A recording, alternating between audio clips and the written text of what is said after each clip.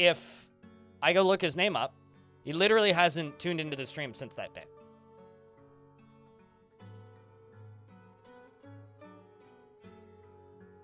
You only watch partner channels to balance it out. You know, to be fair, there was an era where if you said that, you'd have like 24 channels that were live at any point that you actually could go watch. So, I mean, these days there's like what, like hundreds of new channels partnered per month. Whereas like when I got partnered, it was like double digits of channels getting partnered per month. And there was like a total, I remember the first TwitchCon, there was an announcement saying that they've hit 2,000 Twitch partners as part of the keynote. In 2019, as part of the keynote, they announced they'd hit 50,000 Twitch partners. And I don't know what it's at now, but it's sure, actually, you know what? I'm gonna Google this. How many Twitch partners are there? I guarantee you I could find this through Sullygnome. Let me just open this link. 75,925. Not actually as many as I thought there was.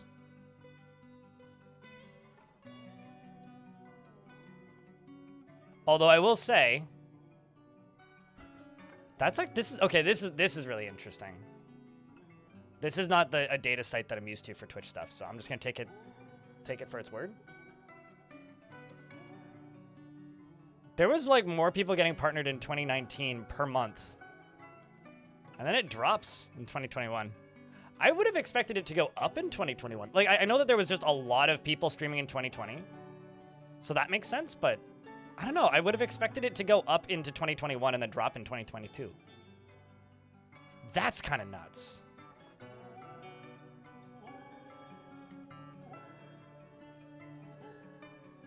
Maybe this is just some bad data. I don't know. It seems to like just peace out around 2023. Wild.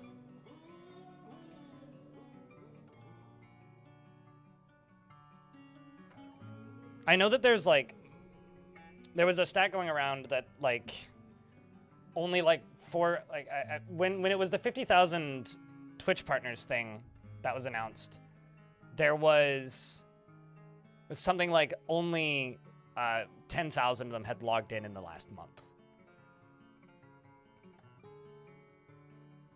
But these days, like, I don't know, you can make a living as an affiliate, so it really isn't like that interesting of a stat anymore. But when I got partnered on Twitch, it was still early enough in the era of Twitch existing that like the entirety of the Twitch staff piled into my chat and raided me. And it was the day after TwitchCon, and I talked to a lot of them the day before. And literally the first thing I shouted was like at somebody in my chat who I knew, who I'd been talking to like 24 hours before, who was commenting about how it sucked that I wasn't a Twitch partner yet. Because there was like a thing that he was going to, and he's like, oh man, I wish you could come with, but like, you know, soon. He's like, I remember him saying like, dude, like, don't worry, it'll be soon. I'm like, sure. Literally went home the next day. I was like, God damn it, man. Couldn't you have done this last week? Ah, well. The ocean has fallen. Did you successfully drain the ocean? Yes, we have frame per second as of when I closed the game last night. There are whales in various locations around the base of the ocean, so hopefully one of them is getting sucked in. I streamed for 13 hours yesterday, so it's a little bit hard for me to say as to like how successful it's been, because like I said, I streamed for 13 hours and was kind of like fading out of existence towards the end. Just looking at YouTube real quick here. It looks like only the vertical stream is live. Why is that? YouTube, the fuck you doing? Don't make me restart you. I will do it. Just making sure this is working, because it looks like only the vertical one is live on my dashboard. Oh, also, for those of you keeping an eye out for this sort of thing, His Royal Highness, Holy Majesty, Great Dwarf Leader himself, Krug Smash uploaded a video this morning. So, If you're looking for some evening entertainment, yeah, okay, we're fine. It's just the dashboard that's fucky. Cool, that's fine. All good. Also, I wanted to apologize to the YouTube folks.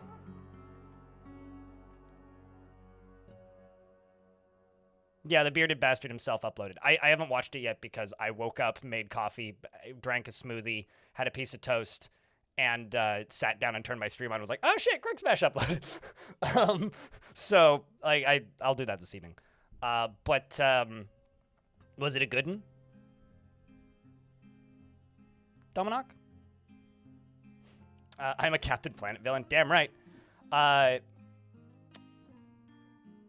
Captain Planet's arch nemesis, Urist. But where was I? Yeah, I need to apologize to the YouTube chat. Apparently, I've had subscriber-only chat on for the last, like, 3 weeks. I actually went back and checked. I have no idea how that got turned on. I think I enabled it when I had Tarn on. Just, like, for moderation reasons. But I swear that I turned that off the next stream. So, because, like, the way you set up a YouTube stream is, like, you can either manually write out all of your settings for every stream, which includes tags, description, title, thumbnail, or you can, like, click on the previous settings and just say reuse settings. So at some point, I must have hit reuse settings, and I've had it set to subscriber-only chat on YouTube for the last, like, God knows how long, so I'm sorry. Somebody pointed it out yesterday, and I felt kind of dumb. Admittedly, it does get me more YouTube subs when I do that, but, like, I don't know, that seems kind of silly. You should all be subscribed to the channel anyway, so if you're not, then, I don't know, broken heart, but, like, you know, I don't upload that much since its inception. That is not true, Alfie. I turned it off about 6 months in, and it has been not subscriber only for a very long time. But it was made subscriber only. I make it subscriber only during, like, the Siege update week when there's going to be a lot more people there, and during the talks with Tarn. So that's not true. It has not been subscriber only since its inception. It was subscriber only for a good while because I had no moderators.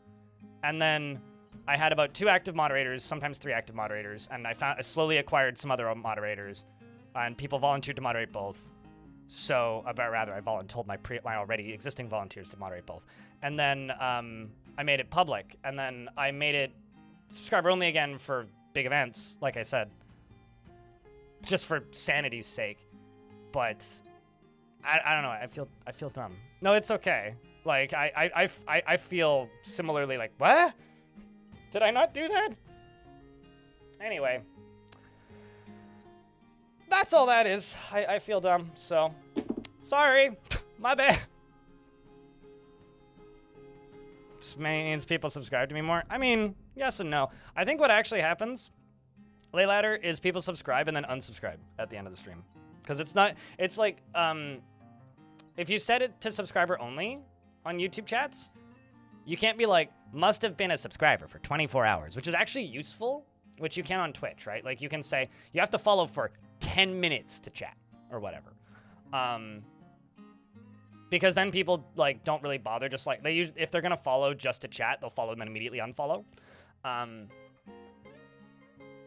Whereas, like, on YouTube, it's either subscribed or not. So more likely what happens is people just subscribe and then unsubscribe if they, you know.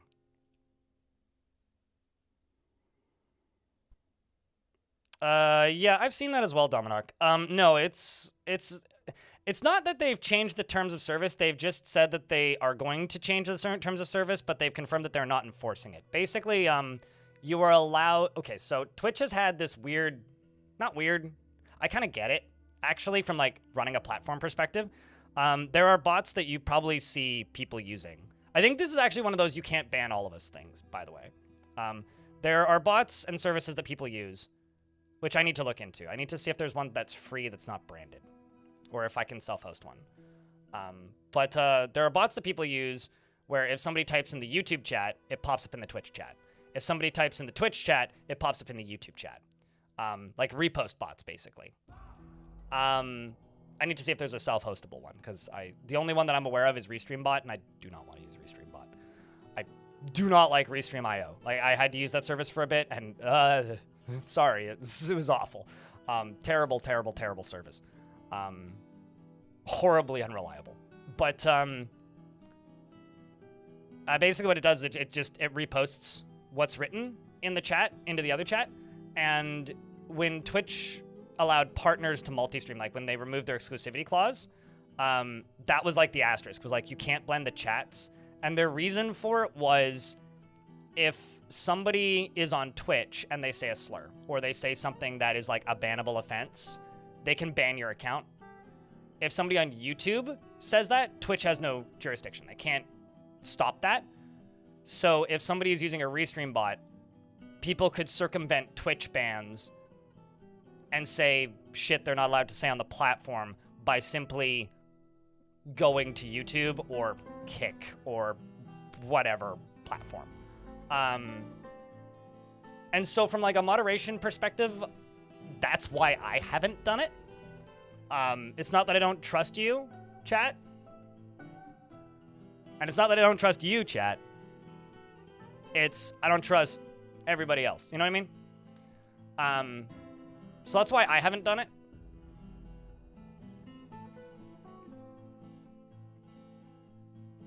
But it is a thing that like so many people use that I do honestly think it's just a you can't ban all this thing. YouTube Live doesn't have, like, yeah, you can ban words, our lives, but the moderate, like, love and respect to YouTube. The live streaming moderation tools are fucking like horrible, awful. There's no like way to specify why you're banning somebody. There's only the hidden channels list on your YouTube channel. If you ban somebody from your YouTube chat, they can't comment on your videos anymore. There's no way to figure out who was banned when or why. There's no like timeline of when people were banned. So there's no like feasible recourse to like ban somebody temporarily and then unban them later. It's fucking ridiculously hard to figure out, like, if somebody gets banned illegitimately right now in my YouTube chat, genuinely, unless I write your username down, I have no way to figure out who it was because they're all just in alphabetical order in the hidden channels list. So I would have to like manually go in and sift through and figure out exactly who it was. All of your chat logs are deleted. I can't go and look at them again. So I can't figure out who was banned, when they were banned, or why they were banned, unless I write your name down. So unless like I have a pencil or like a notepad open, I literally have no way of like redeeming a false ban. So like moderation tools on YouTube are fucked. You can time a person out. You can't give them a reason for the timeout. You can mute them. It's very rigid as to how long you can time them out for. It's not a good system. Like the moderation tools for YouTube streams are maybe the worst part of YouTube streaming. That being said, I don't know, like, do you guys want me to blend the chats?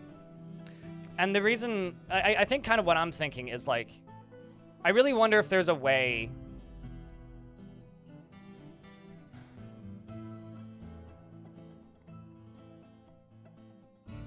That sounds worse than keep a book of keep a book of grudges for YouTube chat. It's not YouTube chat, it's YouTube streaming the platform.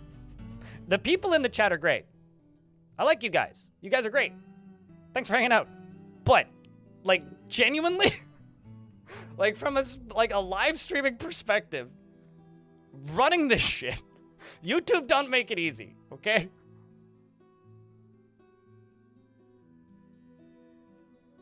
I mean, if you want to say 6-7 and be banned for it and me to put that in a note in your banned reference and then unban you on Twitch, I could do that our lives. It would be super easy.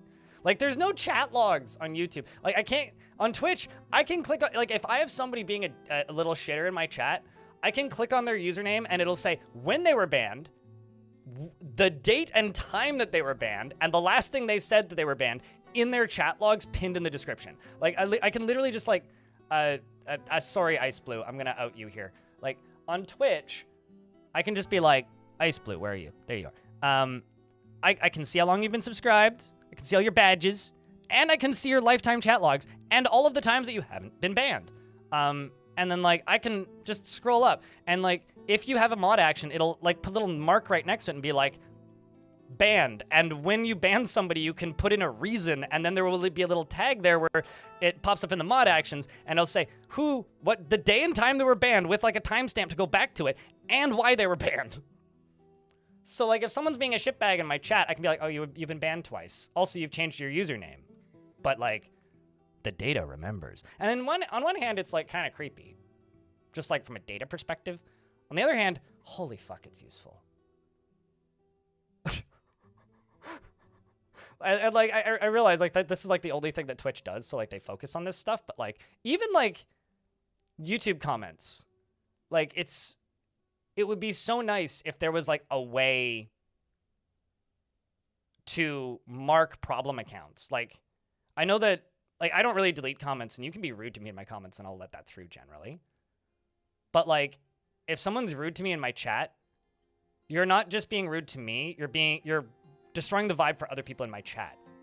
So maybe I want to ban you from my chat, but I don't want to ban you from my comment sections because, like, go argue with people. Whatever, that's fine. Like, I don't care. But, like, if you're in, you know what I mean? Like, it's two very different things. It's a thing now? You must not have been on Twitch for a minute, Lyndon. It's been a thing for a while. I drained an ocean with holes in the ground. That's how I drained it. Anyway, thanks for coming to my 3-minute rant about why moderation on YouTube is bad.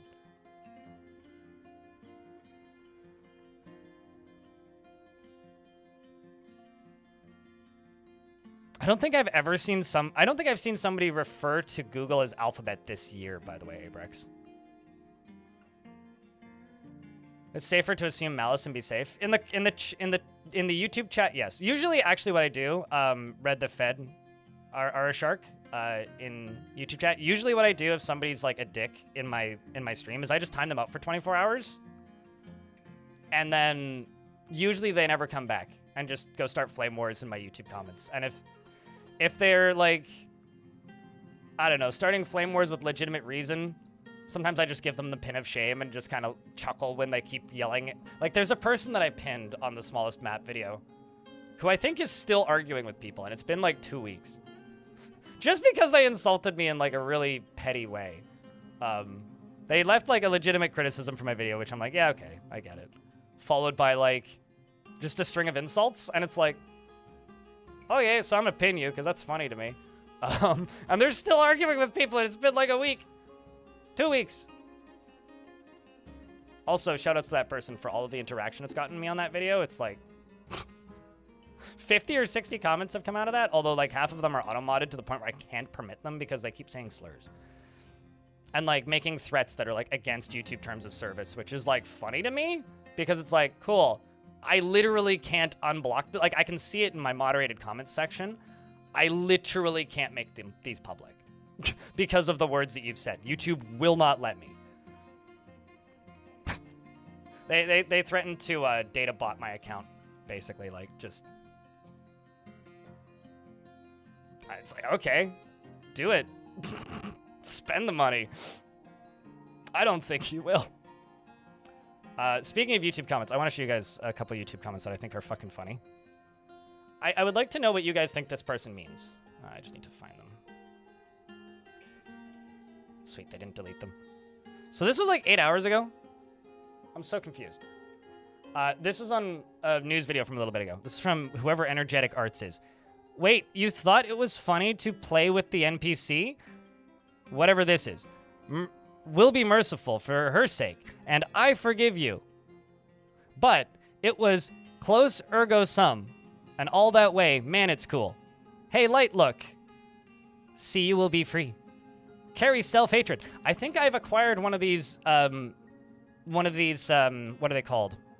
Agents that is like self-proclaimed a prophet of a non-existing religion. Carry self-hatred, the likes of which you will never know. But heck, I forgive myself for all of your sake. Love all of you. I'm a weird kind of guy, but heck, I'll let it go. You are forgiven because of the greatness of your love. They all have names, Reg. I don't mean to scare you. Just mean we'll be honest and be selfless with your intentions. You already are, I'm just semi-insane here. Have a nice day. And then that's... I was reading those as they were coming in last night, right as I was going to bed. I'm being like, what?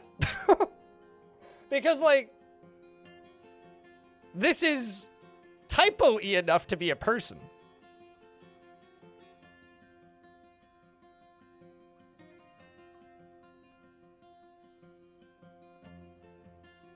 Like, OpenClaw wouldn't run on these sentences like this. I mean, I'm totally fine. Like, these are great. I mean, hey, you said have a nice day. Like, thanks, man. Appreciate it. But, like, what? It's like lyrics from songs as dreams. It's just from some fucking, like, vaporwave thing. But yeah, also, as a Bit Flipper in YouTube chat says, person. Yeah.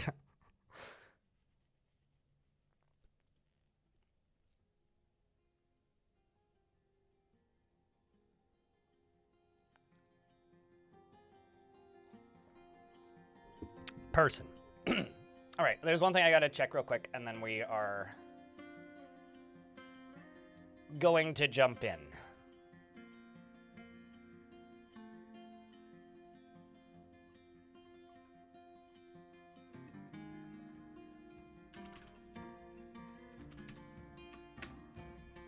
It's also much brighter out today, so there's a non-zero chance I will need to get up in a minute and adjust my lighting. Actually, I might just do that right now.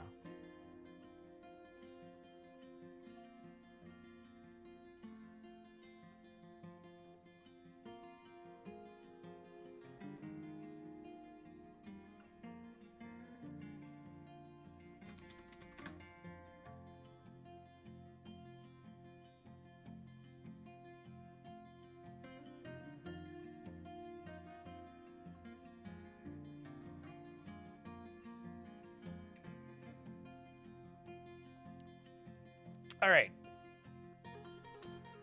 I'm gonna go close the blinds in here so that it doesn't screw up my lighting in a minute. And thanks, by the way, for posting that Reddit thread. I'm just gonna go close the blinds.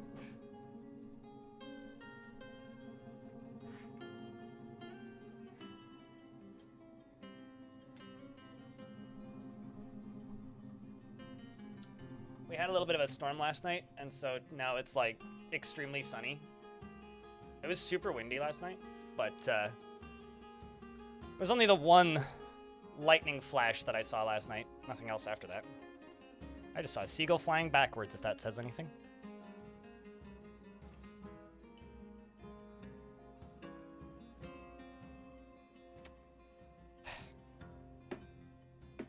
I swear I was just going to click load game, but actually, like, do you have those moments? This goes out to all you glasses wearers, all you glasses havers out there. Do you ever just like feel like, man, I got a lot of sleep in my eyes. What the fuck? Like, I can't see very well this morning. And then like you take your glasses off and you take a look at your lenses and you're like, God damn it, there's a fingerprint right in the middle of my fucking vision. When did I do that? The hell? Why didn't I clean my glasses this morning? The hell is wrong with me?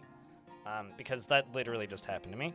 And now I can't see shit. I do still have sleep in my eye, though. Come on, you. All the goddamn time? Cool. I'm glad. I'm glad I'm not the only one. It's even worse because, like, I can't see out of my bad eyes. So, like, I've had times where, like, I've been hanging around in public around other people, and they're like, man, your glasses are really dirty. And I'm like, oh, shit. And then I clean, like, my bad eye lens because, like, you know, sometimes I will, like, absentmindedly, like, take off my glasses and, like, wipe the lens that my good eye uses. But because I don't see out of the other one, there have been times where there's been, like, once or twice I've been at a restaurant and I've gotten, like, something on my lens that is food related and just like not noticed for like an uncomfortable amount of time. More times than I should admit that's happened. Or like there'll just be like a very obvious thumbprint on my glasses, or like there was blood on my glasses once and I didn't notice because this was a long time ago, but I went to a concert in like 2017, I think, maybe 2018. That was on a boat, and my head hit.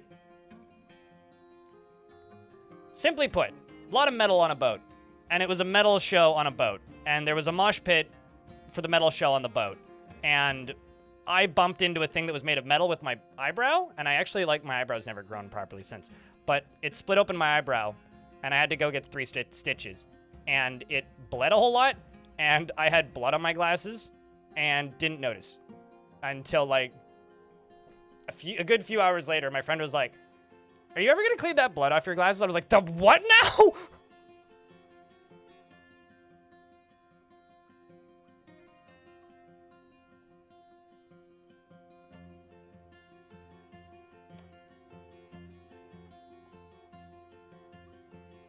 All right, sweet. Getting opened up at a metal show is on brand. Yeah, I was also like a lot less aware of my mortality back then. I was still in like the I'm a young, healthy individual who's in good shape with no chronic illnesses that I'm aware of yet era of my life. So I was much more willing to drink vodka and Red Bull and hit people on the deck of a boat. Because what could possibly go wrong? So, Legends is up to date. If you would like to look up the Legends of this world, go to legends.blindirl.net. In the YouTube stream, it should be in the description of the stream. If it's not, tell me and I'll go check. On Twitch, you should be able to type in !legends. Yeah, normal stream today. Tomorrow we will be doing a charity stream, so we won't actually be playing Dwarf Fortress. We will be playing something else tomorrow. Because it's going to be a very short stream tomorrow because it's part of a organized event raising money for juvenile diabetes, breakthrough T1D, previously known as JDRF, who I've raised money for in the past. Sorry,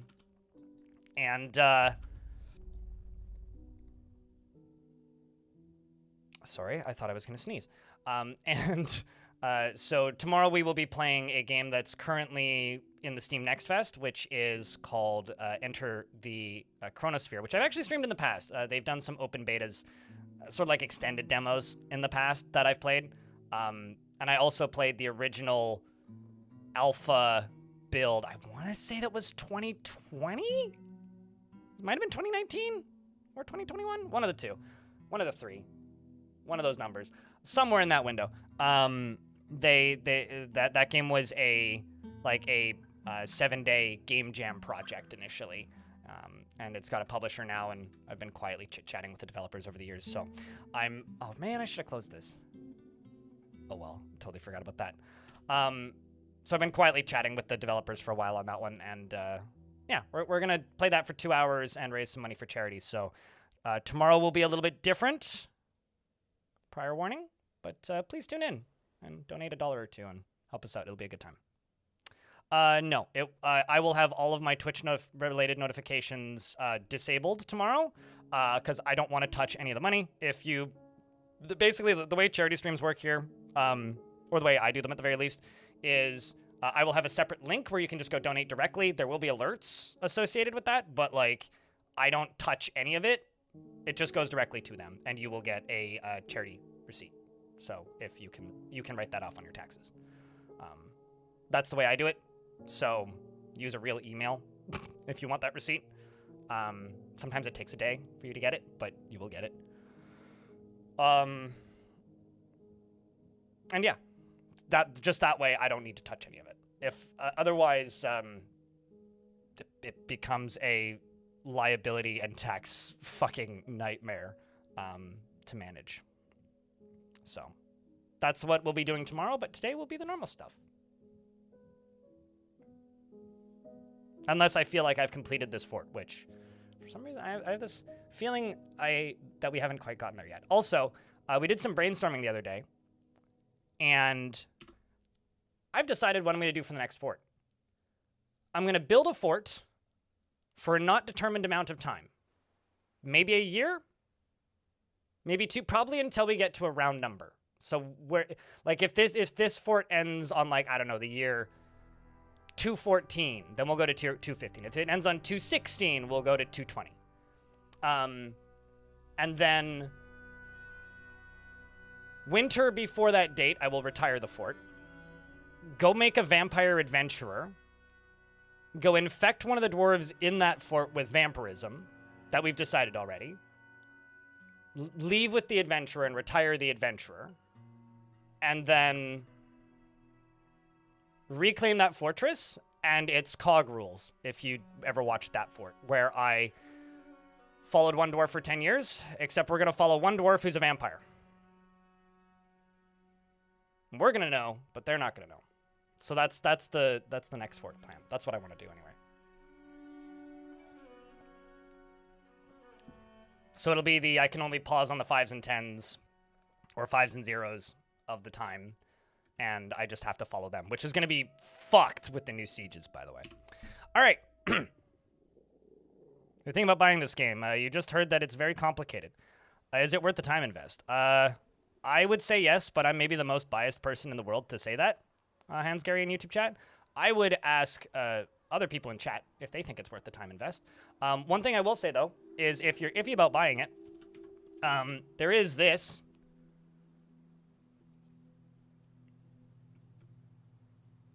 This is a prepackaged, somewhat modded version of the game called, which comes with a free graphics pack called Hewn. I'll just link in both because even though it's the YouTube chat, just in case people want to know what I'm talking about. Hewn is a third-party tile set for the game that isn't as, graphically dense, but it would let you try it and give it a peek because it is quite literally the same game. And then if you want to, I'm planning to make this into a video, by the way, and explain like why I think this is important and interesting. And if you like this and you're interested, then you can purchase the full game on Steam, because this is the full game, but like you can purchase the official graphics and music on Steam, and then just literally click and drag your save file over and it'll work.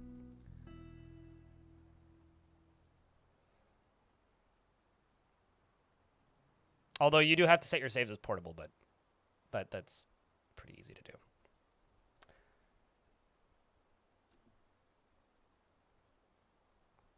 But yeah, I personally feel that this game is worth the time investment, but asterisk, it is a time investment and it will take time.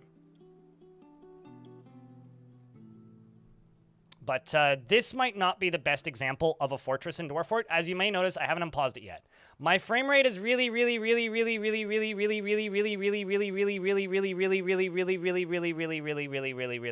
bad.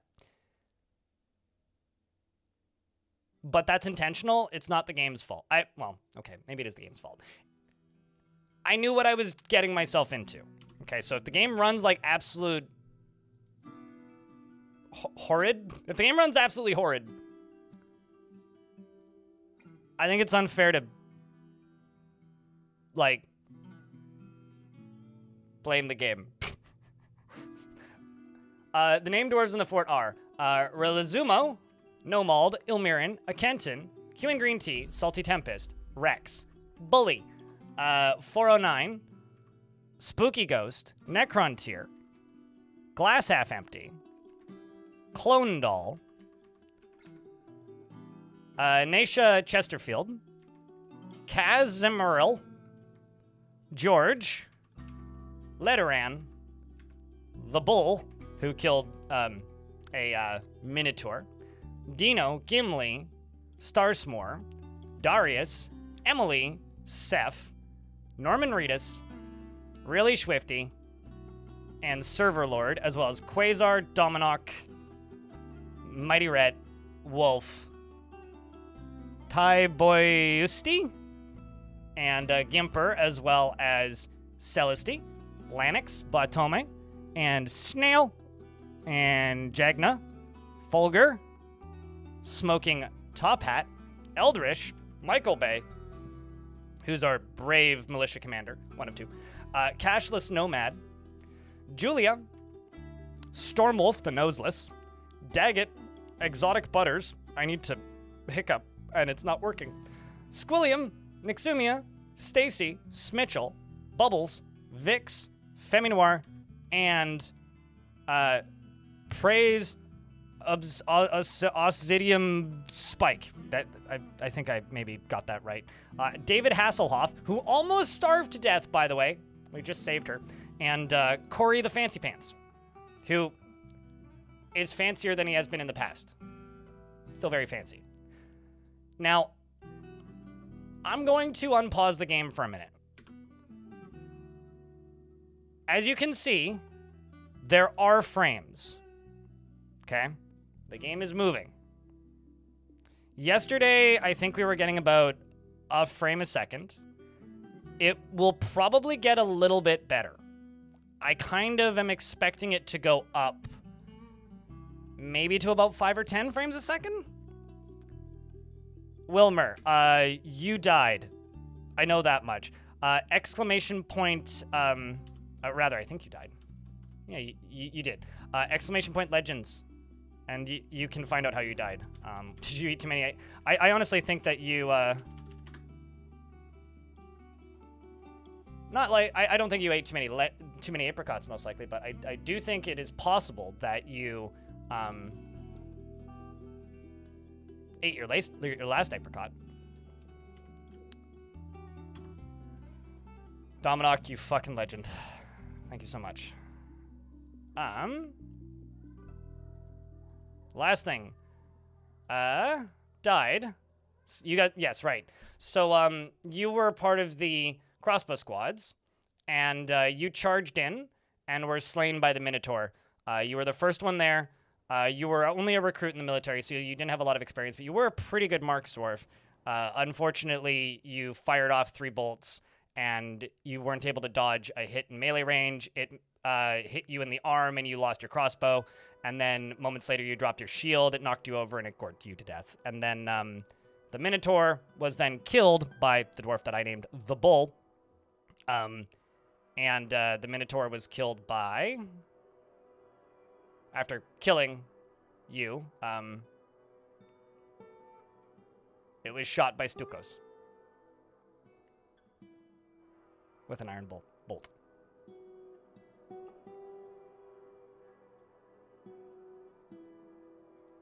But that just means that you can name a new dwarf. You can go with Wilmer too. So you might be asking yourself, Blind, why are you draining an ocean? Hubris? I think. Mostly to prove that I can. A couple forts ago, I had a thing where I was draining an ocean and just kind of going, well, I'm doing this because, like, I haven't done it in a while. But I did it really poorly, and there wasn't actually that much water in that ocean, but I did do it really poorly. And I've been thinking to myself ever since, man, I could do this a lot better. So honestly, that's what I'm doing. I'm just... Oh man, I fucked this part up real bad. Ugh. I could have done this so much better. Fuck. Fucking shit. Man, this would be draining so much more efficiently in this area if I'd actually not fucked this up. Oh well. I didn't dig through this enough. I thought I did, but I didn't. Oh well. Anyways. As this water drains off of these shelves, the frame rate will probably get better. So that's the good news. But why am I doing this? Aside from hubris, orcas. There are some creatures in Dwarf Fortress that are extremely rare. Orcas are one of those. But 10 times, if not in some cases 100 times more rare than orcas are giant orcas. One of, like, maybe top 10 hardest to find creatures in the game. And I have a family of them. And they've made some babies. I'm draining the ocean to catch them, butcher them, and make them into trophies. And I'm draining the ocean Look at that. Maybe we can get one. Although that's in a bad place. I don't actually have those notifications up. Hold up. I can't read what that said. I will open it up and go read what that said. I open it up like 1 in 3 streams when I remember. Because I don't get direct tips very often. Recent events. Pop out. Come on.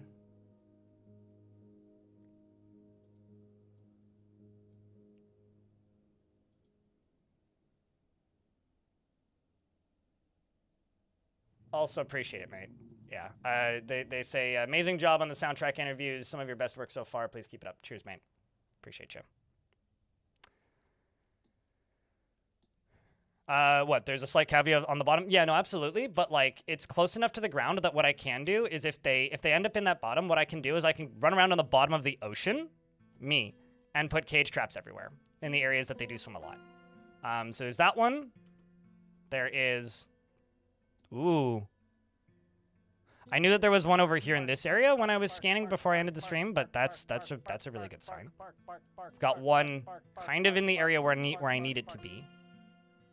We've got one down here at the bottom-ish area, down in layer -30. That one might be beached in a minute. Got one down, or 2 in layer -30? Okay, so one in its calf in layer -30. Got one a little further down. Layer -36. Is that the same one? Okay, 2 down in layer -36. And you're the calf. There's probably a few more that I can't see because there's a few areas of the ocean that I don't actually have vision in. So fingers crossed. No, it doesn't need salt water. They can go above ground. 2, everything that you buy from any faction that you trade with is automatically fully tamed. So let's unpause the game for a minute and just see how the frame rate is. I might also turn on...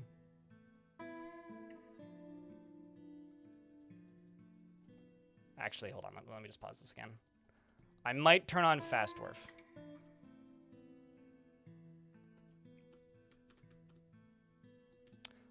Actually, what I think I'm going to do is I'm going to turn on this burrow.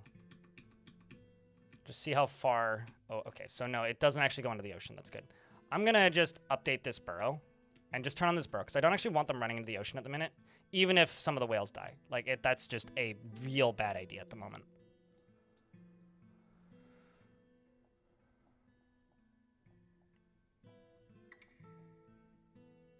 Yeah, let's just turn that on.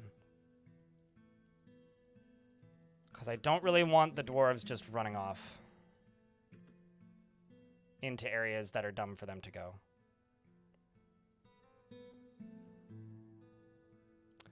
The reason I might turn... Okay, also, where's that airborne one that was in the right spot? It was... Is it this one? Come on.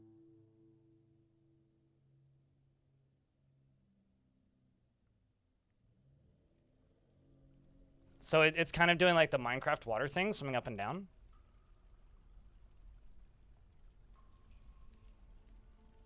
Because it was like over here in the corner yesterday. Okay, it's made its way out.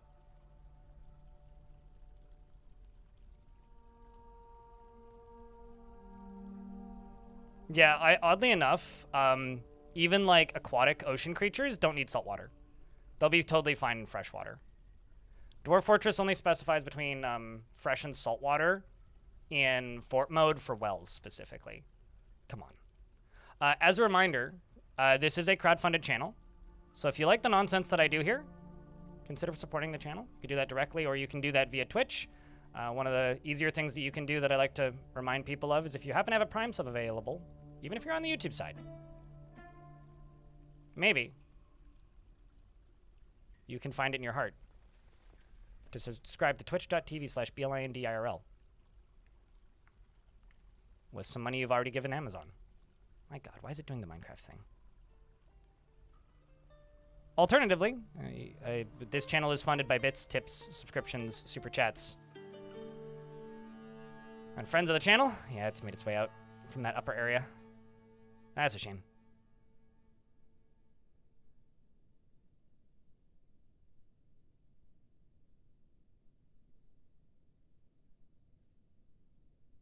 I just want to say thank you to those of you with the hats next to your name, because you're the ones who keep the channel funded with ad-free viewing. Appreciate you guys. All right, so that has successfully drained the ocean, but hasn't successfully caught any whales, which kind of sucks. Are there any other ones out and drowning? There's one down here. These ones appear to be having a bit of a rough time, moving slowly. Yeah, it's fully playable. I mean, it's slow as hell, but it's playable, Corey. Actually, 4 FPS. 3? We're about to get by ads. I will pause when the ads start.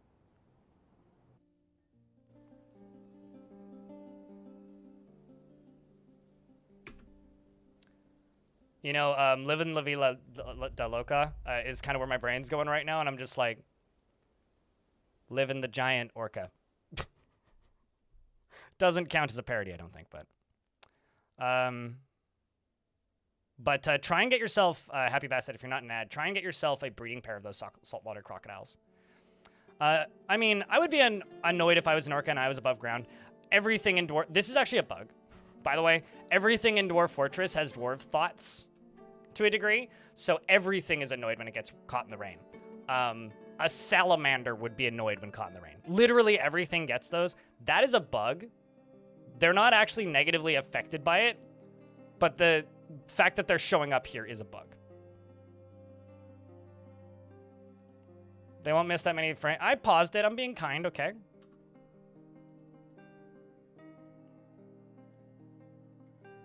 I'm being kind. I'm doing my best here.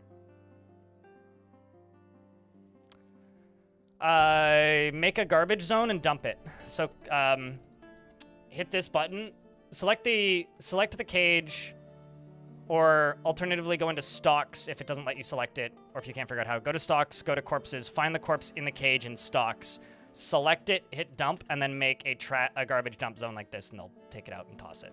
Or the second option is build the cage, connect a lever to the build a lever next to the cage, connect the lever to the cage, and then pull the lever. That will probably get it out. Should probably get it out. This dwarf over here, Jagna, is a were creature, I'm mostly sure. Although, it's taken like hours for the last month of time in game to pass. So I'm not 100... I'm pretty sure that this dwarf is a were creature, but I just need to...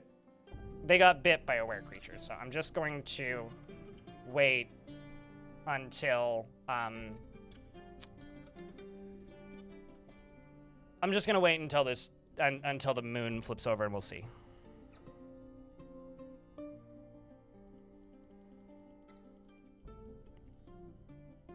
Is there a way to transport captured creatures by dumping them into minecarts?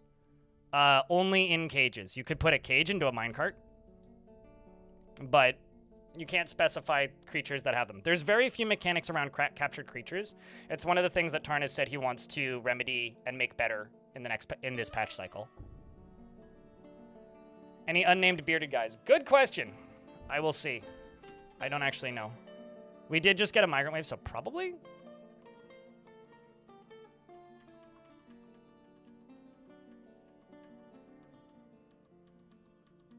There's more likely to be a child, but... There's one.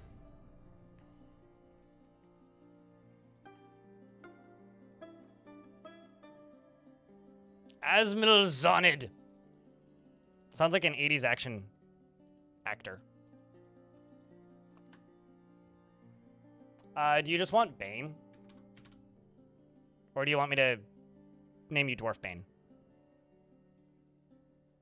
It's just funny to put the word dwarf in a dwarf's name. Bane's fine, cool. If you want to look yourself up, your name is Helmsrock. You probably have done nothing of note aside from just arrive. Oh no, you've been here for a little bit. You've been here for a wee bit. Been here since 208. So yeah, if you want to look yourself up, your name is Helmsrock over in Legends Viewer. He lives at a high energy kinetic pace, and he occasionally overindulges. He is not particularly curious about the world and does not easily fall in love.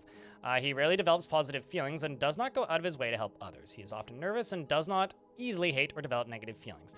He is rarely He rarely feels discouraged, and he has an active imagination. He's very humble and doesn't try to get things done perfectly. He often bites his nails when he's trying to remember something, and when he's thinking, his body becomes very still. He needs alcohol to get through the working day and does not really mind being outdoors, at least for a time. He doesn't really care about anything anymore. He dreams of crafting a masterwork someday and personally respects eloquent speakers, doesn't respect a society that has settled into harmony without debate and strife, and doesn't think one way or another about leisure time, and doesn't care about family one way or another, really.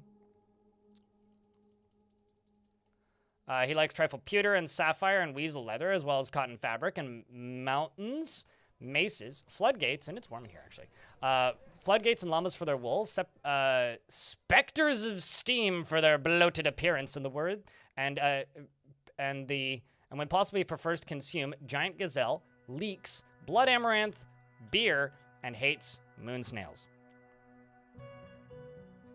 I really want somebody to take the roads where we're going, we don't need roads, and instead replace it with frames where we're going, we don't need frames, and then just put like 2 FPS.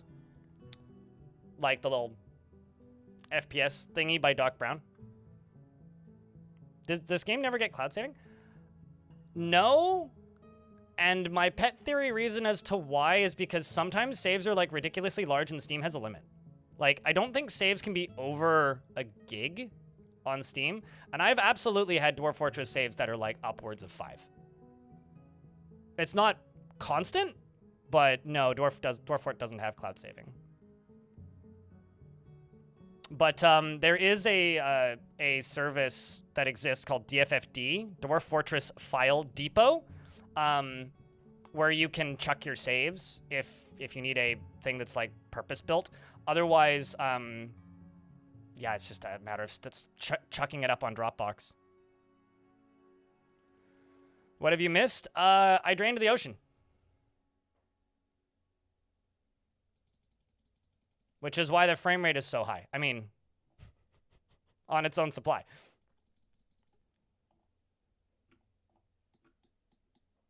I'm just curious to see if the frame rate's actually going to get better eventually, which it might. I mean, all of this upper water draining out should increase the frame rate. Like this draining here. This going away should increase the frame rate a bit. Oh my god, what are you doing down here? Oh. You know what? Fuck it. I'm gonna follow this ranger. See where you're going. We got Sodell here going on an adventure.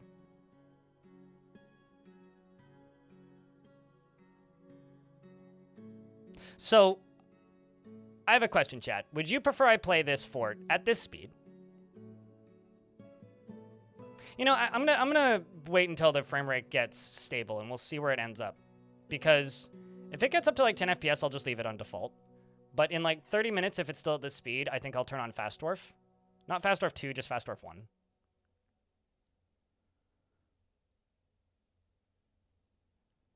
Huh? What do you mean, Survivor 1? I'm confused. Not really. I mean, it's been a very slow month and a slow week, and not the slowest start, but my most recent video got, like, not noticed at all by the YouTubes, and it's kind of a shame, so I wouldn't say I'm crushing it. Maybe crushing my self-esteem. But I appreciate the kind words. Not the way I would say it, but...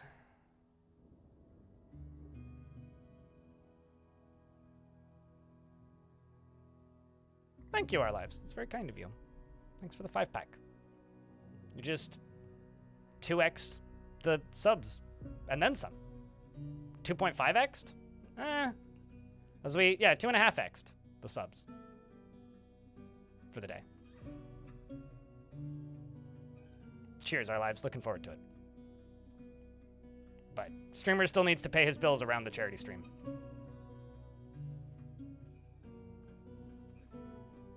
So thank you. Xylium, thanks for the 5-pack.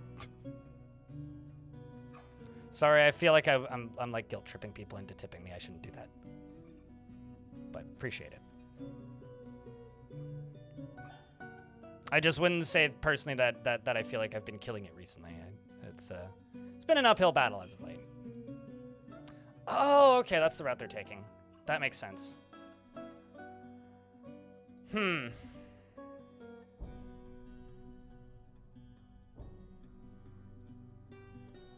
I think I'm going to build a way into the ocean. Down here, maybe? Like, I'm thinking like over here.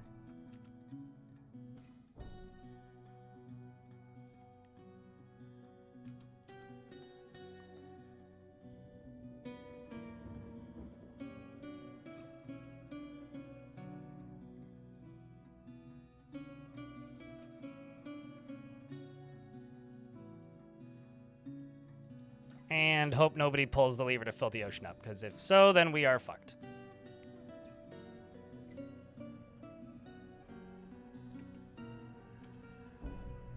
I think this can be ramps up right here at the end. For learning how to catch whales, I'm just experimenting. I don't even know if I know how to catch whales, dude. I'm trying. I cannot confirm or deny if I'm doing anything right.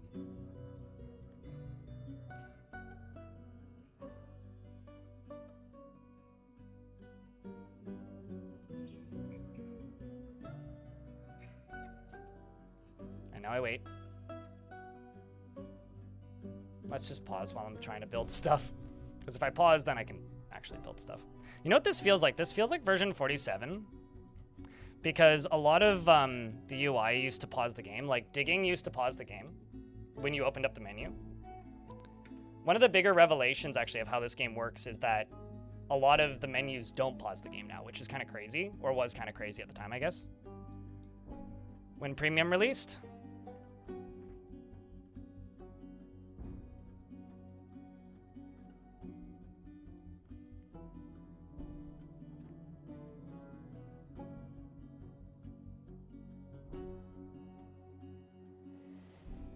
I think the biggest you can make a retractable bridge is 32 by 32.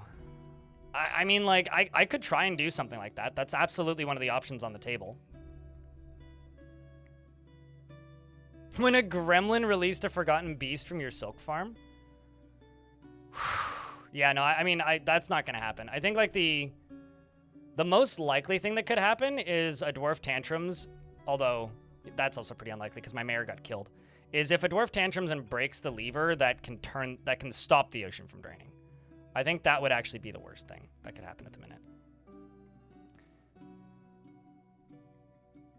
How feasible would it be to lock a wild gremlin in a room with a lot of levers that open and close random routes? Don't do that. Take any other animal, pig, cat, dog, pasture them in a room, and put them in a room full of pressure plates. But something that doesn't need to graze. Gremlin, waste of time. Don't do that. Pressure plates are what you want. Because you can just make it the weight and make them reset and just hook them all up to the same thing. And then that's the way you want to do that. Or like chickens, just like put a bunch of pressure plates in your chicken coop. The problem with gremlins is, like, they're not actually reliable in any way. And we'll just, like, if they're upset, they'll just stop pulling, whereas, like, a pig will keep moving. Basically what I think is you're overthinking a simple issue. Like, if you want something to just, like, periodically trigger stuff, like spikes, as an example, just, you know, just put a chicken on a bunch of pressure plates. I would argue that Dwarf Fortress did it first, but yeah, I think probably popularized by Minecraft. But the chicken randomizer also has a good, you know, ring to it, so.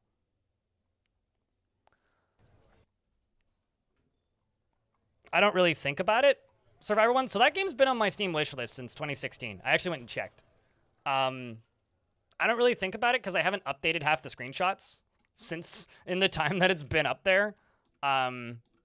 Maybe I'll think about it at some point. For the minute, I don't think about it. So what do I think about it? I don't know, I don't. I kind of don't believe that game is real. Mostly because of how long it's been on my wish list.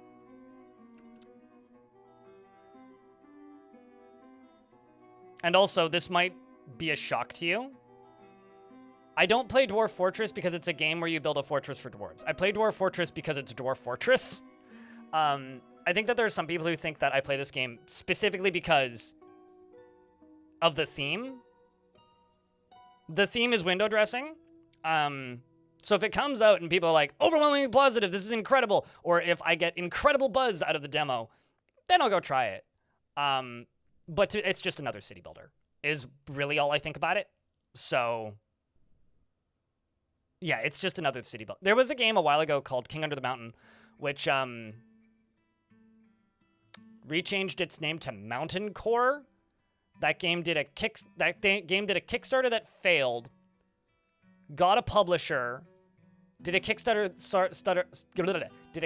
that succeeded, and then like a year before the game came out and went into early access, the publisher went under and canceled it.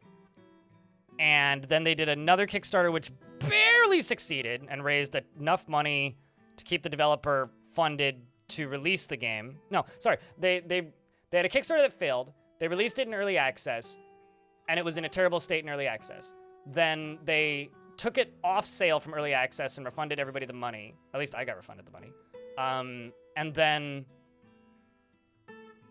No, they refunded the Kickstarter money. They didn't refund the Steam sale money. I don't know if maybe they did. I don't know.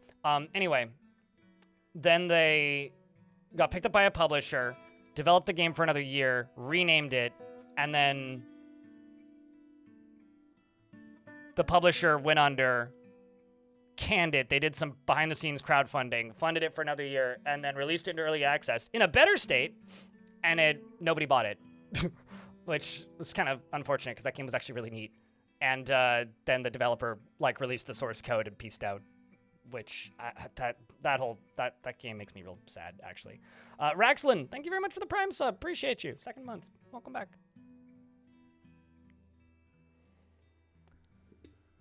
For King of the Dwarves, but I haven't bothered installing it yet.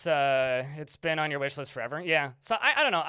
That's the sort of thing where maybe I'll try it. Like if somebody tries it here and they're like, "Hey, Blind, there's something here. You should try it." I'll go try it off stream. But I don't really have thoughts. It's just another city builder to me. It felt pretty basic worker placement game, and it didn't grab you at all. That's like, see, there you go. Like bounced off. It's got some neat looking visuals, but that's about it. All right.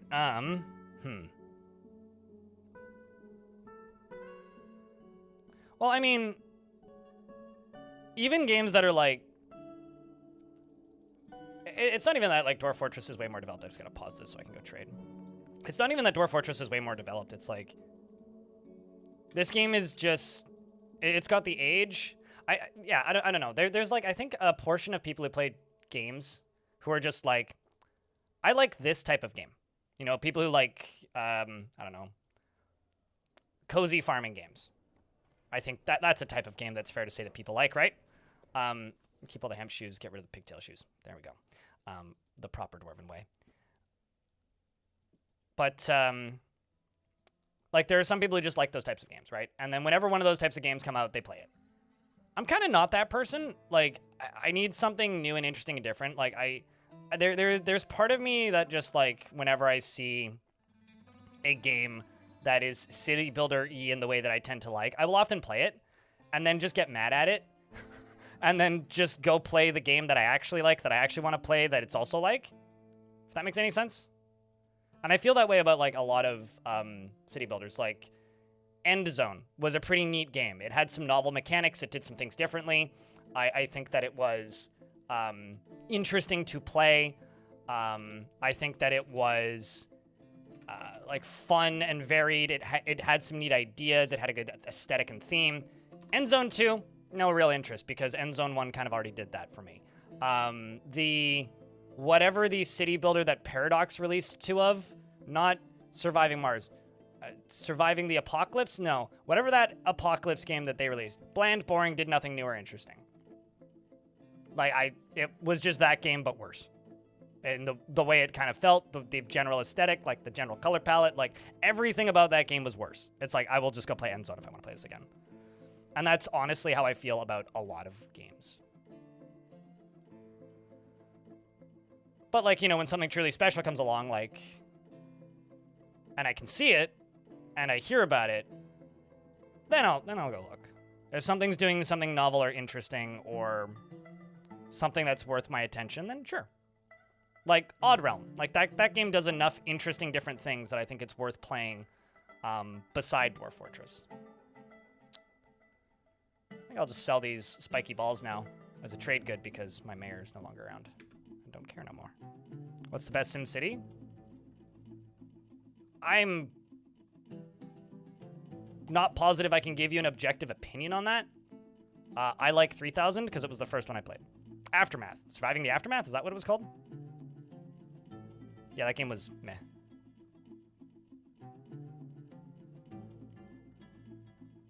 You know, like, there's a reason why a lot of people play Terraria. And there's a reason why a lot of people play Minecraft. And there's a reason why a lot of people play Minecraft and Terraria. There's a reason why people play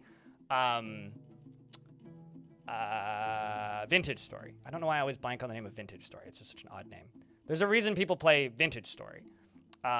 There's a lot of reasons why most people don't play the other 5,000 games that look like that came out in the last 10 years.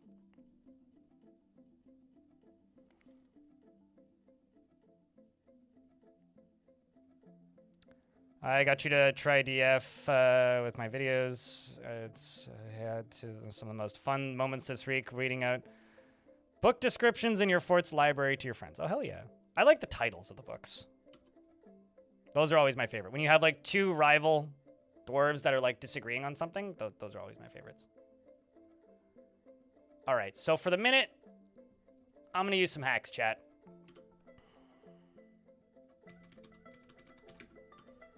And I will do this until the frame rate gets a little better. I don't normally like playing like this, but I do kind of feel like in order for this to be watchable, I need to do that. So this is just gonna let the dwarves run at the speed of sound.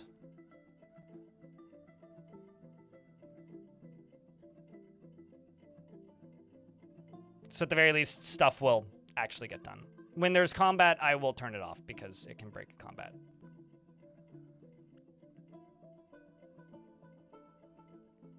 My favorite series of books were actually a series of books that my dwarves wrote themselves in Long Death, because I had Pulleys, Can They Save Us? And then the other dwarf wrote Pulleys, A Failure. The first dwarf wrote Pulleys, A Wizard's Guide to Pulleys. No, just A Wizard's Guide to Pulleys. And then the second dwarf wrote Pulleys, Will They End the World? Pulleys. And then another book, Pulleys, The Great Deception. First dwarf wrote Pulleys, The Secrets of, or no, The Secrets of the Pulley, and then Understanding the Pulley, followed by like Pulleys. It was like one of the dwarves was convinced that pulleys were like a gift from Armok that was going to save all of society and the greatest inventions since the pickaxe. And then the other dwarf is like, nah, these are a fucking farce, man. Pulleys, they're turning the frogs gay. That's basically how it felt. It was very funny. Kaz, thank you very much for the 13 months. Chat, can I get a round of beers for Kaz, keeping that subscription alive for a lot of months. Appreciate you. I'm sorry, giant lizard? Oh, man.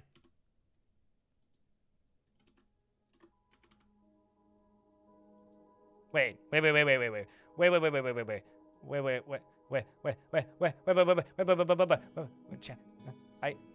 Holy fuck, I got one. Chat, we got one!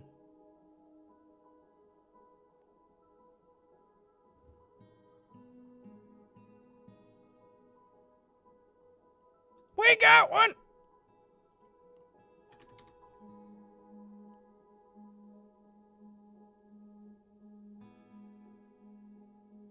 How heavy is that cage? God damn it. If only it was like 900 dwarf units heavier. Or like 171 lighter.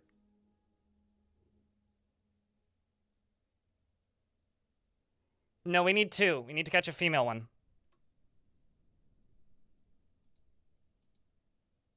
We need to catch a female one.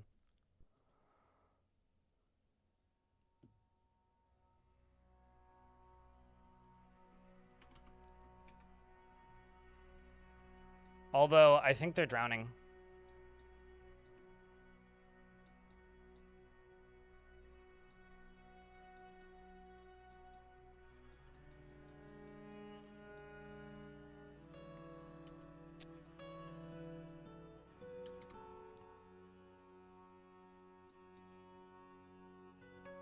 There's this one and its baby.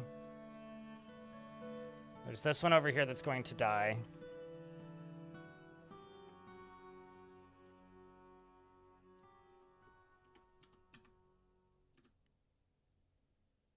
Okay, so one of the babies died.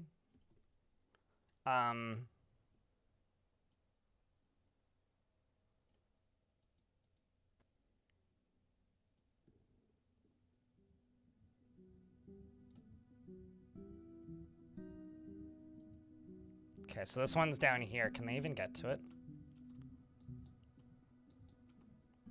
I think they can. Chat, I think they can. Chat, I think they can.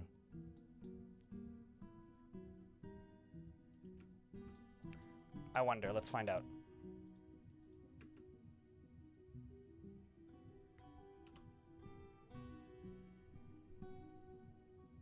Yes, they can. Okay, so they should be able to get down there to butcher it. So let me just make sure that the burrow is off.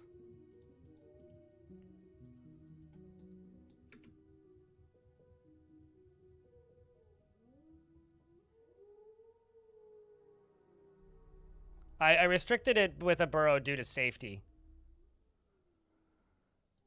You know what? Fuck trading. Actually.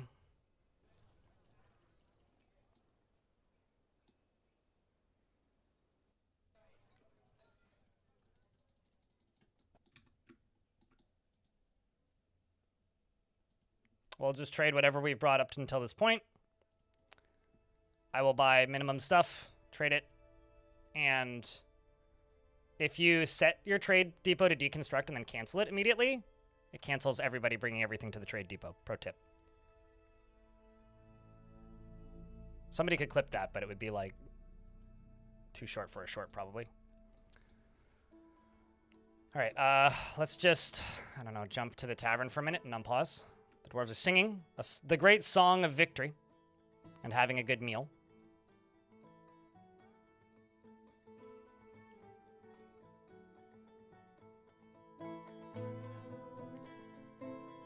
Oh no, it's all good. Sorry, I'm just running and looking at everything simultaneously, Eric. No need to apologize. You're all good. Okay. Let's open this up.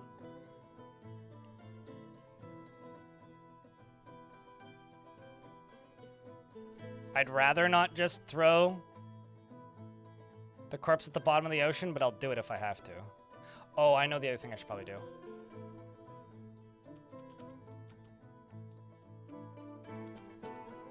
Yeah, no, they can 100% get down there.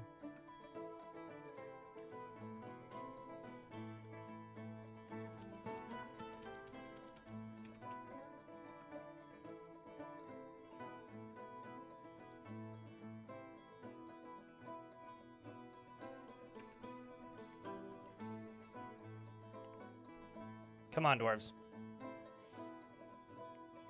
Did I not turn off the burrow? Yes, I did. Where's the mist coming from? Oh, I have some mist generators. I have a tutorial on how to make them. Let me just pause the game and I'll show you. I'll show you briefly. It's just this. So it's powered off screen by an aquifer, but you can power it however you want. Or you could just put 4 dwarves on it, but then it wouldn't work very, very consistently. You make a pit pond in the open square, and as long as there's at least 2 deep water, it just goes in a circle. And before it has time to evaporate or spread, the next pump picks it up and moves it. It's a design as old as the game itself, practically. I didn't make it or come up with it. It's from the wiki. But I do have a video on it on mist generators if you want to go watch that. Or somebody in chat could link it. I'm just going to pause game again. Frame rate got a little worse. No, I do not want to join the homeland as a barony.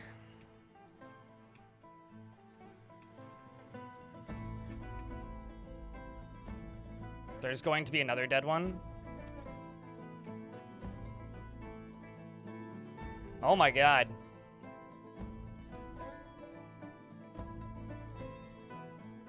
These dwarves are in a danger fucking zone. Man, I fucking wish I had some cage traps down here. I just need to go along like this entire line here and just place cage traps. We're gonna get like 4 of them, man. Oh.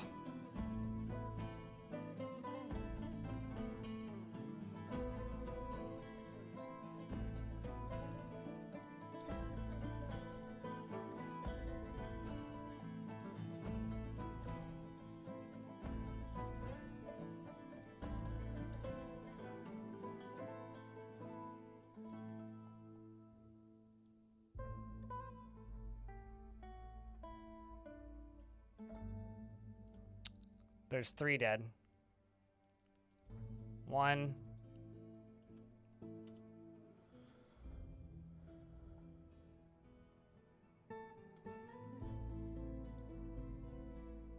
2.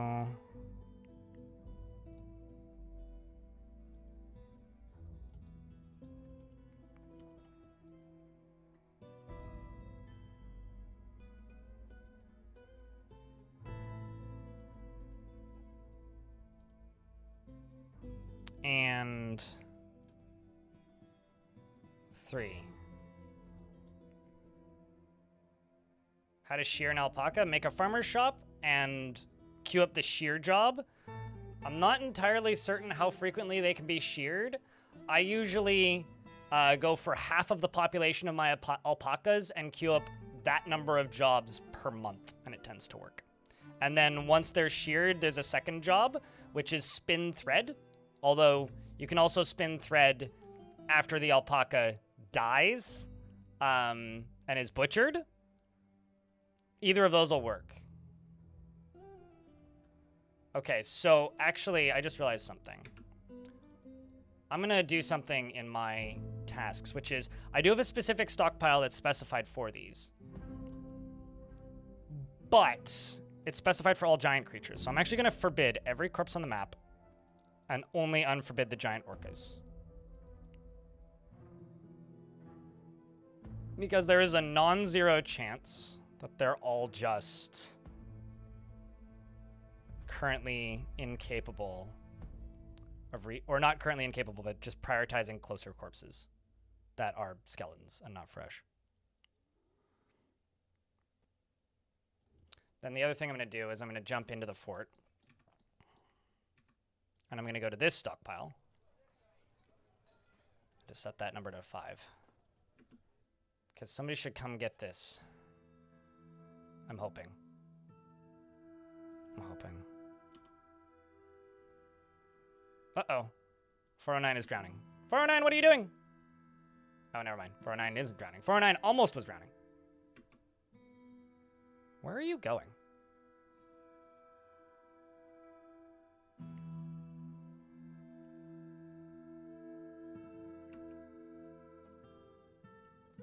It's called a workshop.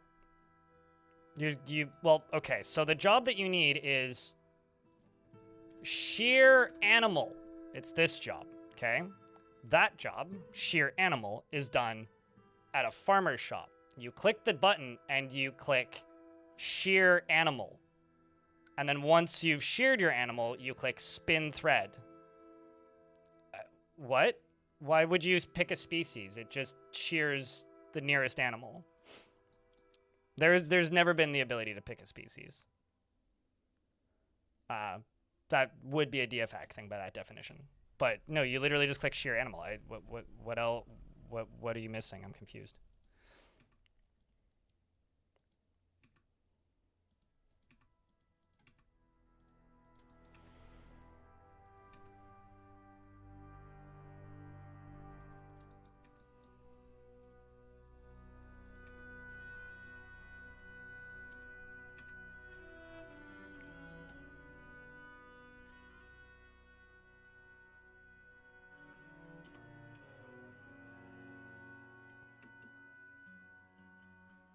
Be tired after road trips, thanks. There you go. Happy to help. Hopefully you found it.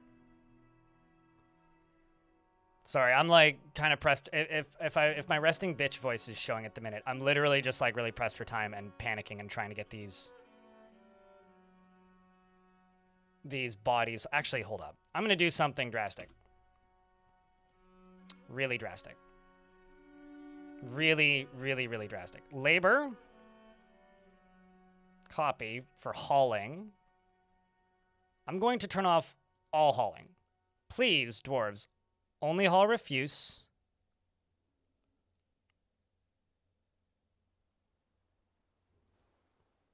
Burial. Oh man, they're not corpse. They're corpses. They're not refuse. Is there no option for just corpses? Okay, let's see if that does it. Maybe that'll do it.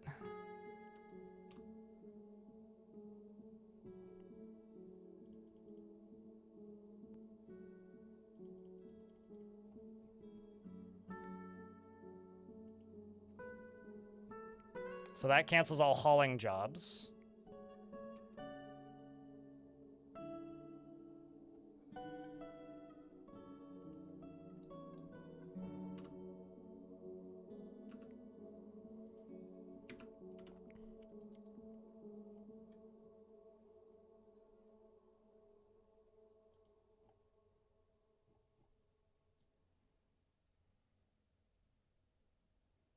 I don't think these are considered refuse, though, because they should be able to access them.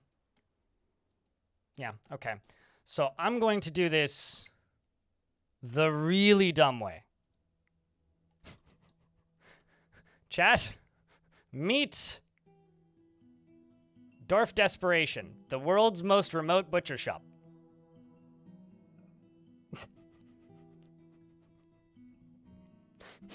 Maybe I should make a under ocean butcher shop.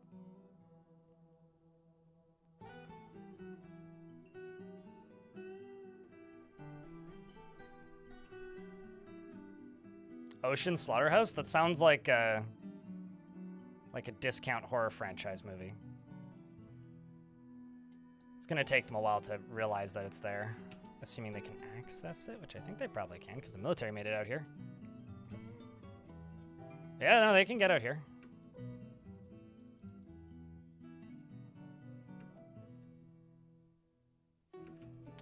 And I'm also going to see if I can get them hauled to here by putting a stockpile here and just going corpses, orca.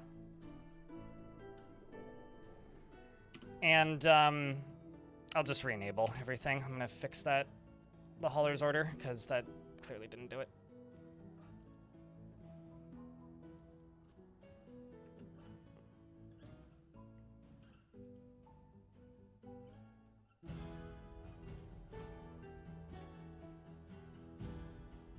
Yeah, deep sea butchery indeed. I wonder if it's the wheelbarrows, maybe. Let's try something else. I'm under the opinion that you can use wheelbarrows to do this kind of thing, but we'll just remove the wheelbarrows from there.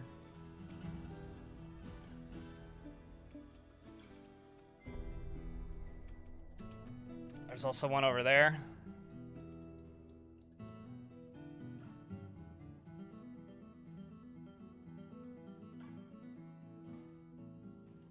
I also love all these fish over here, which are probably going to show up as dead refuse. Like, this is going to kill all of these herrings.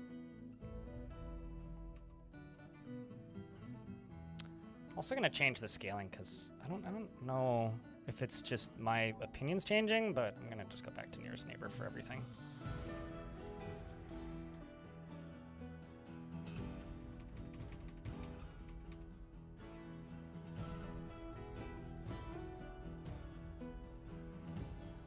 It's like nearest neighbor looks a lot better for close zoomed up, but like zoomed out stuff, everything just looks fucking blurry. Bah. I'm gonna leave it on automatic. Yeah, it looks better. All right. So because there's one, where is it? Right here. This is a lady orca, Madame Orky. I'm going to see if I can throw some cage traps down here. Miss, this is for your own good. I know you won't believe me, but I don't think I'll be able to catch her. But fuck it, I'm gonna try.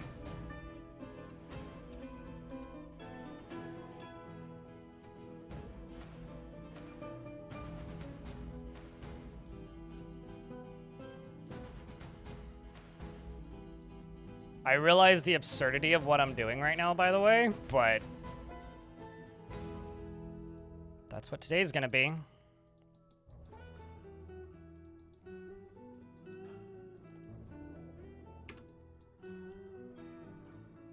Seabed Butcher Shop. These are like the world's biggest crab trapping. That's what we're doing at the minute. Could you imagine if you could like cave in a cage trap and it would stay constructed? Would you even want that, chat? Also, I'm genuinely curious. Chat, would you ever try some of this madness? Is this something you would ever do?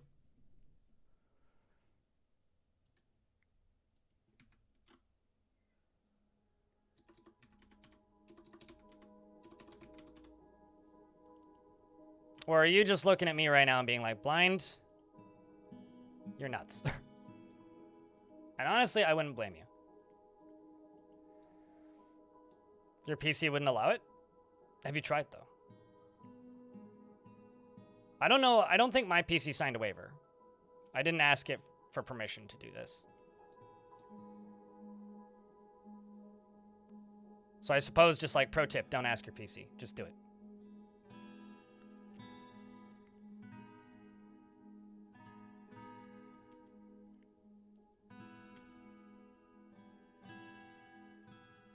Look at all the random crap down here.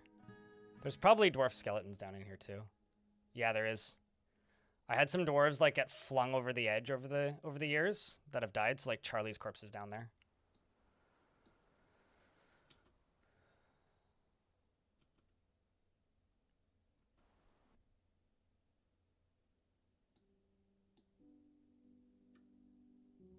Honestly, I think like the best way to play Dwarf Fortress like this, it's not about having the patience to get this far. I would say it's more about, I would say it's not about the patience to get this far, but it's everything to do with just being willing to wait, I guess, is what I would say. Like, well, I guess that is the patience to get this far, right? But for me, it's less about having the patience to get this far, and more to do with...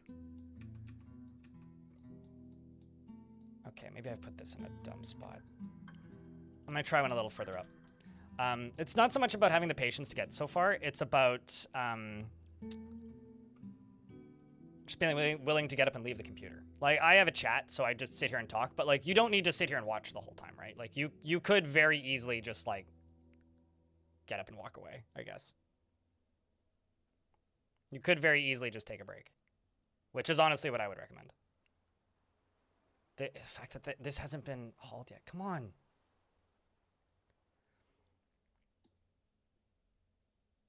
But that's fair. Your patience is the fair part. This is why you watch me, FX said on the YouTube channel. Yeah, that's fair. Based on my stockpiles, I don't think they ever left, but fresh fish is on the menu.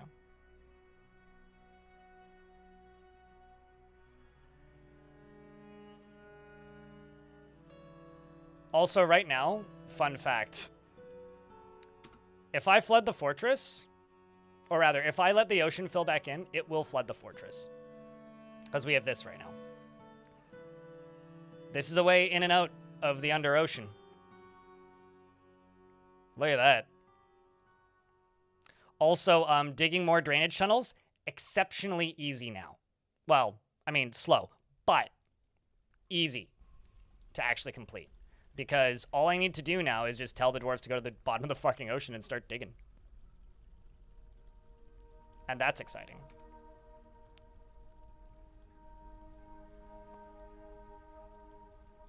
That's real exciting, if you ask me.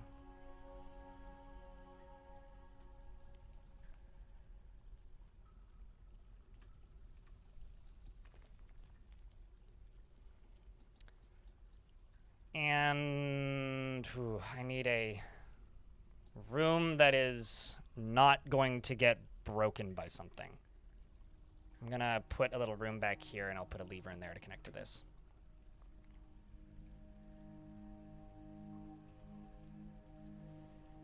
Gate time, we're gonna work on it, yeah.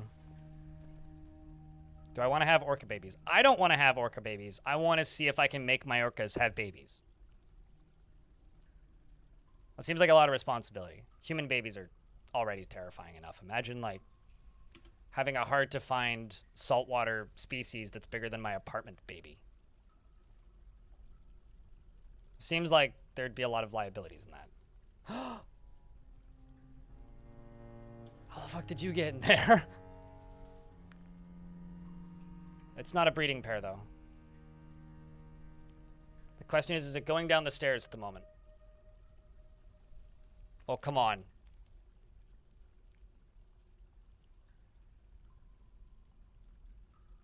Come on, you can go to the left.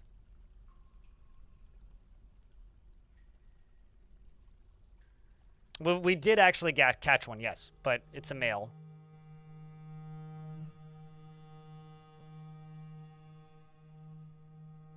Man, I should have channeled these out, but I was too bored. Oh, come on. Little to the left. I really want to just teleport it, but that's cheating. I think that one's. I think it's not a huge loss if it dies here. It's a shame, but it's not a huge loss because if it does die, we already caught one. Like if I pause game and we go down to the bottom of the stairs, we have one right here. But they're both male, so.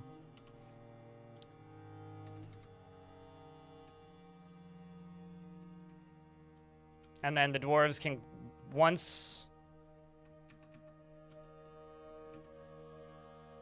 this down here is all raised, all the way along here, I'll be able to send the dwarves into this walkway to go haul that, and we'll have captured whales.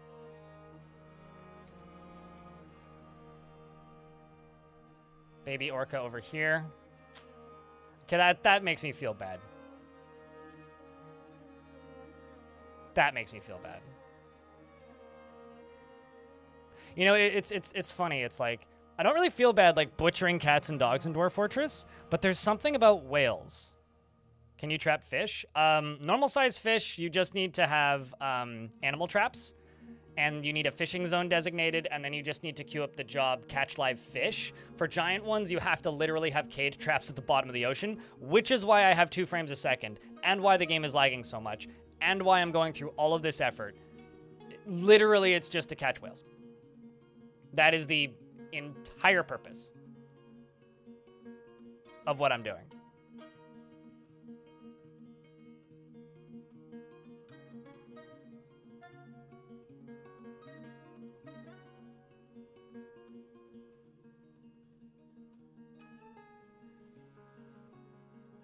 But yeah, if you can catch a breeding pair, you can absolutely make baby giant orcas, which is what I want to do. I would like to do that. And also, if we could catch 2 of them, then I could, you know, regain some of my frame rate. Which would also be nice. But for some odd reason, and now this is actually a little perplexing to me, very few of the dwarves are actually doing any jobs. And I'm not sure why. Like, some of the kids are hauling stockpiles, but, like, it really feels like I've canceled literally every job in the fort, but I haven't. It's actually kind of odd. Like, there's a lot of... it may just be, like, it's taking dwarves a while to acquire tasks, or pathing is getting canceled, but, like, the military walked down there without much question. Yeah, it's got to just be they were all doing social stuff, and because I only have... like 3 frames a second, it's taking a while for the game to figure out how to run again. Also, for those of you wondering what the ocean looks like in ASCII, there are dwarves at the bottom of it.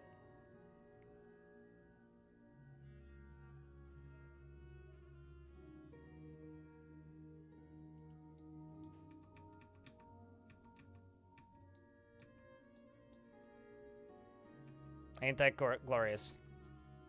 The burrow is off, Necrontier. For the last 35 minutes, it's been off. I think it's just taking them a while to reclaim tasks after doing all their dancing because the frame rate is at 2 FPS still.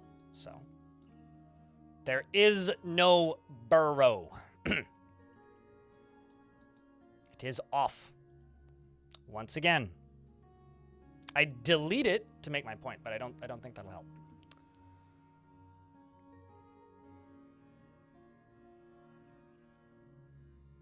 No, I'll make sure. I'll double check in a minute once I remember that I forgot to show you that I turned it off. Kill this style. Thanks for pointing it out, but trust me, that is not the current concern.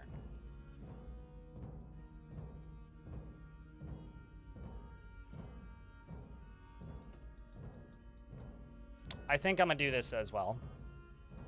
I'm just gonna put a corpses stockpile right there. Let's try that. Just an anything goes corpses stockpile. Please just look. I know I have several already, but we'll try that one as well. And then they all just run off. Watch.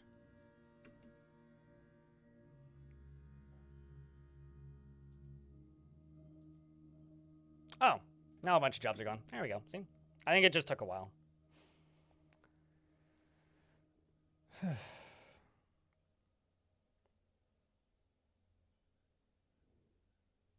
But in regards to trapping fish, the offline, I like that username. That's a unique one.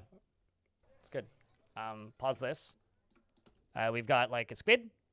You know, we've got this. If you have access to sand and can make glass, you can make terrariums out of glass, and then you have two options. You can set them as a terrarium or aquarium, and then it allows you to assign either aquatic or non-aquatic animals to the terrarium or aquarium. So that's something that's worth noting.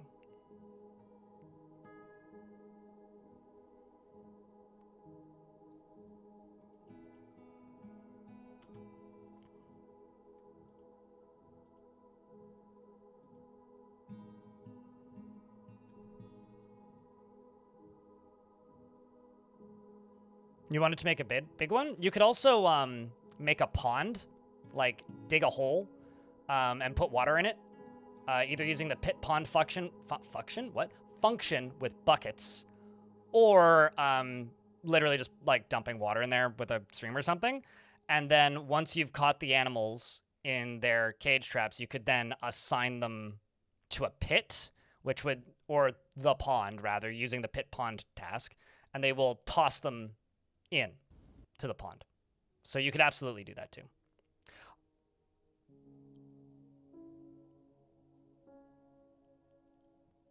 Come on, dwarves. Come on. Also, I do have to say a real quick thank you to those of you who've tuned in today. I do appreciate you. It's been a bit of a slow month and a bit of a slow week. It's just February, I guess, mostly. But I just wanted to say, you know, huge thank you to those of you who've tuned in and spend time here and are watching the stream, because I wouldn't get to do this if you guys didn't tune in and hang out. So thank you for doing that. I appreciate you. Thanks for hanging out. Give yourself a pat on the back, because this channel only exists because people tune in and watch. Okay, so this one's still waiting. Maybe they just can't reach it. How about the one I did that was higher up?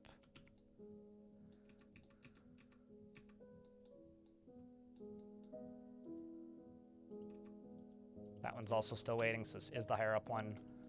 What if I go out to the end here and just make a third deep sea butcher shop?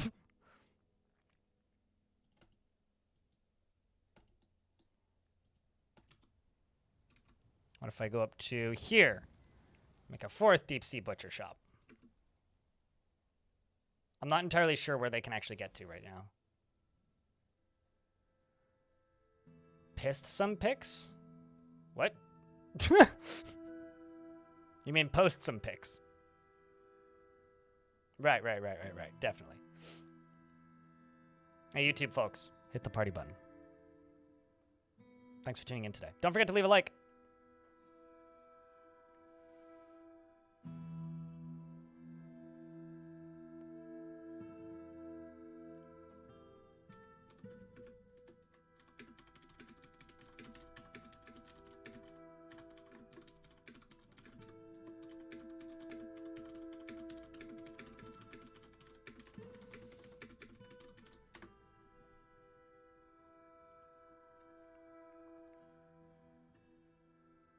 Large fingers, small keyboard, high speed.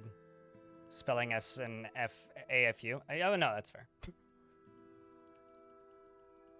One of my favorite posts that has ever shown up in one of my chats, Necron Tier, was one of my old moderators, and admittedly not that active member of the community these days, but good friend of mine, LRFLEW, or I know him as Lewis. And LRFLEW, I know that they can get to here. Once was typing, and his phone, and the phone kept like making him say words that he wasn't trying to say. So instead of writing the word that he was not trying to, or was trying to say, he wrote fucking auto cucumber, because it auto-corrected autocorrect to auto cucumber. Correct, because I guess he misspelled correct while typing, and it said cucumber instead. And so it's like, you know, it's just the fully automatic cucumber disposal system that is just out here screwing everybody over. So even if you write the wrong word, you can blame auto cucumber for not writing the right word, and if you write the right word, you can blame auto cucumber for not writing the wrong word. Anyway, regardless, you can blame autocorrect. Ducking autocomputer cucumber. Oh yeah. Well, although pro tip about ducking, if you have a phone that refuses to let you write the word fucking and always autocorrects it to ducking, pro tip. Go into your Google contacts or Apple contacts or whatever and add a contact named fucking. Just fucking. Just the word fucking. You don't even need to put a phone number or an email or anything. Just fucking. And then whenever you go to type that word in on your phone, it assumes it's a name and autocorrects it. The percent screwed it up. Survivor 1. Yeah. Also, you only have 3 tickets. Or, sorry, 11 tickets.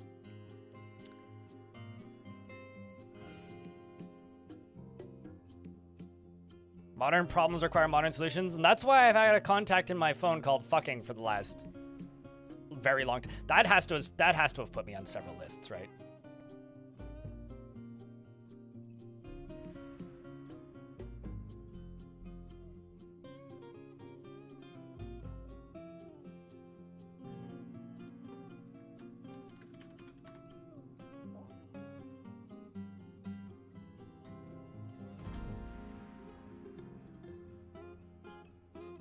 Let's see what you can do here. Because I'm trying to get those cage traps built, and I'm just going to scatter them all over the ground. All over the bottom ocean floor. The other thing that I'm going to do, I think, is, and this I will need to wait a little bit until the ocean drains. Once I get a bigger open patch at a lower layer, I'm going to make an addition to my current draining setup and just make it a giant, I don't want to say toilet bowl. I'm gonna make a giant toilet bowl, chat, and we're gonna put that all the way down into the cavern layer, and then make it so that the toilet bowl has like a ring of traps at the bottom of it that are block offable potentially. All right, is anything loading the aquariums? Yes, that's what I need. Good, good, good.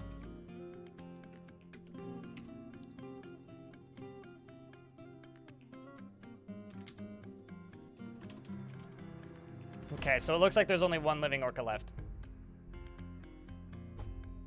Give it a quick salute, chat. Rest in peace, orcas. You did great service.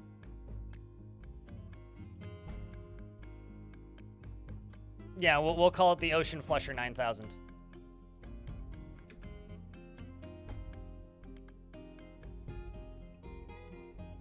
Or maybe the Ocean Flusher 2026, you know? And while it will run really slowly, it'll look really cool, okay? Ocean-sized swirly. Swirly for giants. That's my polka-themed, They Might Be Giants cover band.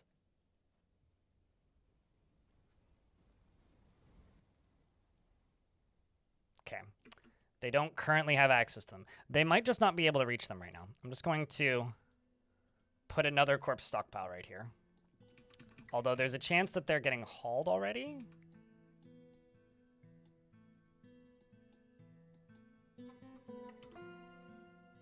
We're about to be hit by an ad, so I'm just going to check where the corpses are.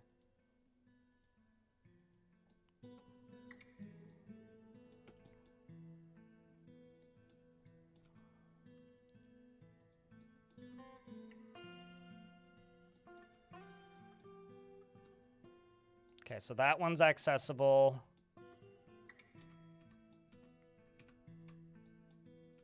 This one, maybe, but that's a stretch. That one's getting done. That's been done. I feel like I could just get rid of this. Are you getting done? Okay, so you're getting done. You're the closest.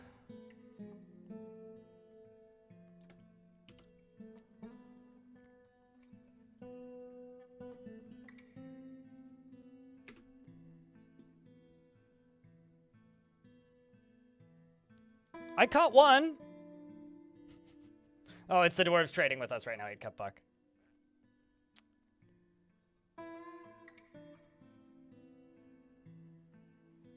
Exactly, no mold. Water go burr indeed. So remember the person that was leaving very bizarre comments that I read earlier on stream? They're in the YouTube chat now. I don't know how to feel about this. You okay down there, dude? You seem like you need a Pepsi.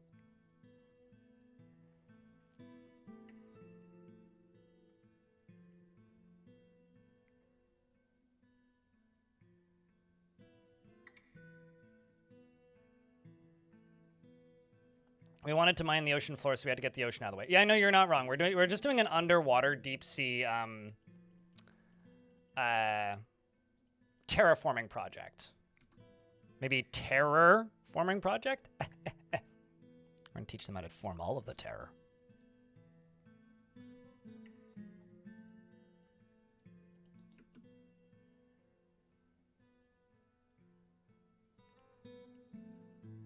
The other doors will completely understand. No, the other doors are probably getting, like, weekly updates. They've subscribed to, like, this fortress's Substack.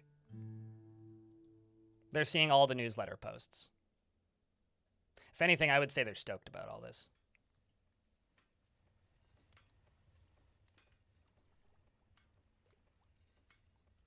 Just want Pepsi? I mean, that's all he wanted. He just wanted Pepsi. Sorry, I'm quoting the Suicidal Tendencies song. Which, I'll have you note, the last time I just had this weird, like, hankering to, like, listen to Suicidal Tendencies, the band, I typed in the name into YouTube and it gave me a suicide hotline. I was like, really? I typed in name of band, name of song, music video, and you gave me a suicide hotline?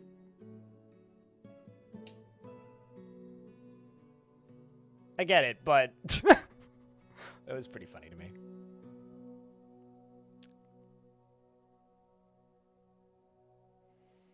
Well, I mean, time seems to, like, slow down during the ocean draining event.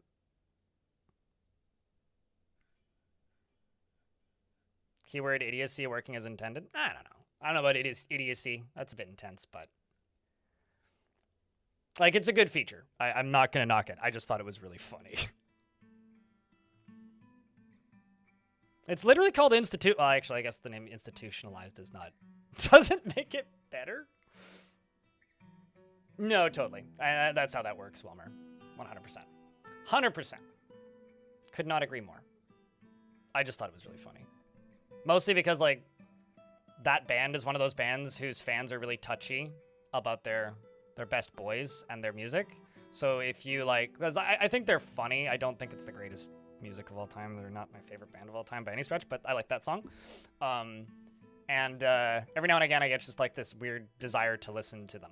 And I think it's particularly funny that, like, you get that kind of note along with searching for that band's music. It just, it justifies me making fun of their fans for a very long time as a shitty adolescent. Is Is anybody butchering whales? Nope. Well, I'll just follow someone who's constructing something, who's heading out. What are you pushing? What are you going for? Let's see. Could be a boulder, could be something else.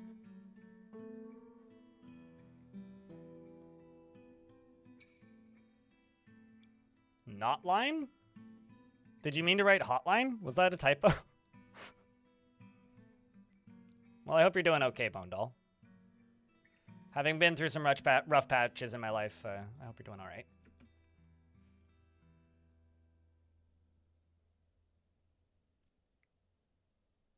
Oh, so that wasn't a typo. You intended to say not line. Got it.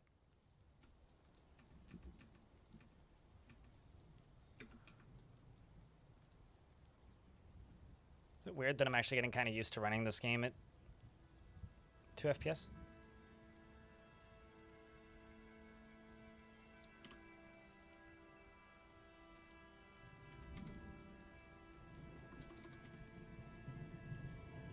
The birds back in town.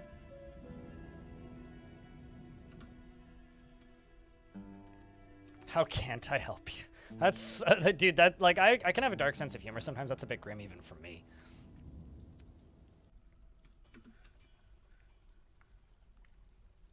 Anisha Chesterfield. Thanks for the 10th month. I feel like I say your name differently every time I read it. Can I get, I don't know. I was going to say a round of beers because it kind of looks like you want a round of beers for the 10 stream streak. We don't usually do those, but why not? Why not today? Why not here? Why not now?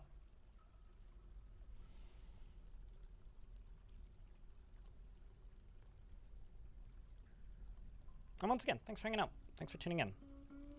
I feel like on the slow months, maybe it's time to enact emergency engagement metrics. What I mean by that is like yell loudly and keep the chat moving. I do have a whiskey emote, Chester. It's there you go. I mean, like, the history of the round of beers in this chat is quite literally when you stream, like, if you watch any streamers with, like, 40, 50 viewers, it's not uncommon if you stream for more than 3 hours to have long periods of time of silence where just kind of, everybody's just kind of AFK, which is totally fine, like, that happens. And when I was around that size of a channel, when I had, like, 30 to 50 people watching, like 80 on a great day, I made that a thing so that I could basically tell my lurkers, hey, who's still listening? Because, like, I don't know, it's, at least it still goes for me to this day. Like, it doesn't matter how successful I am, it doesn't matter how many people are watching the stream or how many platforms I'm streaming on. If, like, both the chats are quiet, I feel like I'm doing a bad job, which very much is not guaranteed to be the case, right? Like, it's highly likely that there are plenty of people that are very much enjoying the game. So I'm not actually, like, that bothered when the chat's quiet, but ideally I would like, you know, chat to be bumping a little bit, you know what I mean? I may actually forbid everything that's down here so that they prioritize the whales once they can get to them and the stuff under the ocean. Anyway, let's just pause. Zoom out. Yeah, I will just gonna go along here and forget all this. So, like, because of that, actually, why don't I just do it this way? Just fucking lock this door. It's the easy way.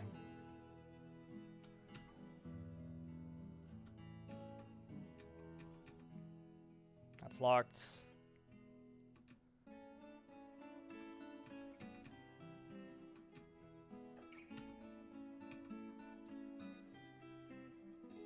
That can be locked. Forbid everything down here. So yeah, I brought it in as a way to, like, check for lurkers, basically, without having to call people out or start conversations. So, I mean, it's kind of a nostalgic thing for me almost at this point now, is because I've been very fortunate to the point where I haven't been in a position where I've needed to, like, call out lurkers very often. Like, it happens sometimes. Like, there are definitely days where chat gets quiet for 10 minutes, but ideally those days are few and far between. It's sort of like, I remember I used to listen to this heavy metal radio call-in show on one of the local radio stations. It was the last Friday of every month. It was the only day that I would hear bands like Metallica or Anthrax, and I loved it. It was one of the best days on that radio station. And during that era,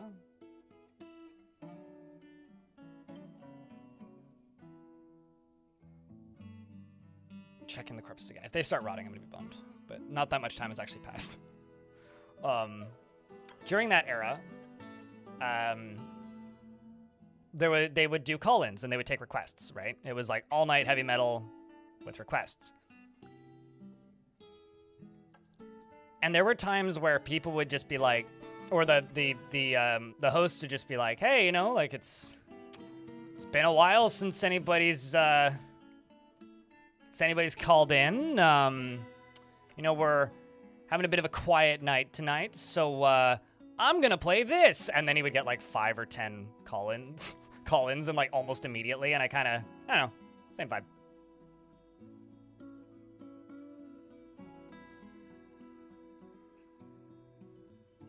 Although it has made some people think that I'm a complete alcoholic, and in the past I think I've had problems with alcohol, but these days I don't know, I don't actually drink that much. I drink twice a week, maybe, at most. Generally on weekends and socially. So, I do drink a lot of coffee, though.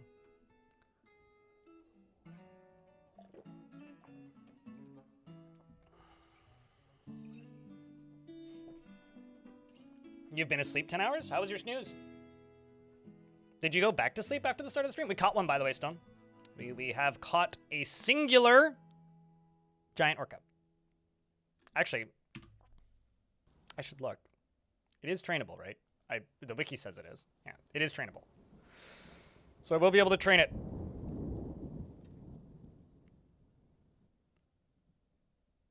Yeah, the only time I have problems with alcohol is when I run out of alcohol. Yeah. I mean, I have problems with alcohol if I keep it at home. I've just kind of decided that. There was a brief window of time, mostly during lockdown still, where I was like, I really like whiskey. I do like whiskey. But the problem is if I buy a cheap bottle of whiskey, I'm like, well, it didn't cost that much, so I just drink it all. And then I was like, okay, so I'm going to buy nicer whiskey with the, like, dumb theory that, like, oh, well, if I buy nicer whiskey, I won't drink it as quickly because it's nicer whiskey, right? And I'm going to be less willing to, you know, just drink it all. The reality is, yeah, that lasted for a while, and then after a while I got used to just spending more on whiskey.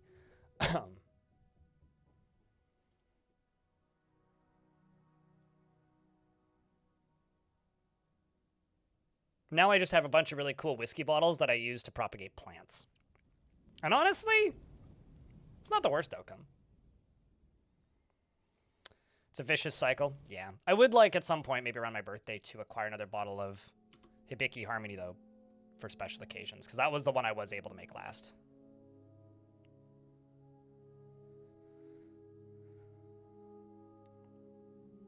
But you have bourbon? I don't like bourbon.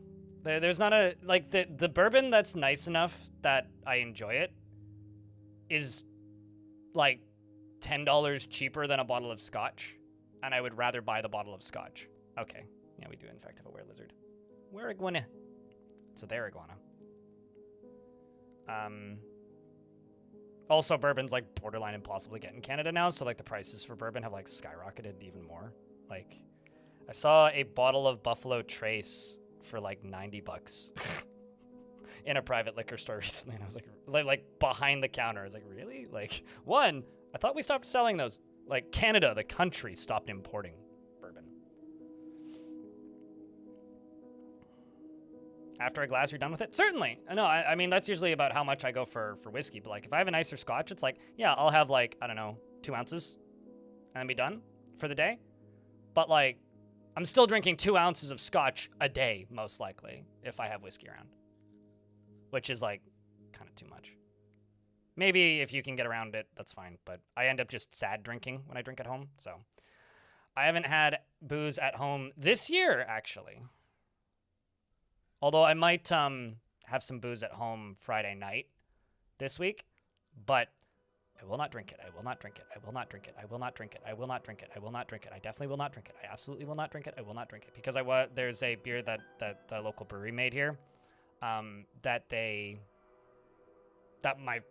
don't make very often, and my friend really likes, and he's like, I'm going to a stoner metal show this weekend, a very low key concert. Broken foot or not, damn it, I'm gonna go and sit down and I'll have a great time. And he's picking me up, so I get a ride to his place after I arrive instead of having to spend an hour on public transit. So I'm gonna buy him one of those. Buy him they call it a crowler. Instead of filling growlers, some of the breweries here they'll fill a crowler, which is a 1 liter can. They look really fucking funny. It's like, you feel like, you know those giant chairs that they have at public parks sometimes, and you can have like a full-grown adult sitting in teeny-weeny little chair. Mr. Unit official, used to be rich, checking to get a round of beers. It's like those, but for cans, because it's like, here is this gigantic can.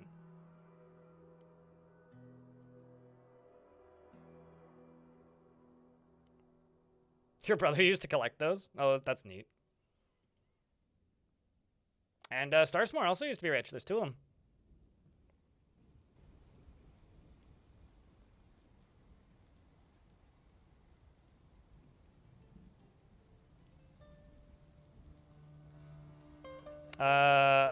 Alaloon in YouTube chat says it's the first stream you've caught. It's cool to see. Cheers. It's good to have you.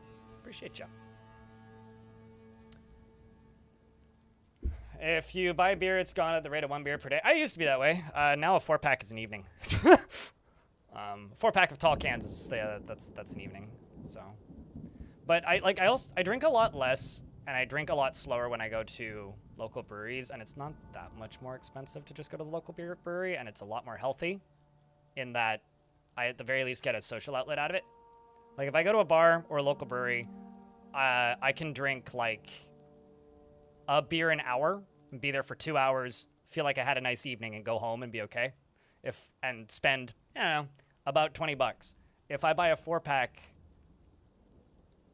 or a 6-pack, I will finish that in 2 hours and feel like shit. And spend about the same amount of money. So I use it as a social excuse these days. Holy fuck, it's windy. I just thought I heard someone screaming, but nope, that's the wind going around my building. Wow. I look over and there's like a tree that I can sort of see the top of from my window in my living room, and it was like, I mean, it's back up now, but jeez. I'm starting to get a little worried that they're not butchering these.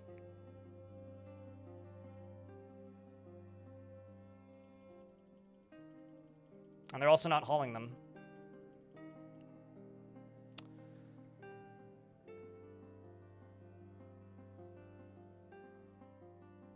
Oh well, let's do this. I'm gonna try something.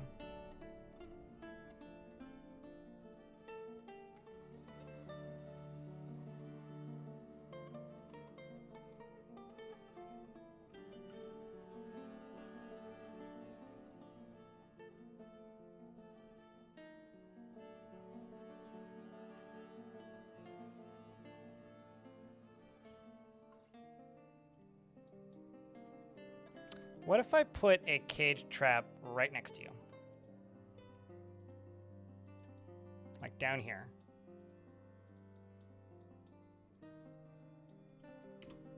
Let's also queue up some more rock mechanisms.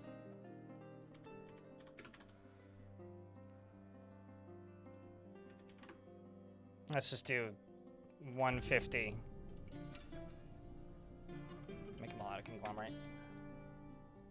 Can they reach? They should be able to. I'm going to confirm that now.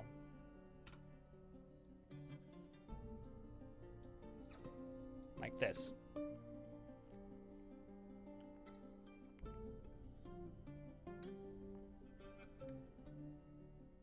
If you made it to the art channel, Or either. I don't know. It's not like it's not like there's a written law. You're not gonna get fined if you post something in the wrong channel. It's all good. Actually, if there's whiskey in it, drinks channel. If it's empty and you're showing the thing you made, art channel. How's that? If you want me to be pedantic, that's what I would say. Enjoy your lurks, Wilmer. Lanix, things are pretty good. Your dwarf's still alive and running around in the fort. Did we got him? I caught one. It's a male one, but I caught one. Now I gotta ban them if they mess up. It's okay. If you get banned from my Discord server, we have a Fluxer. If you actually type in !Discord in the Twitch chat, you'll get a link to my Fluxer server. Fluxer, it's Discord. It doesn't have a mobile app yet, and maybe that's a good thing. But Discord is weird and is doubling down on implementing their age verification features, which I'm not a huge fan of, and they're reinforcing it with sketchy data usage and questionable ethics, and I'm, again, not a fan. So if you're like me and also kind of feeling icky about a lot of that, yeah, they can reach them, absolutely. If you're like me and you're feeling a little icky about that, maybe, I don't know.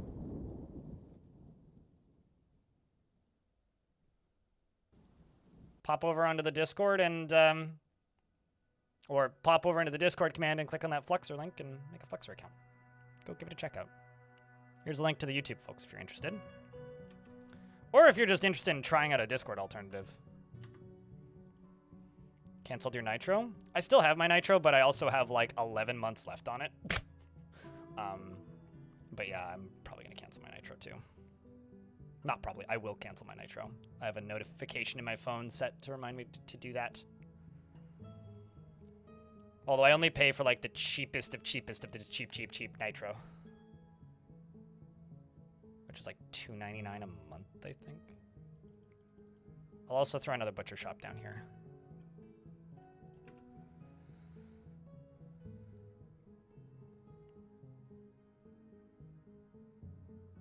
I'll be honest with you, I haven't looked directly into how people found out it. But I have heard that story going around, yeah. That doesn't surprise me at all because the initial company that they announced that they were working with and the one that they've been working with in the US is like a subsidiary of Palantir's. So that makes sense. I think my response to that isn't like, oh, that's crazy. I'm more like, yeah, duh. But, you know. That's par for the course, I guess, Sam. I like an art bag, yeah. I don't know how to pronounce that other one, but I had one once that was pretty good. I'm going to hopefully actually go to a whiskey bar I really like this weekend on, like, before I go to that concert on Saturday. I'm hoping that, let's see, are they hauling it? Not yet. Well, I'll try and butcher it here.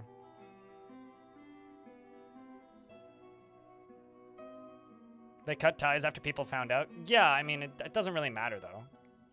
Like, as far as I'm concerned, I don't actually really super-duper care who's doing it. I am of the opinion, and I guess this is a political stance at this point, which I think is kind of fucking nuts. It shouldn't be up to the platforms to police themselves. It's already in their terms of service that, like, you know, you have to be above the age of 14 for most of these platforms to use them. And you have to be above 18 to go into any not safe for work room. It should be up to the device level parental controls.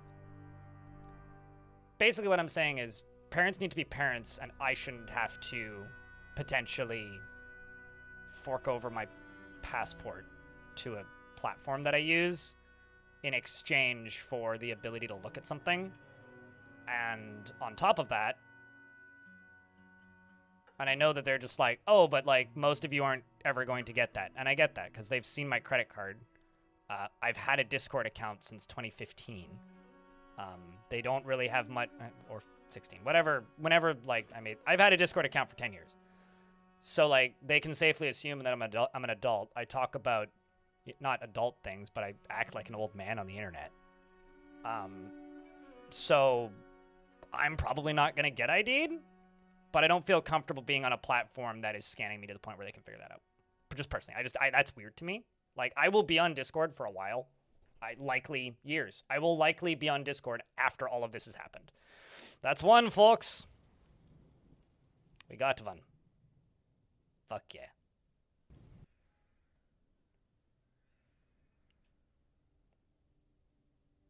So what I'm hearing when I'm saying that I'm hearing what sounds like screaming with the wind, it's literally wind blowing down the vent on my stove. That's what I'm hearing. Whoa. It's one of the windier days we've had since I moved here. Must mean there's a warm front coming in. We're gonna have either some cold weather or some warm weather soon.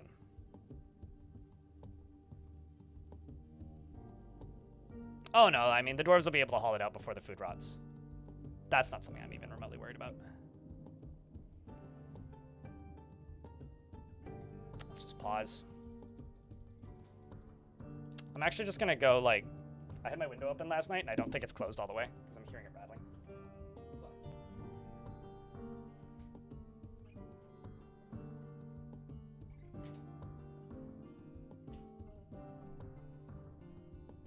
Now it's closed. Oops.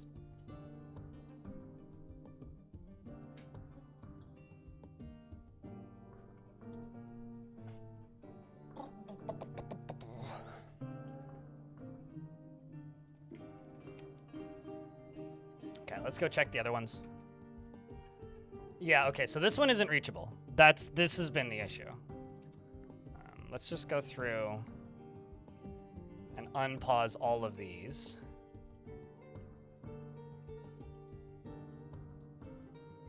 So you go down to there and there. Which is weird, like, they should be able to go down through here. Are we getting attacked by giant birds that are Angie?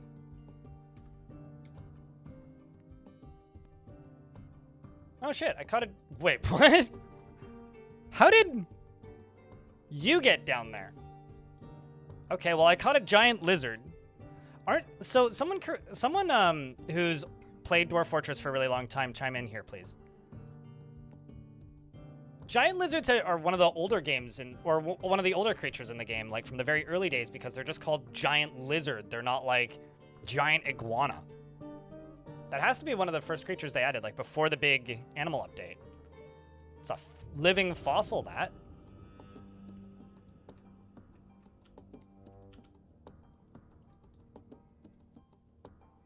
Okay, let's follow you, really Swifty.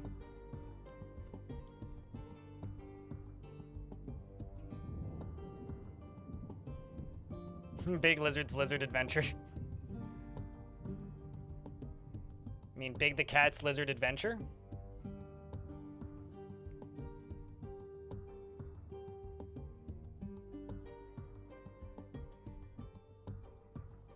Swam, you'd bet? Yeah, I'm just like perplexed as to how it fell in there, though. Or how it ended up in there. How many of the sea levels did drop? I can go look. I'm just curious as to where this dwarf's headed, actually. Okay, so you're running to this one, right? Yeah, okay. Let's look. I mean, they built on minus 33.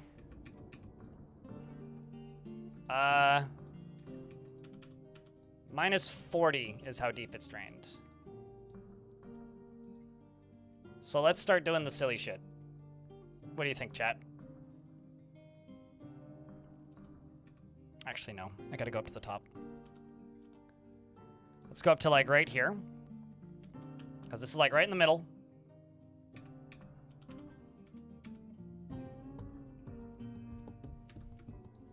This is the most mega project E this fort has been, maybe ever. Actually, here's what I'm gonna do. Actually, no, I'll just let them dig this out. So what I'm gonna do is I'm gonna designate a very large space to dig, all the way down to the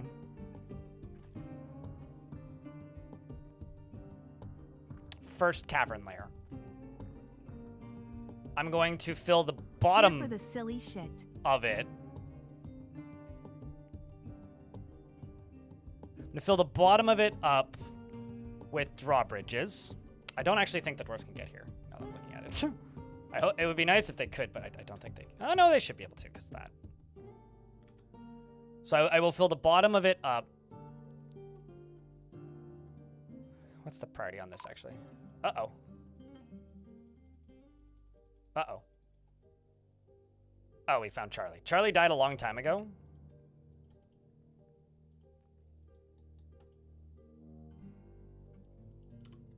And I think had a tomb associated?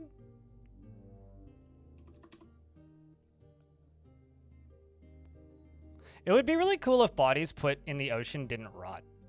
Because don't they... can't they sometimes get, like, mummified?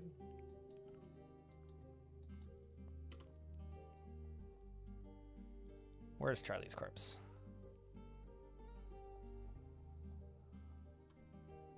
There you are. Should be able to unforbid you.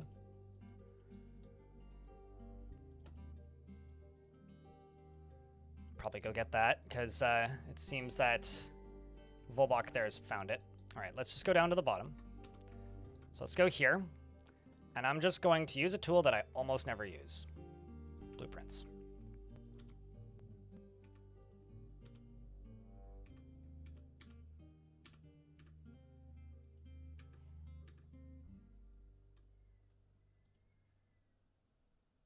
Actually, let's do it this way. Let's make my life easier. Nope, that's not what I wanted. Click the wrong setting. Show rectangle dimensions. That's what I want. And you're going to go... Not 30. Let's say 25 by 25.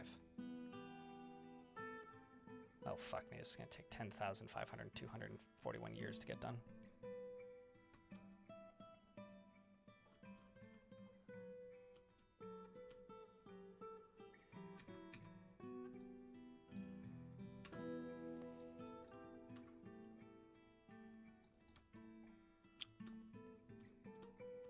And then I might not actually go all the way down. I don't know. We'll see.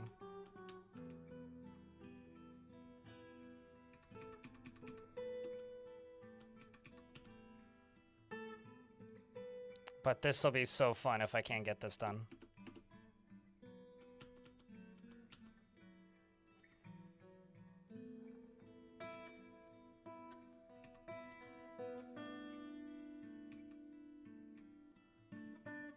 So fucking fun.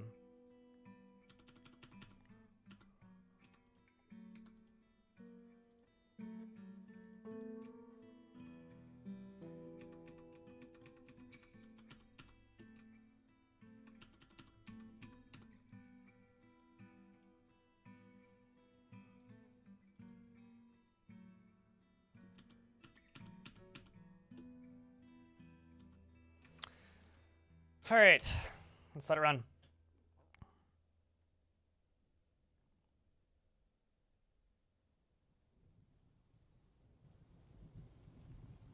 Static lizard makes me feel like they're magical, at least possible to an extent. Well, there's, like, as an example, there's, like, rat people in Dwarf Fortress, but there's also rodent people. The rodent people are, or the amphibian people, are older Dwarf Fortress development-wise than the rat people. Because the generic ones were added first. Yeah, they must just not be able to get down here at the minute. Which is actually a little odd if they just can't get down here.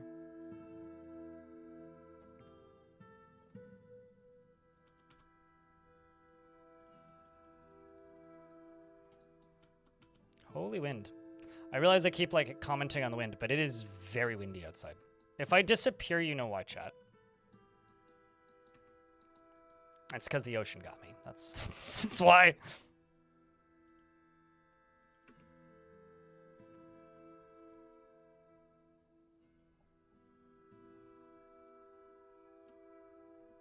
I think really all it is, it just takes a while for them to claim tasks because I'm dumb.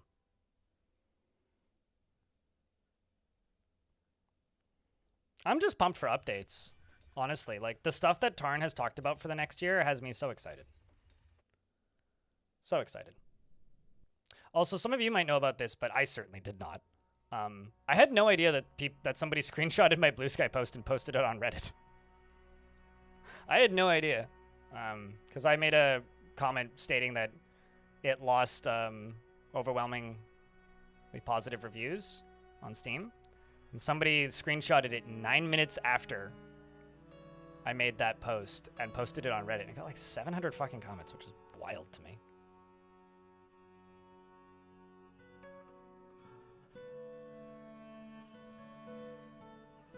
Like, I didn't see that because I barely ever go on Reddit these days.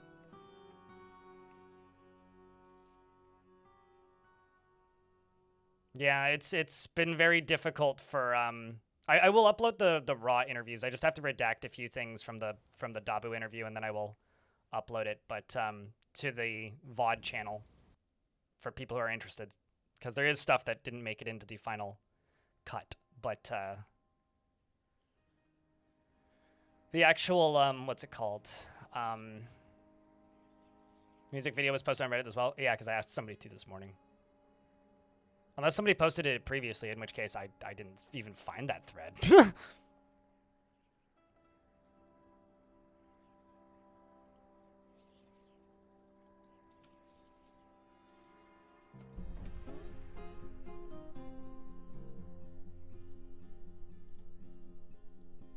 No.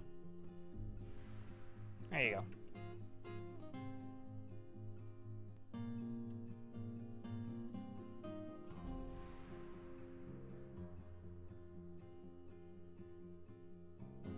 Swamps can mummify the body in real life, not oceans. Okay, you learn something every day.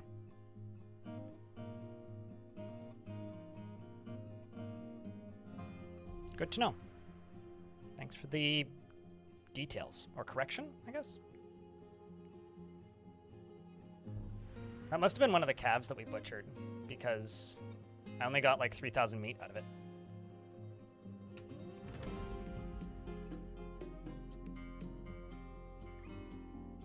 Although, honestly, the corpses of the giant whales are one thing, and like they're nice and all, but they're not actually the priority here. The priority here is... The priority here is the... Let's see what Bubbles is up to. The priority here is trapping live ones. We only got 3 years or so of meat. Mate, we're still eating the first one. It's been at least 3 years. Okay, hold on. I'm just going to pause this so I can follow this dwarf. There we go.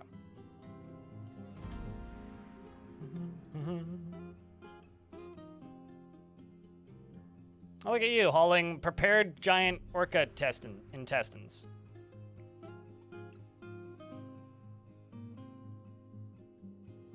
Actually, I should probably make an orca bone stockpile.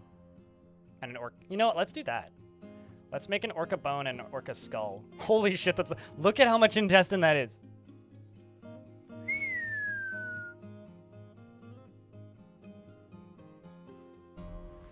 It should have a chance to explode. Maybe, depending on how long you actually leave it open. What would that do, though, if it exploded? Would it, like, just cover the whole area kind of deal? This is going to be for orca.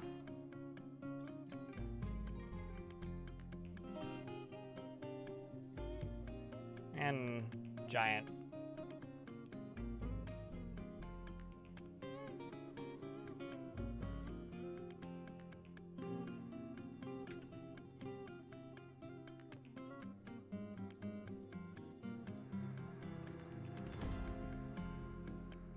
You want the caged orca? Steady Eddie? Am I naming it Steady Eddie or something else? It's gonna take us probably most of today to actually get this out of here, but...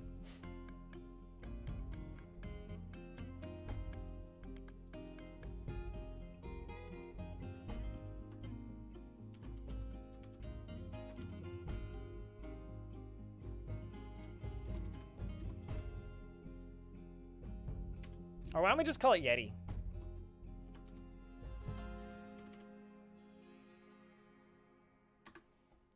Are we there yet, E-chat? He has no ambition whatsoever. He is grounded in reality and is slow to trust others, tends to not reveal personal information, and is comfortable with others that have a different appearance or culture.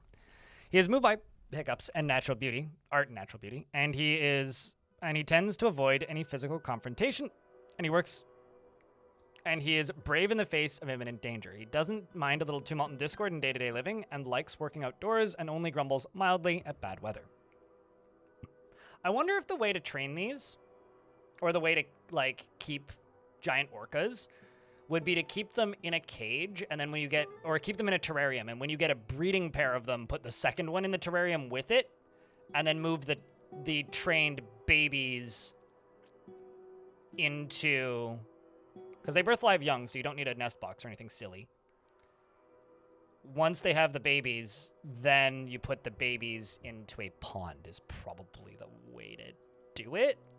And then have like a drainable section of said pond.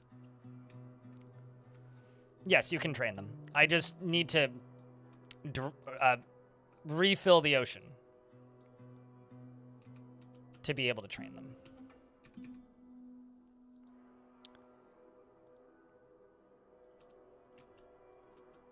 Damn it. How did I... Damn this low frame rate, chat. Okay, fine. Standard selections. Actually, just disable this entirely. There we go.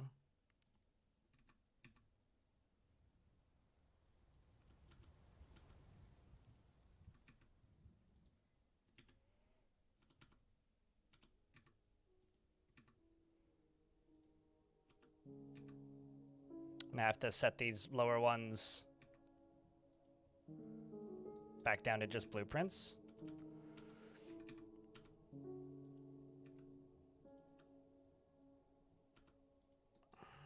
Okay.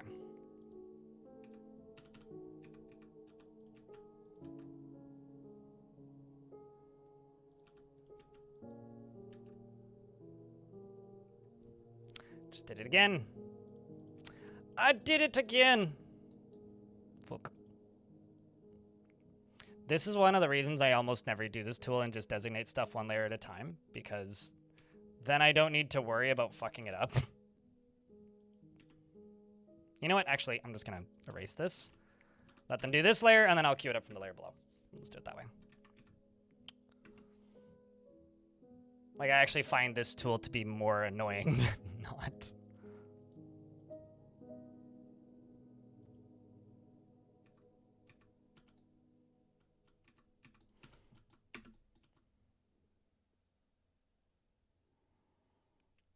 In water, on land. Yes. So I will make them like a containment chamber or pool or something. Is what I'll need to do.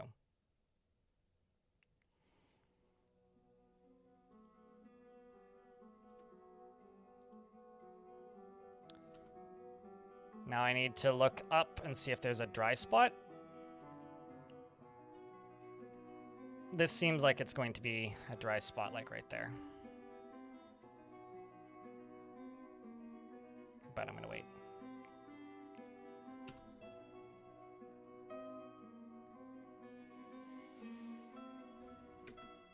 For whatever it's worth, because of the low frame rate, you're not actually going to miss all that much time. Happy Bassett. So, thanks for hanging out today. Appreciate you greatly. Thanks for tuning in. Thanks for watching. Hopefully we see you tomorrow. I will be live tomorrow, but it's going to be a short stream. It's going to be a charity event. I'm raising some money for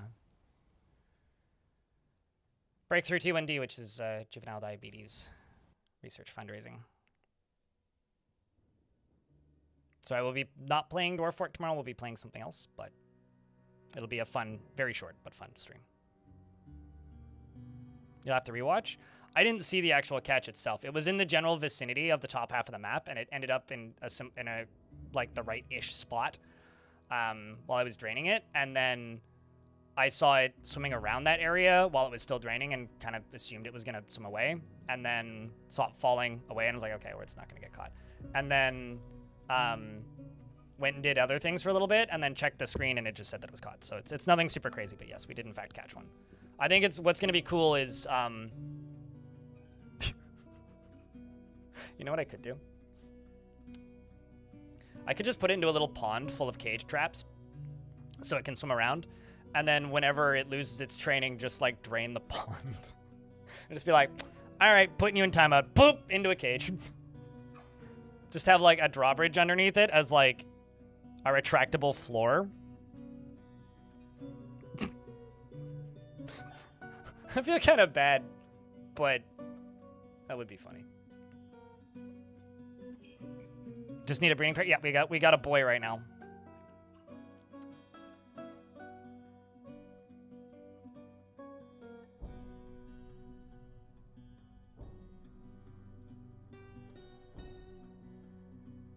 I wonder, actually.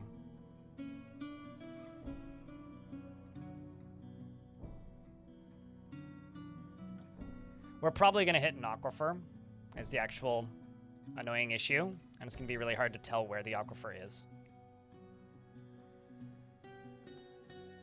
But we'll do what we can.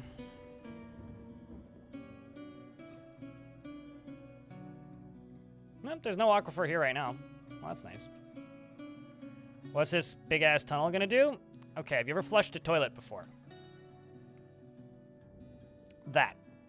I'm going to dig it as deep as my patience is willing to allow it to be dug. I'm going to have drainage into it from all of the different levels of the ocean. And I'm going to dig it all the way down to the caverns, and I'm going to hook it up to the same levers that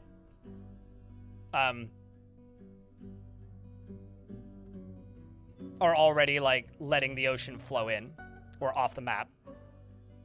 And then I'm going to open it and I'm going to say, good luck, Eurist.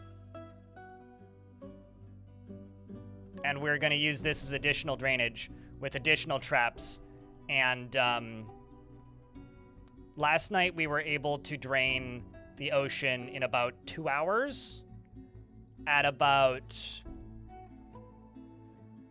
4 to 5 frames a minute, which is significantly better than the 2 frames a minute we had the first time I did it. So I figure that if I can, I realize how ridiculous all of this is, okay? If I can increase that, like double that speed again, maybe triple that speed, theoretically, it is possible that I could maybe, with a lot of luck and a little bit of hubris,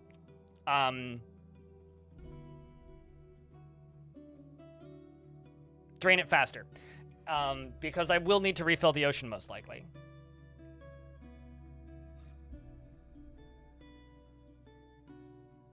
How goes the whaling? We caught an orca. Percuss. How goes the whaling? If you want some prime vintage story content, go give Percuss a follow, chat.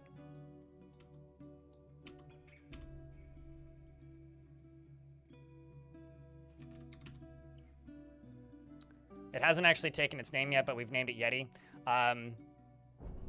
It's a good whale, I say. Definitely has spent a lot of games on, or a lot of money on gacha games. I can confirm. It is patient while confined. Aww. But yeah, I just need to close these drawbridges. An orca named Yeti. Yeah. Well, I mean, Yeti just redeemed it 10 minutes ago, so.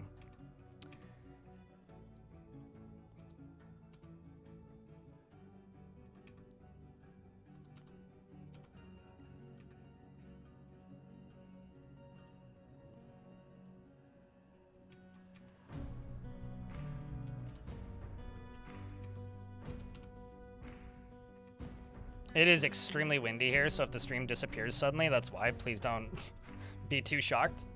But here's hoping we'll be fine.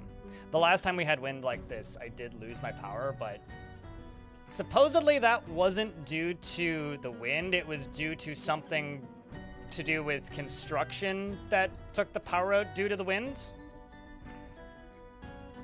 And that they're no longer doing construction there, so hopefully it won't happen again.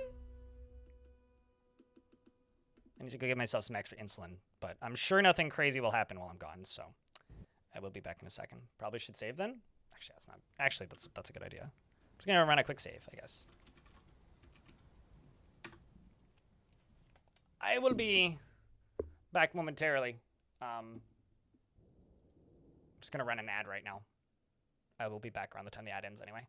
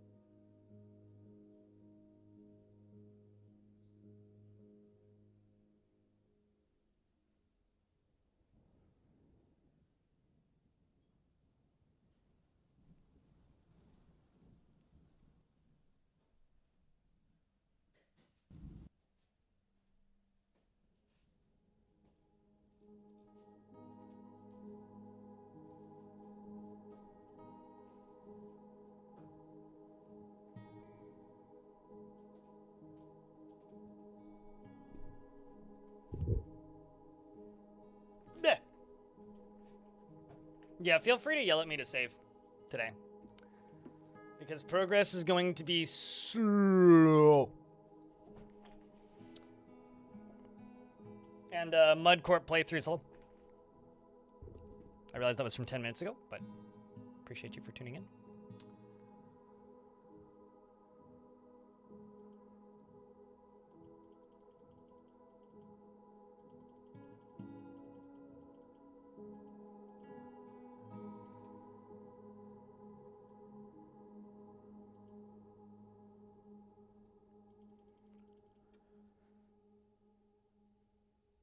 Okay. Let's pause real quick. Yeah, because it's only been, what, like 30 days since I've unpaused the game.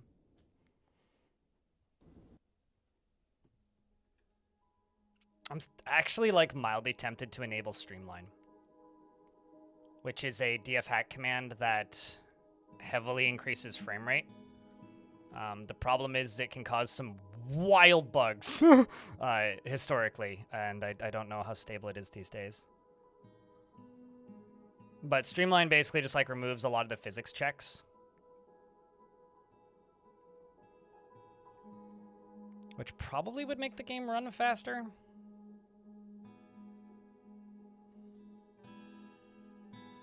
Has anybody messed with Streamline recently, and what's the stability like if yes?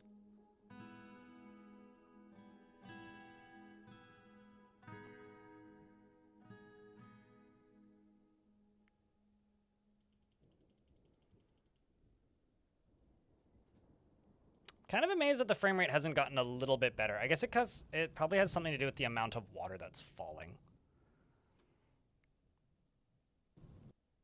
Ironically, though, this is still somehow moving faster than a lot of, like, the times when I dig through the fun tube. Like, that part's kind of crazy, but... Since this is mostly going to be a just chatting stream while we watch the dwarves slowly dig. How's your day been? You know, it's Thursday. You doing anything fun this weekend? I mean, I've just got the charity stream tomorrow, but, so, I don't know. Traffic tomorrow would be greatly appreciated, but, yeah. How's your day today, chat? What you been up to? What you working on? You gotta go to work in like 20 minutes? Gosh darn. Do you get a weekend on the weekend, or is it like midweek for you? I will say happy Krug Smash video release day. He posted a video this morning. And I'm definitely like... I don't want to get like too excited because like sometimes it's easy to get like too positive about things for me, but I'm going to say that I am cautiously optimistic that personally I'm through my mental slump.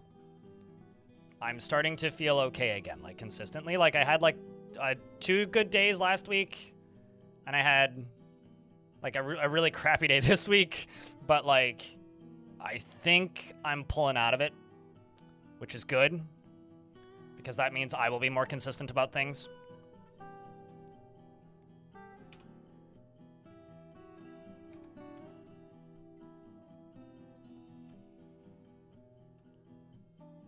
Let's just pause for a sec. They really should be able to reach that.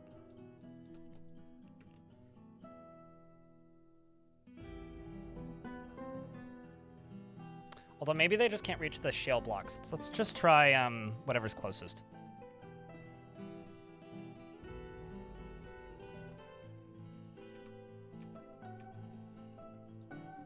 Because it's not impossible that they just straight up can't reach whatever they're trying to get to. I'm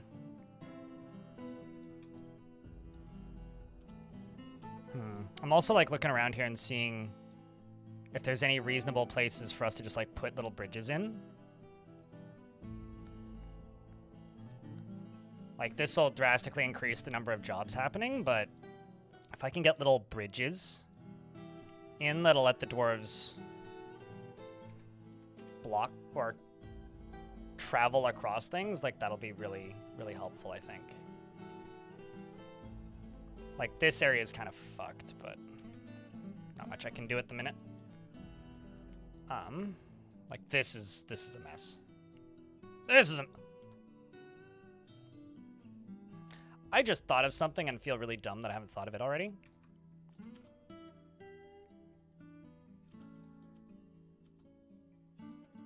Dear Dwarford, how high does this go? So, what if I build a really big wall? Now, hear me out. If I... Okay, so this just, like, got... If I do this thing that my brain is saying I should do, which I probably shouldn't do, but my brain is telling me I should do,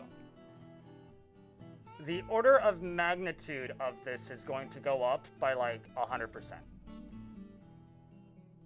But what if I go across here, all the way along, all the way along, all the way down, and build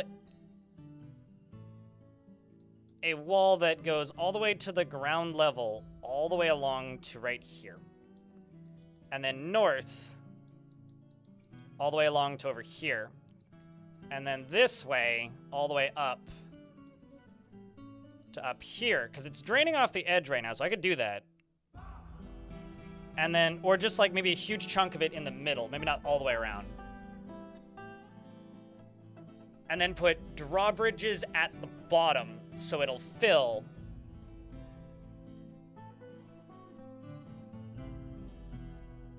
Instead of digging that hole, so that I could just drain the hole separately.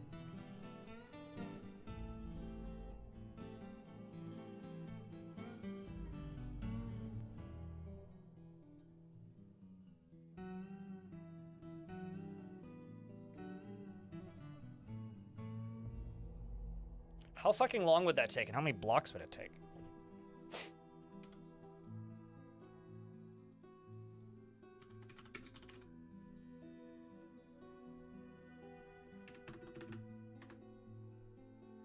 What if I make 5,000 rock blocks?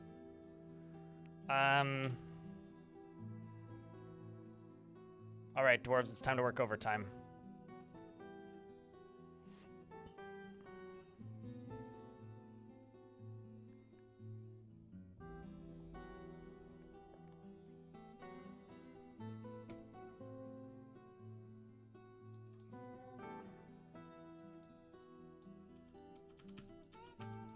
How tall would it have to be? It actually wouldn't have to be that tall, but it would need a roof on it. But like 30 layers.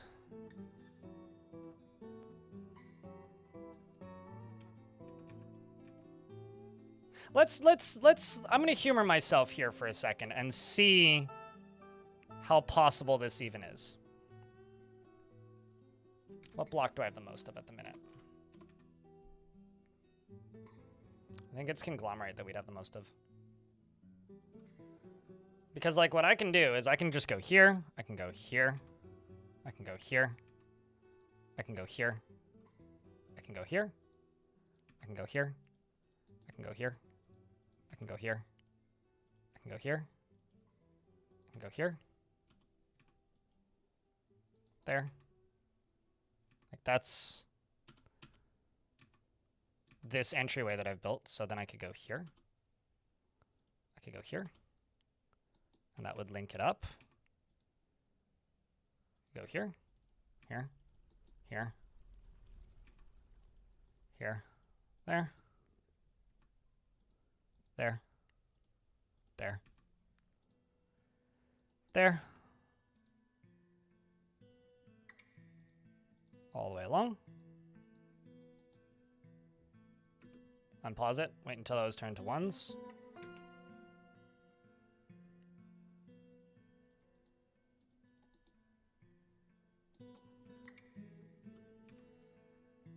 Woof.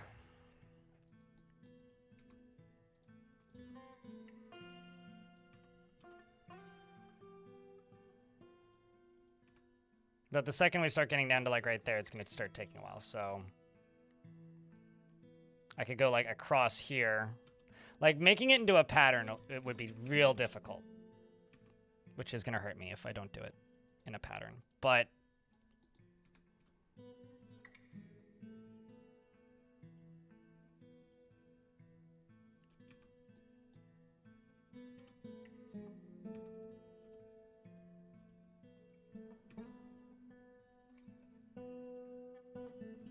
I don't know. This seems relatively doable.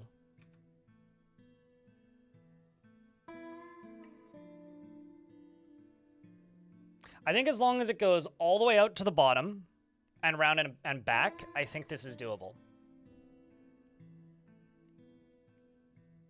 Let's see.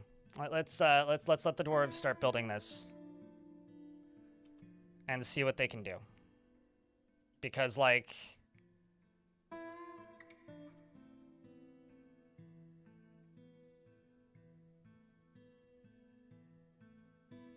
Crowvey is saying I'm also slowly moving out of seasonal depression. I think it hit me harder this year than it maybe ever has, as far as seasonal depression goes.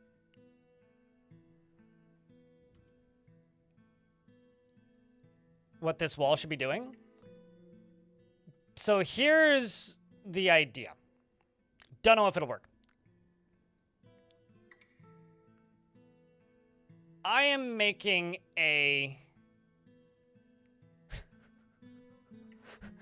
I was going to say, I'm pretending to be a Saudi prince and making a giant ocean wall so I can have an artificial dry space in the middle of the ocean. Not really. I'm building a seawall, basically, an underwater seawall, so that if I drain... Actually, you know what? Fuck it. I'm not gonna curve it here. I'm just gonna build it up to here. So basically, it gives me less overall water to drain when I drain the water. That's the idea. And so instead of needing to drain the entirety of the ocean, I can simply isolate a portion of it and just drain that. I'm pretending to be Dutch. I have a Dutch last name. I have Dutch heritage. I still need to pretend to be Dutch because I'm Canadian. But, like, I can claim Dutch heritage.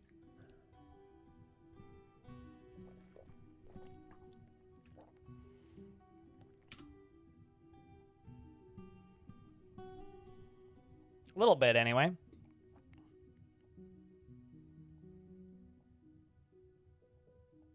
It's like just the kids storing stuff in stockpiles, which is kind of funny.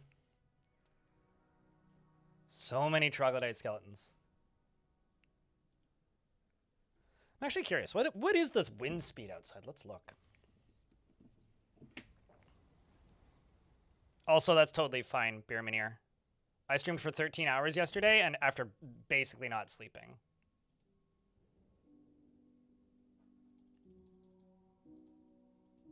So, I also feel like I've got polishing paste in my brain.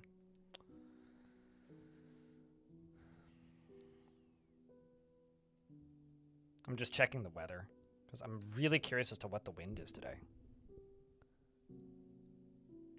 There's no way in hell that's right. Okay, now it updated that. That makes... Oh, wait, I see. I've got the wrong city selected. Ah, I see. So it's a steady wind of 45 kilometers an hour with gusts up to 60. With gusts up to 60, which is what I'm hearing. That's quite a lot of wind for here, actually.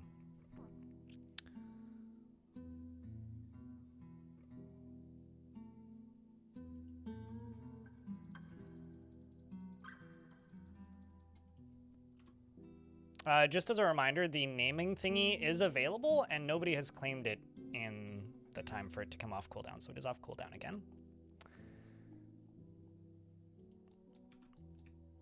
But now we just need to wait for the dwarves to remember that they are capable of claiming jobs outside of the fort.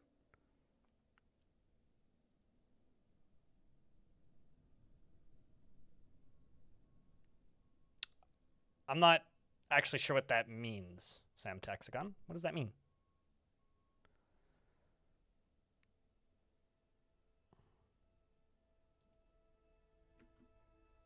I love the little wheelbarrows. It's one of my favorite things. I remember how excited I was when I first discovered how wheelbarrows work in Dwarf Fort years ago. And I saw dwarves pushing wheelbarrows around.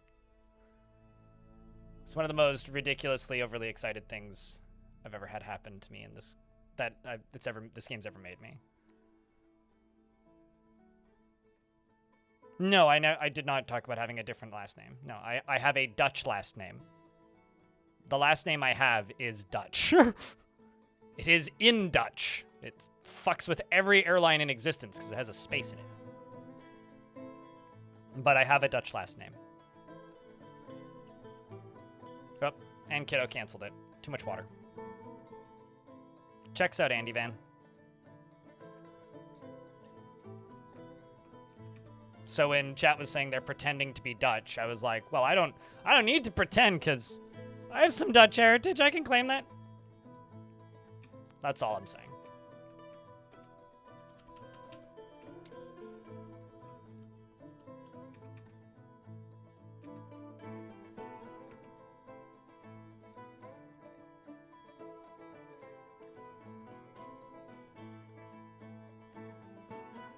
Can you... I mean, I would have preferred that you just let somebody new get a dwarf. You could just ask, and I would be like, probably not. But since you redeemed it, okay, I'll honor it. In future, just let somebody redeem it and ask. And my answer will probably be like, maybe? Why? There you are.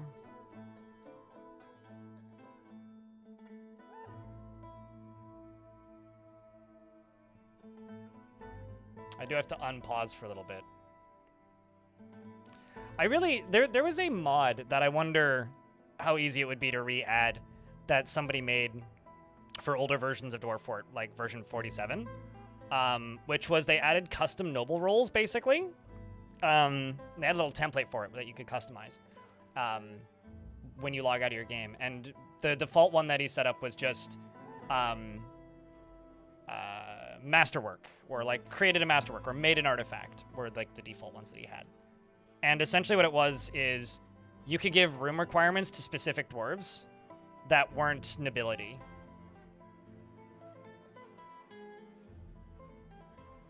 Why? What did you want, Kaz? What did you want your symbol to be?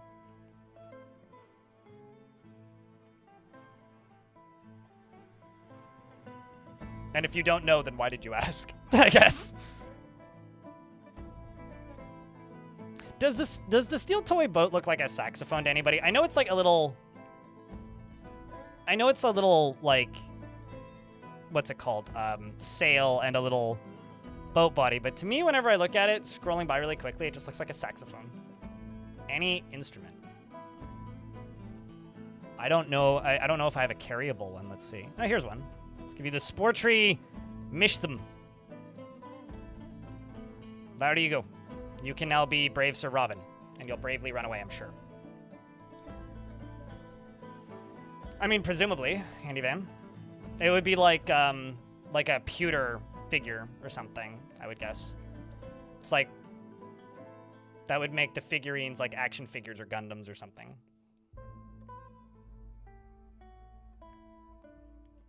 How do you do? Pack Smack, we caught one.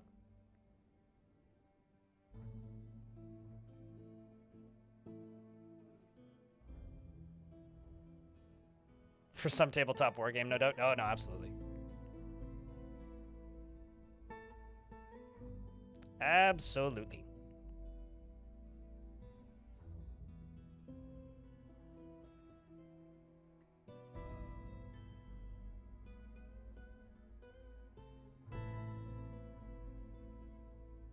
Dwarves love Age of Sigmar? Do the dwarves love Age of Sigmar, or do players of Dwarf Fortress love Age of Sigmar?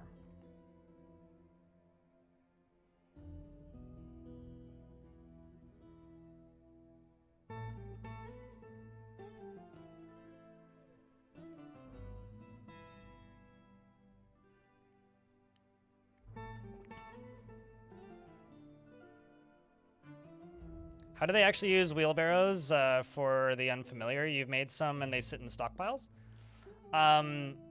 You select the stockpile that you want to use wheelbarrows.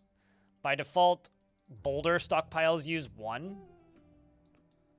You select a stockpile that you want to use them. You click on the little barrel and then you assign the number. And if those are available, then they will put them in that stockpile. This stockpile has a whole bunch assigned right now because I made it bigger so that they would... no, let's just do 3. This is just for metal ore and other boulders. Actually, no, this one's just for other boulders. That one down there is for metal ore. But I'm just going to erase that because it's actually just an extension of this one. But this one has three in it. So whenever there is metal ore available, they go grab one of these 3. And then they go and run back and forth, transporting said items to and fro. We can now make another whale skull totem, I think.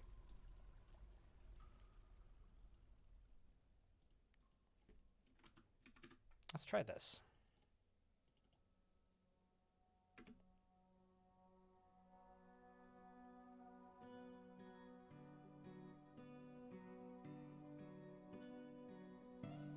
I'll be honest with you, I know very little about Warhammer. And I think when it comes to the two main types of Warhammer, you know, 40K and non-40K, I think I know more about 40K than I do about non-40K. I know so little about Warhammer. It's like almost embarrassing. Not quite, but almost.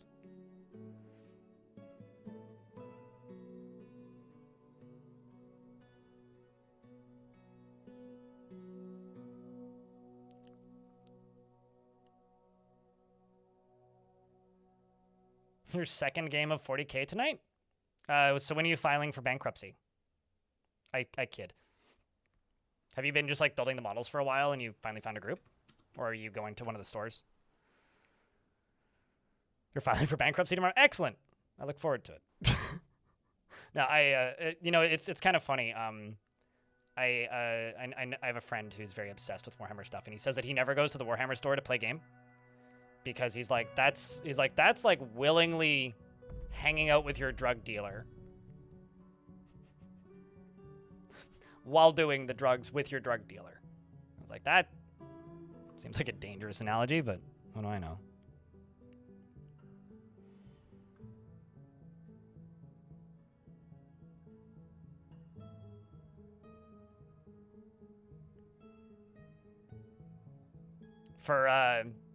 For 40K or Age of Sigmar stuff, Andy Ben? Is be the dealer's friend and be like good enough at Smash Brothers that you can help him train for the next Smash Brothers tournament. Not that I would know.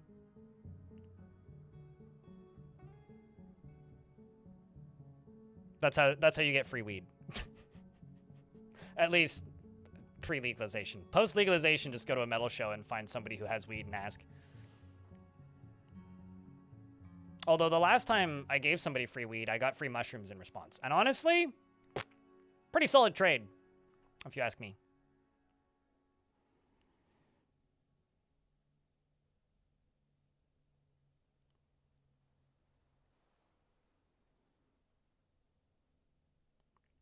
Playing 40K for 10 years now? Hell yeah. There's definitely an appeal to 40K. I am of the opinion, well, actually, no, I'm not of the opinion. I'm going to make a statement, or maybe ask a question, more so than a statement. Is 40K, and I'm saying this purely because of like the modeling kits aspect of it, is 40K and Warhammer in general model train sets for millennials and Gen X sci-fi and fantasy nerds?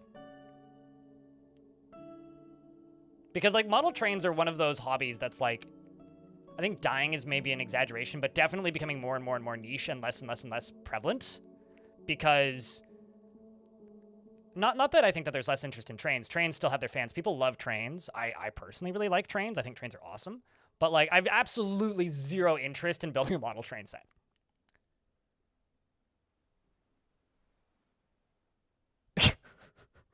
Hey, chat, I've got an anecdote from YouTube chat that you guys might all find funny.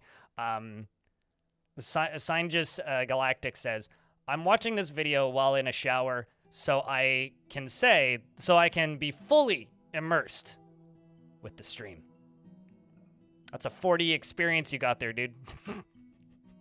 You just need to watch it on like a modded 3DS and turn the 3D up to maximum.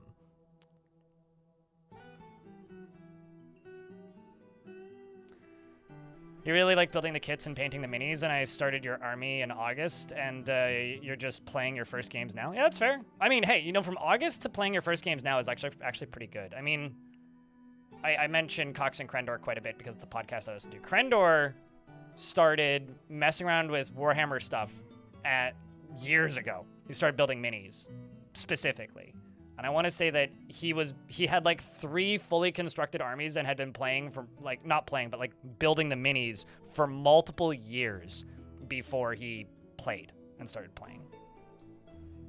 Like, Games Workshop was actively sending him stuff to make on stream and in videos before he'd even played the game. They like invited him to an event to get him playing the game, which I think is really funny. Which is exactly what would happen to me, but... Although I think my favorite recent story I heard about 40K is one of the bartenders at the brewery that I go to frequently.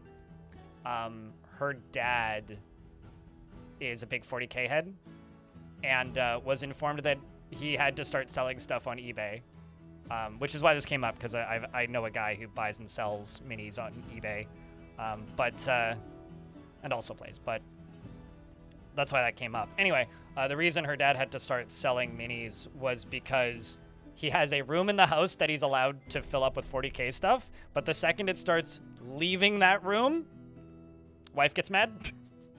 And I personally find that very funny. Like, that is one of my favorite, like, things when it comes to just, like, husband with a hobby. It's just like, you could have this, but it's not allowed to leave this room. The second it leaves this room, you're hoarding. Stop hoarding. And I personally find that amazing and also kind of adorable, in a way.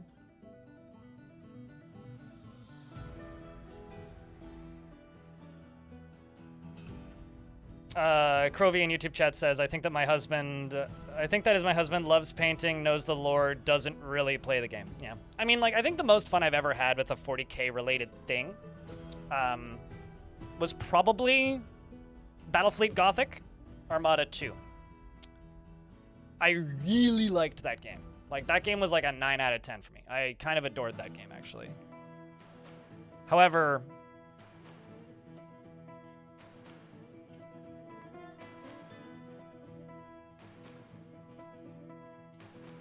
that being said,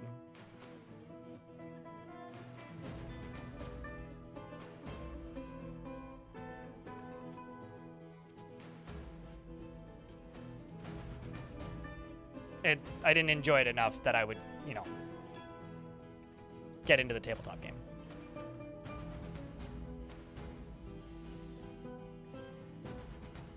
It's only one full-size Space Marine to scale.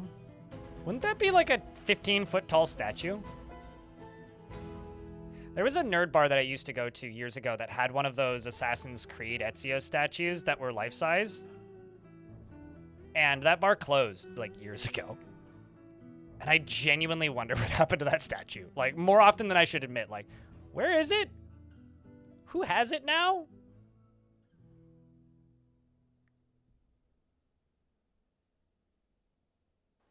Like, does it still exist? Is it in a landfill? Where did it end up? I do know that the owner of that bar works at EA Vancouver now, but... Or previously, the previous owner of that bar works at EA Vancouver now. I'm just going to set all this to priority 2 so that they dig out that other thing up there at the top.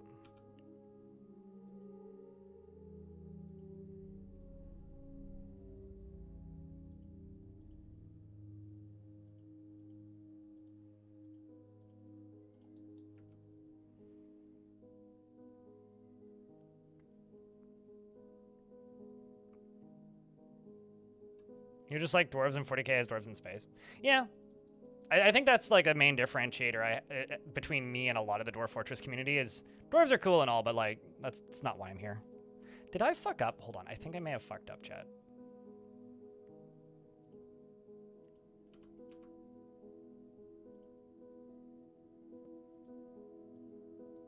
Nope, I didn't fuck up.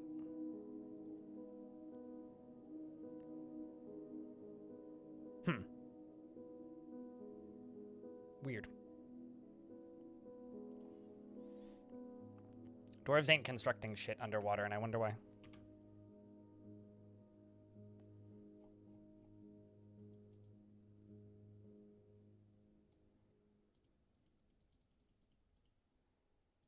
Maybe there's just too many unrelated tasks.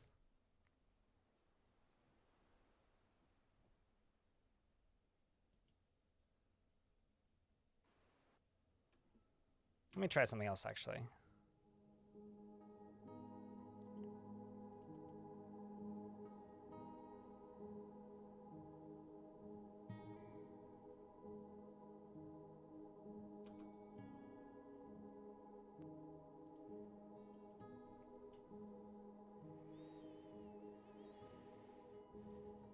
Aren't they? They're remastering the Dawn of War games, aren't they, Starsmore? I feel like those are a game franchise that deserve it. Hold on, let me try Streamline. Or Time Stream. Do you remember? Note that whereas your dwarves will zip around like you're running at 100 FPS, vanilla on-screen FPS counter, if enabled, will still show a lower number.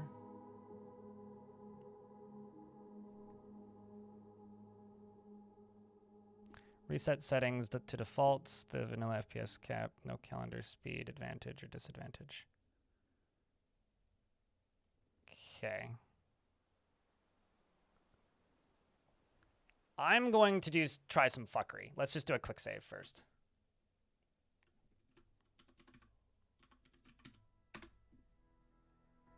I'm going to see if I can make this run at a better speed. Because it is very clear to me right now that this is boring as shit. Like, I've got the people hanging out in chat that are like, you know, the regulars. We've got our crew of regulars here, but there's like 70 less people here right now than there normally is at this time of day. So I'm gonna see if I can speed this up. Now, you know, funnily enough, Andy, no, it doesn't is the first thing about ASCII, and in some cases, I actually find it runs slower.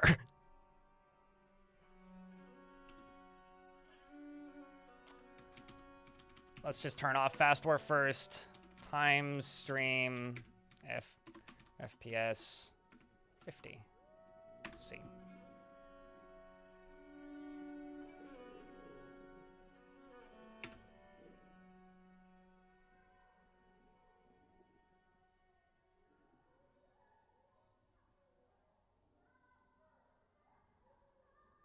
Oh, it'd help if I'm paused.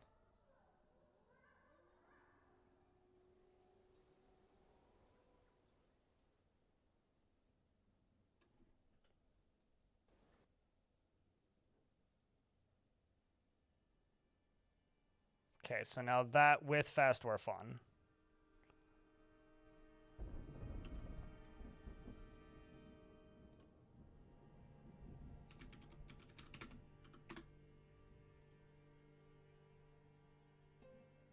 Repurposed an AI data center. How about this? Just like, what if we repurpose an AI data center, get yourself a few thousand racks of processing power? One, that would be cool. Two, I don't think I could afford the power bill. We would have to like goose up the Patreon a bit for that. However, riddle me this. Instead of repurposing it into a data center that probably wouldn't run Dwarf Fortress any better than this does right now, how about instead, just due to compatibility and issues and all that with those data center cards, how about instead we repurpose a data center and make the world's largest paintball arena? But like knock over some of the racks. Maybe like airsoft even? You could have like, you could turn half the lights off and make it all flickery and creepy, and you'd feel like you're in Escape from Tarkov. Maybe put like, you could make it like you could like section off a portion of it and make an arcade. But you wouldn't even need arcade machines. You could just use the existing hardware, in small portions of course, to just run like an emulation box. We could use the most overpowered hardware in the world to run a bunch of Daytona, USA machines. You're down with that? Yeah. There's DC billionaires are trying to build near you. If it ever gets built, you'd love to repurpose it with the sledgehammer. Dude, I don't envy anybody who lives near one of those. Like normal size responsible data centers. Useful, fine, great, we need those. But like the gargantuan fucking nonsense sized, way too large ones are just absurd. There is a genuine part of me, however, that is really jealous of people who live near one. Because if all of this collapses and if it's really a bubble that pops, which every time I say that out loud, it puts that K-pop song in my head. Bubble pop. Anyway, if it's really a bubble that pops, which I hope it is, I'm kind of jealous. Because if they have a dumpster, imagine what you're going to find. Imagine the auctions. I'm just saying. Imagine, man. Is this a cavern? No, this is the bottom of an ocean, which is why the frame rate is running at 2 FPS. And that's why I'm using Fast Dwarf 2 and Time Stream to make the game run at a sane speed.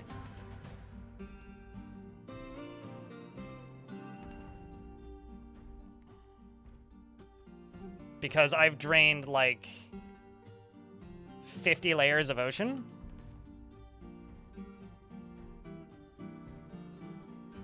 The heart. No, come on, let a man dream, okay? let me dream, all right? Yes. Sorry, we're butchering another one.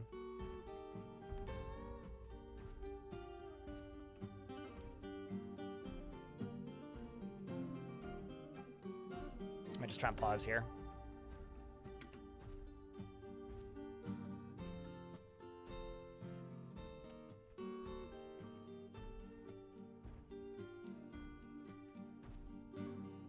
Did most of them die? I caught one, the rest all died, yeah. That's a 15% catch rate though. It could be worse. I also love the fact that this dwarf is running into the middle of the ocean. Oops. Not the most convenient, but is he gonna butcher the kid? No, he's carrying a giant agitated whale corpse in his inventory. The kid's going off to go haul something else unrelated. Like, look at the inventory. Hauled, see?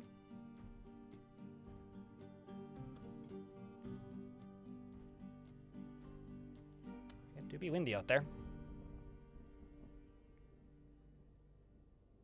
So we're currently at 6,000 meat. Any bets on what we're about to be at?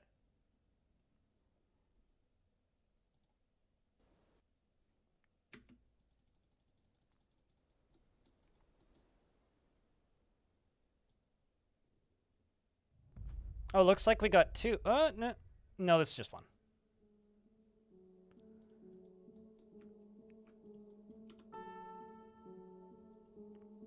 60K? It could be up to 12K.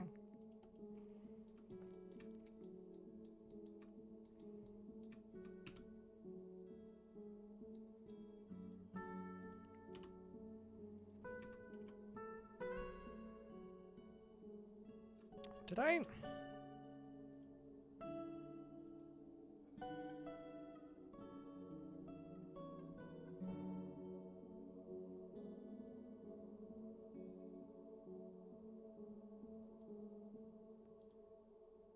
Oh. I'm sitting here going like, why aren't they building anything? And then like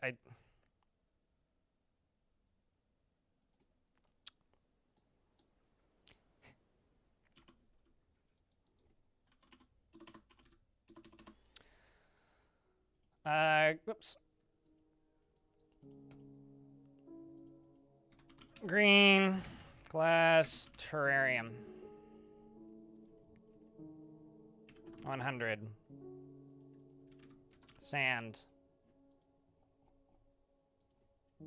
100.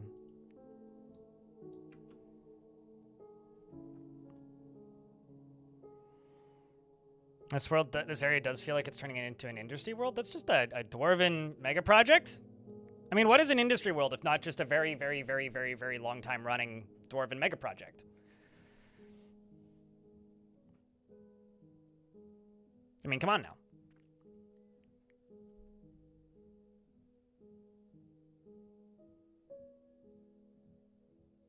I may actually turn time stream off, but we'll see. What was your earlier comment? We're kind of fucking for prime data centers with Mississippi's getting wrecked. That is true. For data center, recently voted no in an early proposal just to see, and we have 20 warehouses open up in the last 10 years here, and it's made the fields ugly, and it did provide some shitty jobs, but man, no, it doesn't provide enough jobs. No, I'm all for reasonably sized, responsible data centers, and when I mean by reasonably sized and responsible data centers, I mean if you're bigger than the West Edmonton Mall or a small city, just stop.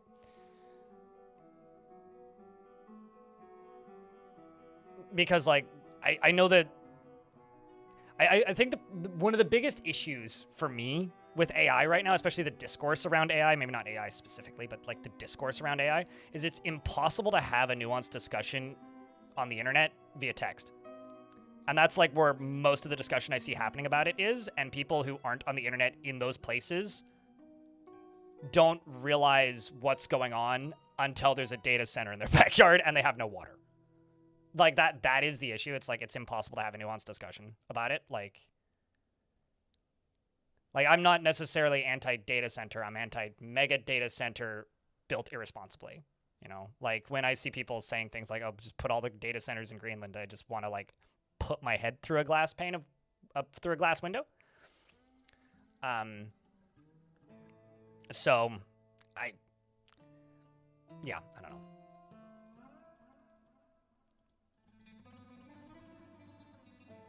Like, if I could point at one thing that I truly hate about the internet, it's like the inability to have any kind of logical, sane discussion about anything.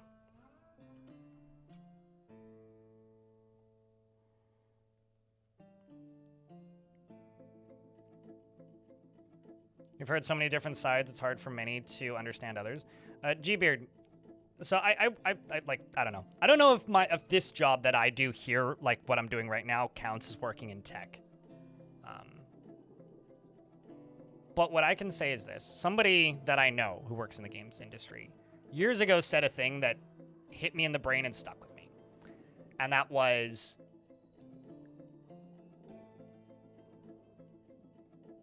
in people who ended up in tech a lot of the time, especially people who end up in higher up roles in tech, were probably the nerds in high school. I mean, just look at Mark Zuckerberg for like 2 seconds. They were probably the nerds. They probably had some hard times as a kid. And they're probably not the best at socializing with normal people. And when you go from being a kid that's kind of isolated, that never really learned proper social skills and suddenly you're a billionaire, it makes a lot of sense why the dumbest shit imaginable is happening.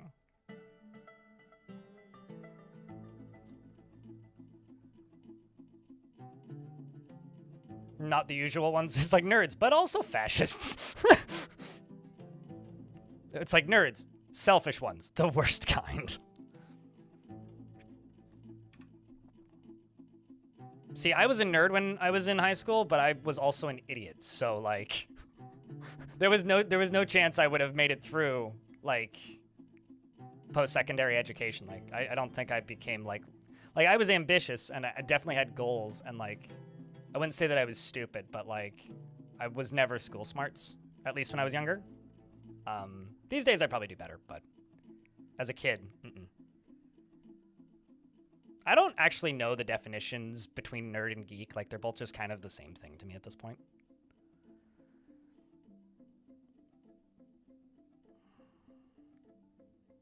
So yeah, I don't know. I'm a professional operator of entertainment software. Okay, sure. I think I'll stick to internet panhandler. By the way, check your Prime subs. But, because sometimes that feels more fitting, but, yeah, I guess that works. I don't know.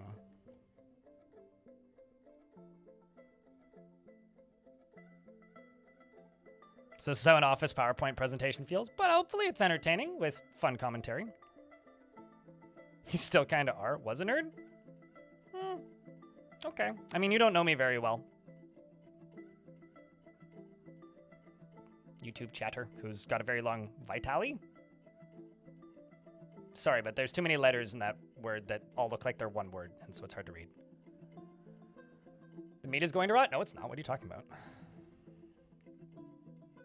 Because they carry them in stacks, right? So it takes just as long for them to haul individual pieces or all of the meat of an orca as it does a dog.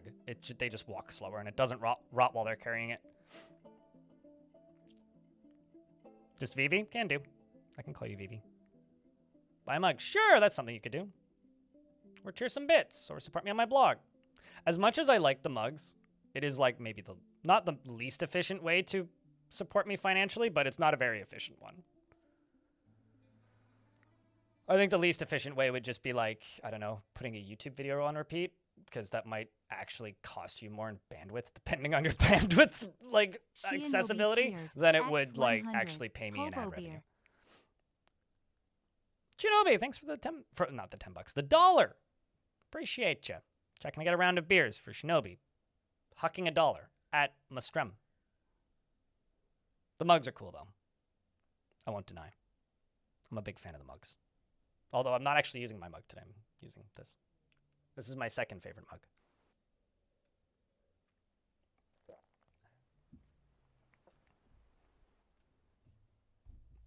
I'm going to swap the mug with the eyeball, though, because the mug is empty. So I don't drink any more Phantom coffee.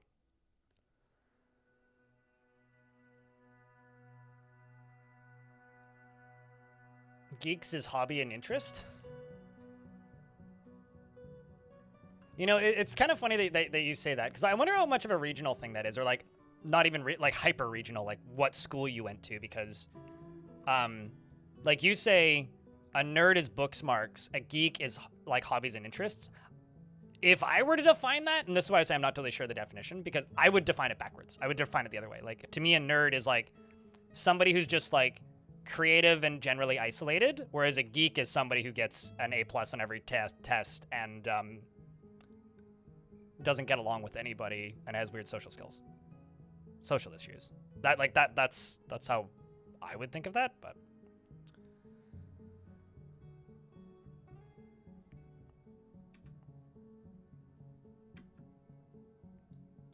Let's pause.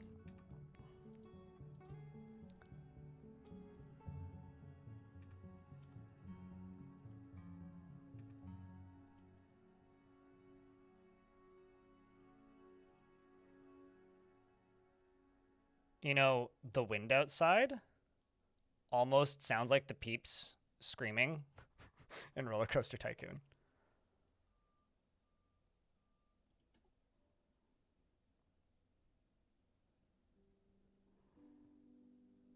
Has quite a bit of overlap. No, absolutely, for sure. You are completely correct. That there's a lot of overlap. And I do think that they're quite interchangeable. How the fuck did that gem get down here? That's whack.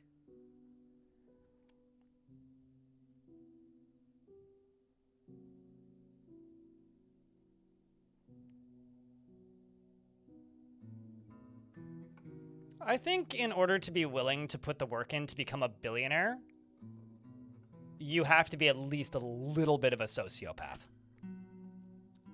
Like, genuinely. Like, I think you can be wealthy and not be a sociopath, but kind of in the same way that you have to be a little bit crazy to try and get number 1 on a Diablo leaderboard, to try and get number 1 on any leaderboard, and at that point of wealth, that's what we're talking about here. At a point, it stops being about the money and just becomes about the status for a lot of people at that tier. So from my perspective, like, it's got everything to do with being able to get to that tier of money. So kind of my idea here. I've got two different ways that I could do this. Option A,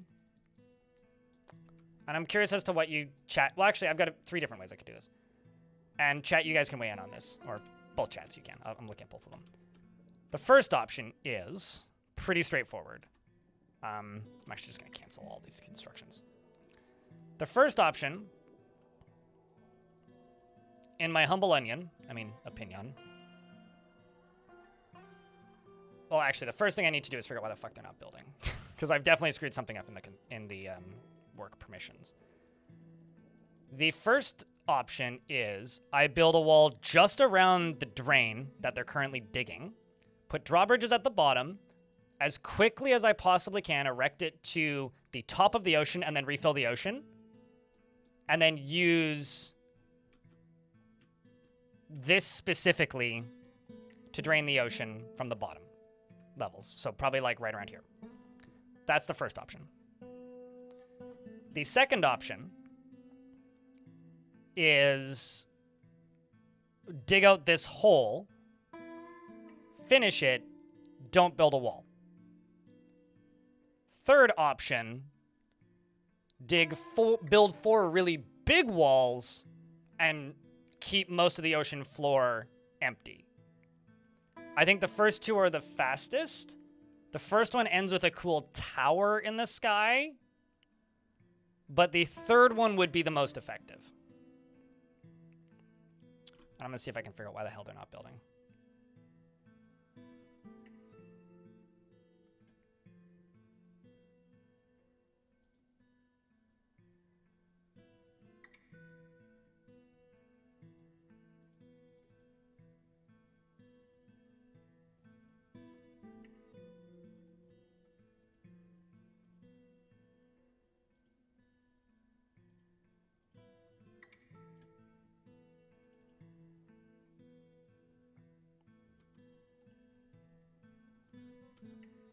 So I guess the question is what would you guys like to see the most?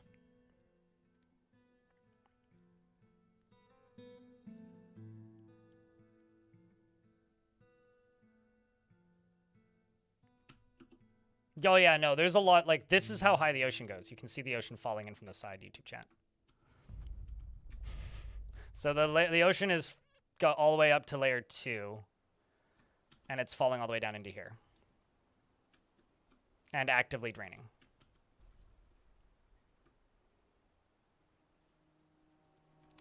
You're confused by the tower in the sky. So the tower in the sky, if it goes above the ocean level, I could set this up pretty easily to only drain the tower. And if I do that, then what I can do is I can fill the tower up, which wouldn't take that long, because it's a pretty small space. And then wait for whales to swim through it, lock them in, and then drain the tower. That's the purpose of draining the tower, is being able to wait until something swims through the tower and then only drain the tower.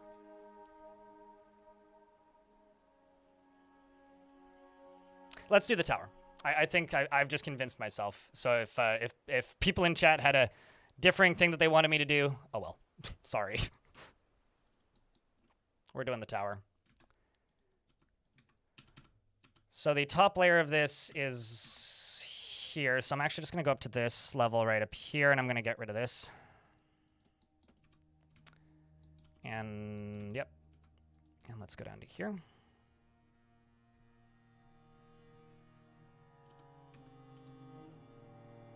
Let's also go down to here. And let's just see if they will build these, or if I fucked this up completely.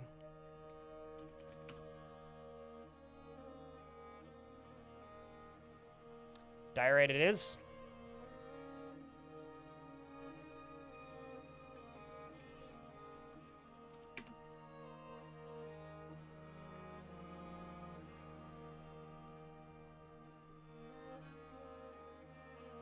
For a giant dwarf fishing tower. It'd be cool if I could pull it off. Something also that I'm a little bit worried about is the agitated wildlife. I'm really wondering if it's possible for more whales to wander into the map while the ocean is drained like this. Because if that's the case, they might just like flop in off the edge and just immediately fall.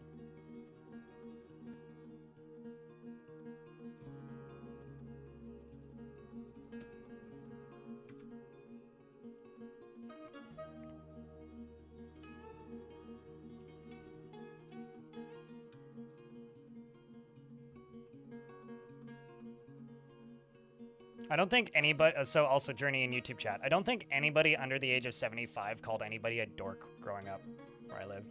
It was always like shitty slurs in high school or nerd. But, you know,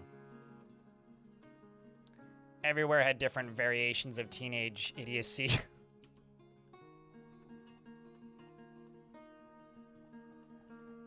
I am, like, fucking baffled at the dwarves' seeming inability to construct things. I'm just gonna see, like, okay, hold on. If I just, like, fucking place some flooring, like, right here, are you gonna do it? Like, is it the location that's the issue?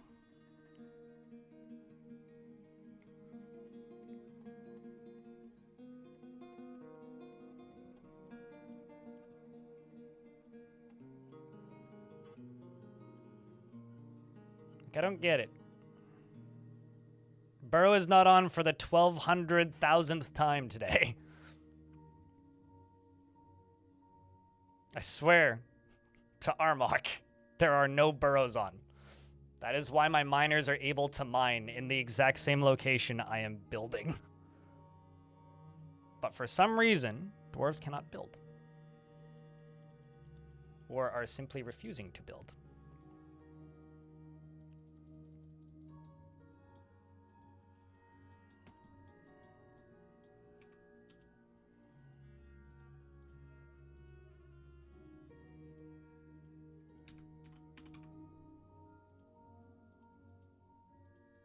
That, or I'm just too impatient because...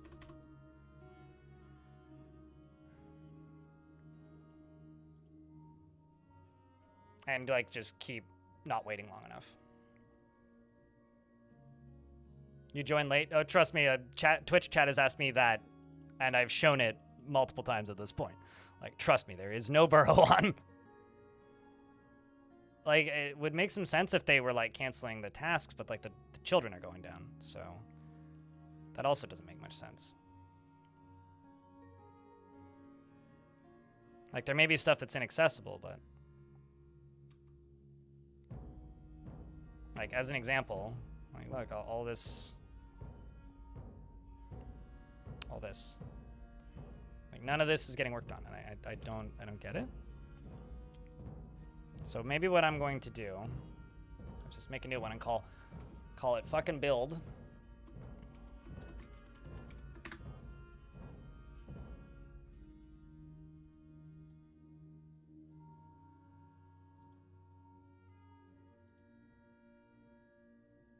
Everybody does this.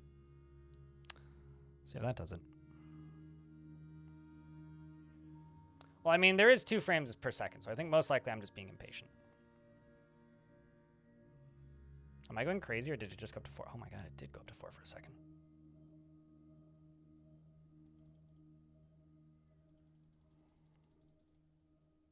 I have a big backlog of jobs. Yeah, absolutely, because they're not doing them.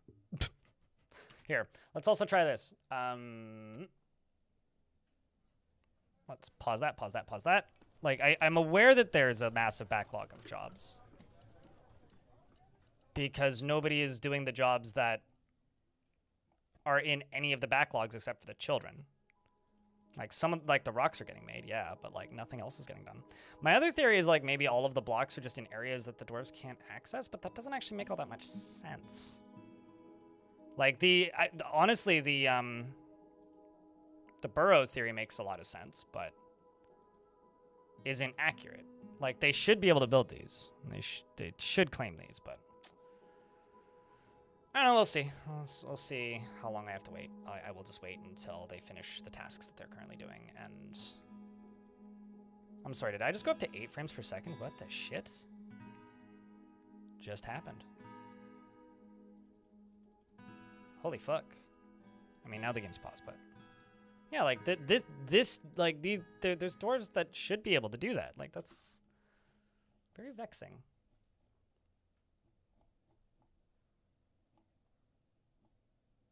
I'm gonna try something. Time stream reset. Fast dwarf 0.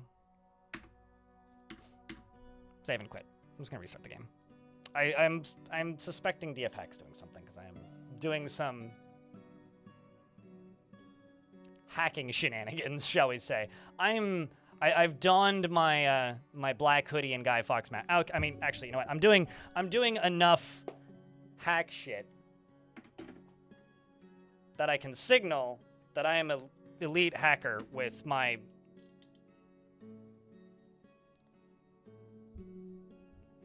convincing disguise.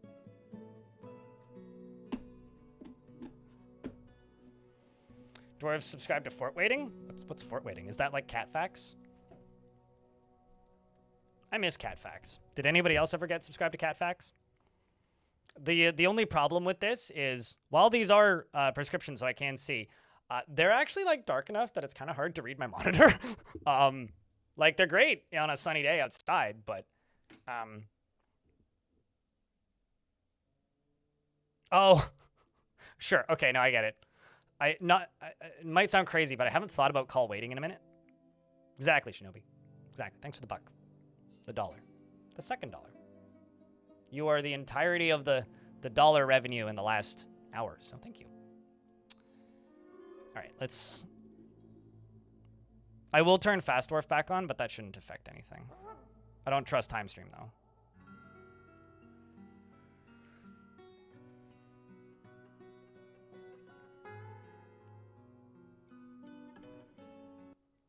Okay, let's see how fast the game runs. Let me just disable the overlay, though.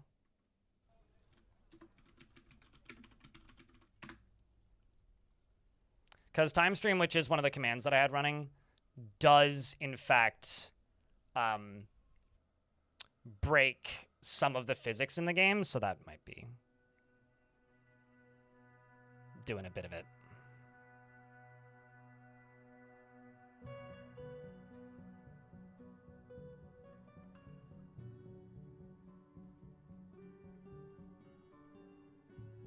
Oh, no, it's just, you know, we all have our references that we like to make, right? And call waiting just isn't one that I think about very often. Now we just need to wait for the doors to finish dancing. And slapping each other with trouts. Like, you know, actually, it does look like the burrow's still on. It really feels that way. Like, if you were to be like, Blind, the burrow's still on, I want to believe you right now, because it looks like it.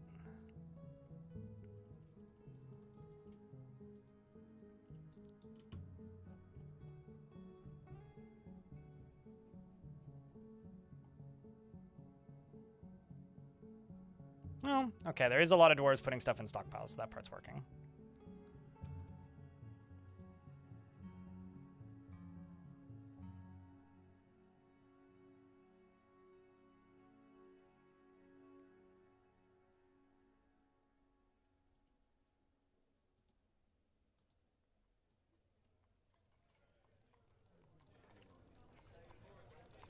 just gonna throw these other jobs back onto here. Actually, no, not for siege operators. Once again, remember how I was like, I can't actually see the UI very well right now? That. Haulers. Custom. Down. Okay. Although I don't think I confirmed it, did I? Haulers. Custom. Down. Done.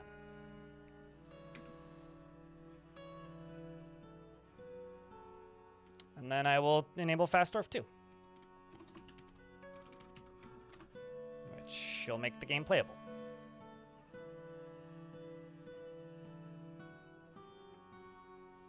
It's real weird when like the frame rate actually like kicks off and functions every now and again. Where the hell are they all going?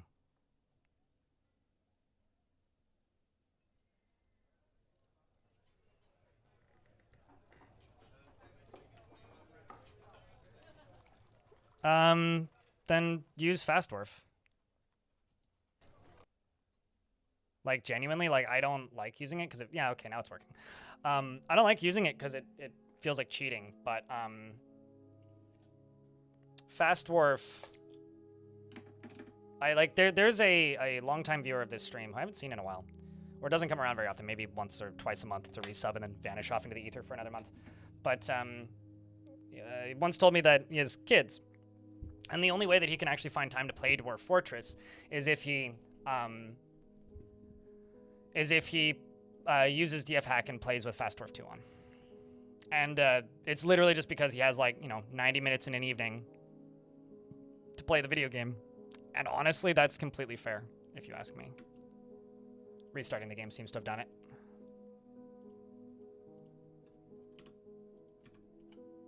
Yeah. Weird. Weird.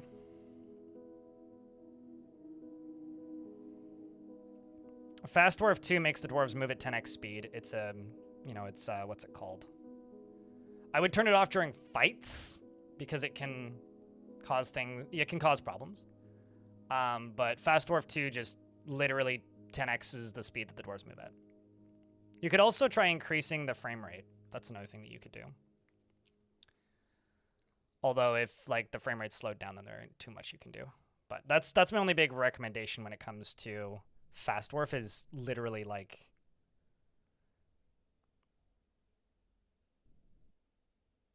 where are you headed?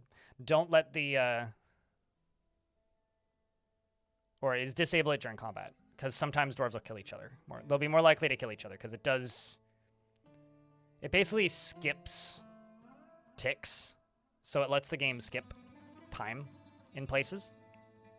It is a developer command that the developers of the video game use. However, because it lets the game skip ticks, the issue is you'll run into situations where, like, while training or in combat, dwarves will receive injuries that they shouldn't have gotten. Because, like, oh no, suddenly there's a sword in my chest.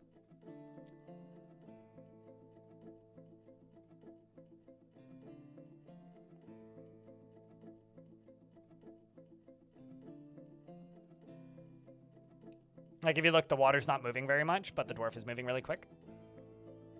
Because, like, Fast Dwarf is, like, making it seem like the game's at quite a bit of a higher frame rate than it's actually at. We're about to get hit by some ads, so I will pause the game during the ads.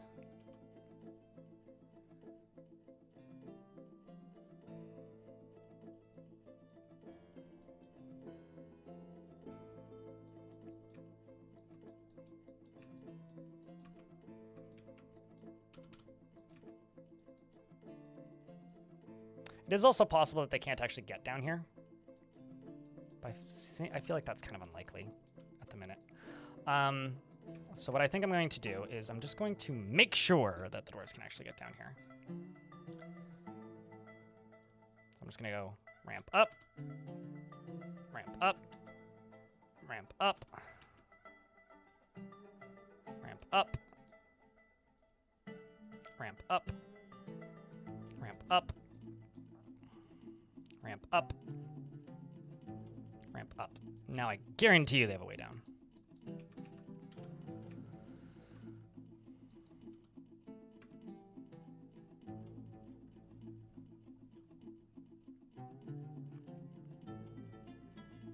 And as I said earlier,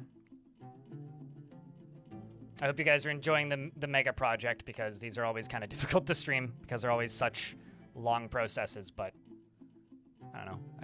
I guess I keep on saying I've been in a weird mood lately. I guess maybe that's what this is right now. It's a weird mood.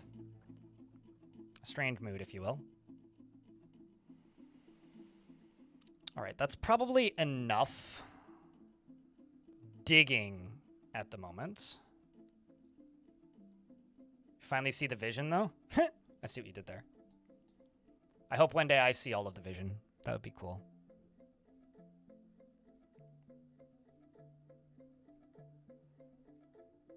Bring this guy some gems and wool? Who, me? It's definitely a Fey mood. That means I get an architecture degree out of this, right?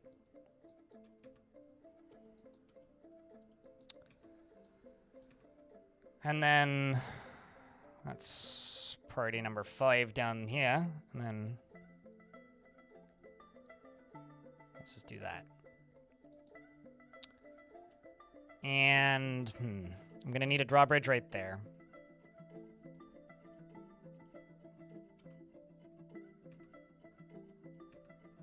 Oh, wait, no, that's dumb. The one below this should be priority number 5. Yeah, I don't actually need that. We're good.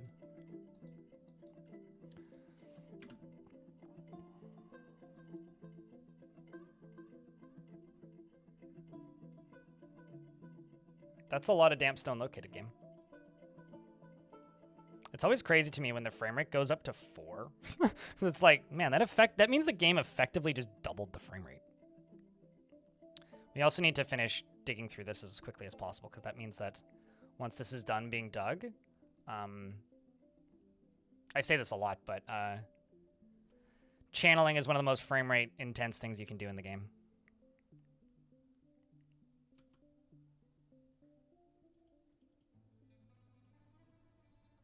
Whoa. Wind's getting more intense. Blows your mind to see the possibilities. I'm glad it's worth the effort.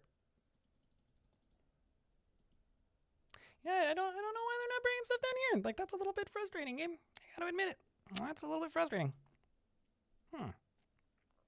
Okay. How's abort this?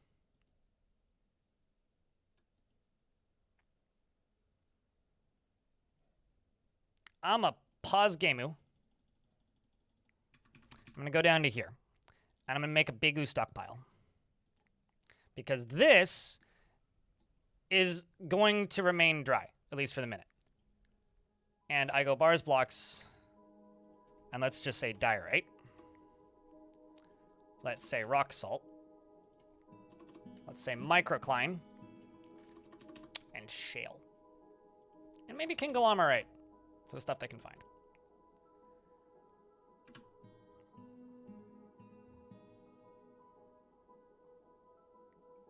How'd the job interview go? Devilish? Because I presume that's what that interview that you mentioned was. If I can ask. Good news, I hope? It's been a bit quiet, but then again, I would say that the last 6 weeks have been quiet, so... It definitely is February, and definitely a lot of big games have come out recently that are pulling a lot of people. You know, a lot of people out there who are normally playing Dwarf Fort or playing Mugenics, which... There's part of me that's interested in that game, but I find watching it difficult, so I don't really want to play it. Same industry, I presume? Devilish? How much do you know about aquatic terraforming? Or whale taming? Okay, that I would say that's probably a good sign, right? Mugenics. I know it sounds like I'm saying eugenics, but just because I had a bunch of people who are regulars in the chat asking if I was going to play it. It's the new game from Edmund McMullen, who, if you're not familiar, is the developer of Binding of Isaac. It's a game about breeding cats and creating nightmares.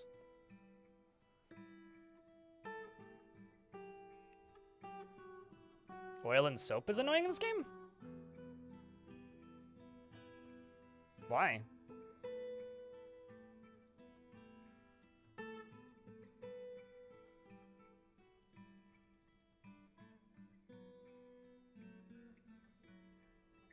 A migrant has arrived. I guess we're back up at the population cap.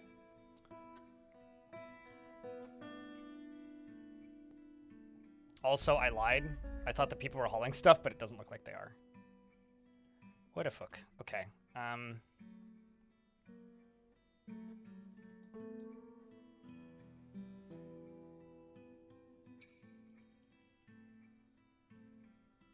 Means you don't have to uproot and move. Uproot. I see what you did there. Yeah, that's good. Not having to move is a good thing.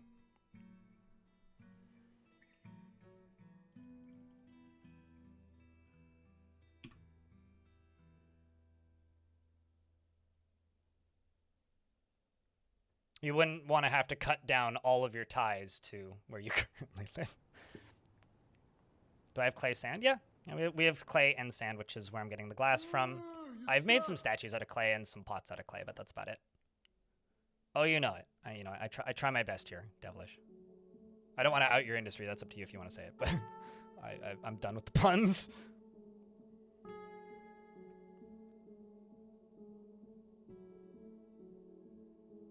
I'm sometimes a little bit flippant about jobs around people because I'm pretty open about myself, but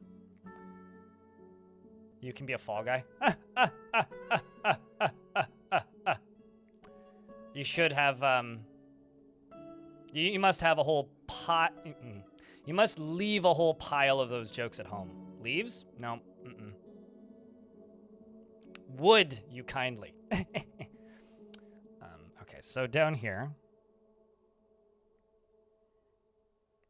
I went offline as you woke up, really? I mean, I was on for 13 hours yesterday. How you doing, Notacasa? It's good to see you.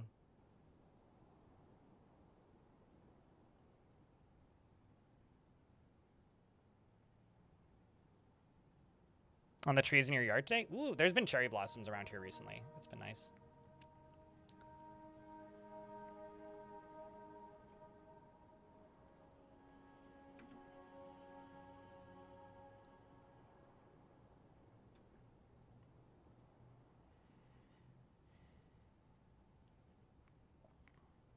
But how you doing today, Nodokasa? I actually slept well last night, which is great. So I'm like, maybe that's why I feel like I'm getting through the seasonal depression, is because like I feel awake. Which is like a little bit of a rarity for me at the minute. Actually, just gonna pause this. Boop. All right. I'm curious as to what that does with the frame rate.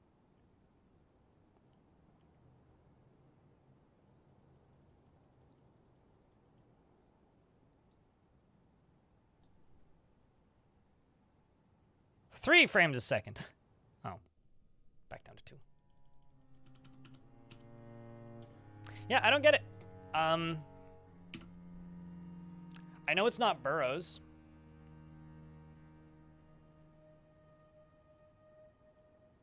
Like, did I fuck something up pretty royally in here somewhere?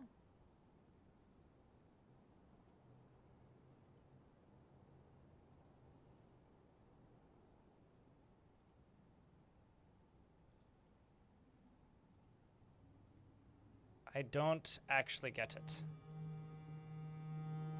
I'm just gonna go through and reset all these to default, unless I did something really stupid.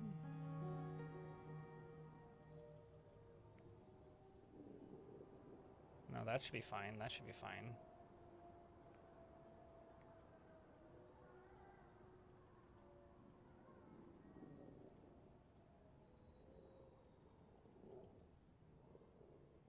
Like, there's... Oh.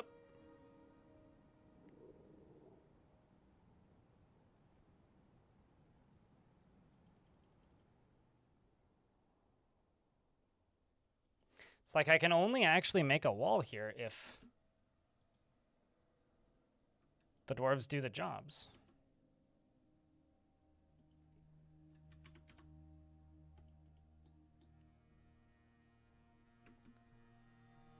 Actually. Oh, this would be really stupid if this was the case.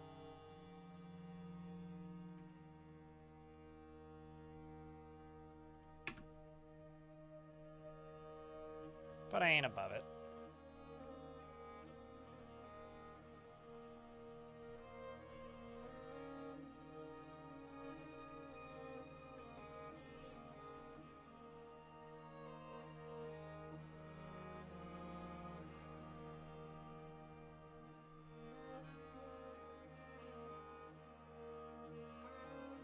Were we able to get them bones? Oh yeah, no, all the bones have been moved in. Hauling is happening. Hauling isn't an issue. It's construction, and I can't figure out what's the issue. Dwarf Fortress is playable on Steam Deck, yeah. Pananch in YouTube chat. I don't personally own a Steam Deck, but I've heard lots and lots of reports of people playing it a ton on the Steam Deck. It will run a little bit slow, so keep your population a little bit lower in the game settings and maybe have slightly smaller maps than the default, but like overall that shouldn't be an issue. Okay, let me try this. I'm gonna let them teleport to complete jobs. I'm doing a lot of like Uber hacker stuff at the minute.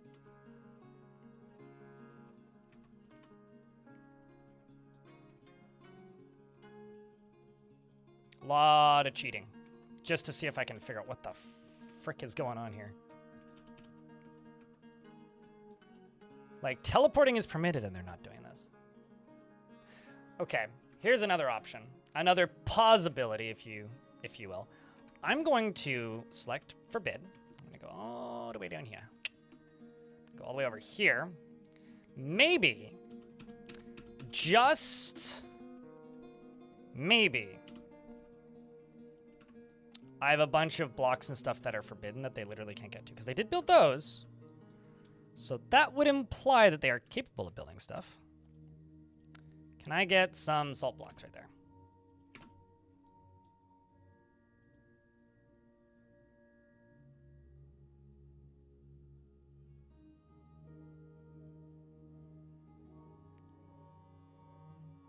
No, it runs fine on the Steam Deck. It's just if you do run into performance issues, just know that you might want to keep your maps a little bit smaller because it's a lower powered device. Dwarf Fortress will run on just about anything. Panatch. You just might have to go out of your way to make it work. All right, chat. I'm going to humor you.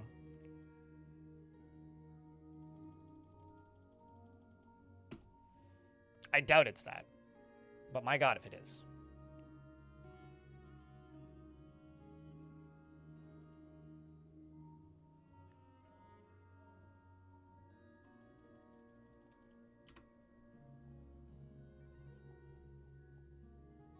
Yeah, they're just like straight up seemingly incapable.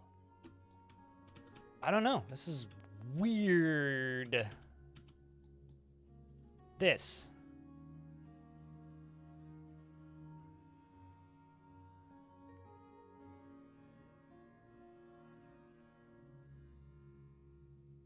Truly bizarre. But like, this stuff's all getting down here. You're gonna see stuff appearing out of nowhere. It's gonna be bizarre for a second, but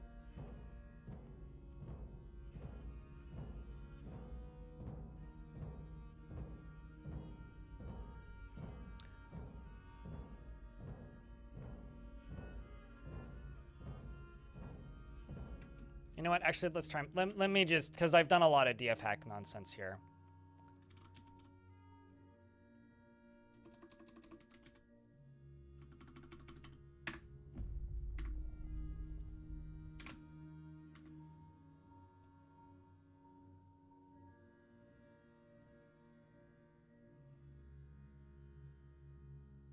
And now have a booming hemp oil industry. There you go. Baruz, thank you very much for helping keep the channel funded. It's been a freaky few weeks, so thanks for the 3 months. Appreciate you, chat. Can I get a round of beers for Baruz? Helping keep the channel continuing to exist in the format that it does. Fix corrupt jobs. Yeah, no kidding. I don't actually know if that command works these days.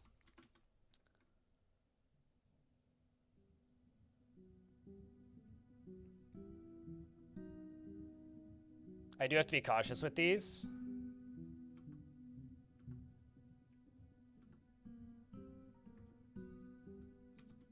Because some of them could actually like break the fort permanently, so.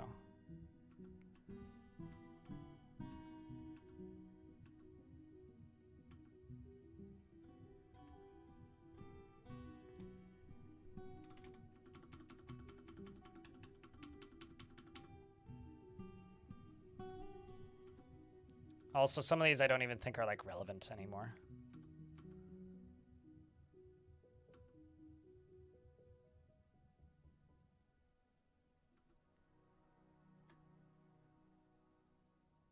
Okay, I immediately regret the fact that I used that one, but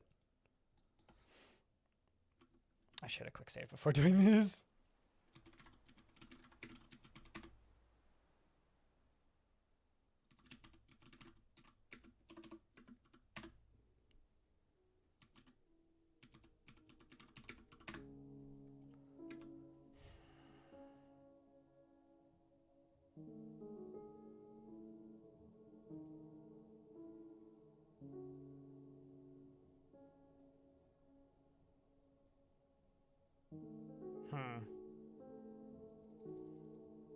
Yeah, I don't know.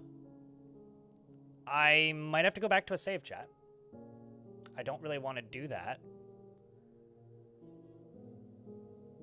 But I maybe have to go back to a save. Because something is fucked up. Something is busted. Something ain't quite right.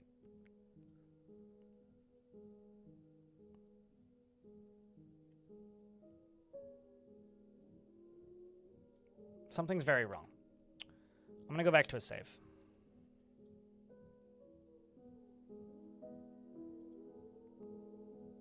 Not that we're actually gonna lose much of anything, just a few layers, but...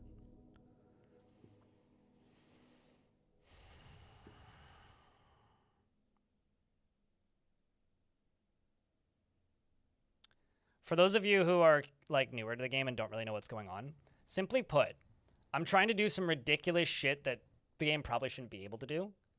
And in order to make it feasible to do that ridiculous shit that the game shouldn't be able to do, I'm using DF hack to basically break time. And I think I broke it too much.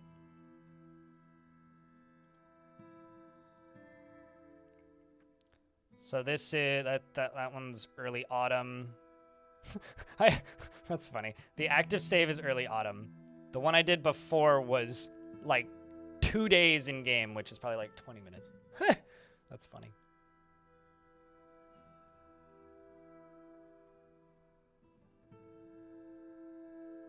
No, but that's the thing is like...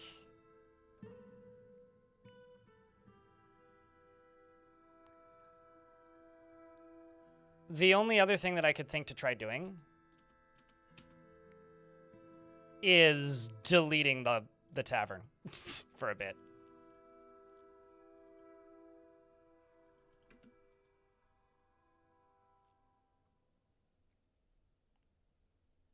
Actually, I you know what? Maybe I'll just... Let's repause this again. Hold up. I'm going to go back to that save. I'm just going to try deleting the tavern. Because I personally see that as unlikely to be what's going on. But it's not impossible. It's certainly not impossible that it could just be the tavern. But it does seem... It's like they were picking up jobs earlier without any real issue. And now they're just not in the same window of time. Like I built all those traps with like no issue.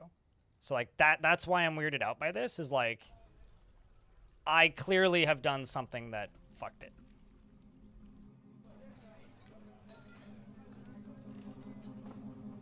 And like these sitting here and not getting done by anybody anywhere in the fort doesn't make any sense. There should be somebody doing something somewhere in the fort that isn't just hanging out in the tavern. Like, it's kind of mathematically impossible that there isn't somebody who's done at almost all times and off doing something else, but we'll see.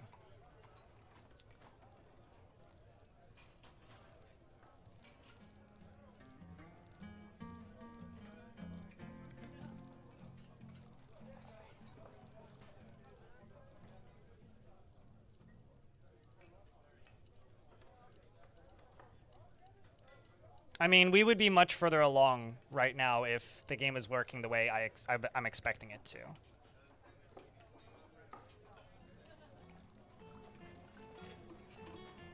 Like, see the fact that no, I'm gonna go back. There's something wrong. This is not correct. This is not the way the game should be operating. Hope I didn't completely break it. It's bringing back old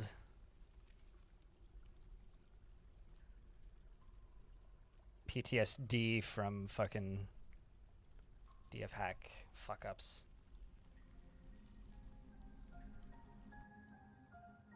And once again, I know I've asked this a couple times in chat. If anybody has suggestions that isn't Burrows,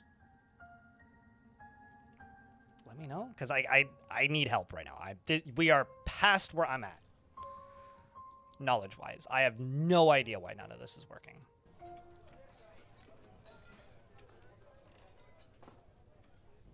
Genuinely no clue why this isn't working.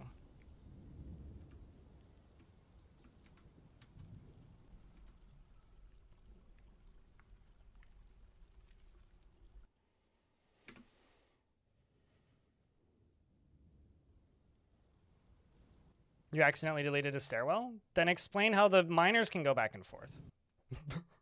I don't think it's not a stairwell, man. And bricks that are inaccessible wouldn't show up as accessible here. Nope. That's like, it's literally they are not collecting the job. Like, the job is appearing as available and they are not prioritizing it. Like, it's literally just a... The dwarves are not...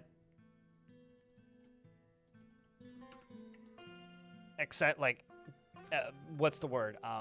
Taking on the jobs. So I'm just going to go delete all the socializing zones. And it's not like an impatience thing.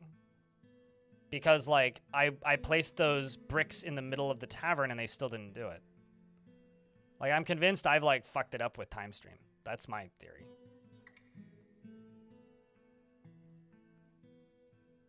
They've been doing that with a staircase in this fort, which is always kind of fun. I'm just going to pause this.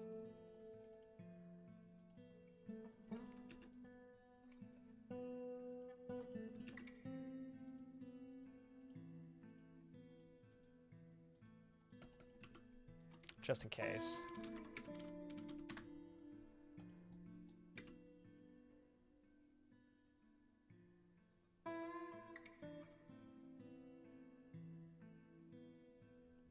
Fix General Strike. I want to say that was a bug that was actually solved, which had to do with seeds. Like, there was a, like, planting seeds is, like, one of the highest... I could try it. Fix... there was a bug where, if you ran out of seeds, then dwarves would be incapable of picking up new jobs. Because if planting was set to everybody does this,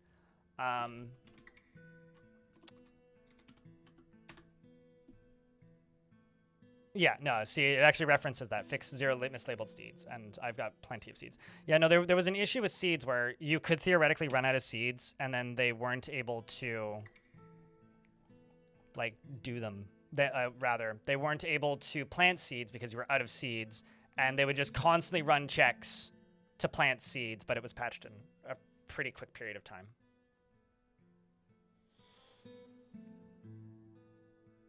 Time stream basically, like, changes the game from being deterministic to being non-deterministic. So multiple tasks can happen at once, and it massively artificially increases your frame rate. Like, you want to run the game at 1,000 FPS, you can do that with time stream. However, it sometimes completely breaks your game. Which I'm starting to think it did. But it's just one of those things where whenever somebody is like, no, manager isn't used as far as as part of construction, so that wouldn't be the issue either. DJ Empirical.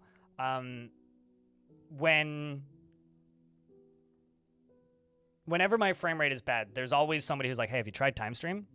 And today was like one of those days where I was like, fuck it, why don't I try time stream? Anyways, now I'm regretting it, so it's...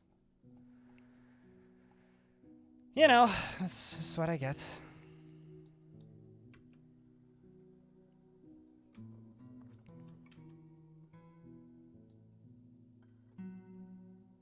The only other thing I could do is I could go back to the beginning of today.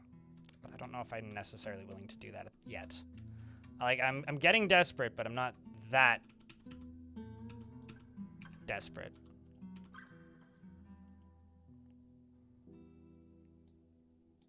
I've drained an ocean? Yeah, but I was able to, like, build all these workshops and shit at the bottom of the ocean. Like, it's... that the ocean in and of itself isn't the problem here. Like, the jobs are queued up, but literally no construction jobs were being selected or even attempted to complete is the issue.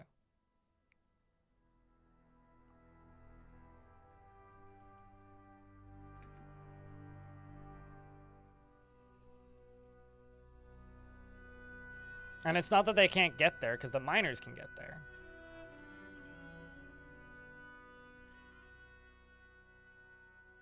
I just did that, not Aruchu. I might go further back, actually. Let's try going further back. I apologize for this, chat. This sucks. This was not my hope when I started today.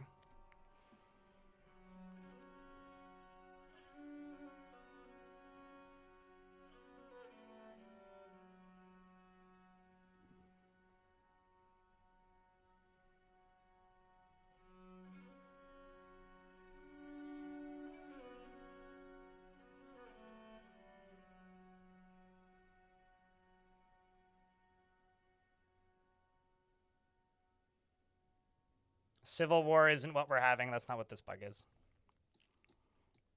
Or that's not what's happening here. It's I don't think... Sorry if I seem frustrated. It's because I am. Surprise. Okay, so this is before even any of the aquifers got tossed. Or not aquifers. This is before any of the whales got caught. So what I am going to do... This is back when things were working. We're back at the beginning, so we've lost not all the progress, but most of it. Where's whale? Where's whale?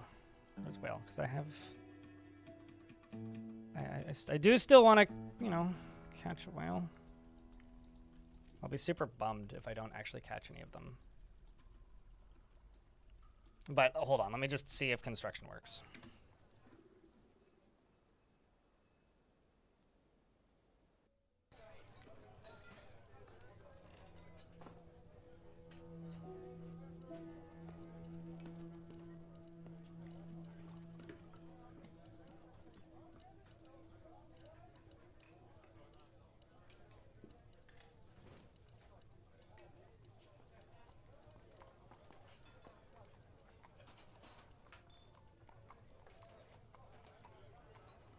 Well, I just did, Steady Yeti. See? Now they're building.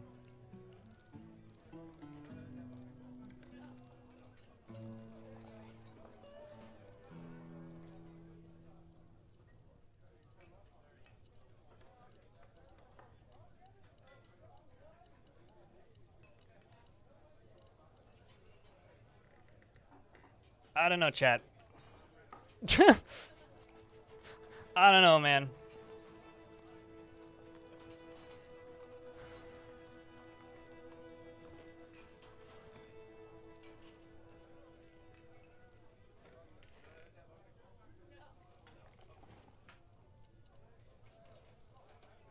It must have been time stream. So pro tip, don't use time stream.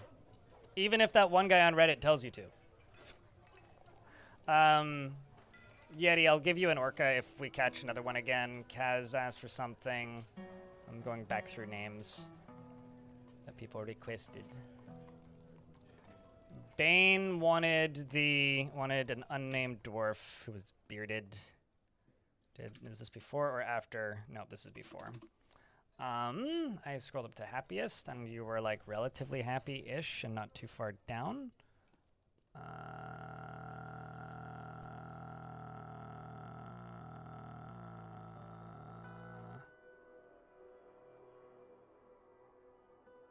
There you are. Helm's Rock, yes, I remember that.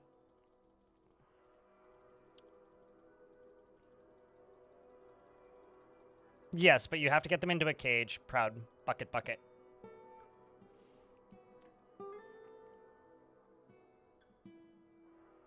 Fast Dwarf's still on, so.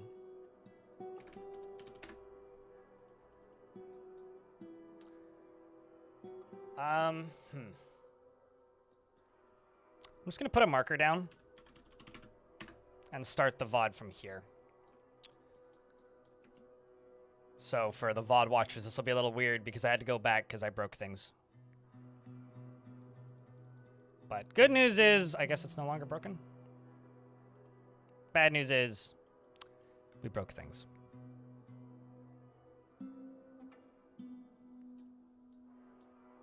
Good news is I also figured out why the orcas weren't getting butchered initially and fixed it.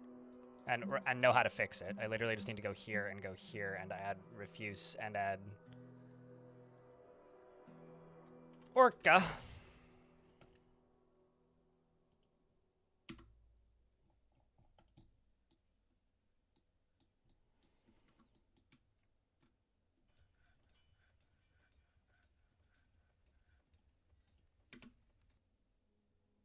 Well, progress report. You've literally missed nothing because I just started from where we were at the very beginning of the stream because against my better judgment, I decided to use a command that does drastically increase your frame rate, but also has a chance of breaking things, and I'm convinced that it made it impossible for me to build.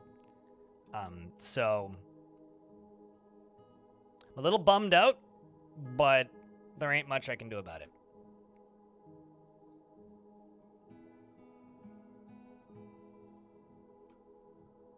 I tried using a command that people have suggested in the past called Timestream, which changes the game that you are currently playing from deterministic to non-deterministic. Actually, I wonder if... No, I don't want to keep fucking with it. Water killing the frames? I mean, it's running significantly better than it was. When it was actively draining, we were getting about 5 frames per minute. Now we're getting about 2 frames a second, which is great. So, yes, but that is expected. That's not the issue. The issue is me trying to make the game more watchable using Fastdwarf 2. This command, which basically lets the dwarves run at the speed of light when the game's running normally, but at a playable pace the rest of the time. So, like, this is 2 frames a second, right? But, like, you know, they're moving at, like, a much more reasonable speed. And I'm also going to do another thing right behind this, which is I'm going to grab this tool. I'm just going to pause the game real quick so it's easier.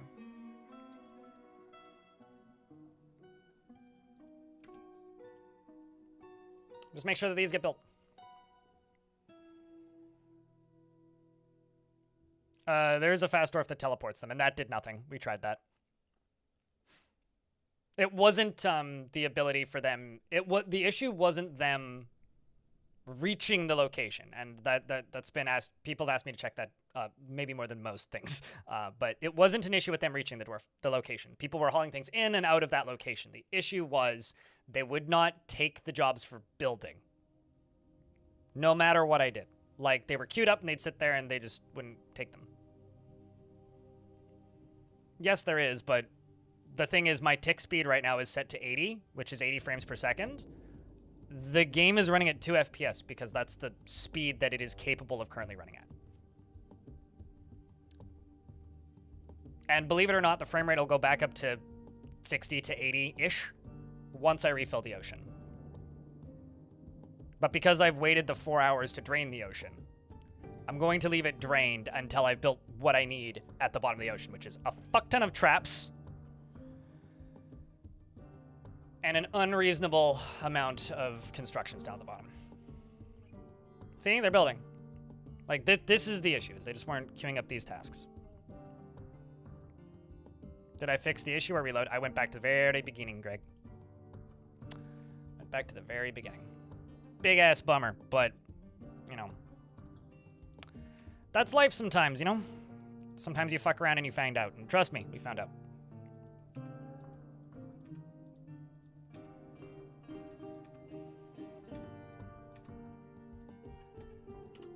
The big bummer is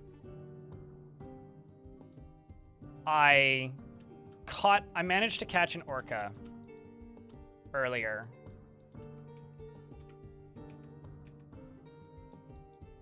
And I'm very scared that I won't catch one a second time.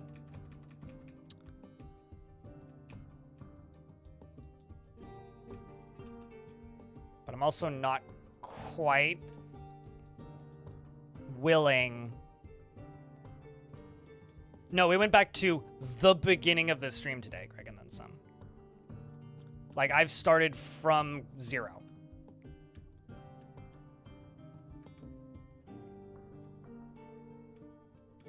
I tried every other save that I had, and none of them worked.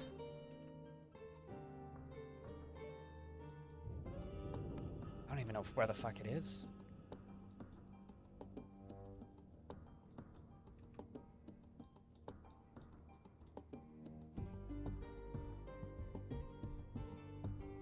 I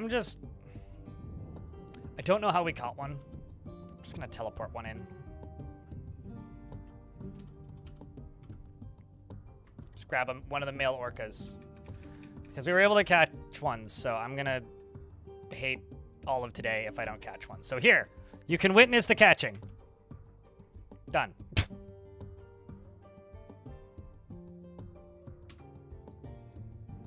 If my own stupidity and willingness to try commands that I'm not that well known and versed in. Save? Yeah. Good call. There is a channel points. Don't use it right now. There is a channel points command to that you can redeem to make me save the game whenever, but this must be a draining experience? No, actually, I find doing weird shit like this very fun, Vitaly, but having to like lose like 4 hours of progress due to my own stupidity and desire to make things go faster is frustrating, because it doesn't bother me when it's outside of my control. When it's 100% my fault, I feel like a fucking idiot, especially because like I'm going against my own like advice that I tell people that I think is wise, which is like, you know, I tell people, you know, be cautious with a lot of DF hack commands because they can break your game. Today I decided to not do that. So, like I don't know. I went against my own advice. I will give you your dwarf given channel points Bic.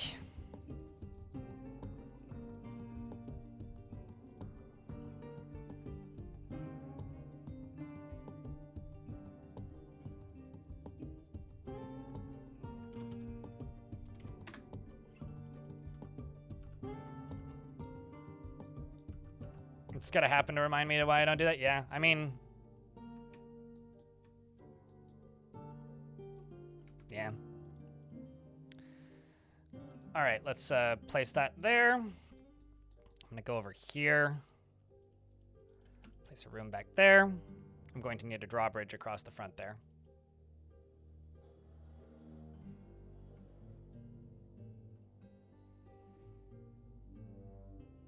Just do as I say, don't as I do. Yes. Yes. I guess the question is, chat, do I put this whole VOD up on YouTube? Or do I just put the post problem up? Unforgivable riot? I cry every time.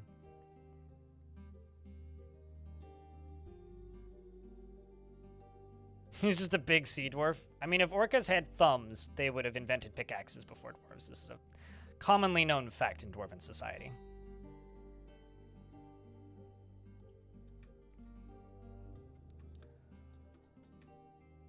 The actual, like, thing that's going to be time-consuming here is I need to get down to here again. Actually, can they? Let's find out. All right, dwarves. Let's follow the dwarves who is digging. The weird part and the slightly less weird part? I'll just put a timestamp. That's easy enough to put, just huck a chime stamp in there? A timestamp in there. Huck a chime stamp, yes.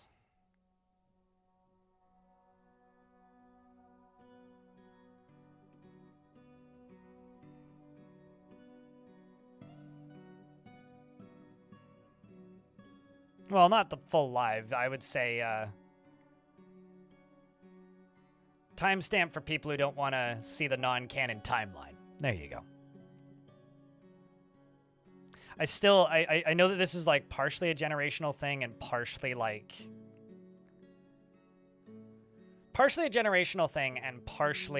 a regional thing, but I'm never going to be used to people calling streams lives. For people who want to watch the whole live, that like doesn't read as right in my brain. It reads as like not the way that word is used. It's strange. Where are the dwarf bathing suits? You know, that's a good question. I don't know. Exactly. Like that's what I think. That's what I want to say when I read that. It's like the whole live what? What do you mean? Do I get extra lives?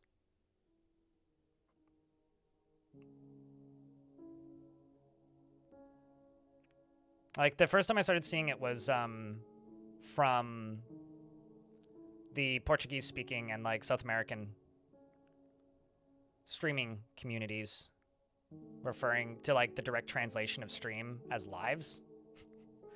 It was like the first place I saw it, but TikTok calls them lives. So ever since TikTok popped up and became commonly referenced and used by people, I've seen it a lot.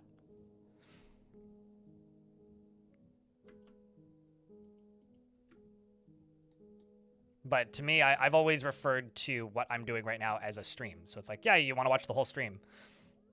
Or you want to view the whole stream, or witness the whole stream, or be present for the whole stream, or be there for the entirety of the stream. Make sure that you don't miss any of the stream. And that's going to be odd to me forever, I guess.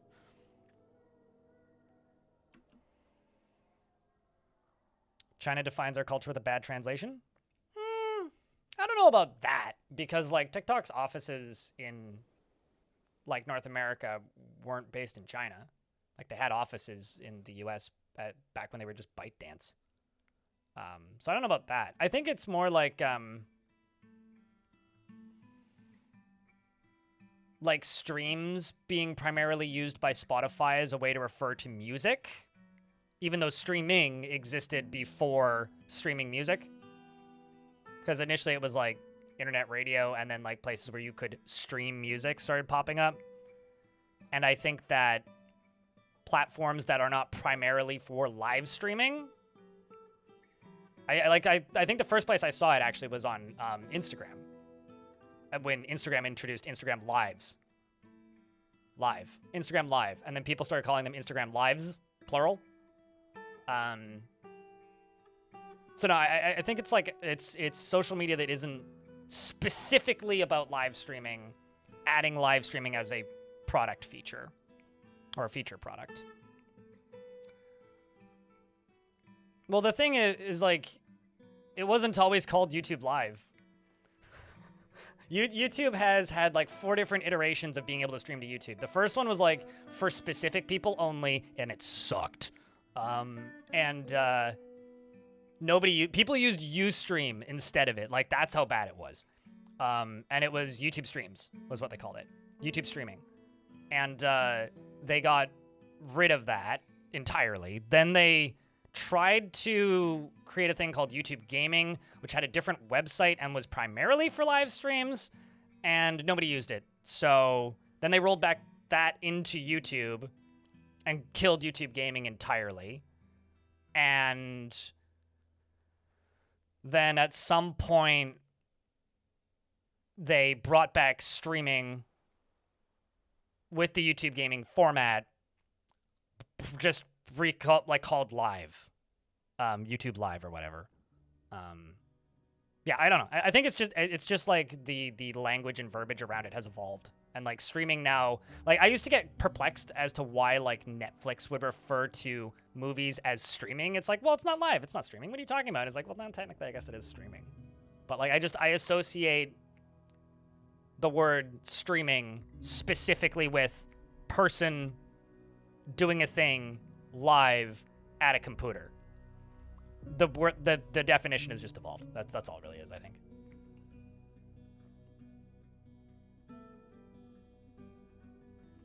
Going for glass walls down there? Fuck no, I ain't nobody got time for that.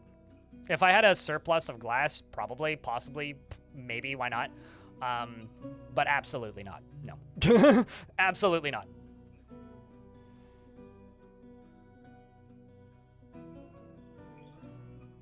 How are my stocks so plentiful?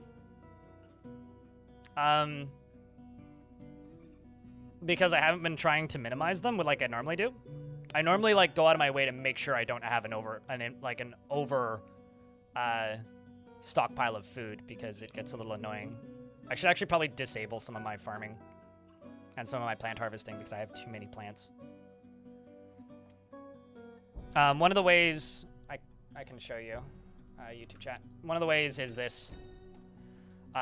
Once a season, I don't even have this running at maximum capacity either. Once a season, when the fruits all fall off of the trees, they will just go collect all of the fruit. Like a square this big can feed a whole fort. I'm actually just gonna delete it though, because I'm looking at my plant count and going, they can work through that stockpile for a while and save on the jobs. Make the dwarves a little bit more efficient here.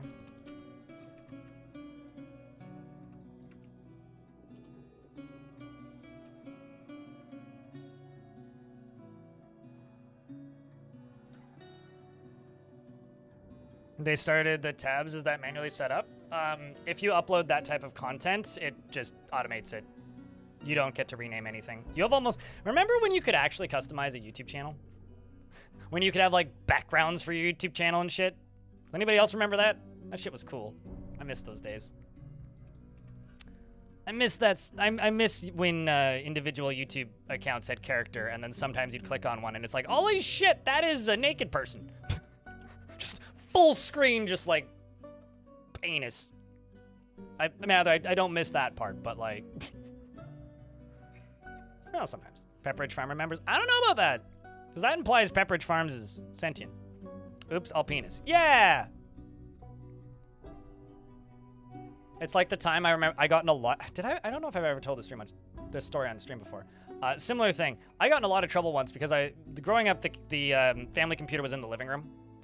And I used to play a lot of RuneScape.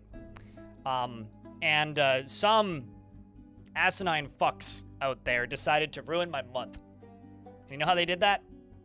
They made a website that goes to RuneScape that is not runescape.com. Like www.runescape.com was a website I was allowed to go to, right? If you typed in www.runescape.com, it would take you to an adult site. And my mom was standing directly behind me. And I went and I asked if I could play some RuneScape. My mom says, yeah, no, I'm not using the computer right now. That's fine. You can play for an hour or whatever. Go over, sit down, little kid me. Type in runescape.com and type out the URL instead of it 404ing, like probably should have. Booted me over to porn. And my mom's just like, what? Like, immediately started shouting at me. I was like, turn that off! And I'm like, ah! Scared the crap out of me. I think it scared me more than, like, my mom. I'm just sitting there going, like, I don't even know what I did! I was so baffled. As a preteen me. Yes, heck yes, let's not talk about that. Once again, let's not talk about that later on. Anyways, after much explaining and getting, like, informed I was not allowed on the internet, I insisted that I'd done something, like, I didn't do it intentionally. Like, it wasn't that's not what I was trying to do. No, like, please give me another chance. After, like, a week of, I want to say it was about a week, my dad, like, decided to humor me and, like, went and tried every different version of that URL, found it, figured out what the problem was, apologized for grounding me, and then I was allowed to play RuneScape again. But I wasn't allowed to play RuneScape unless, specifically, little old me used the page that my dad bookmarked. So shout out to my dad for bookmarking a page for me. So I could go, I don't know, get killed by a highwayman or something.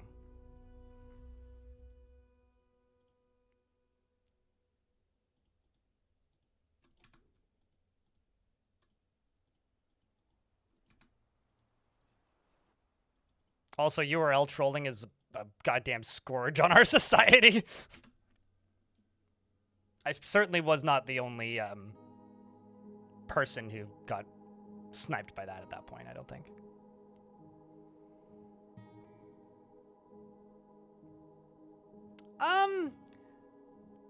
Bless my parents. They tried their best, Letteran, but I'm going to be honest with you. I think that my parents, and I think rightfully so, I think just didn't trust the internet. It's not like I think that they were thinking that I was going to intentionally go do that. I think my parents probably saw that one episode of Degrassi with the girl who goes on IRC and then, like, gets kidnapped. It's a very specific reference, but... or like heard news stories about that sort of thing happening, and just kind of, my dad not so much, he knew how the stuff worked, but my mom didn't so well. Not that, well, actually, my mom knew how early internet worked. My mom was like, I found my mom's like university Usenet posts, which is kind of fucking wild, I should note, to me, that my mom posted on Usenet, of all fucking things. Damn right it does, Andy Van. I'm actually just gonna build a bridge, I think. Fucking bet it does. Also, thank you. Now the devil and I is stuck in my head. Ba-da-dum. Bow, bow, ba-bow, bow, bow, bow. Fucking banger.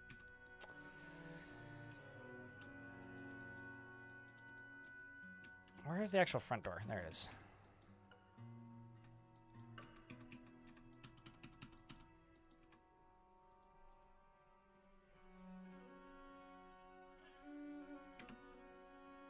I think they actually just can't path down there at the minute. Whips require a lot of training, but yes, they are still as overpowered as they used to be, if you let them train. But they need to be, like, pretty highly trained. Otherwise, they're, like, fine. They're like a hammer, kind of. But if you have steel whips and a full squad of, like, high-tier whip users, yes, they are ridiculous still. But then again, so are swords. I think that the, like, the old school advice of how strong they were is actually a little bit overblown to a point, but... Oh, so I need a bridge right here. I keep pausing.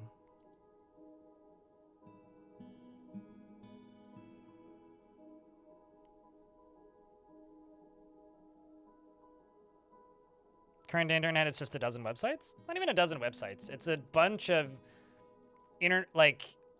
interconnected software. I understand that, like, there is a website where you can go use Instagram. Personally, in my brain, I don't think of Instagram as a website. You know? I don't really... For some reason, I still think of Twitter as a website. But, like, I don't think of Discord as a website, you know?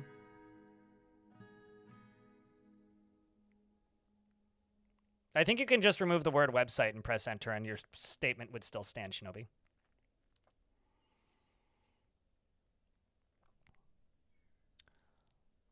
I recall a specific singing metal whip. Well, yeah, I mean, that's like having an artifact adamantine whip, mate. That's basically what that is.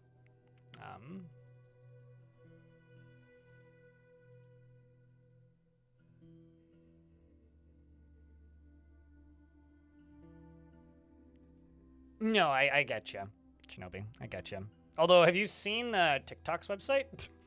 Good God, man.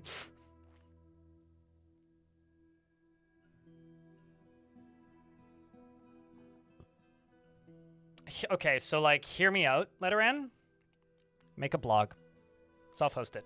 Or, like, host a website, like, or either Patreon and use public posts, Coffee and use public posts, or just make a blog. Or do both.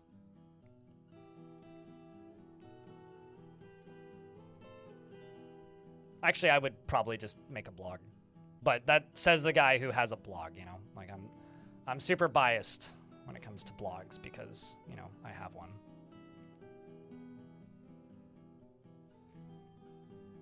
I'll tell you this, you post enough pottery in the post art room that you could have a blog or a Patreon and just not have any paid tiers and only free tiers. And that the thing that I think people don't realize about Patreon these days is it's kind of a social network now. You can use Patreon and not actually like accept money for anything. Like you could just use the free tiers. Like I have something like 250 members on my Patreon and only like 60 of them are like giving me money. Which is silly because they should just sign up for my blog because that's all I do is I just forward those emails to my blog, but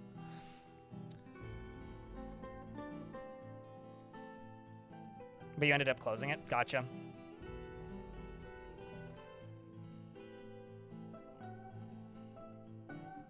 But yeah, I don't know. I know that there's a lot of nostalgia for the old internet. I don't necessarily feel that all of that nostalgia is wise to carry. But that's just me. You're not sure how to cancel it? I mean, I give Dwarf Fortress a couple bucks a month on Patreon. I want to say it's like $5. That's mostly because like I make my whole living on Patreon. I'm making my whole living on Patreon, like, or not my whole living. I make my whole living off of this game, so the least I can do is give them a couple bucks on Patreon. Like, it feels wrong to not do that.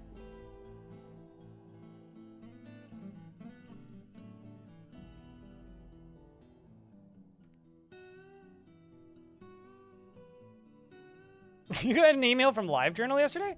I wonder who owns LiveJournal these days and what it looks like. I'll bet you it's like, it's one of two things. Completely unrecognizable, 100% different use case service, no relation to the original website. Or identical, nothing's changed. There's no in between.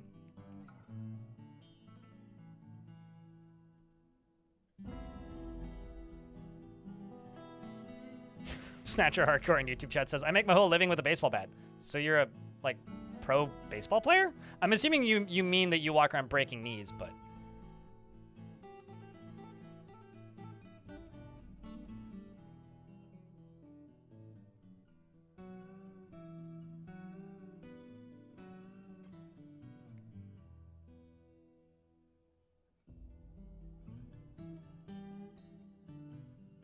And it blocked you for being a security threat. Or that.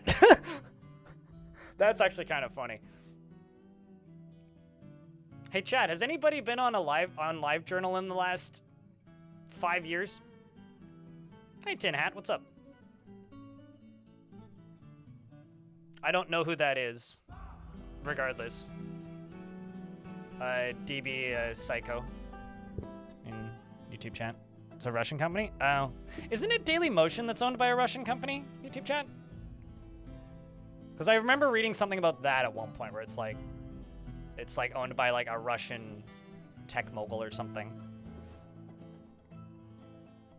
Which is why there was so many like stolen movies on that thing.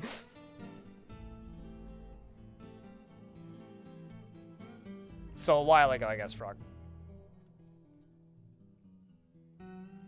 You wanted to reread it? Yeah, I think the closest things that for me that come to me being old, the nearest thing to me actively using old internet, aside from like taking part in the indie web,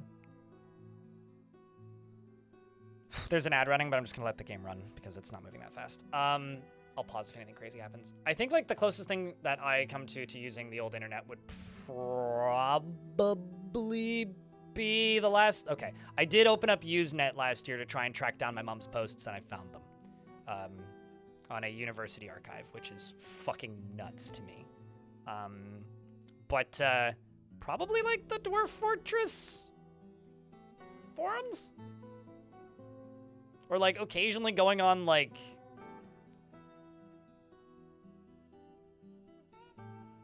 Also, we definitely just butchered a whale. Look at the meat count. It just went from like 800 to 6,700?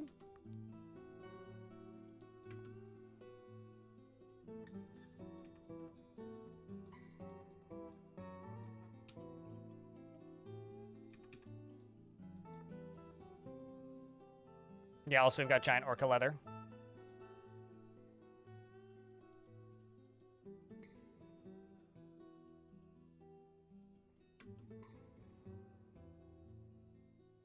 This wheelbarrow is just transferring giant orca leather. Or, yeah, giant orca tripe 89.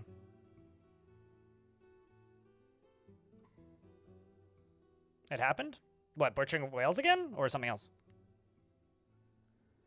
Did we recatch Willy? I may or may not have teleported it out of disappointment and frustration in my ability to functionally play this video game, but yes.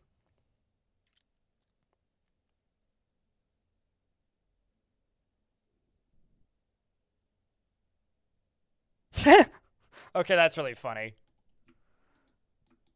Have you ever felt like that's one of those moments of like that? Like, have you ever felt secondhand embarrassment for yourself? Like years after something you said or did. I was watching a video of Vakken Open Air relatively recently, and it was a 15-year-old video. It was like one of the first years that they uploaded a festival for Vakken. And I was scrolling down in the comments section to myself thinking, like, man, what a fucking performance. And then I saw a comment from me, like, 15 years ago saying, fucking good show.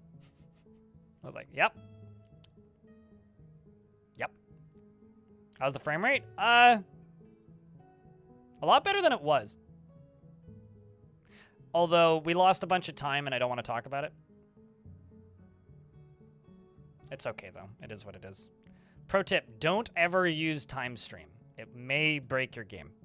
And I mean, literally may break your game. But yeah, we're getting about 2 to 3 FPS, depending on what's happening at the minute. Which, between that and a little bit of Fast Dwarf, it's honestly quite playable. So. Lost time or gained and shared knowledge? Gained and shared frustration, I would say. Not much knowledge. Aside from the, I wonder if this is a good idea. Yeah, maybe this is a good idea. Hey, don't do this unless it turns out to actually be a good idea. Actually, never mind. It wasn't a good idea. Don't do this.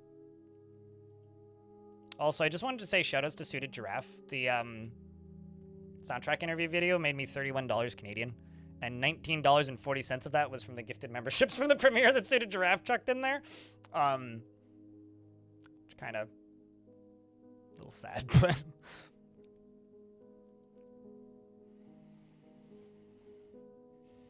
2 to 3 fish per second sounds pretty good. It's like the fish factory level in. I'm gonna use this as a block storage. It's like the fish factory level in What Remains of Edith Finch. I really enjoyed making it. It's just, I don't know. I think like the YouTube algorithm is just getting to me a little bit at the minute. Like there was somebody in my YouTube comments a little while ago that was like, if all that you care about is views, you're gonna have a sad life, which is funny to me because it's like, it's not that all I care about is views. If all I cared about was views, I would be making shock content, political commentary, general commentary content, or like Roblox videos. Like something around that kind of either outrage content, shock content, or like Roblox videos. That's what I'd be doing if all I cared about was money. But you do need views to pay bills.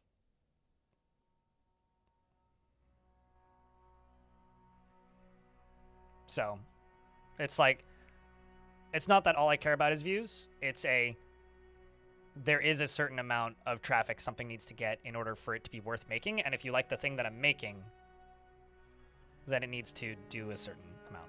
And it didn't even halfway get there. It's like not even like 30% of the way there already. And it's petered out almost completely already, which means I don't get a break after this project, then get to work on the next one, and need the next one to not do that. That's what it means. Oh, okay, sure, fair enough. DBL Psycho in YouTube chat. I do know what VK is. I don't actually know the full name of that company now that I think about it.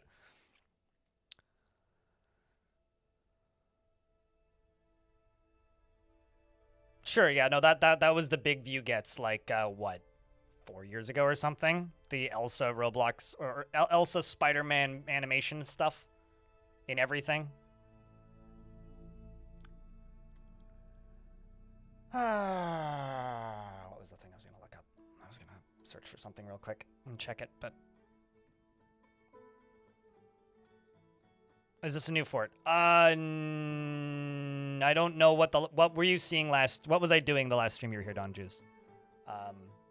This is a new-ish fort. I think this is, like, my, like, 6th stream of this fort?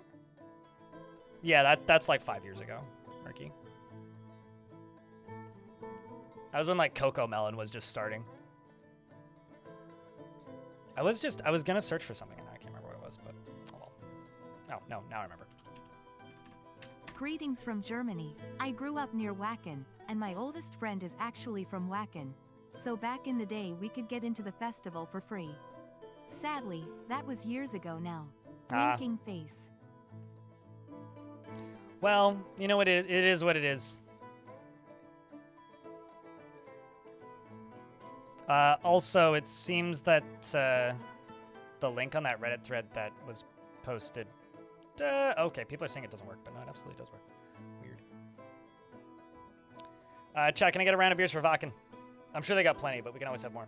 My aunt and uncle were cycling through Europe in 2018 and backpacking. And they ended up right next to Vakken while it was happening. And they said that it was the scariest, like, afternoon of their lives, followed by sudden, like, realization as to what was actually happening, followed by a massive appreciation for how nice metalheads are. Because they initially arrived and they're like, oh shit, is this like the fucking skinhead gathering? Is this like European Sturges? What the fuck is happening? Like, are we gonna get attacked? Like, there's just like people in leather everywhere. What the fuck is happening? Like, it just everybody looks like they're in a gang. What is happening? Oh, it's a metal festival. Okay. You're not down with the kids' content anymore? You know, honestly, that's probably healthy if you're an adult. But thank you very much for the Prime for 18 months. First subscription in an hour. Thanks for helping keep the channel funded. Yeah, I like the metalheads and most punks. Well,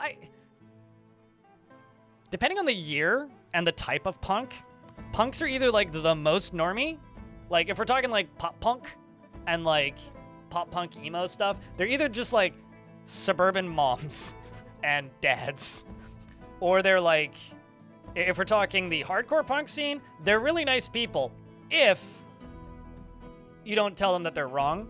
And if it's straight edge punks, they're really nice people. And if you light up a cigarette, you might actually die.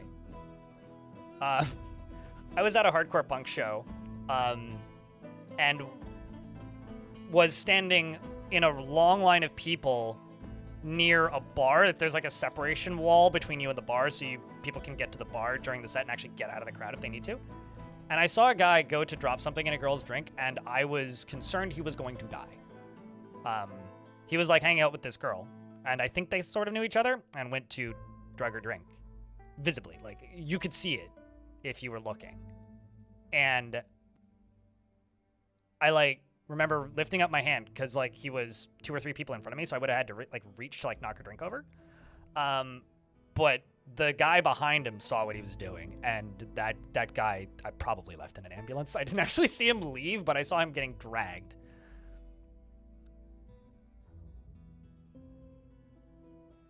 I don't think you should die for doing something like that, but definitely get a black eye, bloody nose, some broken cartilage, and maybe like a lost tooth. But like a lost tooth in like a bad angle so you look really dumb and talk funny until you get it fixed.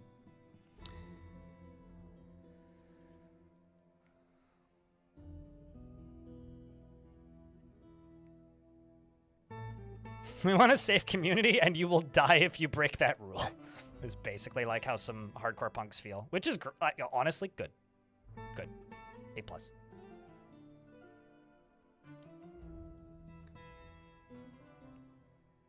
Although, like, you know the Dead Kennedys song, Nazi Punks Fuck Off? is kind of just walking truth that, yeah, well, on one hand, Fayed, I do agree that punks have a reputation for being good people. Same with metalheads. There are exceptions to that rule. So, as much as I like metalheads and as much as I like punks, I've absolutely run into some assholes. Like, it's not a one-to-one rule.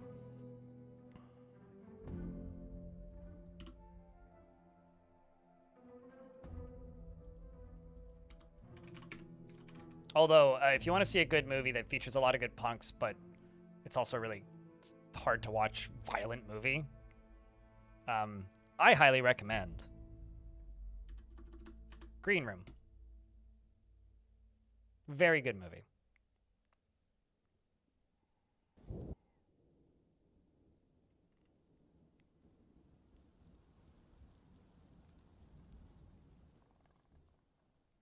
So what you're telling me is you don't like the country of France, Murky?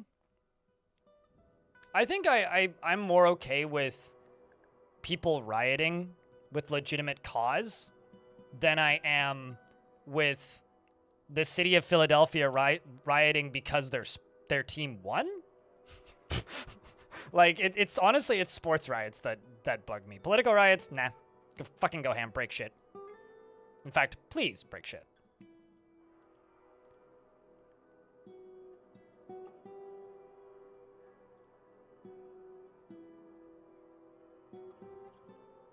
I attended someone got stabbed to death. That sucks. But there's also like, you know, it's weird. It's like, there's this thing, like I watch Anthony Fantano on YouTube, right?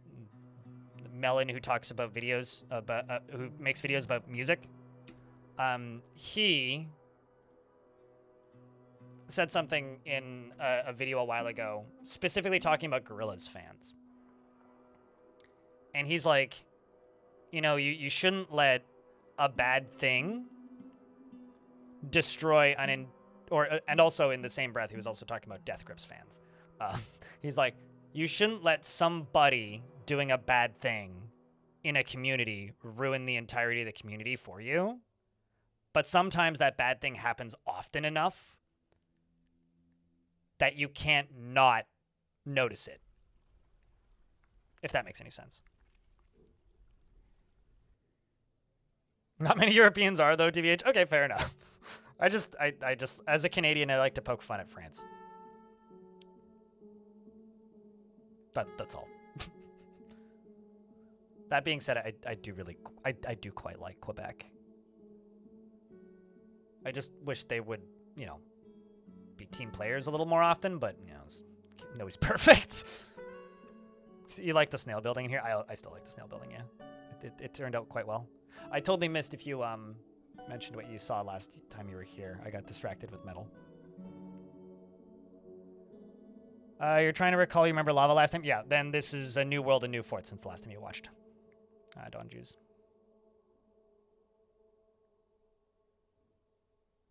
The YouTube chat keeps on like sort of refreshing and like moving, but nobody's typing in anything and it keeps making me look down there and nothing's changed. It's like, what's happening? Am I going crazy? They just know what to do with their monarchy. Yeah. I don't know. I think like when it comes to public disobedience and just being really annoying to fix problems with your country, I think the Dutch are some of the best at that. Because they're just very, very good at complaining extremely loudly. And to the rest of the world, they just look like petty twits because it's like, there's times where they'll just be complaining about the nicest section of a city you've ever seen in your life. It is absolutely pristine. It's clean. There's no dirt or mess that is noticeable or discernible or even really recognizable as a thing that exists. And you're like, wow, this is one of the nicest, smartest setup places I've ever seen humans have the pleasure of occupying. And they're like, not enough trees. Why didn't you bring the planters back? The planters were here earlier. You took them away to clean them and plant new plants in them. Why didn't you bring them back? The fuck's wrong with you? Also, there's a car there. There's a car in my neighborhood. And they don't live here. It's been here for 25 minutes. What are you even doing? They could speed. The humanity. And you know what? Honestly, call the SWAT team. Yeah. There is a Volkswagen Beetle in my within my line of sight. Call the goddamn SWAT team and get that thing extracted. Melt it down for its natural resources. Donate it to charity. What, Dutch once hate their prime minister. I beg your pardon?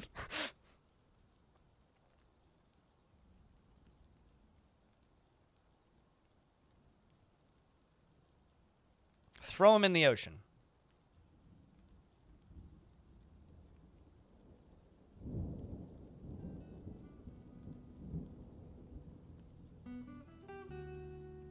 You'd probably have gotten along with the punk community had I lived in an area where they actually existed. Yeah, you live in the middle of nowhere. It's mostly country and western heads.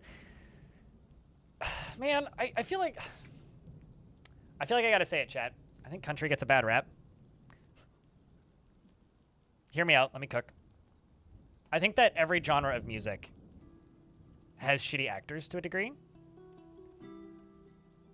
However, certain genres of music have people that are so shitty, it's like impossible to ignore.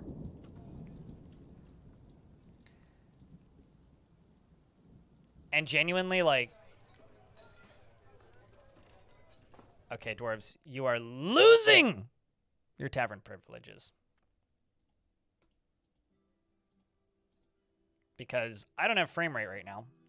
And it seems like it's taking a really long time. But it's not actually going to take that long of a time. And so if I delete your tavern privileges and your worship privileges, then you'll just go do the thing that I need you to do, which is fucking go put shit away, please. Also, how many whales are still alive?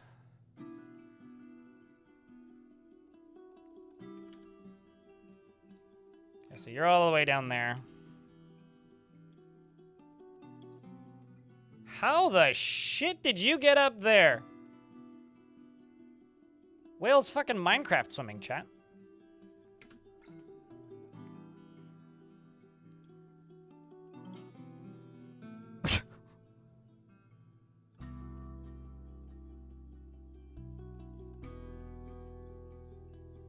Pausing them doesn't actually unassign them. Pausing them only works if they're not assigned to a room. So I'm not deleting the zones. I'm simply unassigning the tavern from the zone.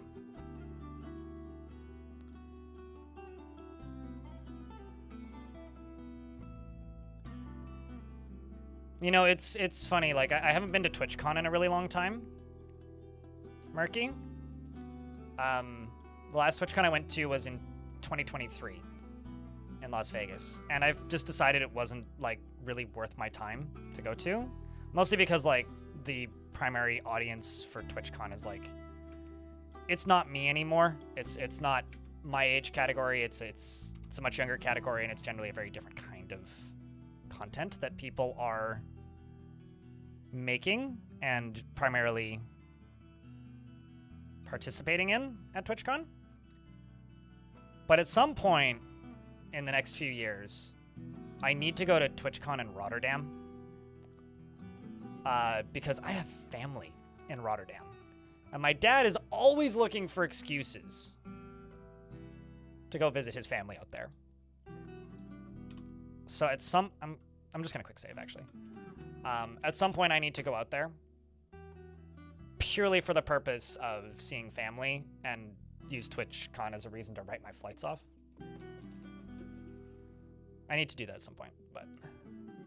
US TwitchCon or Euro TwitchCon, fan? There's actually a Dutch stroopwafel place here. The lady that owns it has a Dutch accent, which is kind of awesome, actually.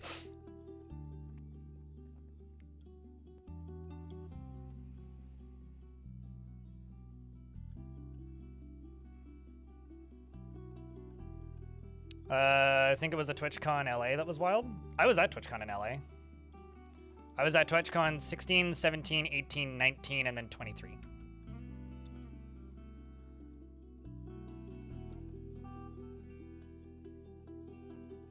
A weapon of mass consumption. A+.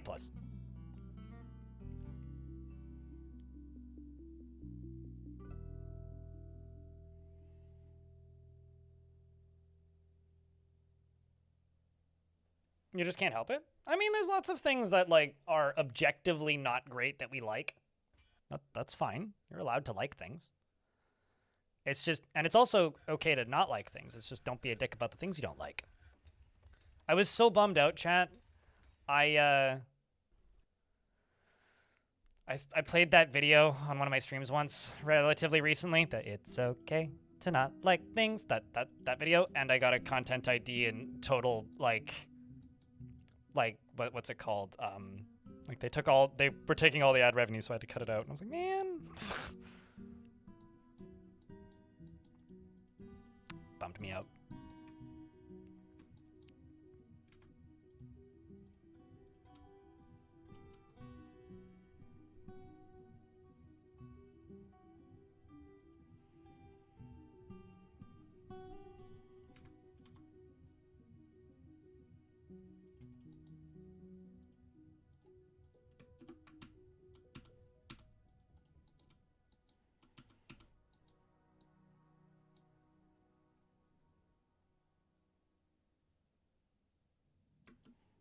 Reminds you of Nigeria? That's oddly specific.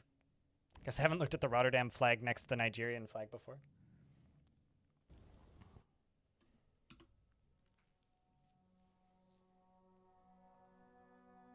Remember I used to, years ago when I was little, we had this game, which was kind of like an educational game thing. And the idea of it was... Actually, hold on. Let me check something. The idea of it was you had to fly an airplane from one side of the world to the other using short distance routes. And you were given a flag, and the idea was to get to the other end of was to get to your destination on the map while slowing down the other plane. Sort of like a Ticket to Ride kind of thing, if you ever played Ticket to Ride, but with planes. And I remember learning a lot about flags from that game, because it would just give you a flag, and so you had to know like what country it was. What am I doing?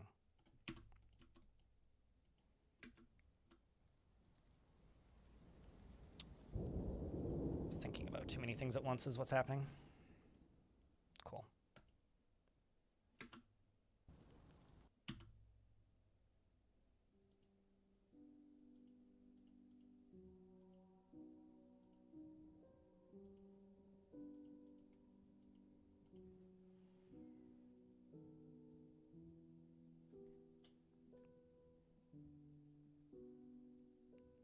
It's still a pile of shit? No, it's an artistic pile of shit. Come on.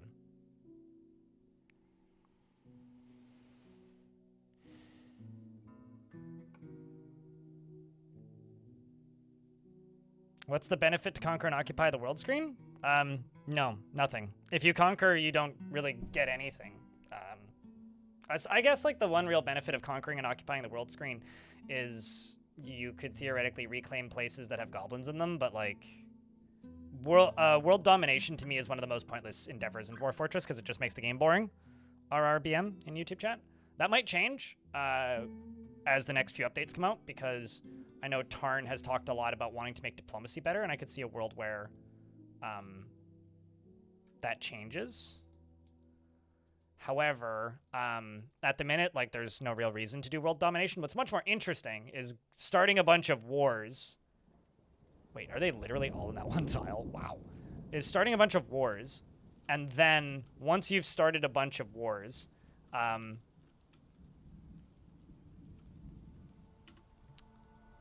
playing the other side. That is much more interesting.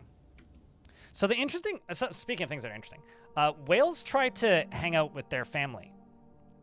So if one of them is stuck somewhere, it seems like the others try to loop around to get to their family.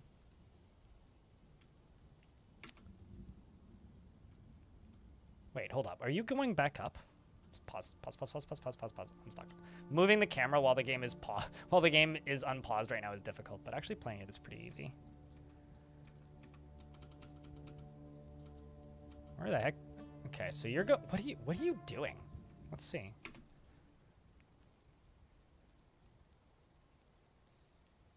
To me, this is less... Okay, so I did watch a bunch of scenes from Free Willy yesterday.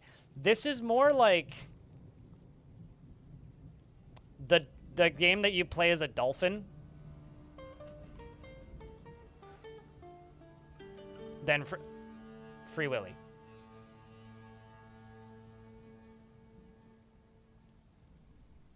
Echo the Dolphin, yeah.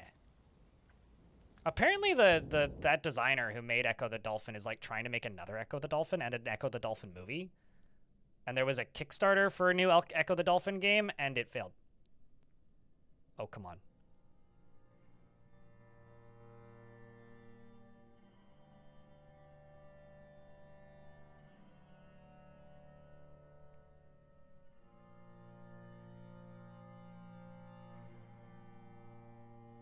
Well, some like animals have a few specific behaviors. There's like aggressive solo and aggressive group or herd, and then there's passive solo and passive herd, and then there's agitated solo and agitated herd, and these are herding animals, so they keep together as a group. They either like show up on the map and split up, and if they're a large population animal, then they show up in groups usually. If they're herds, if they're a small population animal, then much smaller. No. Much smaller groups. Traps, please, indeed. I have an idea, though. Since the rest of them are all in, like, a little bundle, what if I go to, like, right here?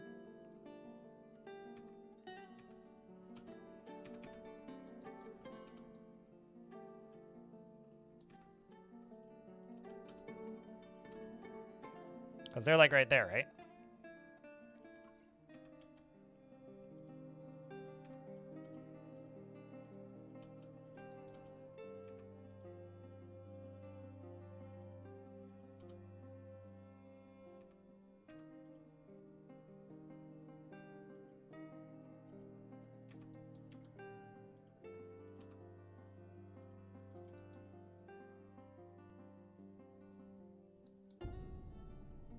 And then I could channel this down.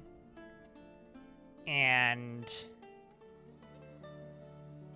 the question is, I guess I can't really stand there. I could leave a centerpiece right there. Maybe dig up one and then leave a piece right there and then channel up into there. And then how would I actually like not kill the dwarf doing this?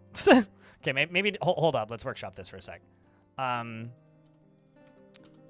Let's maybe, because they're like hanging out in that corner, right? So let's go like right here.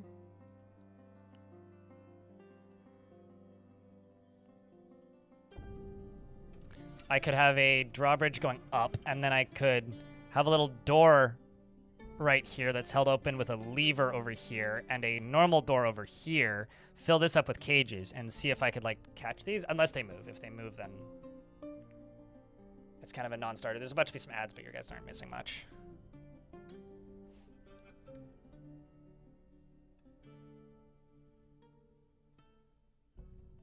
I don't think I ever finished the first level of Echo the Dolphin. I don't think I realized that that game was like a collectathon adventure game until I was an adult. Like, Echo the Dolphin is just not a very straightforward game if you're a kid. At least I didn't find it to be particularly straightforward when I was a kid. I know I look like I'm a senior citizen these days to some people on the internet, but I'll have you know I was a kid once. Shocking, I know. It's like impossible to believe.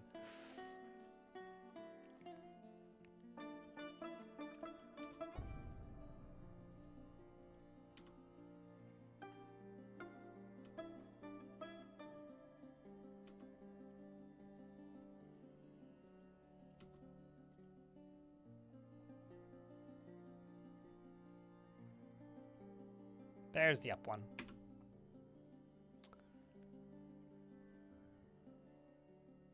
Has a pack of giraffes outside a fort becoming named and very, very strong. Yeah, back when literally everything could get strength. Which one was that? Do you remember, Murky? We need more games like Cool Spot? More advertainment? I mean, like, I'm listening, but why? Can't remember? Gosh. Darn.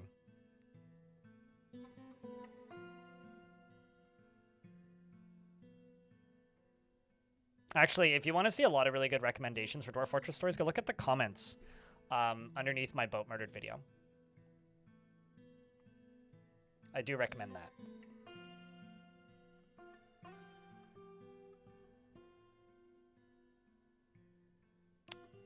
Aw, we got the whole family back together.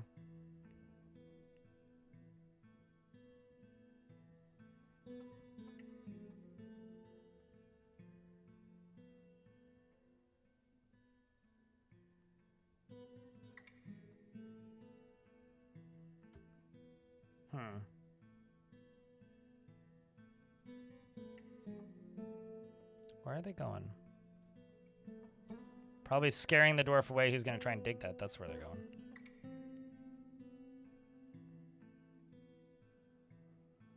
Sup, Emily? We got one, by the way.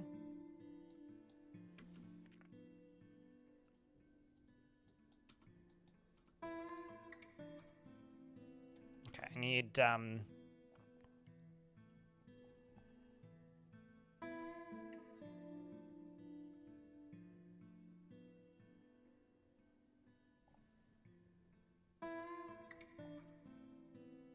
rectangles with dimensions. I still have it on. Cool.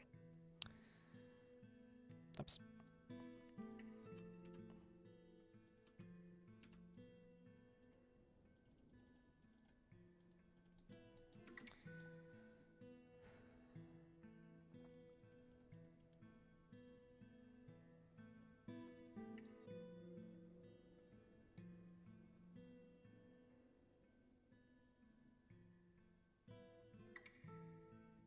Fun fact, in Japan, it's illegal to rent out games, but not in the US.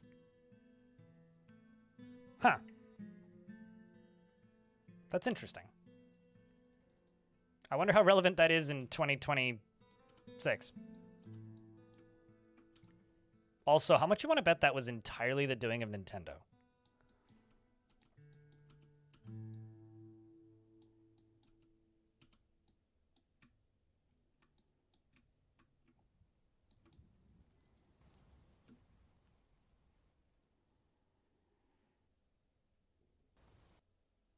No idea what's going on now? Yeah, no, makes sense.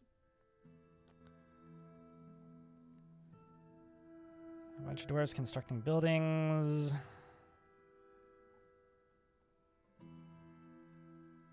Listen to music. Oh. Did I not remove the outer tavern yet? I may actually just delete this fucking zone. Nope. Wow.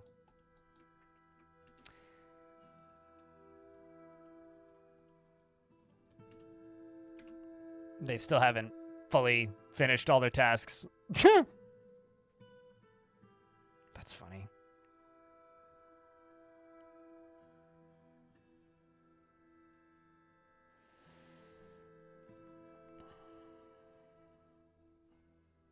I don't think so. Psycho in YouTube chat. You could ask Putnam that, though. She'd tell you. For reference, it's been about...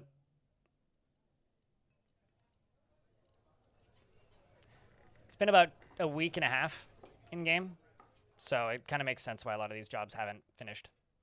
Even though they technically don't have access to be doing them anymore.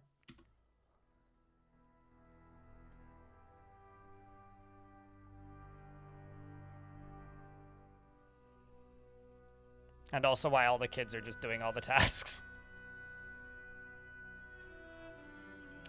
I don't think that Japan is necessarily more or less futuristic than anywhere else in the world. Mate, I have a computer in my pocket. The world's futuristic. I think aesthetically it's like the stereotypical idea of futuristic for sure. But I don't actually think that Japan's that futuristic compared to the rest of the world. I think from my perspective, it's more of a how do I put it?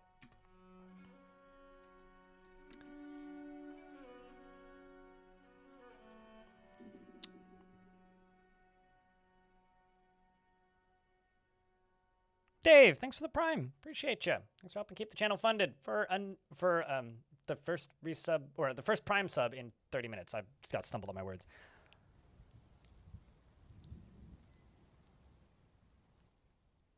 What's more futuristic than that?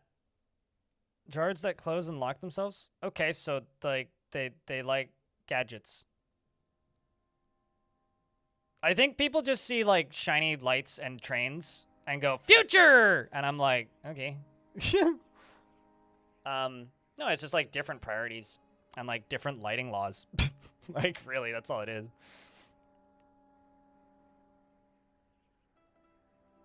Oh, also toilets. Are nice though? Yeah, sure, but there's other places in the world that have high-speed rail. Like, from some people's perspective, it's like I've heard similar things said about like the UAE, like Dubai and stuff. It's like, sure, aesthetically. I think the entire world, just as a planet, on this planet, we're pretty futuristic these days. Like, it's kind of wild what we've, as a society, have managed to build, is what I would say.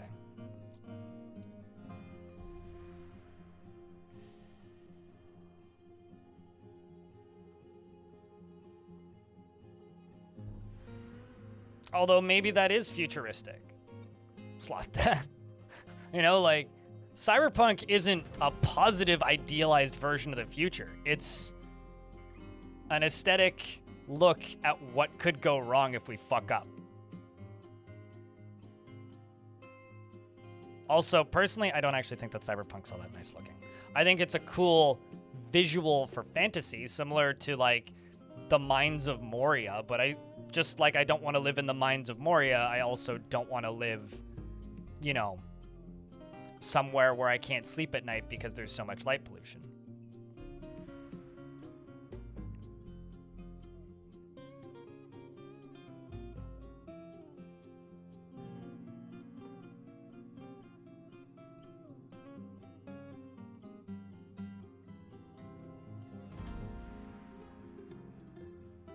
Nice place to visit, but you wouldn't want to live there? I don't know. You're probably right. There's lots of nice places to visit out there.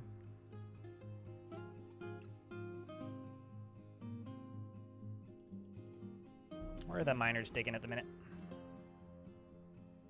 They're right where they should be. Good stuff.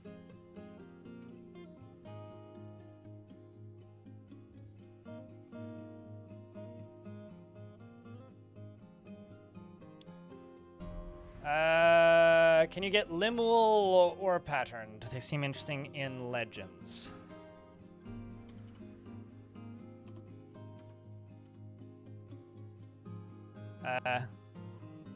Or patterned. That's a first, I gotta say. Or someone picks somebody specifically out of Legends. That's interesting. Alderman only rarely tries to assert himself in the conversation and is made deeply uncomfortable from differences in culture or appearance. He's quick to form negative views about things. He has an active sense of humor, is somewhat quarrelsome, and is bothered by this as he values friendship.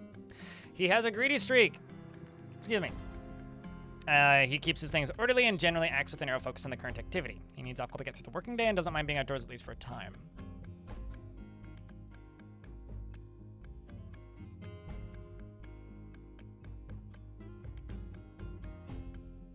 No. Murky, should I have? He personally does not care about family one way or another, doesn't really value merrymaking, and doesn't particularly value loyalty. And dreams of mastering a skill. He likes pudding stone and electrum and lace agate, as well as the color leaf green, the words of the fatal death, and the sound, of course, of the tulip of rhyming. The sight of the fabulous satin, and prefers to consume potato plants, cherry wine, and absolutely hates blood gnats.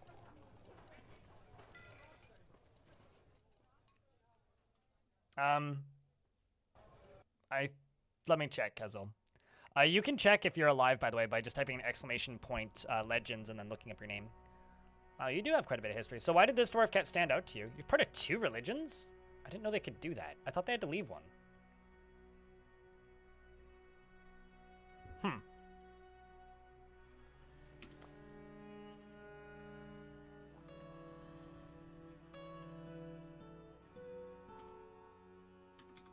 Yeah, no, Kuzul died doing something.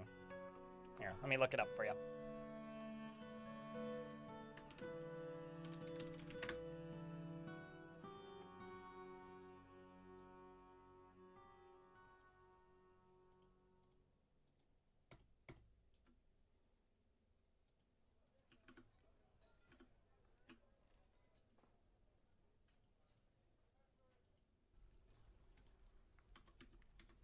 I seem to remember you dying.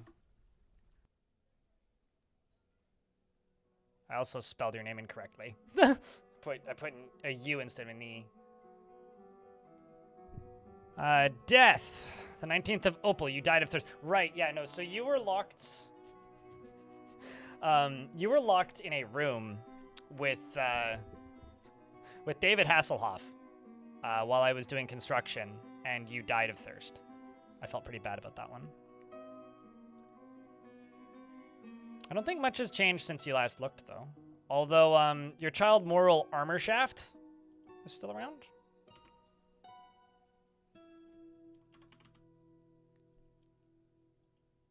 This dwarf.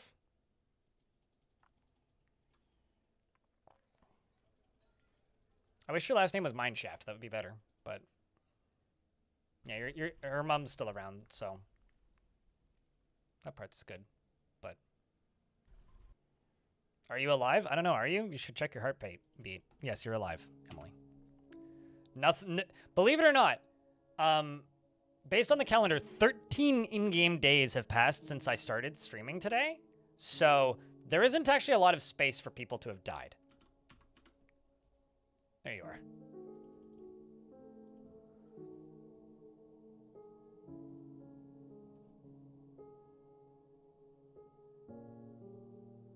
Because I am currently sitting at 2 frames per second.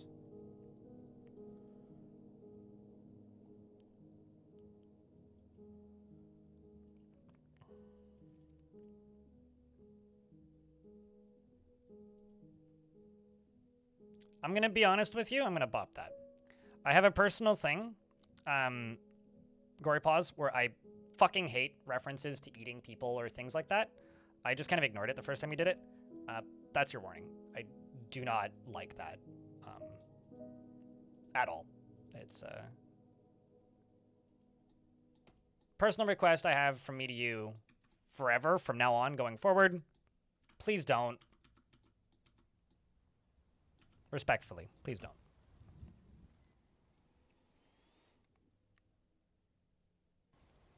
Just got a deep family tree. Okay, gotcha. Feel free to share links to Legends if you like.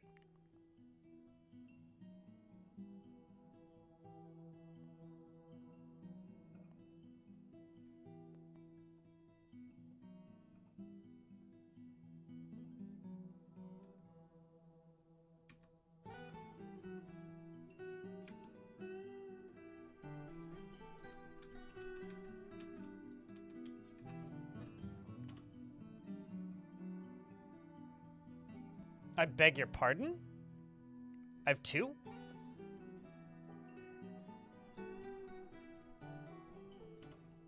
How?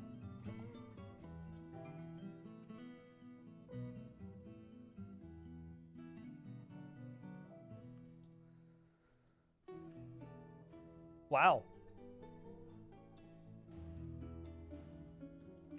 I'll just let him keep swimming.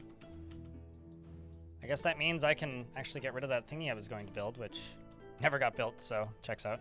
There's an aquifer down here. Chat, we are in the middle of the Great Orcaning. I know it has nothing to do with the orcs.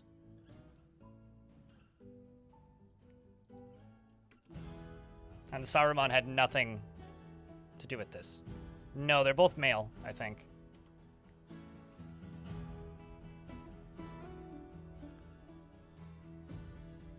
Yeah, male. And male. But hey, that's a precedent that I like.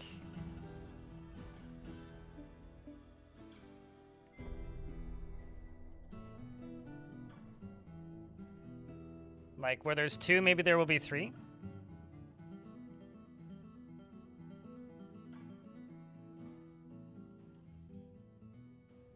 Why wouldn't they, Emily? Yeah, also sometimes cage traps will also ignore the evade traps trait in situations where they're lying down. So if a creature is lying down, they'll get caught in cage traps.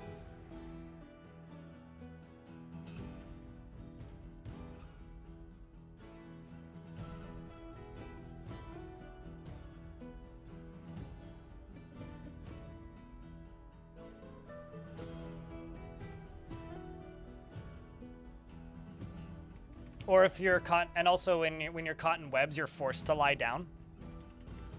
So that's the other way you can get it. But these are not trap avoid. These are just like, you know, normal wild animals, basically. So they're like birds, but aquatic. This must be a first in DF history. Highly doubt that. Highly doubt that. However, it's certainly not a common thing to happen. Yes, we call those penguins, actually, Kazuo.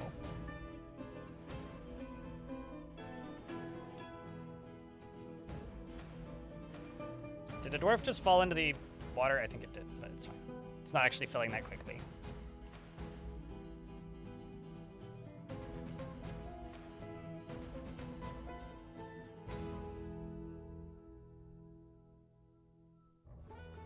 Your mom brought back a pack of drinks labeled as hydration drinks, supposedly glowberry flavored, and labored said that it glowed in the dark. So I thought that it meant the drink itself, which is filled with science experiment sounding chemicals. It was what glowed. So I removed the label to maximize the exposure to sunlight, and it didn't glow. Turns out it was the label that would glow in the dark. So is a glowberry a real thing? Also, that checks out.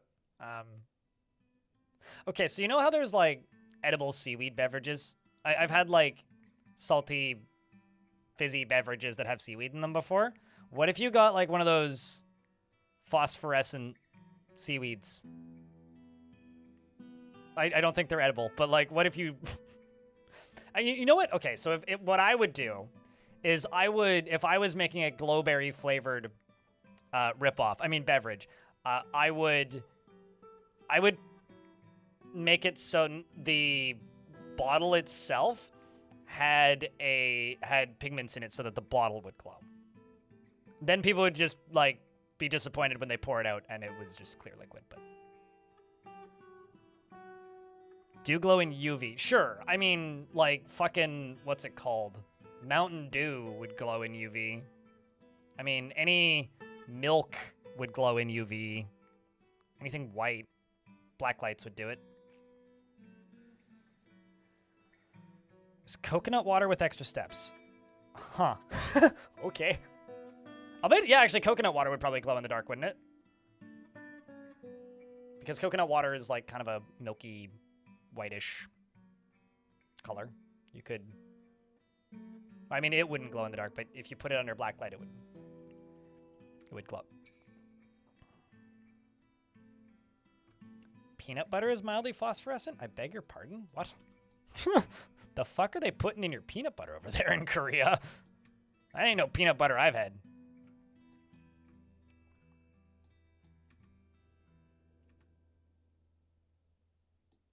I feel like I should actually go lower here. Let's, sorry, dwarves, I know I'm wasting your time.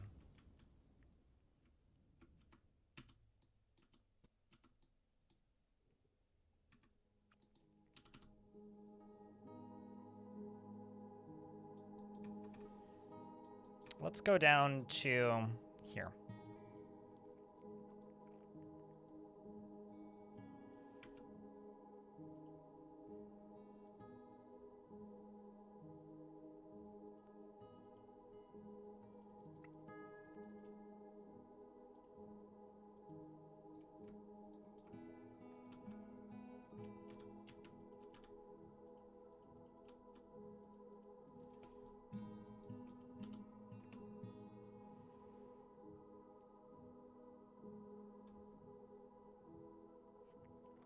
And it glows for like half a second and it fades? That's weird.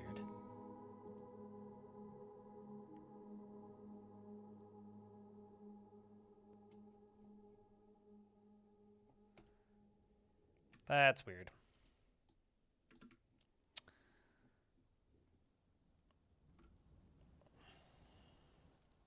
You know, can we just like agree to disagree that one, if you're gonna link something, you can just put it in the Twitch chat, Emily, it's fine. Two, I'm not gonna watch a video. Like, no, sorry, that's not that kind of stream. This ain't a React content stream. I'm not here to watch your video submissions. So if you want that, just post it in the chat and I'll just take your word for it. It's fine. I believe that you have some integrity.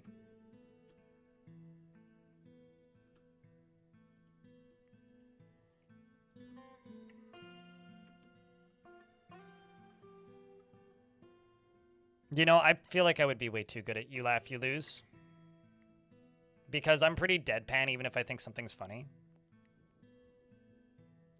That's some draconian crazy Twitch channels don't allow YouTube links. I don't care. But if you link something that's illegal or a phishing link, you will never post again. I will report your account. And I will report your account. Back in the day, I would also say I will also like go call my friend who works at Twitch moderation to fast track your banning. But I don't think one, he would actually be legally allowed to do that due to the way their policy works, or at least I think that would go against their company policy for him to actually do that. But I would have said it anyway because I used to know somebody who worked at Twitch moderation and he doesn't anymore now. But I think he works at GoDaddy now.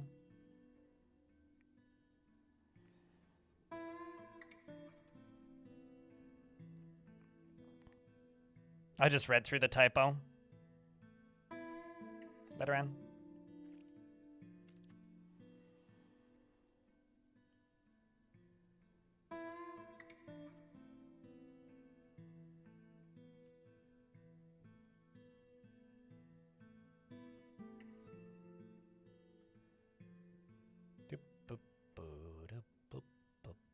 I wonder if it's even possible for this kind of thing in Dwarf Fortress, the way the engine works right now, to even be optimized to where it would run at, like, I'm going to say a reasonable frame rate of like 10 frames per second. You're here for Squidward's funniest home videos? That sounds genuinely like a SpongeBob bit, like something they would actually do one episode. I learned recently, speaking of Funniest Homes videos, that Funniest Homes videos is still going. It's just like TikTok for senior citizens, basically. Like, that's kind of nuts to me.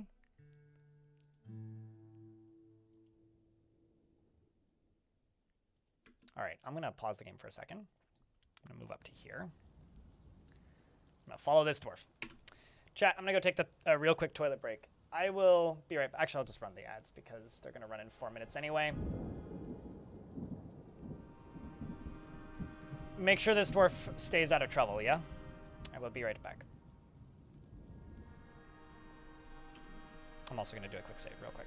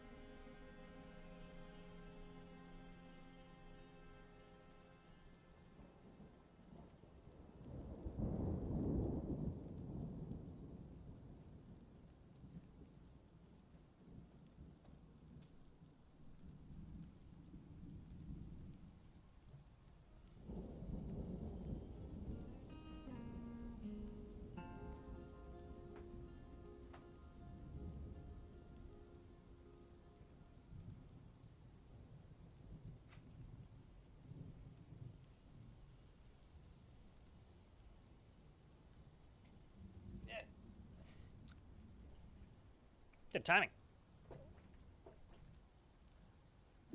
It's good to be back.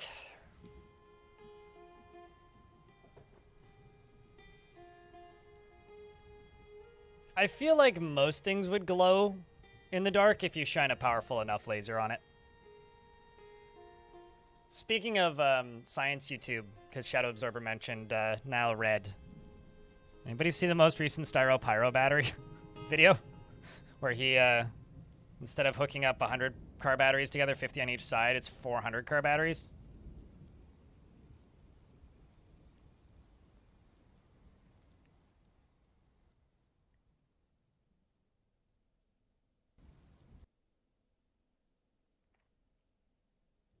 You think it's insane that some streamers make you pay to link videos for you, laugh, you lose? I mean, okay, do you want to hear my argument in favor of it or my argument against it, Murky? Because I have both.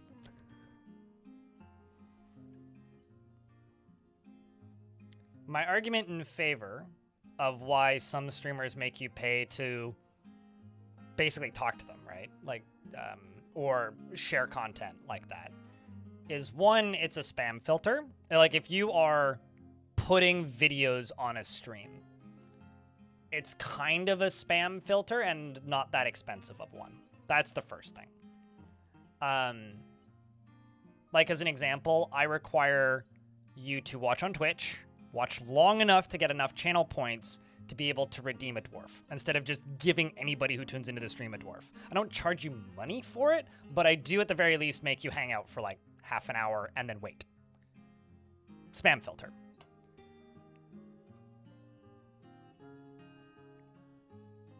Wait, what did you finish this morning, Don? Oh, the Star Pyro video. Yeah, no, I mean, it is like 2 hours. I have like 30 minutes left. I gotta finish it tonight.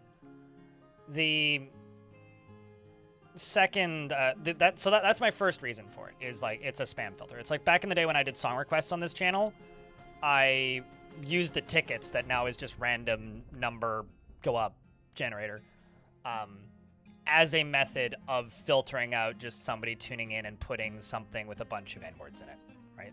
Like, it lowers the numbers of things that you get. I think, like, for videos, that makes sense to me, actually.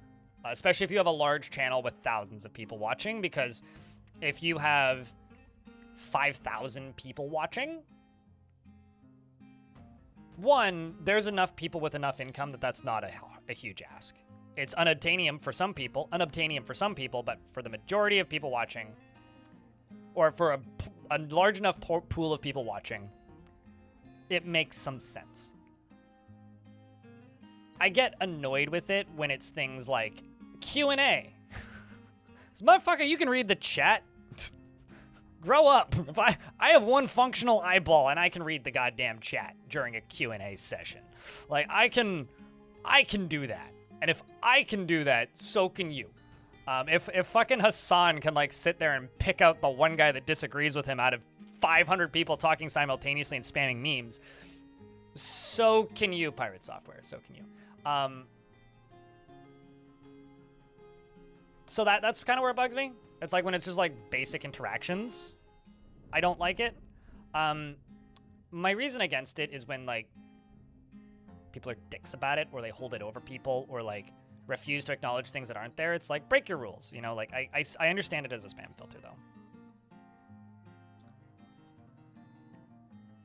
Certainly, but like I don't, not to be, I don't think this is going to come as a surprise to many of you out there, but I'm not really the sort of individual who watches You Laugh, You Lose react content. Like, it's not my bag. I don't watch that. It's just not interesting to me. I love this because it's on Fast Dwarf. The dwarf is walking through the door faster than it can close. That's really funny. So there's that. That's kind of my argument in favor of it. My argument against it is quit being so fucking lazy. You know? Like, if you have that many people watching, get a goddamn producer. Like, I know how much money I make with the views I have. And admittedly, money has gotten a lot worse in the last, like, 90 days. Which probably is the case for the big ones too, just in a different way. However, I can tell you, if you have 3x my viewership and weren't bad at making money, like if you were remotely good at actually like making sure that you have relatively consistent income, you can afford to pay somebody for the 2 days a week that you do that for 6 hours. Like, just get a goddamn TaskRabbit to just sit there and just like find you videos that aren't going to give you that aren't going to get you banned from the site that you can watch. And heck, do it in real time. Or just like get them to filter submissions from everybody. Quit being so fucking lazy. Like that's I guess my argument in favor of it, and simultaneously my argument against it. Like, pay one of your mods to do it. Or just ask somebody to do it. Like, they probably won't even charge you.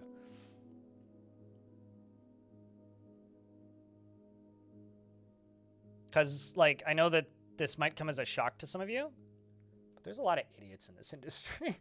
Bars of metal, forest. What's next? Glass, okay. Glass, okay. Cut gems, what's next? What are we missing? Bones? Stacked leather.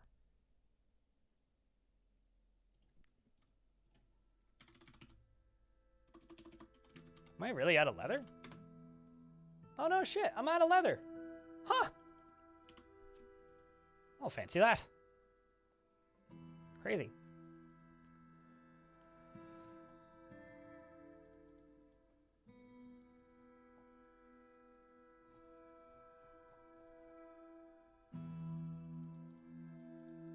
I've also been seeing my chickens fighting a little bit recently, so I'm just gonna slaughter a bunch of them.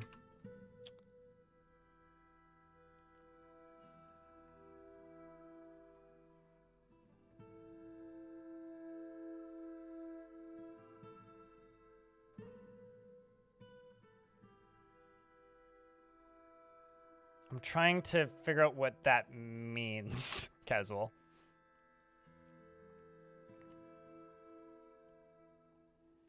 There must be a want for that content, though. No, absolutely. Like that. I think the only time where I'm just like, okay, this is like actually just flat out bad content is when XQC gets up and just like puts a movie on, or like a 40-minute YouTube video and then just leaves for 40 minutes. Like at that point, okay, fuck off. Like, at least pretend to look interested in what you're doing, making $70,000 in ad revenue a day. You flying twat. But,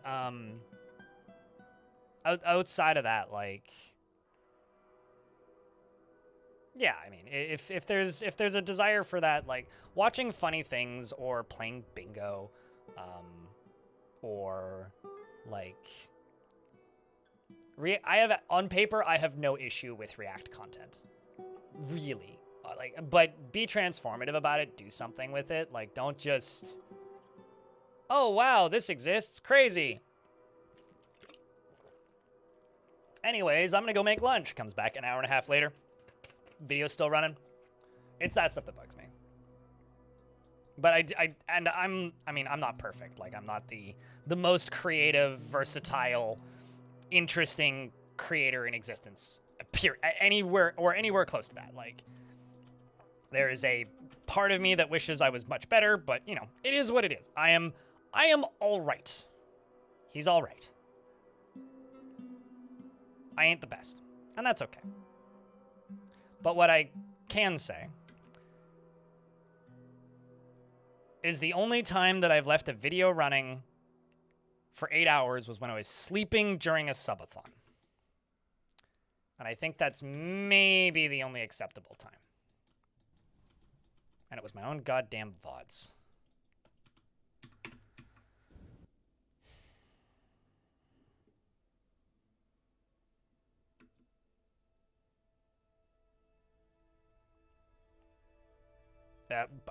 I beg your pardon. What, Captain Right Here? Wage theft? Wait, hold up. Are you calling just leaving a YouTube video running wage theft? I don't actually know if I would agree with that, if that's what you're saying, but...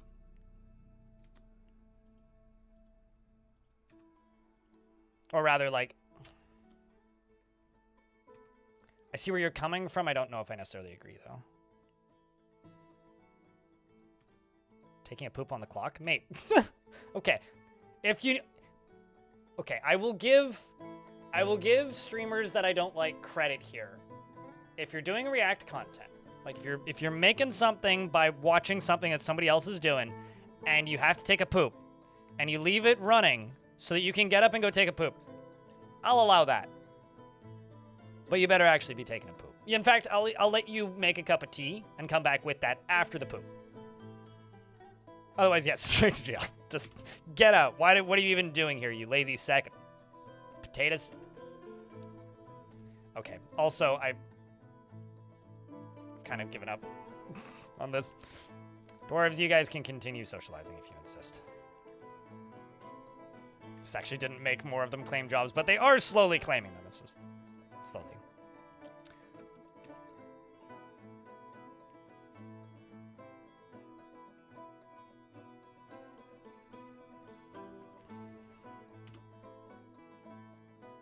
We allow poops, yes. We allow bodily functions to be completed during the workday. I think that I think that that's not that crazy of a take.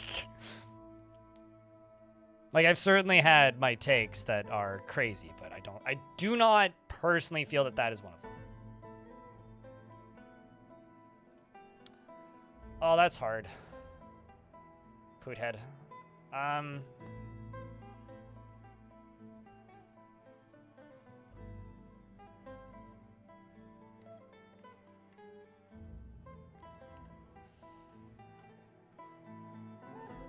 That's hard. I think probably...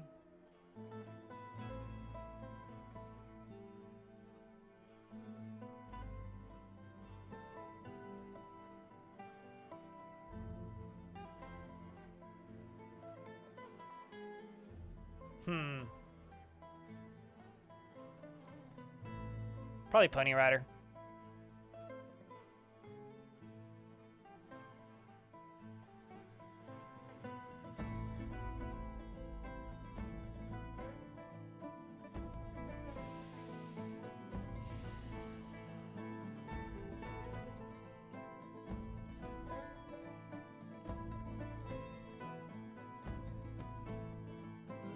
You know,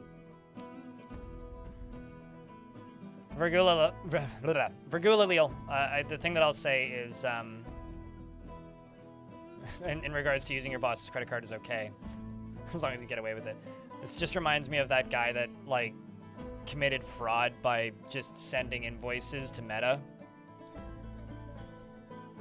And, like, defrauded them of, like, $1 million over 10 years. Thumbs up. He literally, I think he went to prison for that, but.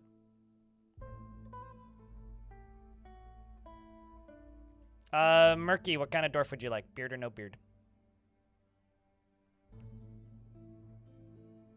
Then that man is your hero? I want to know. No, please don't. Like, the guy did actually, like, go to, it was like white collar crime. It was like, what, a year in, he's probably out now, but you can go look it up. It literally went on for, like, a decade. But, like, although, as I recall, the reason he got caught was he wasn't exactly hiding the fact that he was doing it. Like, one of the last things he did was buy a family member a car. Like, he was flaunting his wealth. That he'd, you know, legitimately got it. What I want to know is, was he paying taxes? Because he was sending them invoices, right? So, like, that's trackable. Like, was he paying taxes on that money? It's on his LinkedIn work history. That's incredible, actually.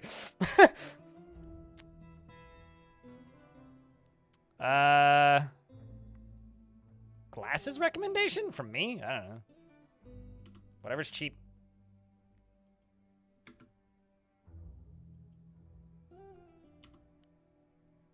$122 million. Okay, it was a lot more money than I thought. Still, I do have to say, that dude is my hero as well. I do actually agree. Like, that is genuinely one of my favorite examples of white-collar crime. Like, I hope that guy sells a Netflix documentary.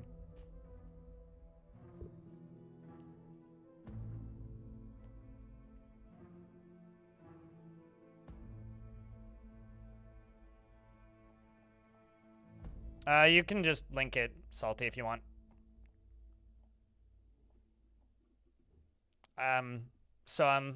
Murky, beard or no beard? Do you have any preference? We do have quite a few open dwarves. 5 years in prison, 2 years supervised released. All right. Okay, so if it was 10 million, it would have been way less.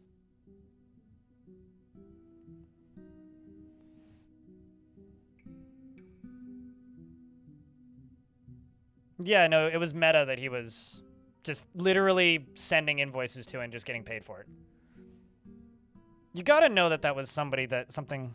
Oh, we wanted a rec from Male Dwarf from... But the Mool was already named, wasn't it? Like, I gave that to Alderman. Yeah, I got boot wields.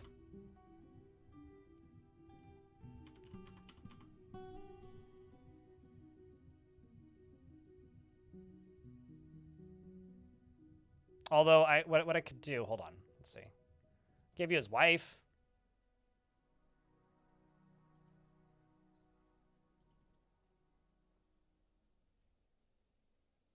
She's similarly as interesting.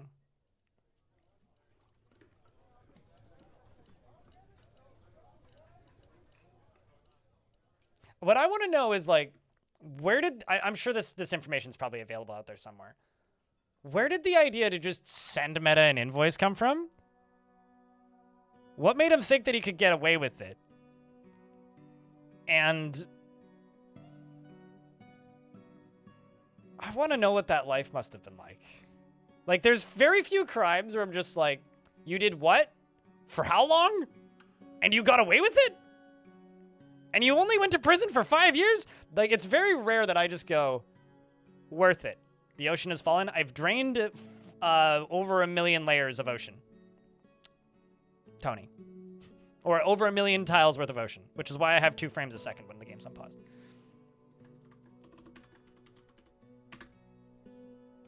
Murky, you seek out exciting and adventurous situations. She is not a private person, and she freely shares details of her life. She is rarely jealous, and she is sloppy with her living space. She's very trusting, and she can handle stress. She prefers that everyone lives as harmoniously as possible, and she can sometimes act without deliberation. She tends to avoid any physical confrontation. She works to square its natural tendency with her respective martial prowess, and she is quite polite and doesn't often experience strong cravings or urges. She is... moved by art and natural beauty, and she is troubled by this since she dislikes the natural world. She has a calm demeanor, and she needs alcohol to get through the working day, and doesn't mind being outdoors, at least for a time.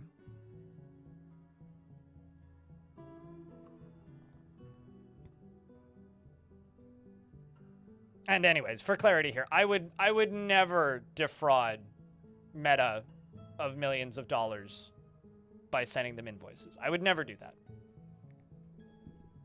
Never. Never. I would never even consider it. All of this is hypothetical. I'm not getting texted by my lawyer right now. I also don't have a lawyer. I can't afford that shit. She personally does not care about family one way or another, and dreams of creating a great work of art. She likes steel and crystal beryl, as well as green glass and giraffe leather, giant armadillo shell, the color sandy taupe, and warhammers. Python men for their... It should be for their language, but for their great size and the sound of the droplet of berries, and when possible prefers to consume white mullet beer, and hates jumping spiders. She has no kills. Her dry hair is long and thick, and she has a high voice. Huge family tree. One of your cousins is dead, unfortunately. You worship all of the gods. You're in 2 religions, the Aquamarine denomination and the Smeared sect. And remember the Hollow Beaks, the Miners Guild.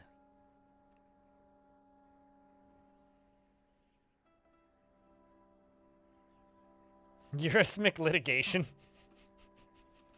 Yeah.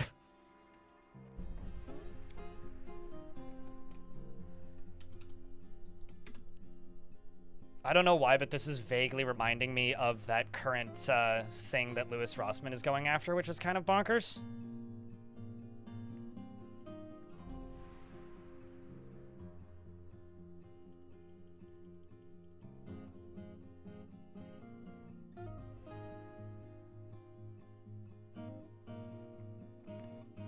When an innocent and well, I wouldn't. I don't know if I would say innocent because I'm not going to like suddenly state that fraud isn't a crime because then that would give equal opportunities to people that are committing fraud to just get away with it. So I will just state that first and foremost. But when a stand-up citizen who isn't doing anything to hurt anybody directly, except for costing a company a lot of money that they can afford, I can't feel bad for them. Or the company, that is. An enterprising fraudster. You know, okay, first you defraud a corporation, and then you start a religion and defraud a religion. Wait. Then you just start a religion. There we go. And then it becomes a cult. You know, it's a slippery slope. Anyways.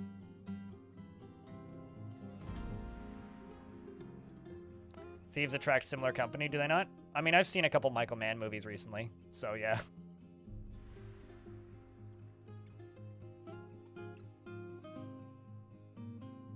I mean, not every single one of them, but a lot of them did. I want to know what Take-Two... I actually don't know how many of those words I can say without, like, YouTube, like, yelling at me, so, I know I could say Epstein files, but I do kind of squint my eyes and wonder how Take-Two feels, because there's a few people at Rockstar that are in those files, and they're just like, announce the release date and be quiet. Nobody say anything. It's kind of... I want to say not that surprising, but also kind of surprising. Bobby Kotick didn't surprise me at all, though. That one just was like, yeah, okay, checks out.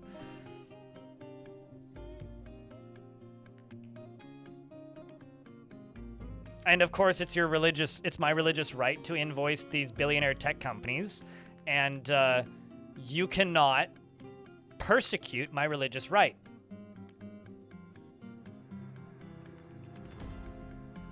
Right, Andy? I think you've got an idea here.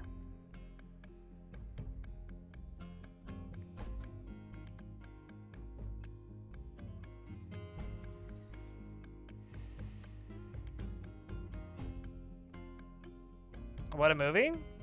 You don't listen to the Nextlander Watchcast, do you? Dragon Then Some? Also, good movie, yeah. I agree. I watched Heat last night. Not last night, this past weekend. Sunday night. You don't listen to the Nextlander Watchcast, do you?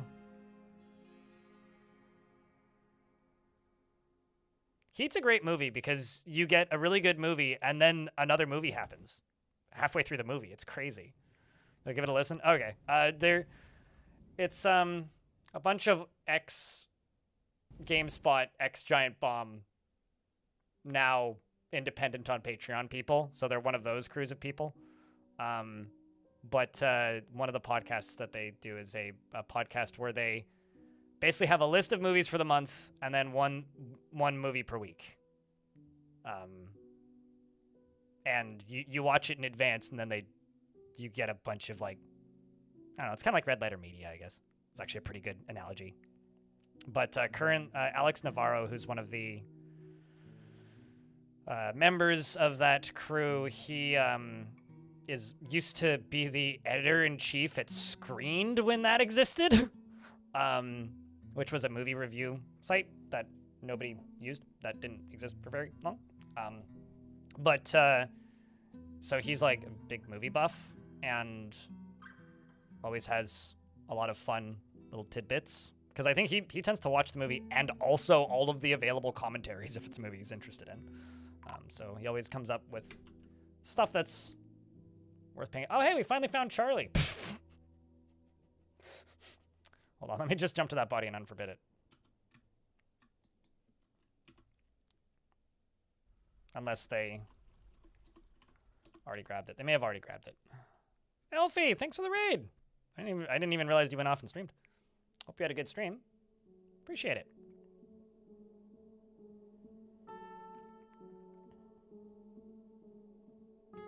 You have a man blind spot, so you started with Thief and you haven't seen Heat, really? Oh. There's a handful of man movies I haven't seen, but that's just because they're weirdly hard to find on streaming. Sneaky Bean? What were you playing? What were you beaning up to today? What have you been up to? Ha! Thanks for the raid. Appreciate you. We had to go back to a save file because I broke some stuff, but the craft store has created a bulky hemp shoe, clown shoe, and offers it to the North Guild. There he is! Holy shit. Hold on, I need to go do a real quick count. 1, 2, 3.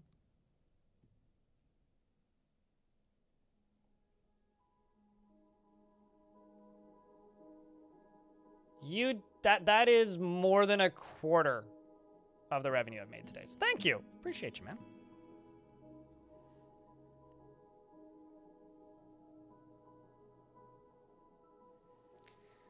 You were giving your hands a work break and you played a little cast and chill. What's cast and chill?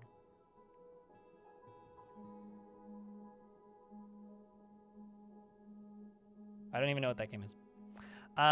Gimli has made a bulky boot.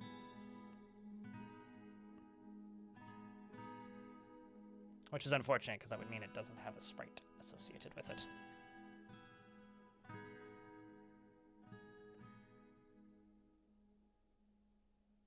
I was reading content being near a waterfall, and then the text moved, and I thought it said content seeing a troglodyte's dead body. I was like, what is wrong with you, Akenton? Okay. We've caught 2 whales. Is the current status. 1, 2. Unfortunately, they are both boys. So, I do not, unfortunately, have the ability to make more whales at the minute. But we've still caught 2 whales.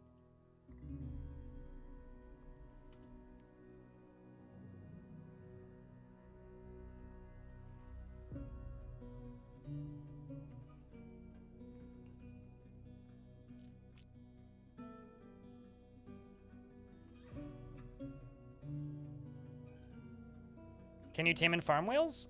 You can train... So, any of these creatures, you can just check the wiki, but, yes.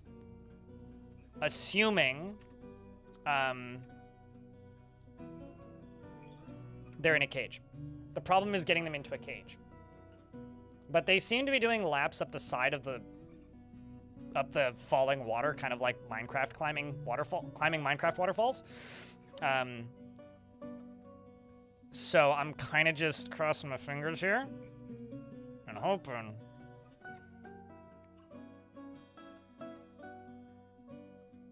that with enough time, I'll be able to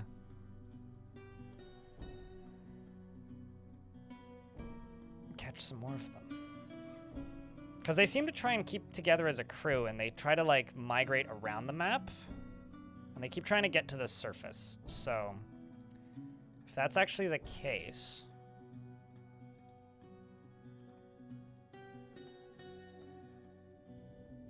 then we might be in a pretty good spot.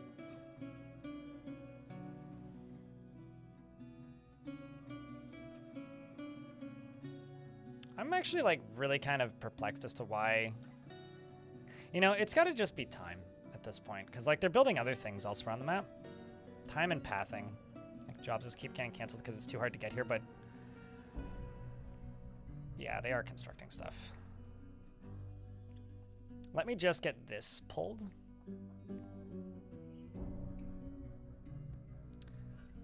I think I'm gonna do some digging. I know I've already been doing digging, but I'm gonna do some more digging. I mean, I am a dwarf and you know the rest of the song. Dear game, where are you going? I know that the frame rate is 2, but like, come on, work with me here. Supposed to be my ally, not my nemesis. Okay, I already did that. Those are getting done. Sweet.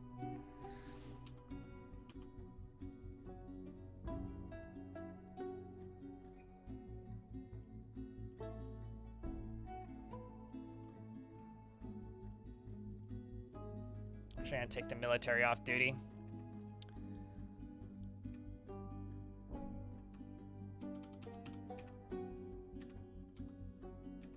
I don't actually... How the hell did I fill that up with water? That actually makes no sense to me. Okay, well that's interesting.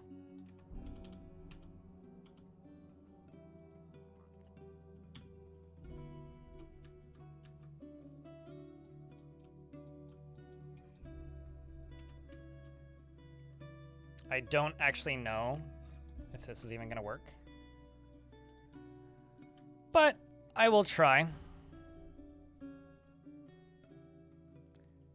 Mostly what I mean is they may hit an aquifer.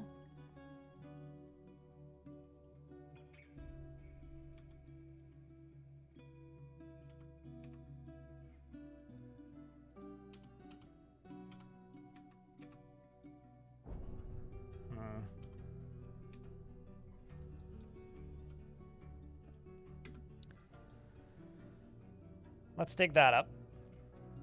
And they should get that done pretty quick. The soldiers should all go put their gear away.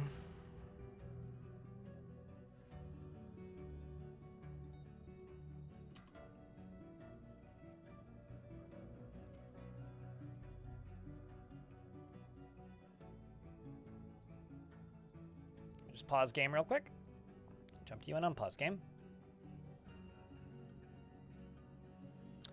Yeah, I don't know. Peak conversation today was talking about white-collar crime and the individual who was sentenced to 5 years in prison for stealing $122 million from Meta by just simply sending them invoices.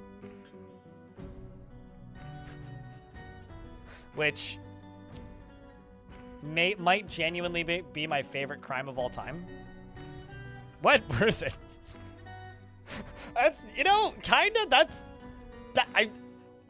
yes. That's what I said. You know, it's white-collar crime. They're not going to put you in, like, a maximum slam security prison. Also, guy was from Lithuania, so it's, I don't know, what are Lithuanian prisons like? Are they notoriously bad in any obvious way?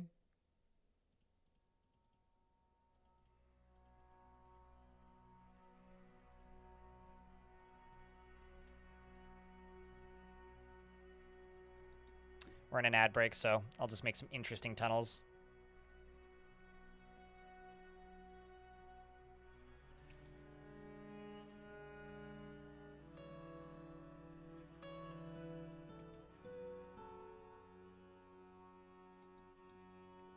Also, this is a pretty old story. Like, old enough that it's likely dude's already out of prison, so.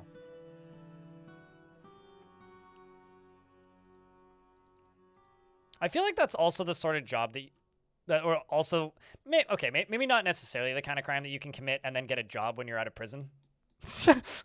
But there are certainly crimes like that where, like, you know, you just get hired immediately.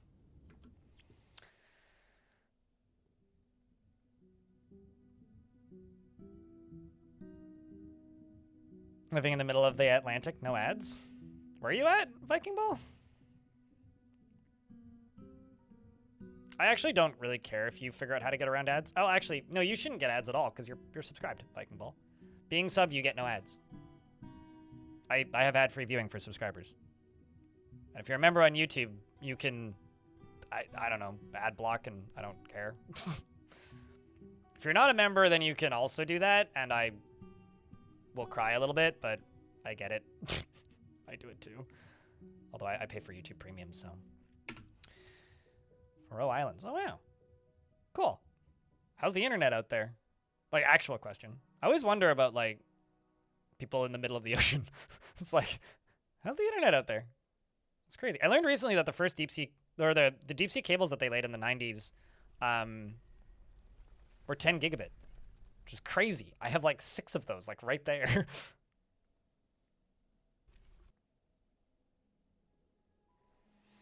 Pretty chill is the way I like to refer to it personally. Slot that. It's on cooldown at the minute. They just ran. My bot's old. He needs his union breaks, okay?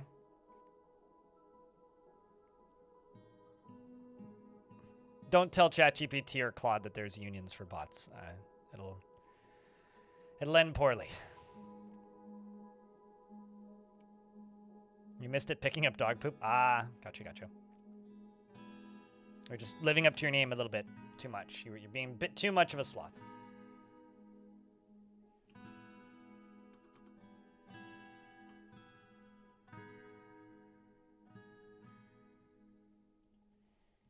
So I can see the list of names of people joining my Fluxer server. And there's somebody who just joined the Fluxer server not too long ago named Buck. And it's impossible for me to see the word Buck without immediately thinking about Kill Bill. Reluctant Agreement. Thank you for the prime. I should rewatch Kill Bill. That would fit actually quite well into my rewatch vibe that I've been into recently. Well, that's pretty good, actually. Chat, can I get a round of beers for Reluctant Agreement, reluctantly agreeing to Prime Sub on my channel after my constant, consistent, bothersome babbling about the subject? Can I say that this might actually be the most time I have spent in a single month in my entire time playing Dwarf Fort? Because it was like the 20th of the month before Limestone at the beginning of this stream. Yeah, that is pretty good. I would say that, like, yeah, for population of 55,000. So my editor is in the middle of Germany, small town in Germany. He has the fastest internet he can get where he is without literally paying for cables to be installed himself. And he has like 0.5 up and like 2 down. So yeah, no, I mean, if you even have if you are even aware of the concept of fiber, you're doing better than a lot of the world. You'll be MIA until 10.3. RIP. Or 3.10. Yeah, you said that you were going on a trip, right? Well, hopefully I'm still here when you get back. I probably will be, unless something crazy happens. I feel like my building would literally need to fall over while I was sleeping in order for that to happen. Or meteorite. Nuclear bomb. Heart attack. Spontaneous combustion would also do it, although I don't know why that would happen. It'd be weird if I were to just suddenly start acquiring defects from Caves of Cud.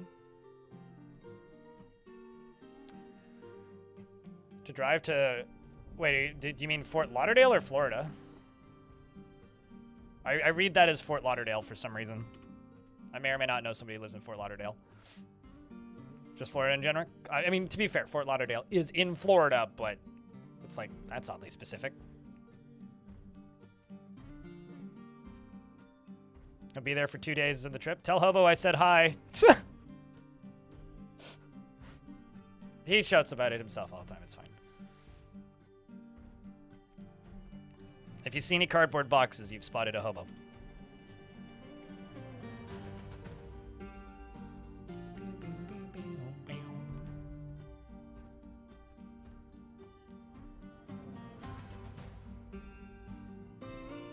They're going on a...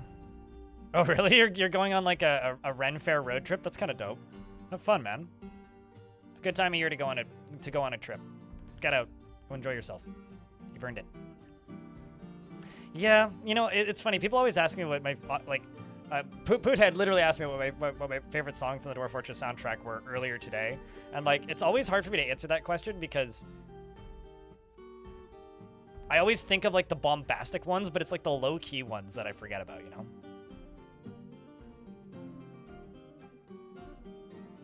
It's like, I do understand why some people miss Tarn's guitar noodling from the original stuff. On the same hand, I don't. I don't get it. Purely because I genuinely believe that, like, As good as Taran's guitar noodling is for like nostalgia reasons, honestly,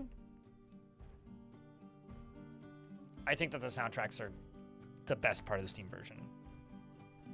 It's like, people will complain about the UI forever, and I've just accepted that, I hope. Maybe next week I won't have accepted it again, but for the minute I have that accepted. People will complain about the Dwarf Fortress UI forever because it can always be better. And it could always be worse, but it could always be better. And so, as okay, are they gonna hit the aquifer? Oh boy, that one did. People are always gonna complain about the UI in Dwarf Fort. But it just kind of is what it is. However, the people that don't like the new soundtrack are very strange to me.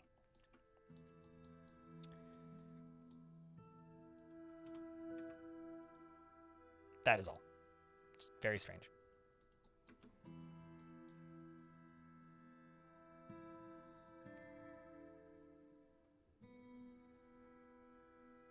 All your complaints are about your gaming skills. I mean, I got things I can complain about. I just don't think any of them are deal breakers. Although I'm biased, but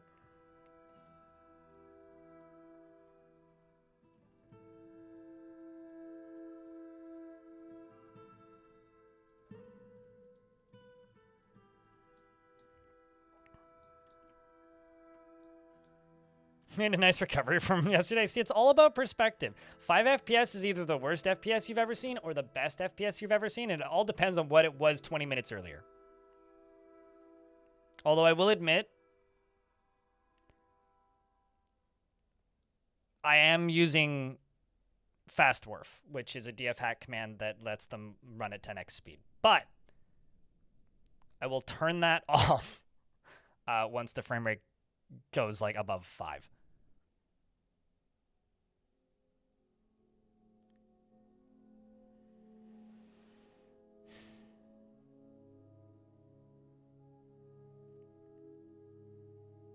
Is this a trip that you've done before, by the way, Darius? Or is this your first time going to these Ren fairs? Let's see how far this way I can go.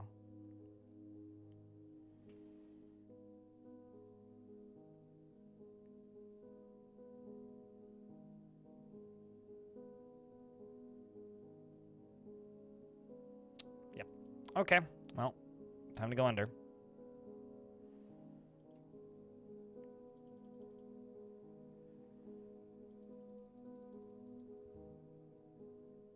Let's just get rid of this.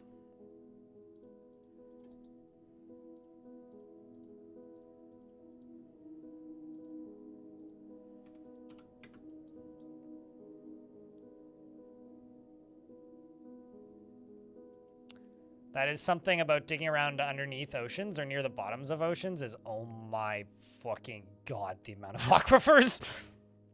And like weird multi-layered aquifers that are at like, that don't make a lot of logical sense.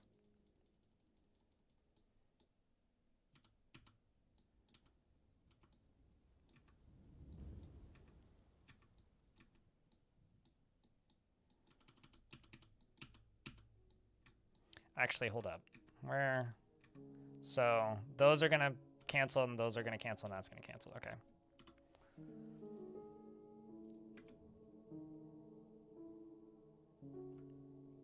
So this Ren Fair is like,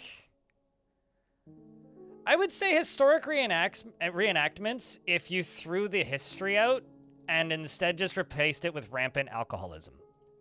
That's my idea of a Ren Fair. I mean, Darius can like confirm or deny that, but a Ren Fair is like a historic reenactment if you threw like the necessity of education out of it and just put people in suits of armor. It's a drunken folk concert with swords. Yeah, basically. Yeah, that's pretty good. Sure, I mean, there is elements of education, but like, that's not, I wouldn't say that is the primary draw. The only time I really ever interacted with any of those groups of people was I used to make or work on haunted houses every year as part of a charity for the sports team I was in. Basically like a fundraiser for the sport that I was in at the time. And we would we would build haunted houses every year to help raise money for, you know, afford our coaches and stuff like that. And oh boy, there's water down there too. Great. And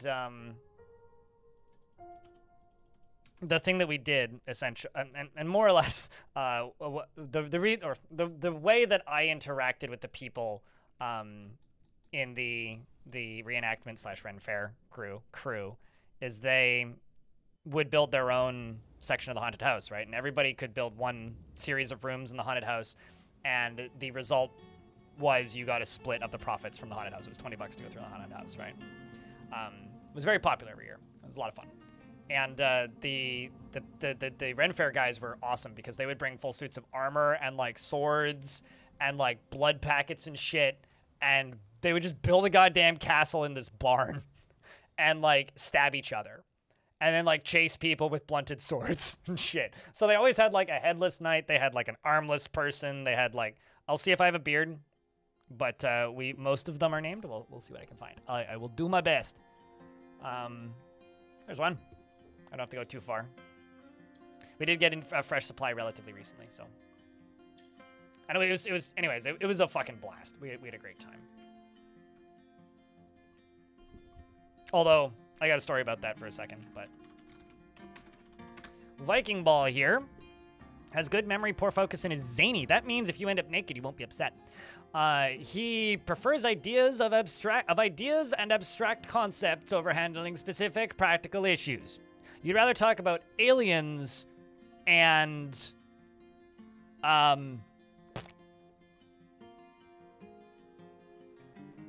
telekinesis while consuming psychedelic mushrooms than history. He finds humor in most situations and is prone to strong feelings of lust. He can be very single-minded. He lives a fast-paced life. He doesn't mind wearing something special now and again, and has a great aesthetic does not have a great aesthetic sensitivity. There we go. He is conflicted by this. He values artwork and creation in the abstract, so he sucks at drawing but likes the idea of drawing. Needs alcohol because he's a dwarf. He dreams of mastering a skill and personally dislikes competition, cooperation, and doesn't care about nature one way or another.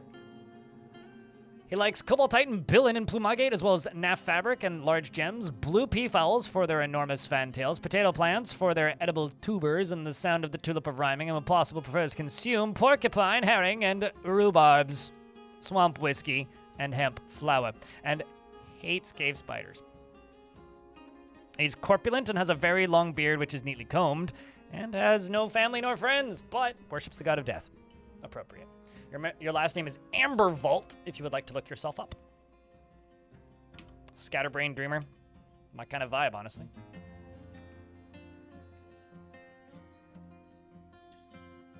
But, one of the funniest things that I saw was there was a guy that was raising money for a volunteer-run bookstore that was basically like a thrift store for books, who was in the room next to me one year in that haunted house. I was a vampire that jumped out of a coffin and screamed at people, which honestly, that checks out. It's like right on brand for me. But he was like the next person over, so whenever there was quiet points, because like, you know, the haunted house was open for 2 weeks, right? And so you'd volunteer for as much time as you had, and I was usually pretty free around that time of year, so I usually ended up doing like 6 or 7 shifts. Plus, it was a lot of fun, so that helped. And you also did get volunteer hours, so for some reason, if you needed volunteer hours for something unrelated, like school or whatever, it was a very easy way to just get like fucking 80 hours of school volunteer work hours or whatever. Anyway, this guy dressed up as a clown, so I already hate it. But on top of dressing up as a clown, he built like a little carnival set for himself. And the thing that he did that I think is absolutely fucking genius is he made sure that his clown looked as fake as possible. He had a little stereo that this was long enough ago that people still burned CDs, and he had a little CD player stereo thingy and played CDs on it. So he had carnival music and everything, creepy carnival music. And the best thing was there was this crew of people. There was a guy and 2 girls. I scared the piss out of the 2 girls. Like they one of them jumped backwards, one of them crashed into the guy, and guy just burst out laughing. And then I slunk away behind my coffin and sat there. I watched them walk around the corner, and there was like nobody coming behind them, so I went and peeked around the corner. Is he gonna get them? And what he would do, as this clown, he had strings that were hanging from the ceiling, okay? And he would lift his wrists up and sway slightly. And do this. And kind of stand there limp. And he had a ball in each hand. As if he was juggling. And then there was one ball in midair that was hanging from the ceiling. And one beneath him that was also hanging from the ceiling. Very obviously hanging from strings. And one of the girls immediately goes, "Oh God, it's a clown. No, I'm not walking past that clown. Fuck that. Just screw this, not walking past the clown." And the guy's like, "It's a mannequin. What are you talking about?" And he walked right up to him and hugged him. I can't remember the name of the guy, but he was a couple years older than me. He was like in his like early mid-20s. He hugged him back.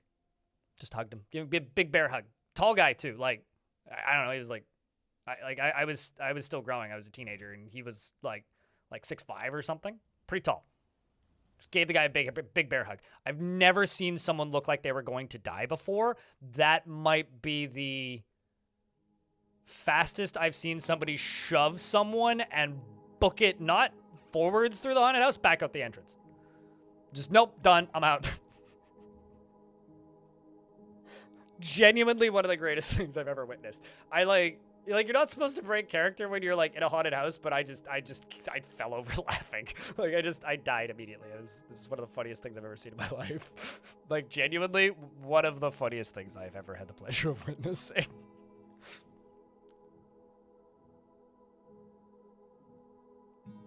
That was actually an issue. Like, actors, like, there was a time where like people volunteering in that haunted house, like every year somebody got a black eye or a bloody nose, like just from like reflex, like surprise, right? Fortunately, it never happened to me. I did once. This was the same year, but I was the doorman that year. I wasn't, or that night I wasn't that vampire, so I was in a different spot. I was opening and closing the front door of the haunted house itself, and Keith, who was right next to me, was a statue. So he was like dressed up as a statue and just standing next to a bunch of other statues trying to look like a statue and standing very still. This group of I say kids now. They were older than me at the time, probably like teens. Walk around us. I don't do anything, so I just open the door and let people in. And they walk past Keith, and they're like, "Oh, cool boy audibly stated, cool statues."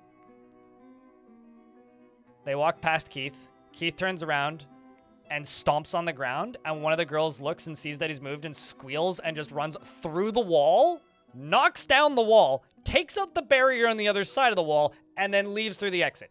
Because like the front door and the exit were like side by side. It was just in a barn, right? So like on one side is the entrance, and then the other side was the exit. And the walls were like relatively sturdy, but they were literally held together with like zap strap. They were made out of styrofoam and like particle board, and they were held together with zap straps and duct tape. Oh, but I have a question. Hypothetical. Are you going to a Ren Fair soon? Because I know you've been to Ren Fairs before. I've seen photos of you at Ren Fairs. I have a hypothetical question. Are you going to a Ren Fair soon? Last Saturday? Because there might be somebody in chat in the neighborhood at a Ren Fair soon. That's up to them if he wants to say anything, but...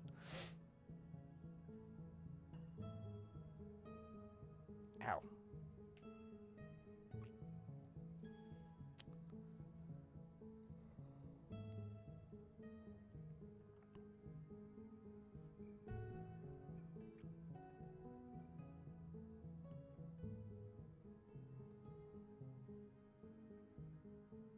I will say right now I am very thankful for DF Hacks Fastdorf.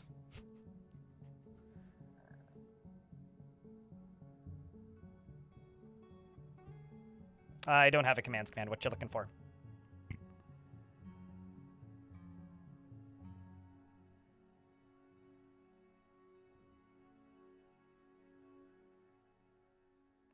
Hold up. They call it BARF? Is that an acronym for something? What?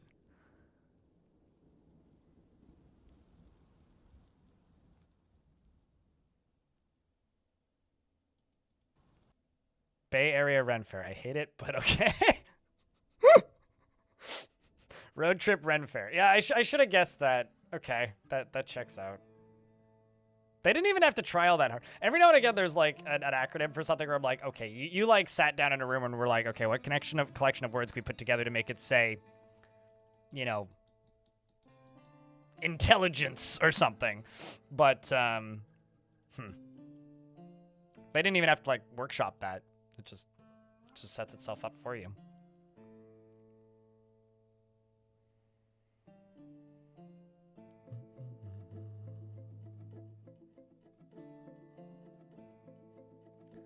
There's a traveling little person burlesque troupe that you want to bring your cousin that is terrified of little people to? That's mean. And also kind of mean. Mean to be terrified of, and also... Although, unless we're talking about, like, little people from Game of Thrones, that he's terrifying at points. Pretty good actor, except for the stuff he did in Destiny. That was practically a crime.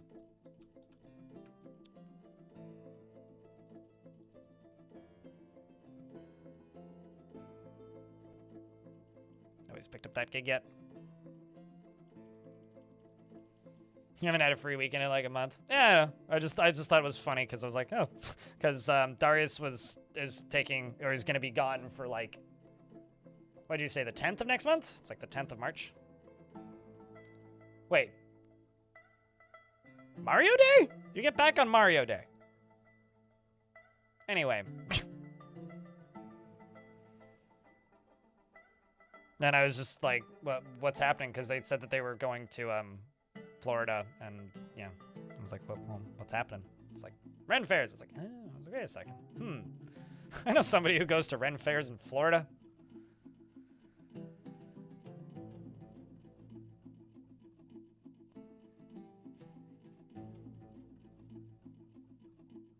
That, which of course got me to, ended up with me talking about, the time that I was near the Reenactment Society and haunted houses, and then just haunted houses in general, and that's how I got talking about Keith scaring two ladies through the walls. Anyway, after they knocked a hole in the wall, they actually closed the whole haunted house for about 30 minutes while we strapped the wall back together. That's the end of the story.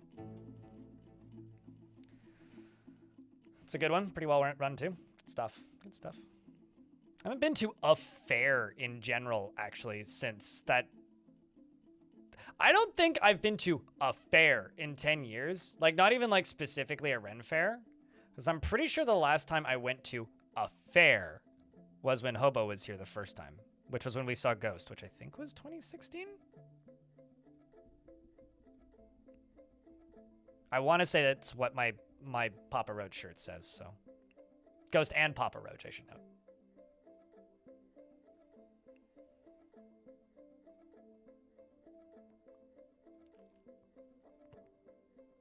You're also going the following weekend. You have friends in one of the bands that are going both? Oh, geez. Oh, that's cool. What kind of music? Hit more Aquifer. So how long until this side hits the Aquifer?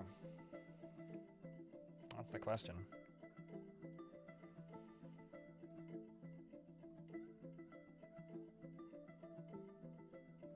Daytona Bike Week in the middle.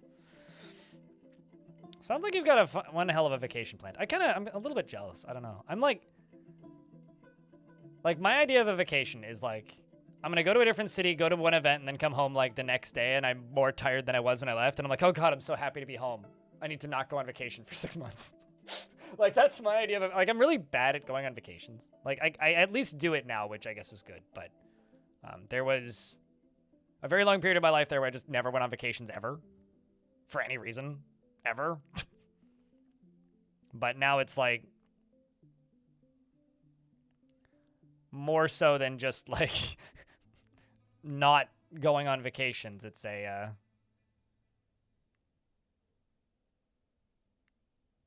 I don't know. Just bad at it.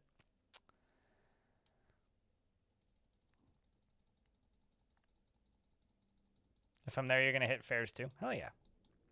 I'm not very good at like planning like a series of events or things to go to on a vacation, I guess is what I should say.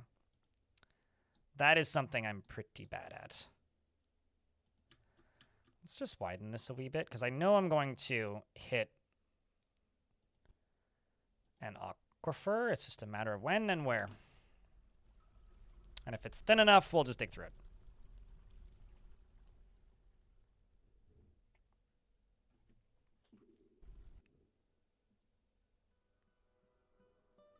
Chat, what's your ideal vacation?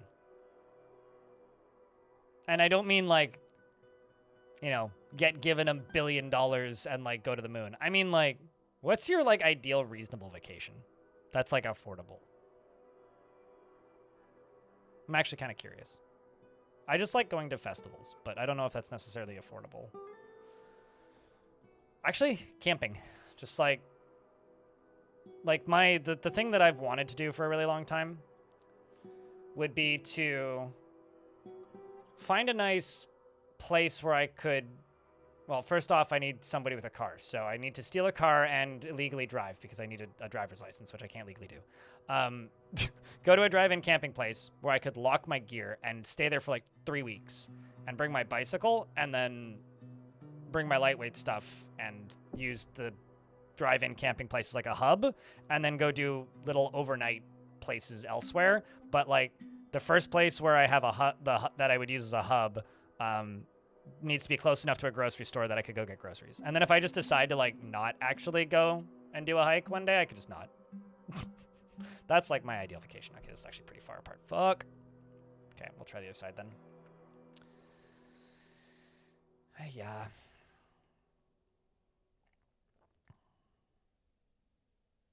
But I do kind of think that I can get through this, so we're just going to do it on the other side.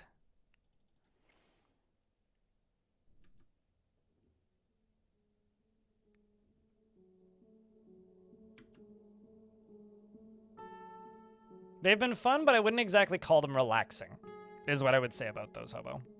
Like, fun. Relaxing is a bit of, not the way I would describe a music festival. Like, I like me some music festivals. They're good fun.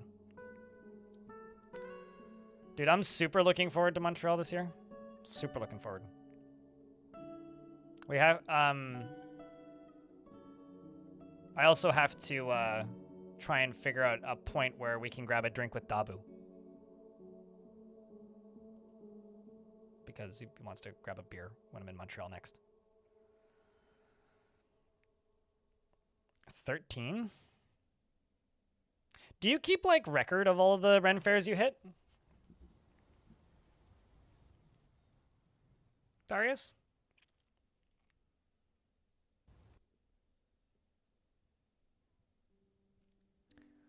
Going to gym...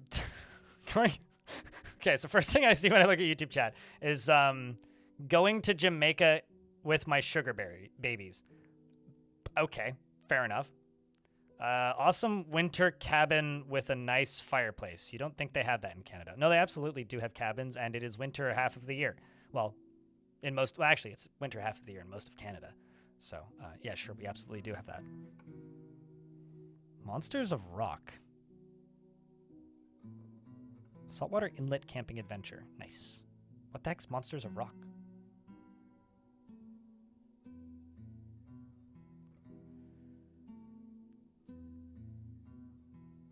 Yeah, that's like that was the big news, right? When they changed the day of the Montreal GP, is that it overlaps with NASCAR, which, yeah, I get that. I mean, there's a lot of... It sucks because it's like those are just going to be the days going forward, right? Like, that's the real bummer out of the whole thing. Is, like, those are just going to be the days. So, like, that's just going to be an ongoing thing every year now. With, like, kind of no real way around it. Sugar babies in this economy? I don't know. Maybe we got Jeff Bezos in the YouTube chat.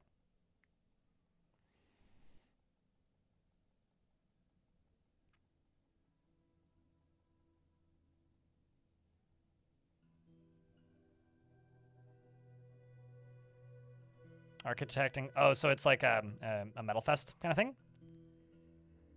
I'm going to the Armstrong Metal Festival in the summer this year, which is a pretty cheap metal festival. Tickets were like $200. It's 2 days. I think like maybe the biggest band I've seen headline at that festival is Havoc in recent years. So it's nobody huge. It's mostly more local bands, like West Coast bands. I'm just gonna do a quick save.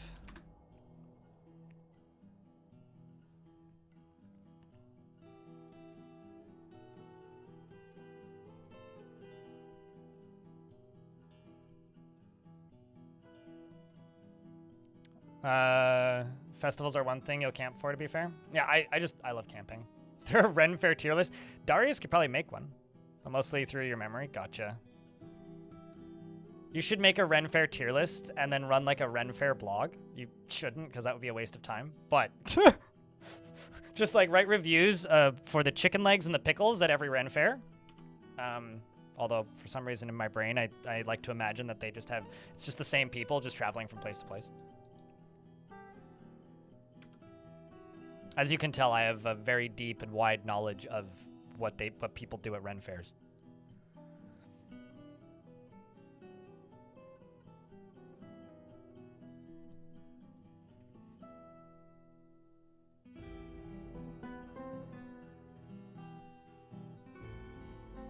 Also, Buddy Loves You says they were joking. Who's the person who said Jamaica with my sugar babies, so. You just subscribed, you like Dwarf Fortress and you haven't started yet? Gotcha.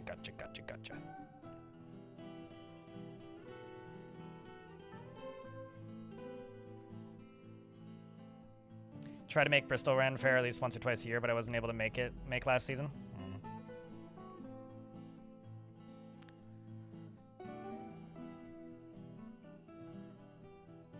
But yeah, I'm looking forward to the Armstrong Metal Festival. The only issue that I have with Armstrong Metal Festival is, well, it's right in the name.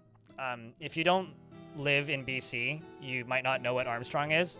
But let's just say that last year they hit, around that time of year, they hit about 41 degrees Celsius and 100% humidity.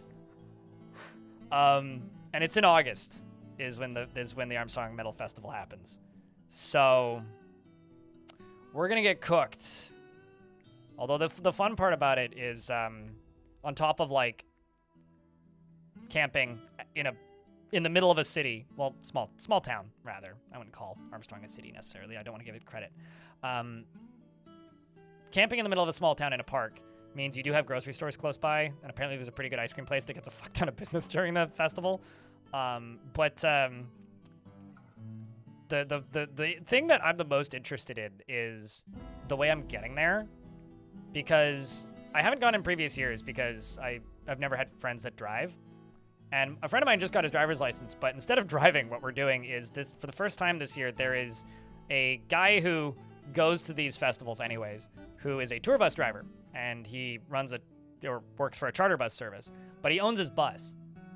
And so he basically was like, hey, give me free tickets and I'll drive anybody who's willing to pay up. So for an extra $100, I'm getting a ride in a tour bus to a metal festival. And what I want to know, chat, is imagining a metal festival and taking a tour bus to said metal festival. Do you imagine that? Is that going to be the loudest bus on Earth? Or is nobody going to say a word for the entire ride? Because it's either going to be like a fucking sing-along, or nobody is going to say a word for the entirety of the trip, and I don't know what to expect. I don't know what to expect. But yeah, no, so we're camping. Yeah, it's either it's gonna be 0 or like 1,000%. Although I think it kind of depends on how many people are on the bus. Like if it's an empty bus, maximum volume. Like if it's just me and my friend, which I doubt, maximum volume. Probably just to combine. Yeah, we'll just be singing Mariah Carey the entire way. Or the wheels on the bus go round and round. 99 bottles appear on the wall. Oh boy.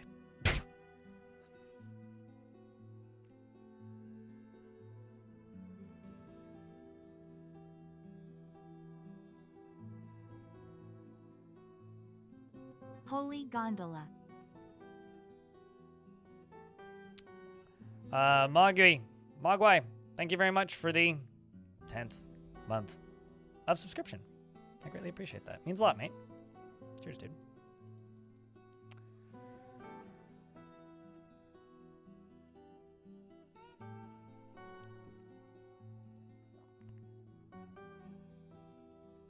Also, I'm starting to give up on the tower idea, chat.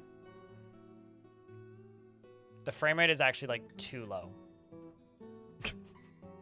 Even with like DF hack, like I'm just like they are claiming jobs, but like I think what I'm going to do is I'm going to dig to about here. And then I'm just going to make a big old hole going down into here. And then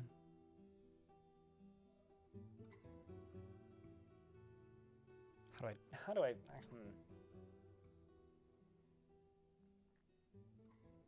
Is this getting built? No. I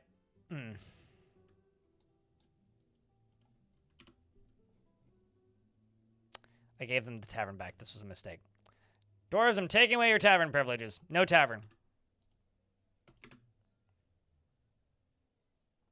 They're all just up here dancing. I'm like, nope, get to work.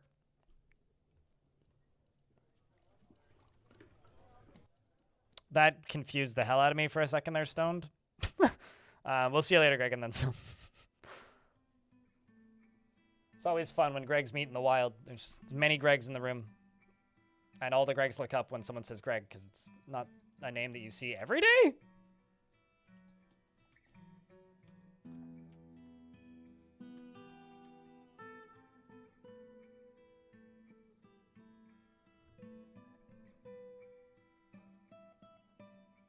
We need to bring back randomly wrestling with people in the yard. For some reason, when I started reading that, I was expecting this to be my milkshake brings all the statement in YouTube chat. Nippercott, hello. Spider-Man's pointing me, basically, yeah. It's like the brief window of time when I worked in fast food when there was 4 Gregs that worked almost always simultaneously. It was kind of a lot. But not much. Yep, not. How about yourself? I'm trying to complete any semblance of these tasks. Because if I can, then there's a non-zero chance that I can, well, actually no, there is a 100% chance that if I complete these tasks that I'm trying to game pause, please stop. I can refill the ocean. And once I've refilled the ocean, I'll be able to actually have normal frame rate. And I can't wait. What I would give for like 10 frames a second at the minute.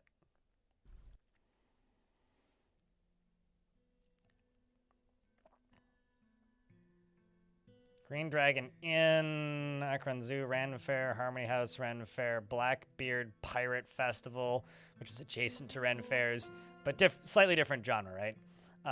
Queens Island Ren Fair, West Virginia Ren Fair, Great Lakes Medieval Fair, Great Camelot Fair, the Ohio one, so there's multiples. Pittsburgh Ren Fair, Ren Fair PA, Ren Fair Ohio, Ren Fair, Ren Fest Drunken Smithy Yule Bazaar. Oh, sorry, Ohio Renfest, PA Renfest, and Drunken Smithy Yule Bazaar. That's the one I'm interested in. You had me at Drunken Smithy Yule Bazaar. What I need to know, though, is what's so bizarre about the Drunken Smithies? I feel like that's, like, part of the job description of being a smithy. Is you have to be at least somewhat drunken. Okay, pause. Sorry, dwarf. I'm putting you in timeout until I finish this.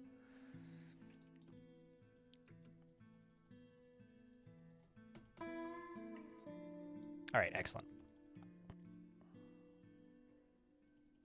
Let's just keep the game paused for a second so I can get rid of these.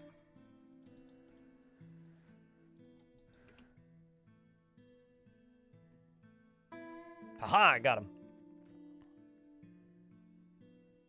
You met a smithy who was a super straight edge punk? Pretty crappy smithy then.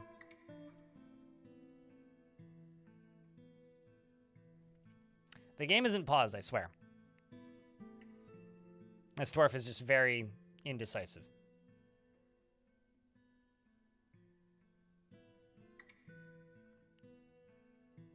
I mean, what's it called? We do have significantly better frames than the last time I drained it.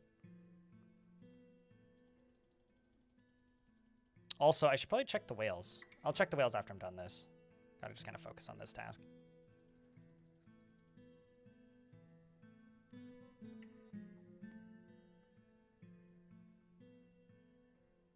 Okay, maybe I'm actually regretting the locking the dwarf in here, because it takes the dwarf, like, longer to realize that there's another task that they can claim than it does to just, like, let them out.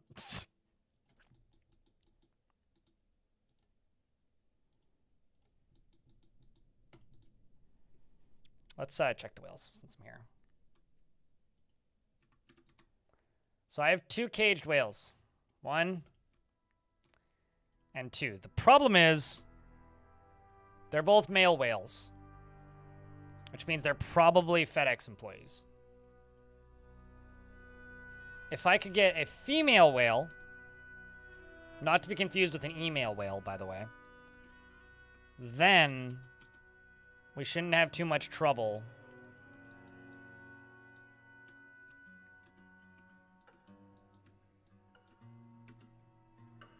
Then we shouldn't have too much trouble moving forward.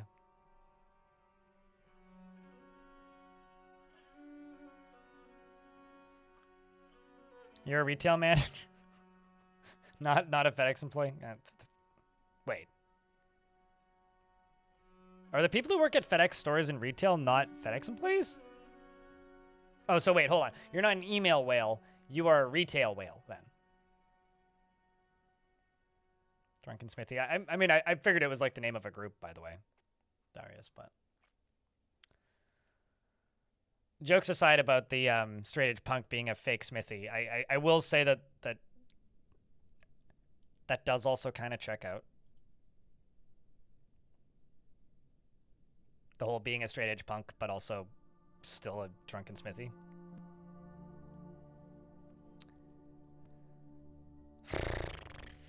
All right, fuck it. I'm done waiting. Dwarves. So what I'm trying to do right now is I'm trying to give the dwarves a direct line to the middle of the ocean, because they're very quick to cancel and lose track of construction jobs when they are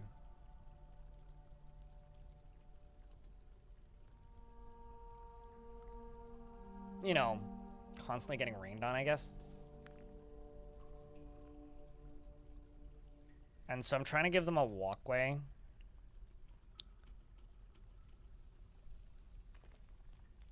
where they could get closer to where I'm trying to build. Uh-oh, I overdid this. Where I can get closer to where I'm trying to build.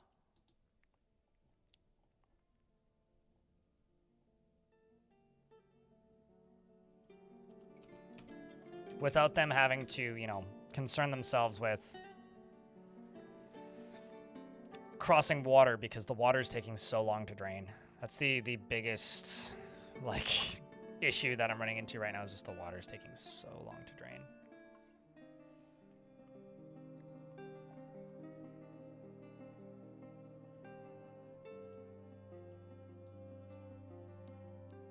So it keeps on like unexisting their jobs. Because I know this might sound crazy, but since I started the stream today, about 25 in-game days have passed, and it's been, I guess, about 4 hours since I went back to the save. So just to give you an idea of like how fucked this is at the minute, that's what we're looking at.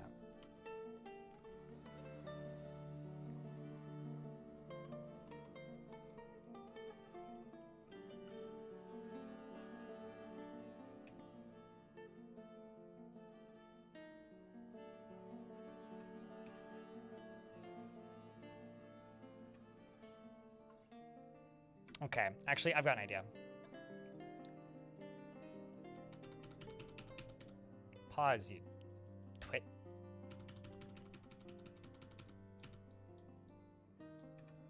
Because, like, this is what I told them to build, and they just can't consistently get there enough. They can walk there, but they can't, you know, get there any other way. I send you up to here.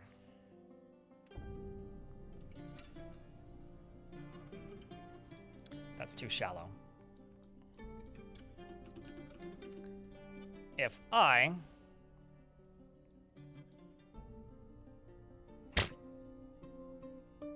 This is really dumb, actually.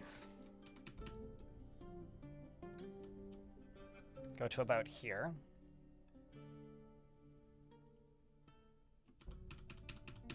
And go vertically up. Okay, so that's around here. Perfect.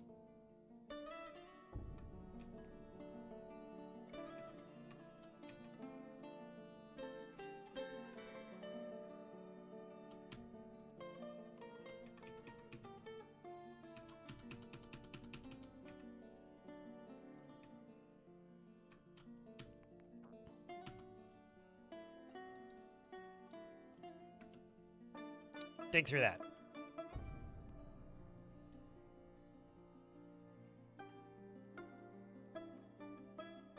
This is potentially going to be real bad if I fuck this up, but hopefully won't be.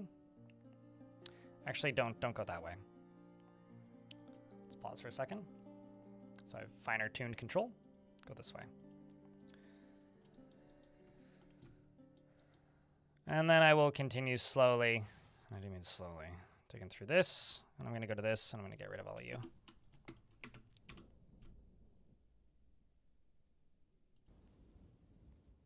Because, like, this is the issue. They have to cross all these threes, and they're super quick to, you know, like, there's random blocks, like, up there and stuff that are causing the issues.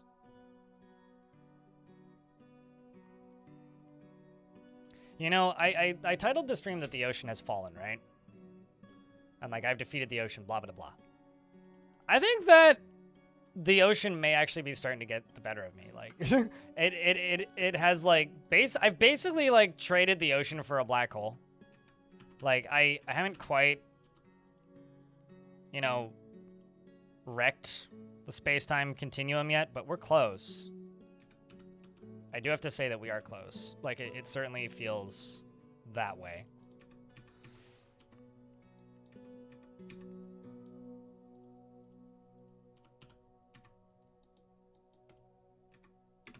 Now we wait. Good win, Eric, and Darius, and Mousebeater. I won 140,000 earlier today. Because I invested almost all of my tickets, and I had like 90-something thousand. I haven't invested in like a year, probably, though. The ocean strikes back. Return of the sandbar.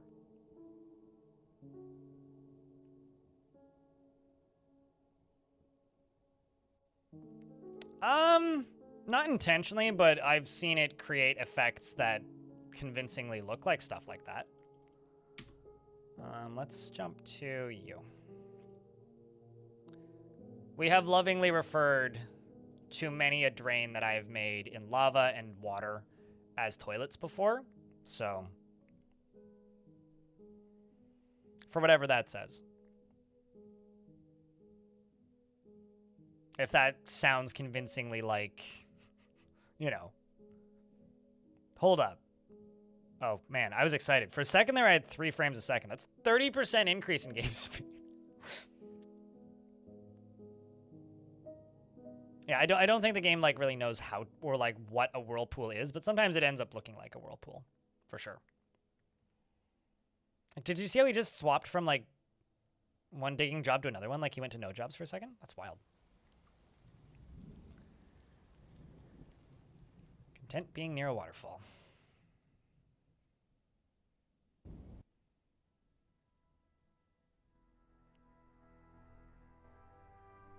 But in order to do this, I may actually have to drown dwarves eventually, which kind of sucks.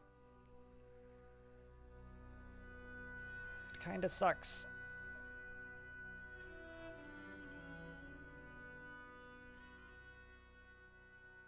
Unless I can, like, build something really long across it and cave it in, but...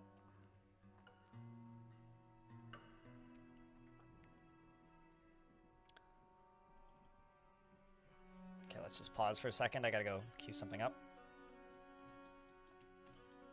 They're being dug. You're not being dug.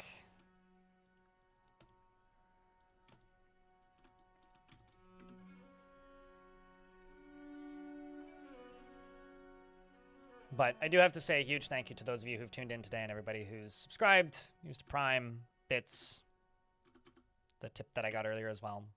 Thanks, chats. I do appreciate you guys. Like, I wouldn't be able to do this job if people didn't hang out and watch, and, you know, I got to get started on the next project at some point. So here's hoping the next thing is more exciting to the wider YouTube sphere than the last one I did. And ideally is something that has a more wide appeal. Looking forward to it. Here's hoping.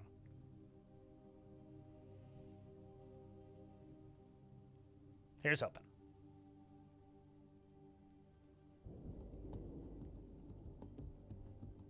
You offer Norman Reedus' tribute?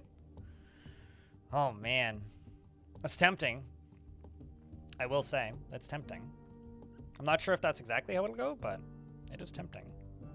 Tempting to think about, if nothing else. I'm just looking forward to when I can, you know, refill this ocean and have some frames again.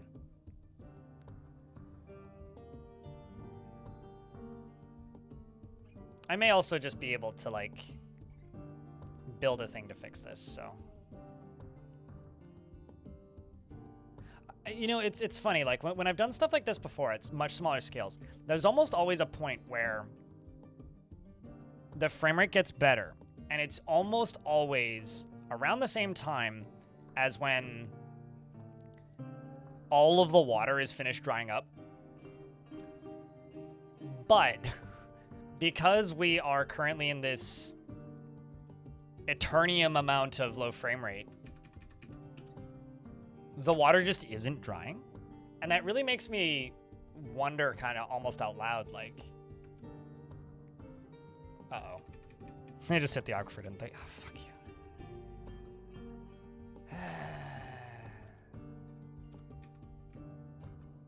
How deep is it over here?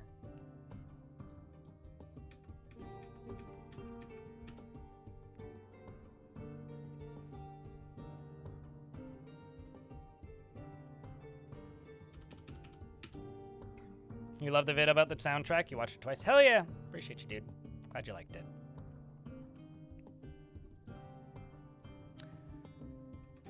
Don't judge me too much, chat. This hurts me more probably than it hurts you. I hate cheating.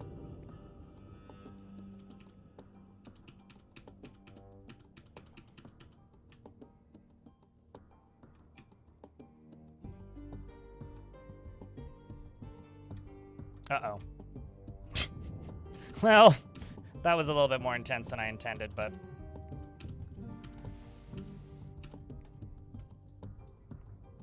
Okay. This might also create a forgotten beast that comes and kills me, so we'll see how this goes.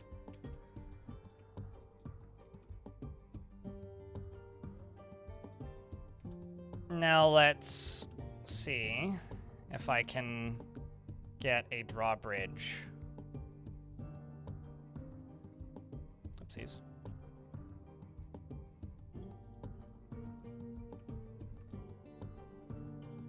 Into here.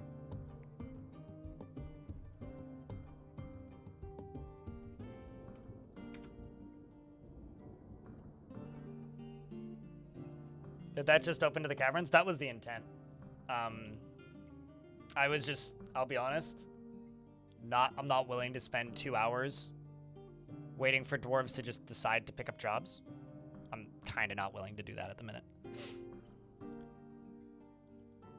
This fort has put me through enough turbulent waters, for lack of a better pun.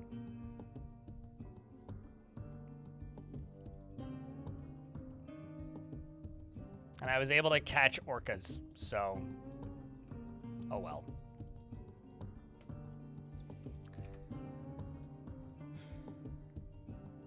You know what? Fuck it.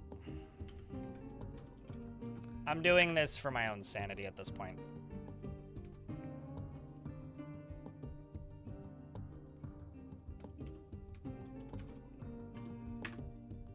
All right.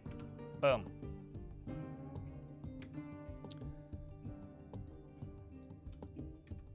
And you know what? Fuck it.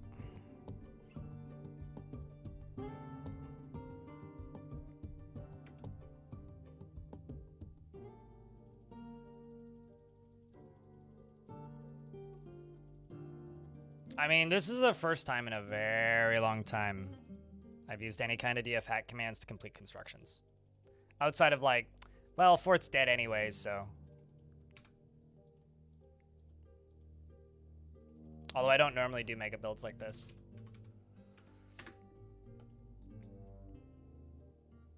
Yeah, that'll be enough.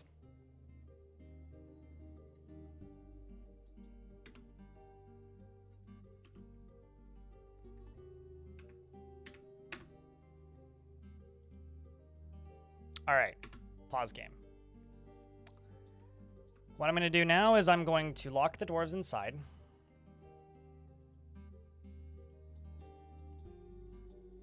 And I'm going to go remake the tavern.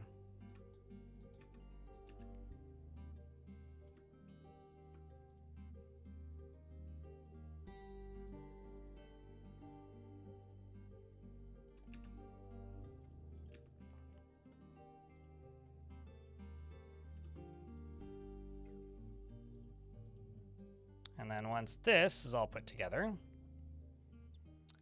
what I can do is the very simple task of pulling some levers. What are you overlapping?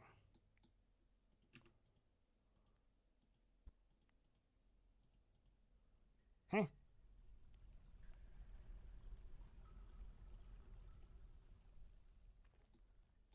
Oh, I see what you're overlapping. It's that. And that. All right. So, is there a specific reason it's not the whole room? Because there's a dining hall on the outside. They get different happy thoughts from having a dining hall, and different happy thoughts from being in a tavern. And I assign them both to the same tavern zone by using this button. So this is the tavern, and this is also the tavern. Then they have a dining hall and a tavern. So they go there to eat, so they're already in the vicinity, and it basically makes them more likely to group up there.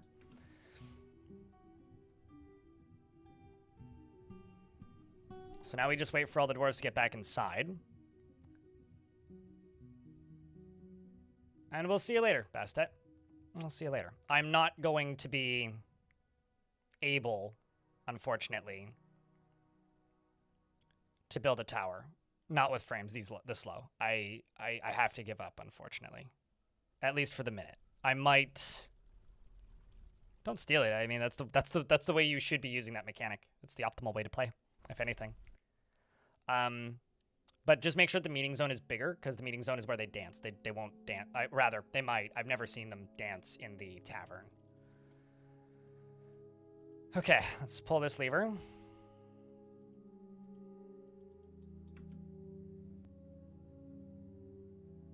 Man, I should use bauxite levers to trigger lava flows and microcline levers to trigger water flows.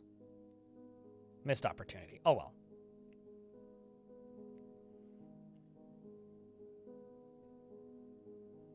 What did you miss while working? I completed the digging that was going to take me another 2 hours of staring at the same square while waiting for jobs to pick up.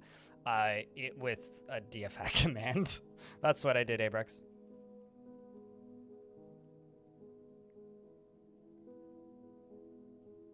I think the one other thing that I could do that I haven't done is I could place a bunch of traps along the bottom of the ocean, but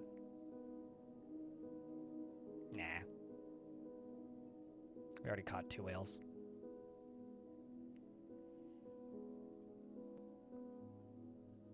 Get to it, kiddo.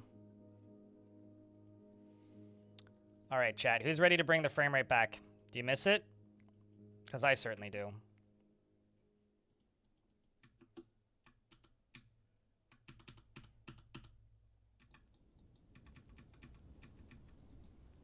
Okay, so this lever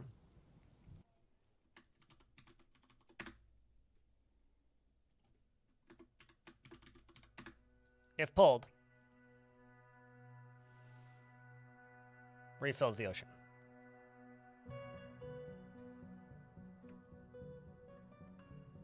Yeah, some dances actually require bigger floor sizes. Like it says 6x6 is the minimum for a dance floor, but some of the big group dances require more than 6 dwarves. I actually really like that detail about the dances, actually.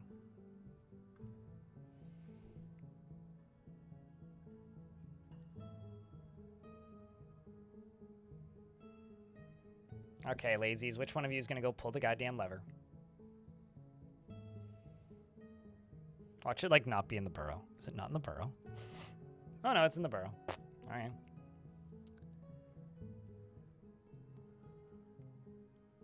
There it goes. Someone's coming to get it.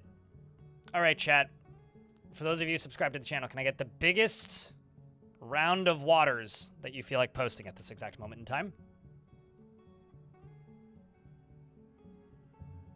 Stormwolf, why did you just carry a stingray there and then drop it? I think you did. What? Whatever that ray is.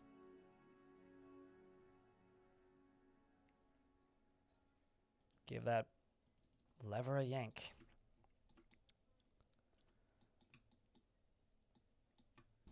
So this down here is going to close. And this, ideally, down here, is also going to close. Unless I fucked up. Let's hope I didn't fuck up.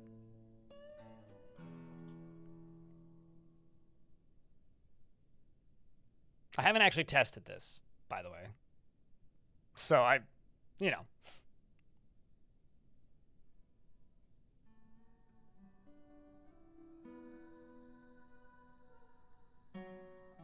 Like, genuinely, haven't tested this.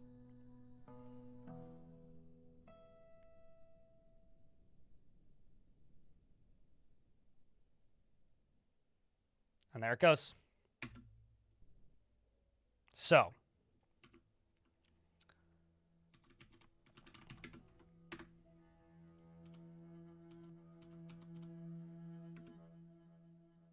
So as you can see, it's filling. The whole thing fills up real quick. Fucking look at that. Holy shit. Oh my fucking god, man. Whoomp.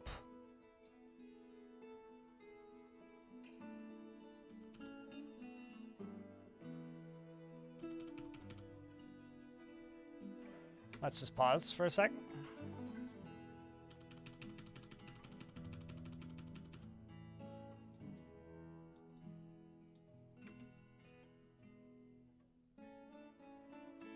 It's been at 2 FPS literally since the start of the stream.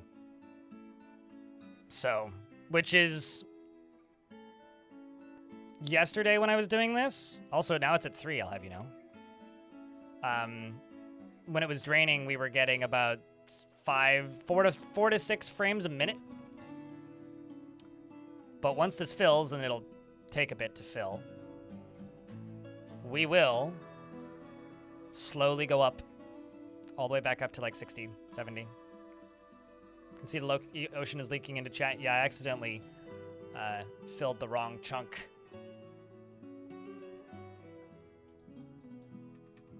So that's my bad, unfortunately. Okay, here it goes. Check this out. That's it filling.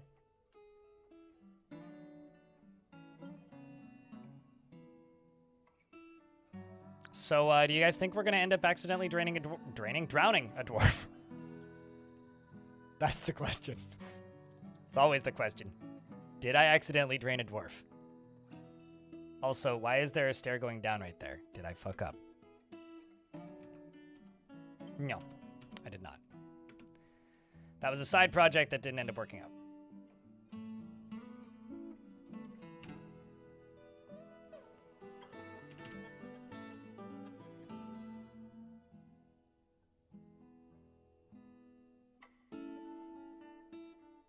I was able to do a little bit of deep sea terraforming, but not as much as I would want. Oh my fuck, that looks so cool. Like, look at that. Whoa.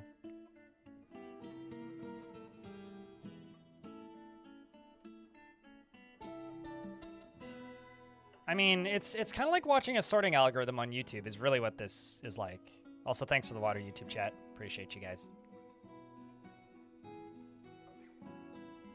I did really want to build a tower down here, but like frame rate's too low to build a tower. Unchowder, you're just in time for the party. Somebody help out Shinobi if possible. Please and thank you. I hope you guys like getting a little bit wet. What's up, Barely Creative?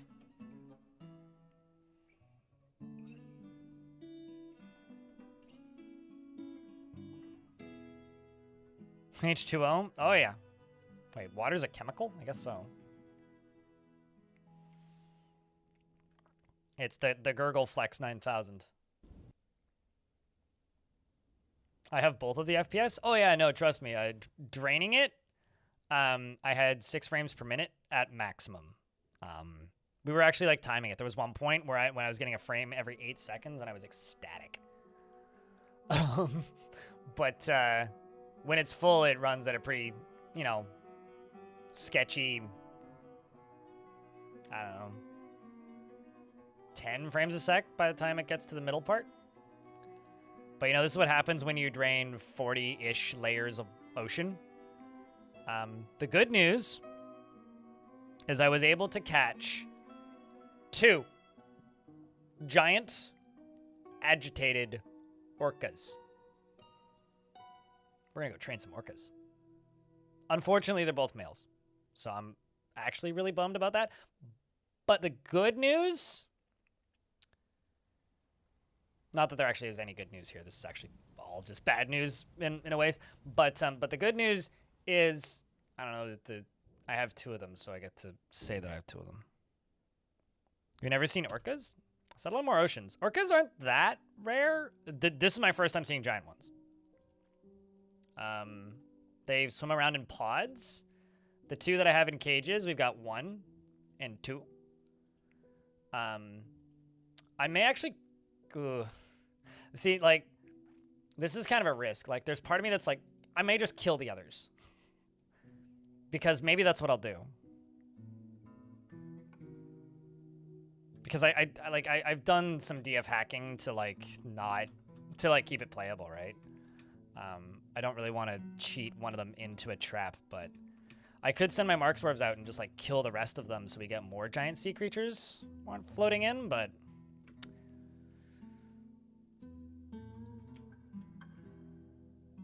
You know what?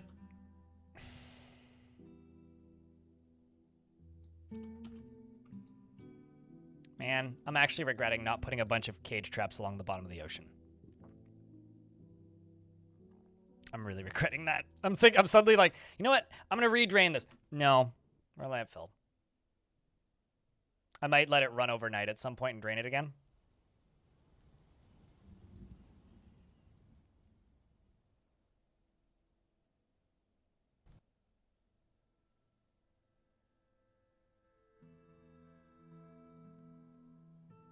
There is a non-zero chance because their family is down there though that they might try and swim in there to be with their family, because I do see them doing that periodically, which is interesting. Because they try and stick in crews because they're pack animals. That water is moving so fucking fast. Considering we're getting 3 frames per second. Hey, look, it's making a diamond. Pretty. Pretty water.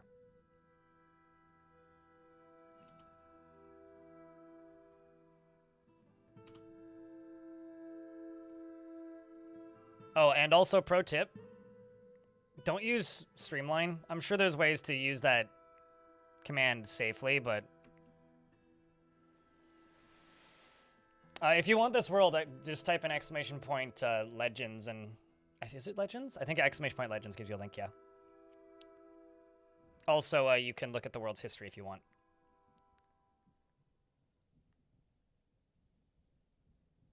So, in order to see giant, or, well, obviously to see giant creatures, you need to be on Untamed Wilds. But in order to get most of the deep sea creatures, you need access to deep sea materials. You have to be deep enough, right? So I've got salacious ooze down here and pelagic clay, which means that we are actually at the bottom of the ocean. Basically, it's like what you find when you're at the lowest depths that the ocean goes. It's like this stuff.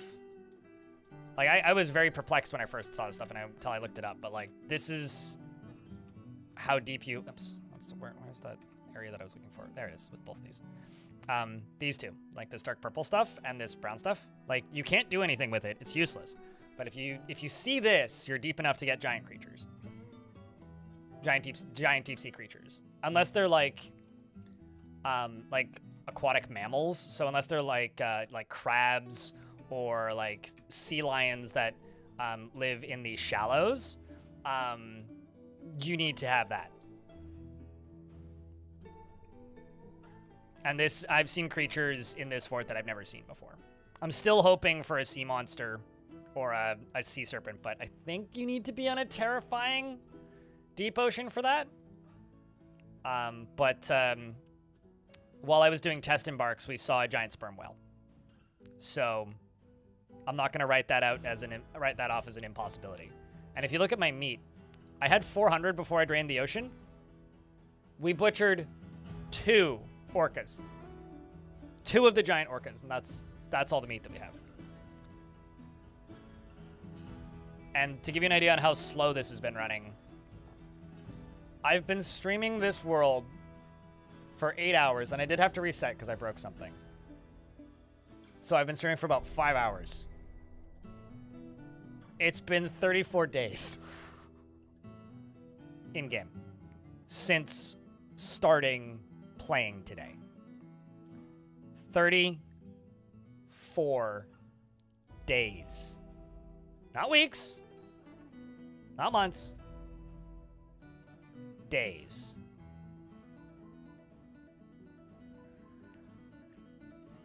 Correct, Fan, yeah. I wonder where the orcas are at the minute.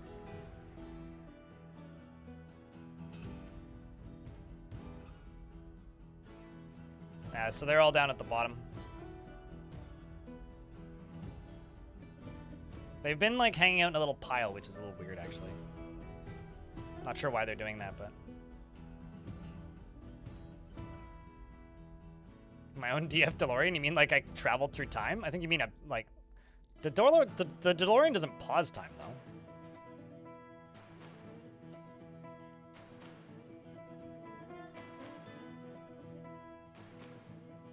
10 minutes a day? Yeah, instead of 30 seconds. It's like 28 seconds at the default frames or whatever. Stardew Dwarf Fort when? Is this like a knock at the frame rate? Or... I don't get it, Zach. YouTube chat. Long John? Long John Noob, that's a funny username. A+. So we got Yeti and Long John.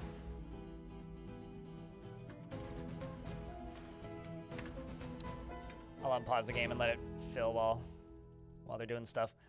He almost never feels discouraged, only rarely feels strong craving, urges, and seeks short Rolling only rarely feels strong cravings or urges. He dislikes helping others and forms only fleeting and rare emotional bonds with others.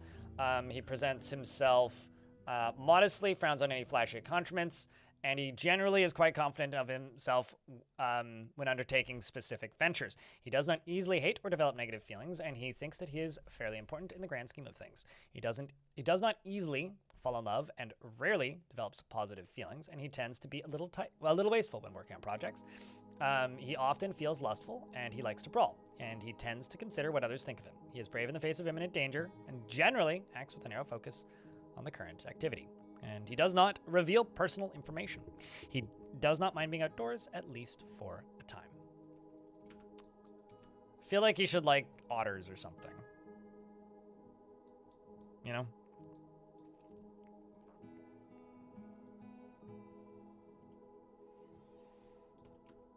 Those are gone.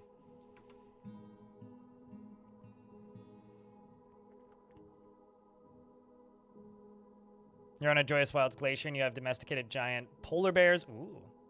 You've been butchering them to stave off of the bear explosion. You've been getting some wild stacks of food out of it. Yeah. I don't know. I'll say this about the orcas at the minute. If there is overwhelming request for me to teleport a female one in there just so we can breed it, I'm open to the idea. But I don't personally feel okay doing that myself. It's like, it's just, I don't know, man. I although at the same time right now, I kind of feel like I'm giving up, which is bad. Well, maybe not bad, but defeated is maybe a better term. By the ocean. Of all the things to get defeated by, that's maybe one of the better ones. Soon, TM, we will get another. I'm worried they're going to die of old age first. But let the orcas fuck. Okay.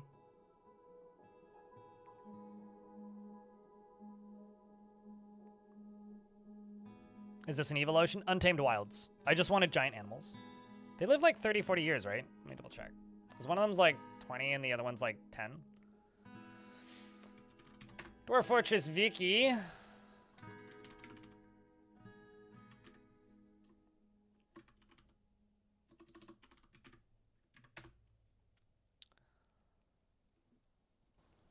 Dwarf Fortress Wiki's being slow. My frame rates are infesting the rest of the internet.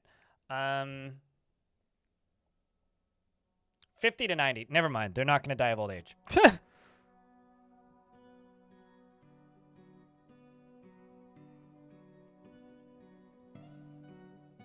So no issues there. The ocean is a cruel mistress. Where are my giant manatees at? Where are my giant manatees? Although honestly, if giant manatees showed up, I would be completely insufferable. Because I would just be constantly referencing how it's like they're refusing to get into my traps. They're just a giant manatees.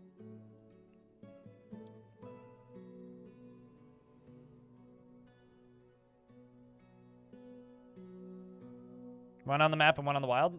That's not really how that works, and also neither of the females are in captivity, so if that was how they worked, the females would just be randomly popping out the babies in the ocean and not in my captivity. So, if that was how it worked, you know. Have you ever seen humanity? Like the manatee tea holders. Also, here's this in ASCII. I'm gonna go open up the blinds so I can get a little bit more natural light until the sun goes down.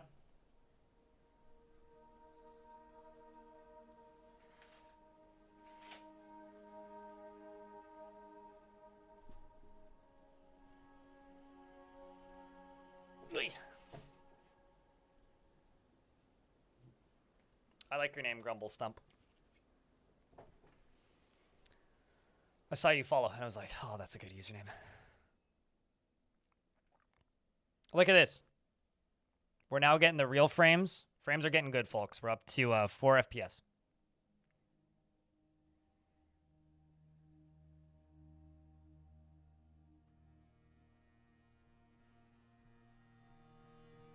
Yeah, no, I don't think the wiki is accurate. The wiki might be accurate, but it also might not be accurate, Abrax.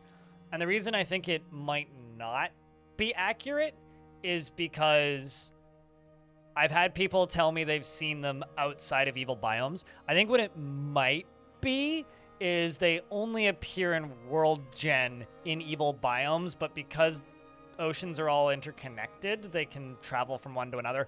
I could be wrong, though. My goal in this was just to find giant sea creatures, not that looks like a giant goldfish.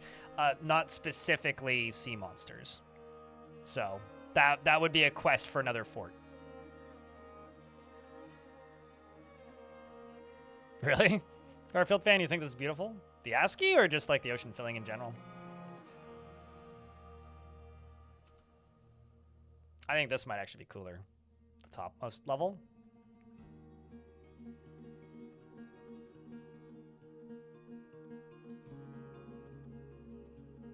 You know, the earliest versions of Dwarf Fortress that I remember playing, DJ, back when the game was 2D, a new fort with 7 dwarves ran at about 15 to 20 FPS.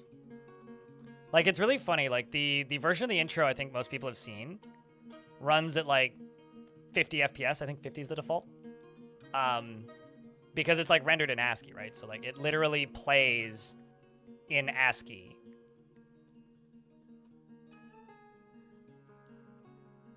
So if you speed up or slow down the frame rate, the intro movie plays faster. And so the version that I think most people are used to seeing is at 50 FPS. But the original version of that intro ran at like a third of the speed and the music played slower. So it's like weird to me to see the the most recent versions of the old intro because my brain thinks it should be slower.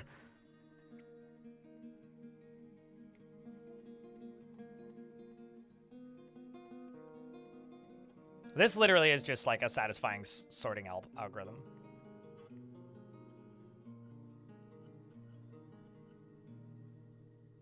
Seven, 7. Yeah. Oh, dude, trust me. If my lotto luck was as good as these, if I had this many 7s on the one time I played on a slot machine, I would have won a lot of money. But I didn't, and I didn't. It's probably for the best, though, because if I did get this many 7s and I won all the money, I would have just been an idiot and probably just continued gambling it. I wouldn't have been like Claiborne that one time when we were in Las Vegas, and he's like, I'm going to go play blackjack. And we're like, okay, we'll wait in the bar. We wait in the bar. He comes back, I won $100. It's like, what?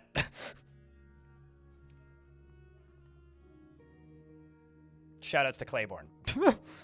I think it was $100. He played one hand, one left. It's like the only responsible gambler I've ever met in my life.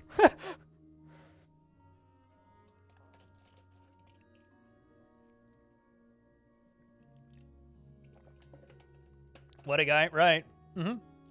And then we went and drank at the cheapest bar we could find until like 4 o'clock in the morning. I was really hungover the next day. It was a good night, though. We had fun.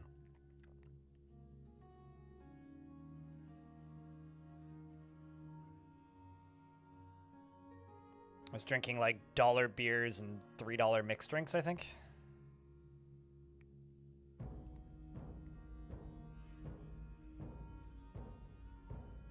It's like a flag. I think the ocean is laying claim to me. So I just had a really bizarre optical illusion. My mouse isn't over the game. My mouse is over OBS right now. But I looked over OBS and I saw this giant mouse in the middle of OBS, like mouse pointer, right? And I freaked out for a second there and thought like, what the fuck happened to my mouse and why is it so big? And then realized, oh, it's just OBS playing tricks on me.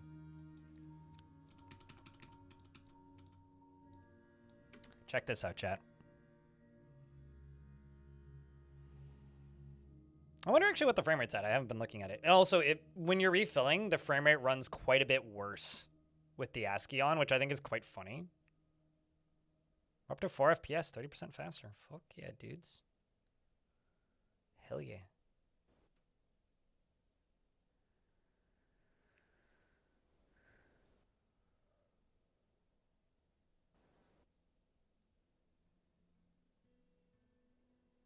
Although if the whales' brains are short-circuiting because their family is in traps, I wonder if I could drop a rock on their heads and use that to cage trap more of them. I don't know how I would put the water back after dropping a rock on their heads, but... Or get rid of the water, I guess. It's maybe the better way to put it. Maybe have like a retractable drawbridge or a raising drawbridge underneath something. Yeah, so we drained it yesterday, Ilulin. And it took about 2 hours, which was much faster than the first time I drained it, which took about 4.5. So the first time I drained it, I was getting about 2 frames a minute. And it took about 4.5 hours. I massively expanded the drainage capacity and drained it a second time, and it took about 2. I was getting about 6 frames a second by the end. Very happy. Also drained way more of the ocean, like an additional like 10 layers. Now I'm refilling it, and I expect this to take about an hour.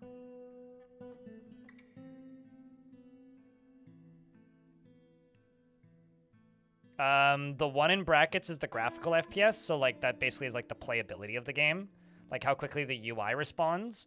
The one on, the one in brackets is the graphics. The one on the left, or like your monitor refresh rate, and then the one on the left is the tick rate, so like the speed of the game. How do you drain an ocean? By removing the ocean floor. But yeah, actually basically that. Like you just have to build the piping and the plug. But the way I do it is I've done it many times with smaller oceans than this, and I've never had it run this poorly. We did it specifically to catch giant orcas. And I have 2 of them. Unfortunately, they're not a breeding pair, and the rest of them are just kind of short-circuited and stuck down here now. But the good news is I have 2 orcas who I can train now. And maybe we'll catch more in the future.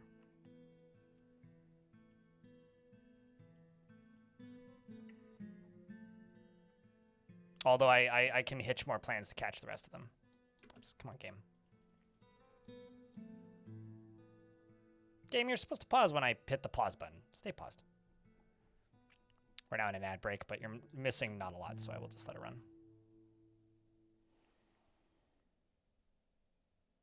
There she flows. Army? No. Breed? Yes. They're not war trainable. Although they wouldn't be very effective, I don't think. I feel like they would just die.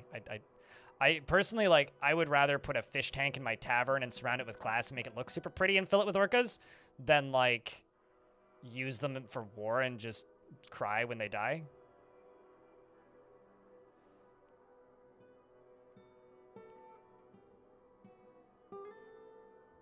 But you might also be in an ad break, so.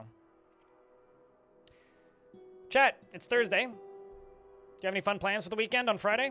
Tomorrow, or after Friday, I guess. Tomorrow, which is Friday, I will be doing a charity stream. We're going to be raising some money for, they changed the name of the fucking charity, and it's bugging me. Breakthrough T1D, who is formerly known as JDRF, Juvenile Diabetes Foundation, so. I've raised money for them in the past, and they've been bugging me to do it again. I finally said yes. So we won't be playing Dwarf Fort, but we will be playing a game called Enter the Chronosphere, which is one of my most anticipated games, and it has an updated demo. And it's going to be a pretty short stream. It's only going to be about 3 hours total, because I'm doing a segment of an organized event thing that they're running. So that simply means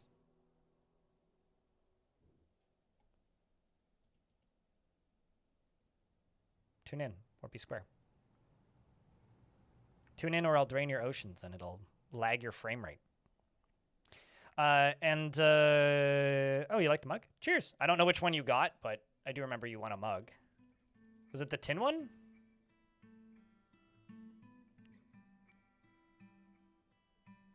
Oh, nifty. Yeah.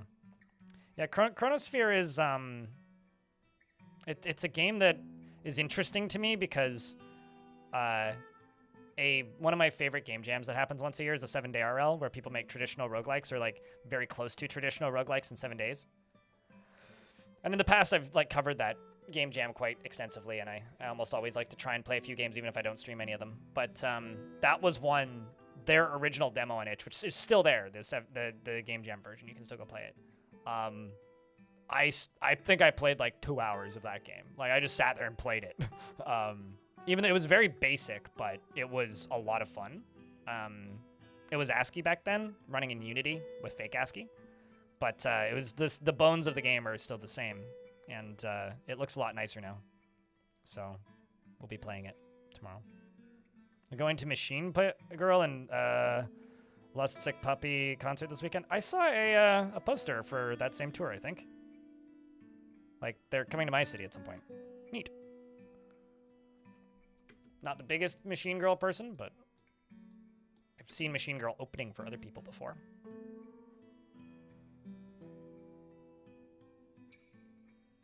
Loud show, but fun.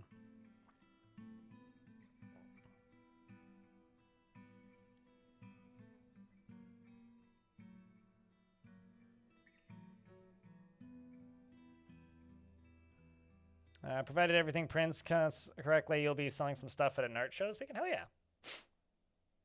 What kind of art show?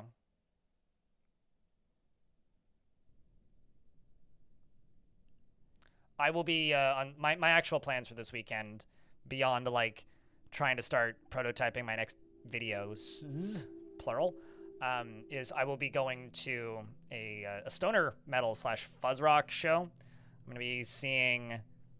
Actually, fuck it. I'll just grab the list and tell you, because I'll be honest with you, this is one of those like, oh yeah, of course that's what they named that band, but also, wait, what the fuck did they name that band?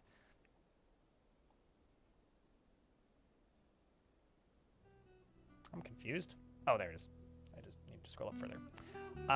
Right, I should have remembered this one. Bison, Heavy Trip, Alien Boys, Space Queen, and Burnt Lung. The only one I haven't seen before is Alien Boys, so that'll be fun. Broken Foot or not, damn it. Yeah, that's what happens when you overpack for a backpacking trip. Enemy.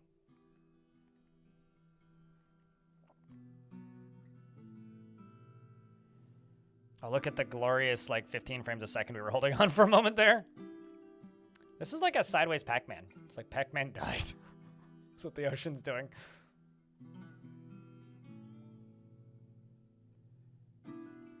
Although I maintain that one of the best, like, fuzz / stoner metal bands I've learned about the existence of in the last few years is Bong Witch, which apparently is the second project of that crew of people. And previously they were a country band. But nobody left and they all use the same instruments. So they are like harsh vocals, like doom metal, stoner rock kind of thing. But they have a banjo? It's kind of incredible, actually. You brought your backup tent and your backup tent, sleeping bag, and your camping cinder block. Also, a 24-pack of beer. That's Heavy Trip. A banjo. Oh, yeah. Banjo going through way too many pedals. I didn't know that you could put a banjo through pedals, but I guess, like, if you mic up a banjo and fucking plug it into a pedal, like, you can make a banjo make some weird sounds.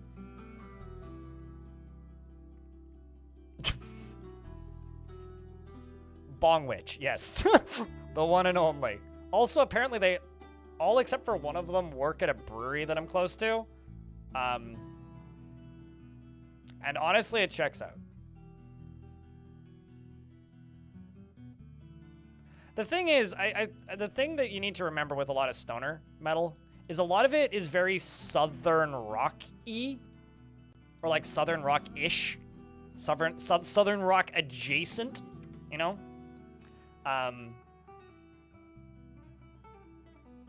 Or like what I affectionately refer to as like trucker rock, which is like the sort of music that you put on when like you're wearing a trucker hat and playing American Truck Simulator and just driving along a flat piece of land forever, but you don't like country. It's like that. It's that kind of vibe. Like it works. It works.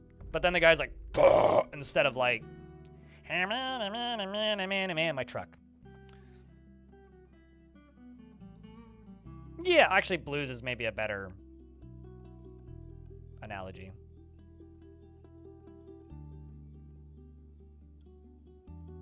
Like, you know how before people who've been around this channel a while would know they're not on Spotify. No, I'd be surprised actually if you could find their music anywhere other than Bandcamp, and I might actually be surprised if it was even on Bandcamp. They didn't even sell T-shirts. They were like, if you want merch, they literally said at the end of their set, if you want merch, steal a poster, like from the venue.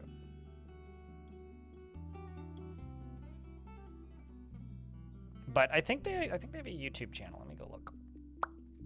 I doubt they'd get mad at me if I broadcast this, so I'm just gonna do it. This is what happens, chat, when I spend way too much time watching an ocean fill.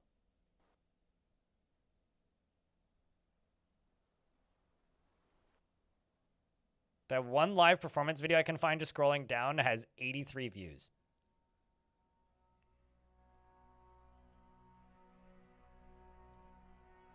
Okay, so I don't have Dwarf Fortress music and Stoner Rock playing at the same time. I'm just gonna...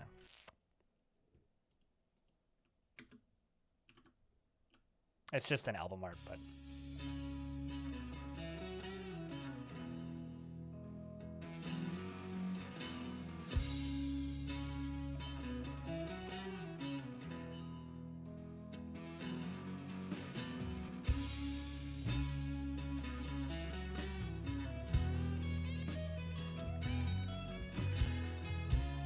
Used to love, so I've never seen The Chariot, but I have seen 68, which is the vocalist of The Chariot. It's been a tough year.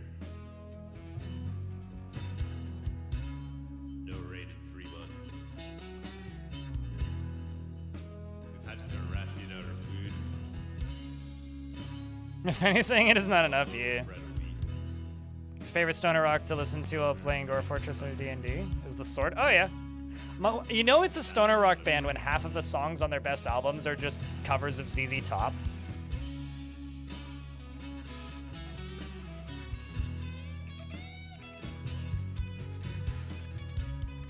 Also, one of the members of this band is mutual friends of somebody I know, and so if they take this stream down, I will just text my friend and be like, what's his address? And then just take a cab over there and bang on his door and be like, hey, fuck you! This is what I'll do.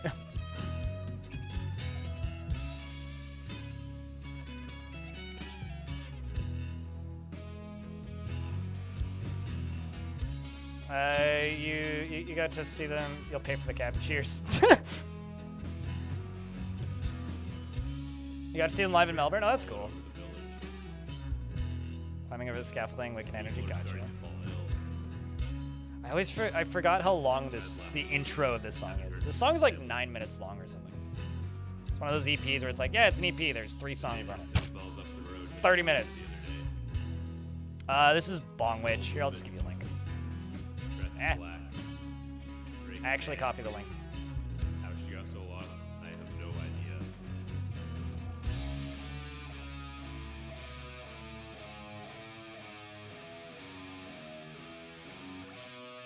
idea. The guy singing has the banjo, or in that case, speaking. They don't always play it, but I don't know. I am a fan of heavy music that has weird instruments in it. Like, I really like a band called Fertility Cult, which is a doom metal band that has normal band instruments, a saxophone and a stand-up bass. And they're from Finland and they sing in Finnish, and I have no fucking idea what they're saying. I'm sure it's awful and offensive, and I'm sure I would get in trouble if I knew what they were actually saying, but they're great. And I also really like a band called, thinking of the names of bands that I like is a problem right now, apparently. I really like a band called Ninja Spy. They're like a pretty standard like thrash hardcore thing, except they have a trumpet. And sometimes they pull out the trumpet and just, it's like sudden ska. It's like unexpected ska. It's great.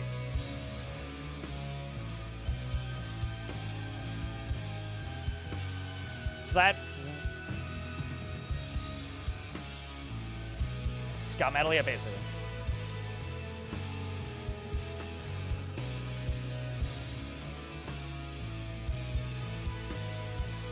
I really like the opera and symphonic metal. I'm of the opinion that like operatic metal and like symphonic metal are the most accessible metal.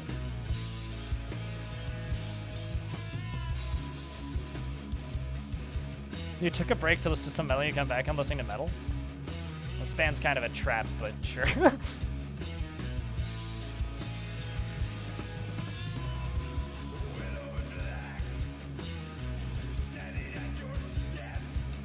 Kinga's metal albums are your favorite metal?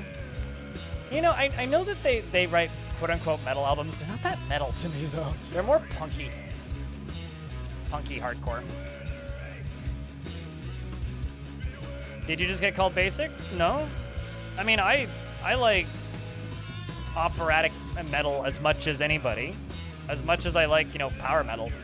But it's just not the most interesting, and if you listen to a lot of it, it gets very samey.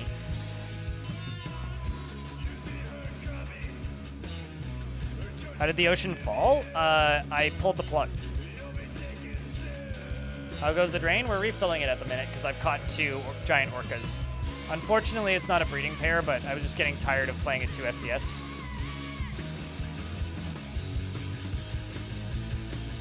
I can't remember if this particular song has a banjo breakdown or not, or if that's the next song. Because there is a banjo in there, it just doesn't sound like a banjo.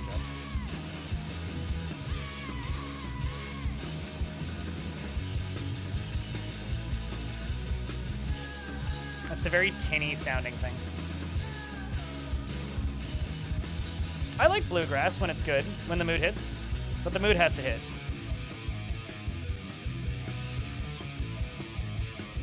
I mean, here's the thing, right? Like, I can't call you basic because I've seen Dragon Force 3 times, and Powerwolf. I've lost count of the number of times I've seen Sabaton, so I can't call you basic. Only dinosaurs play this game? It's cool. That means we're valuable. We're an endangered species.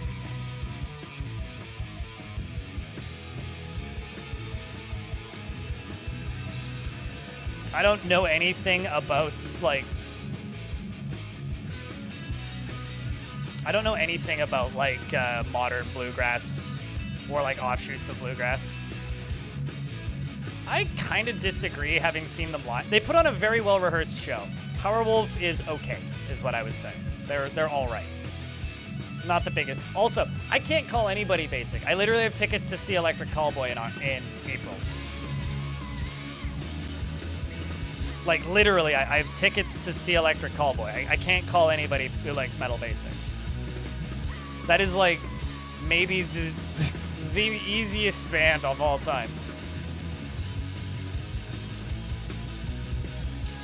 I don't know. I think that, like, if you're a self-respecting metalhead, you like this, you like the extremely self-serious stuff, but you also have a place in your heart for a big fucking hunk of Gouda.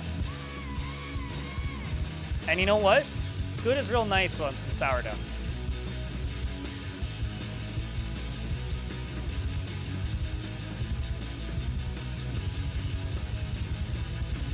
Oof, the mixing in that's not great.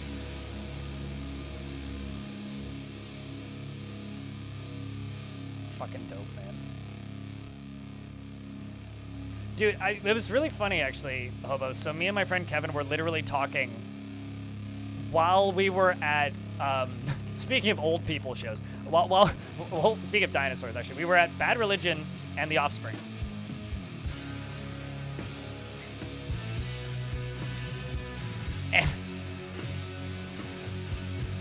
And we were literally talking about Electric Callboy. We're like, yeah, they're never coming here. Like, they're literally never going to come to Vancouver. Or, like, where I live either. Like, it's never going to happen.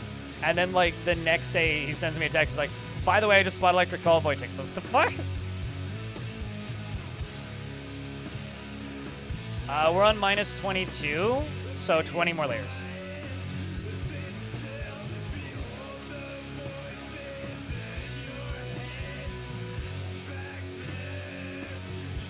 Oh no, I mean, like, Powerwolf is like, they're like a worse ghost. It's like, it's a stage performance thing. But what's funny about Powerwolf, and this will only be funny to people who live in Vancouver or the greater Vancouver area, I saw them at the Queen Elizabeth Theatre. And if you don't know what the Queen Elizabeth Theatre is, they have a dress code. Like, they are the hoity-toity classical music venue. I don't know how the fuck they booked Dragon Force and Powerwolf at that venue. If by choice, But we or by walked in chance, like in our normal metal shit. you have found yourself here. Maybe And didn't get kicked out. It was crazy. But we did have glasses of wine. And they gave us glasses of wine. That's the craziest bit. It's seated only, so like, makes sense. But they gave us glasses of wine, dude. So I got to watch Powerwolf while sipping wine. It was a lovely evening. Felt like an aristocrat. Like, plastic cup. Not cups, but plastic wine glasses. But they still gave us glasses of wine.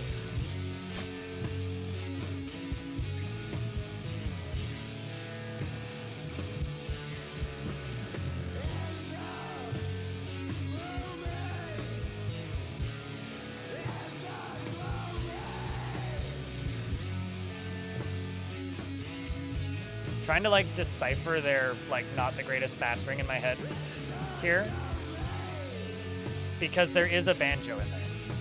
Like, I can hear it. It's like beneath the like the slower plucking guitar.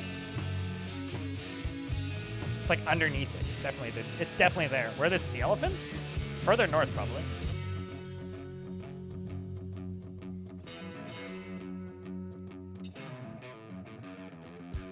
This is a band extraordinary that literally was like, if you want merch, steal a poster. Like, shoutouts, I guess. Yeah, there it is. Kind of sounds like a steel guitar, but it's tuned down. As we speak to you with our skins and sticks and strings, hear what's behind our sound, behind the movement. I don't know.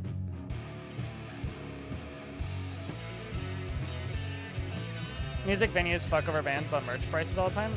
Oh, the venue that I saw these guys at is like connected to a dentist's office and in a warehouse, like next to a used car lot and like a suburb. Like, it is a bar that shouldn't exist. Like, they literally like flip the pool table over at the back so that there's space for them to set up merch. Like, they push the pool table out into a different area and then like flip it on its side and like put it up against the wall and set up a little folding tiny table so that there's space for people and the merch. Like, I think they probably have a capacity of like 50 people. Behind the It's like voices, nothing.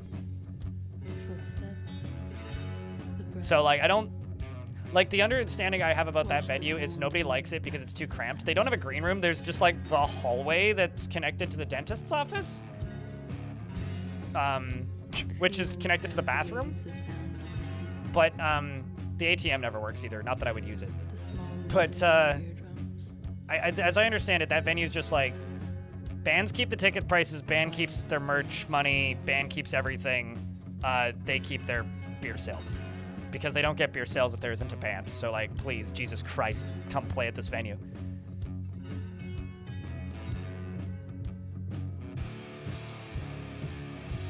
Bluegrass is something I never seek out, but I won't complain if I hear it. It's a rare venue. It's just a tiny venue. I mean, that's most of the venues out here in Victoria. Like, most of the venue, like, the biggest venue is like a small arena. But like, the bigger venue downtown, I think, is like 200 people max capacity, and I've never seen it sold out. Although I don't go to their rave nights. They sell out on rave nights. It's basically like just punk bars out here. But it's nice because you have like venues that are open late and also venues that turn into nightclubs that do pretty early shows. So if you like time your evening right and you don't have a broken foot like I do right now, you can very easily go to a show that ends at like 9 and then go to a show that ends at like midnight and then catch the very end of the ridiculous show in the venue that nobody likes that has don't eat the food at the dive bar that ends at 2.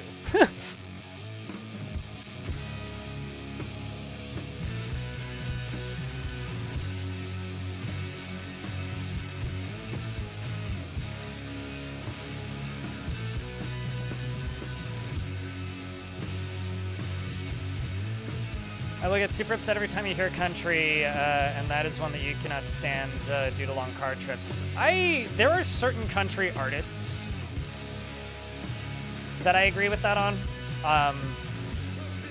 It's also weird because like I don't actually know the names of any of them, but I'd know them if I heard them because of people that used to just play them where I worked at the time.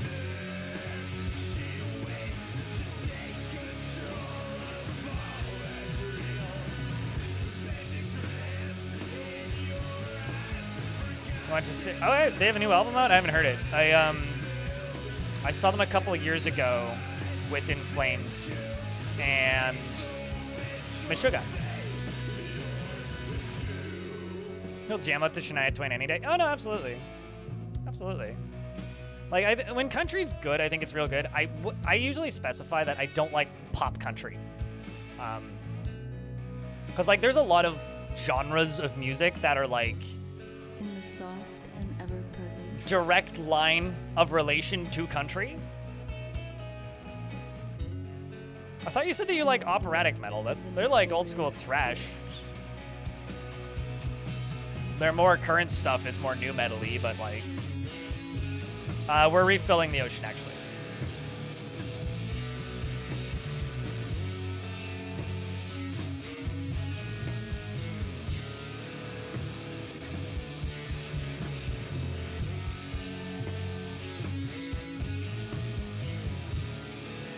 How many orcas caught? 2, both male though.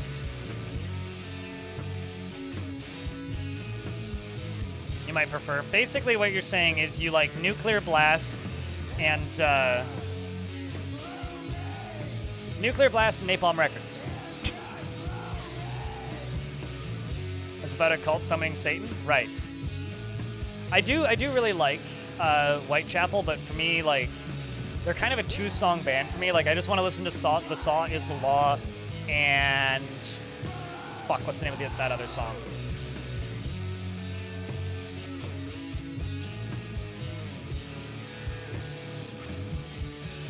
Oh, they're not bands, they're labels. Nuclear Blast is like the label that just about every like power metal or power metal-ish band is signed to. And then Napalm is just a really, really old record label that has a lot of those bands on it as well.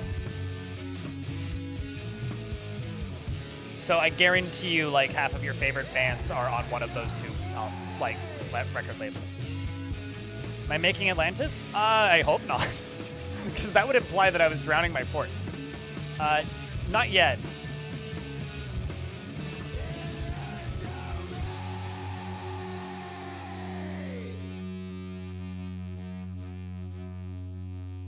Probably is this Exile, right? Yeah, no, the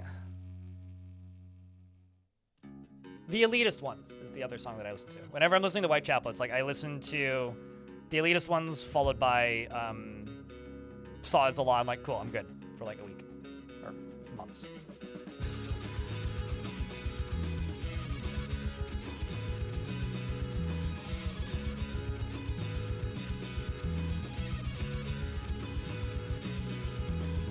So I was trying to build stuff at the bottom of the ocean, but I was getting 2 frames a minute, and I was getting tired of waiting. Quite literally.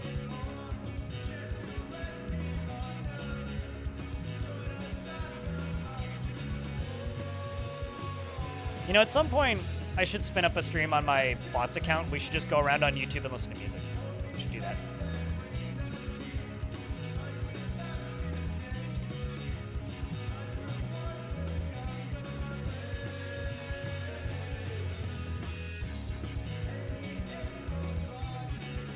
It's been too long since I've done stuff like that.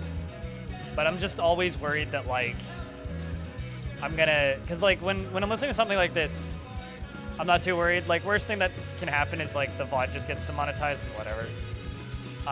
Or, like, it gets silenced, which actually that would kind of suck, but... Whereas, like, if I'm just only listening to music, all I need is, like, 2 UMG songs to get tripped, and then suddenly I don't have a Twitch account for a month, and that's scary. So...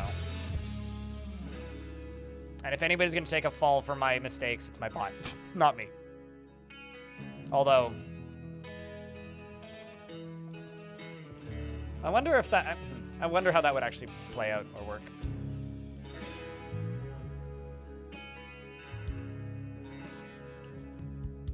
I wonder how much longer is left in this EP.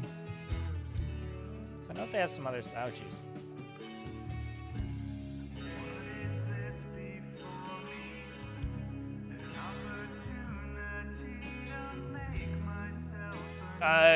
If you're playing music, you get less revenue on YouTube. But yes, I already do that.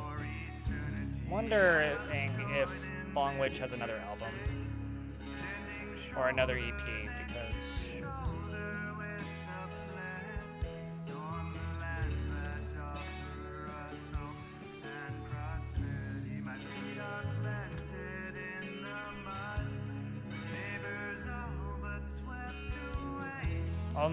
you only saw one of the bands that you listened to, right?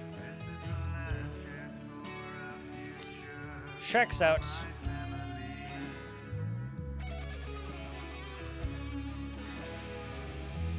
Like, that steel guitar sounded thing is the banjo.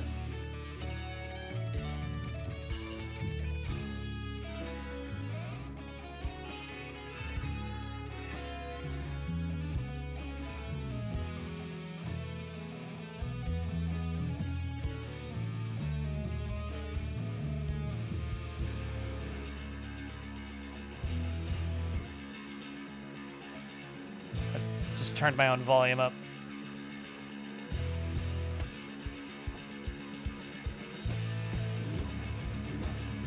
Hexagons or bestagons for the last 20 layers.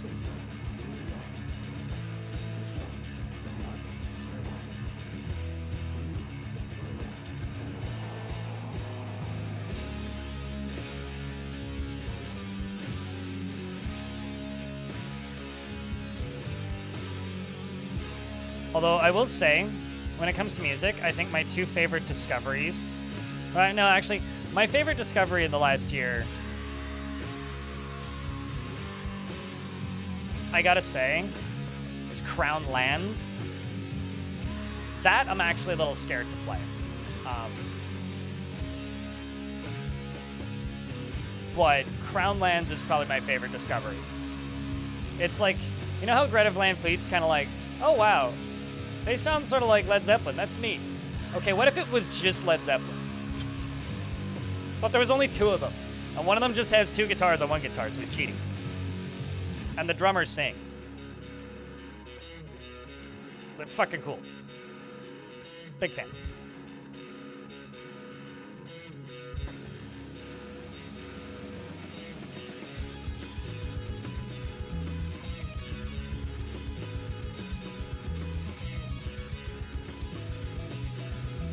I like how the frame rate gets worse before it gets better.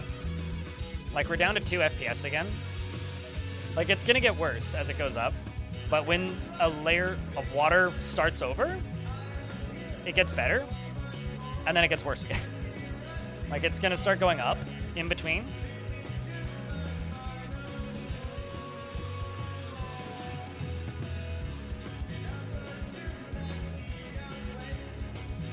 So I'm looking at the comments on this EP video, and somebody's calling this funeral grass.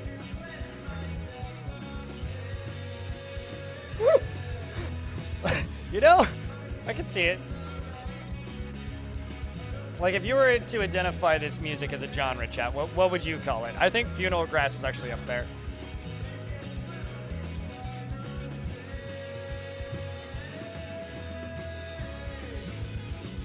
Do you think the ocean sloshes? Obviously. Oh, speaking of shows that I'm fucking excited for, Dope Throne is playing in Victoria, and then the next day they're playing in Vancouver. I have tickets to both. I'm gonna see them 2 days in a row. It's gonna be fun. Yeah, that's the Doom part, right? Although, like, Funeral Doom is just, like, hardcore Doom, but, like, slower and sadder. It's, like, slower and sadder Doom. And Sabbath is very, like, proto-Doom. No, I mean Dope Throne. Electric Wizard is a different band that has an album called Dope Throne. The band Dope Throne named the band after the Electric Wizard album Dope Throne. They're a Canadian band from Montreal that sings about hardcore drugs and wanting to kill yourself. And they're very loud and a lot of fun. And last time I saw them, they finished an entire bottle of Jaeger before they started their set between the three of them. If you've ever heard the band Boris, two of them are also in Boris. But I recommend their album Trans-Canadian Anger. A+ on that one. And I think all their music's free on Bandcamp for Dope Throne. They've never been on Spotify. They were ahead of that trend. Let me double check that, actually.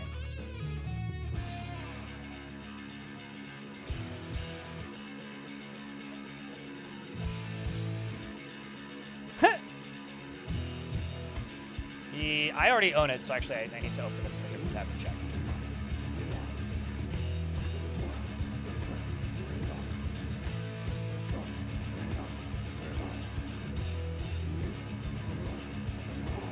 Yeah, they're literally all pay what you want. So go download some FLAC files, kids.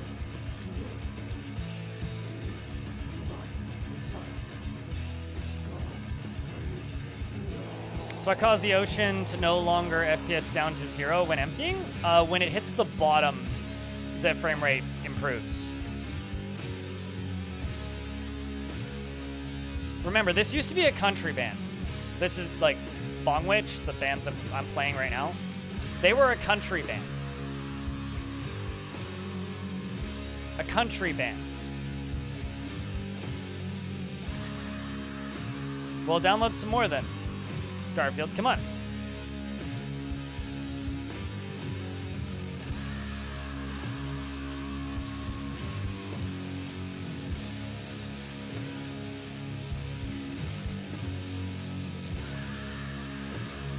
I'm trying to figure out what MGLA is. Is that an acronym or is that the name of something? If that's the name of something, I don't know what that is.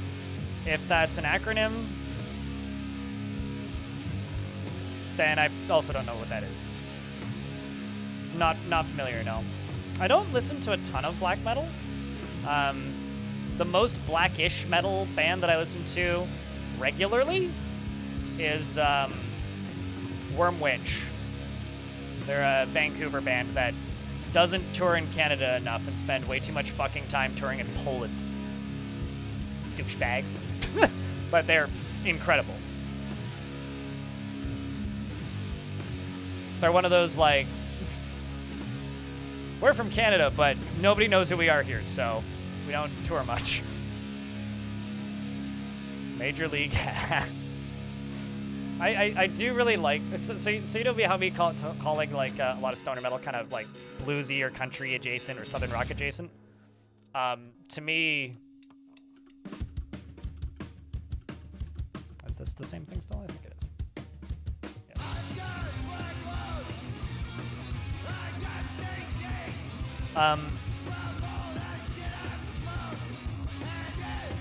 The thing about a lot of black metal is they just don't tour here very often, so I don't get to listen to it much. Also, that very tinny sounding thing with static, that's the banjo. He's literally shredding a banjo, guys.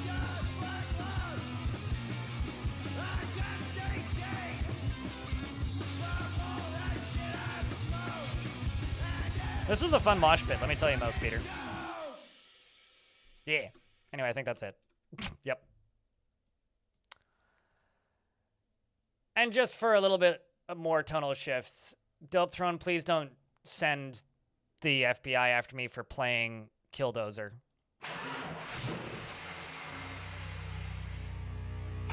This is Dope Throne.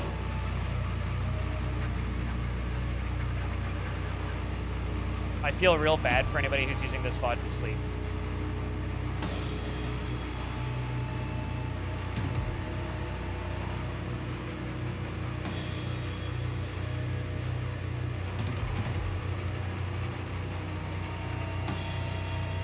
You'll find out why right about now.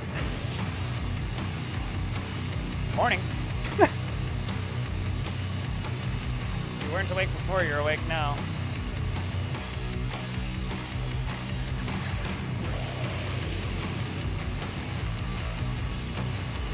It's literally just weed.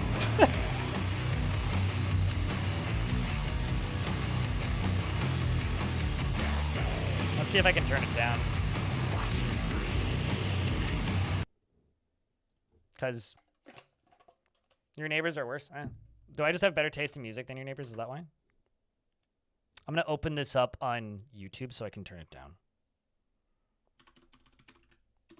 There's like 40 music videos for this song, and none of them are official, by the way. I typed in Killdozer and I got a YouTube video for an easy bake oven. The fuck is happening?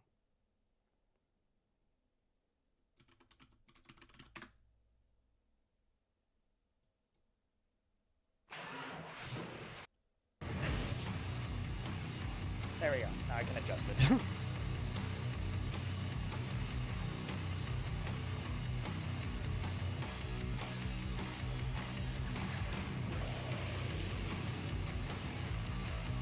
They played this at Resurrection Fest, and I think they were pressed for time because they played it at double BPM, which I find quite impressive.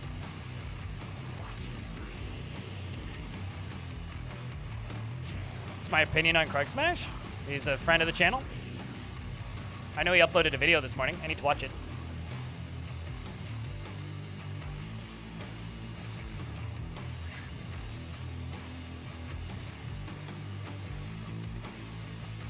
Good person. Great art.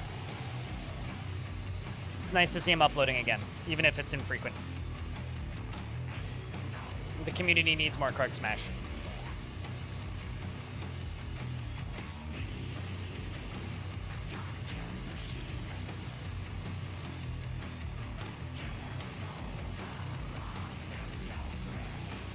Love Krug's Caves of Cud stuff. Yeah, he did some of the most interesting Caves of Cud gameplay I think I've ever seen.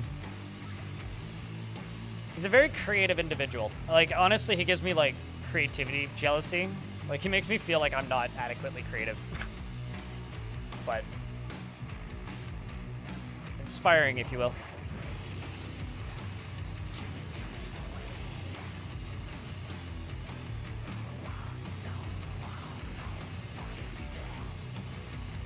You know what's bad?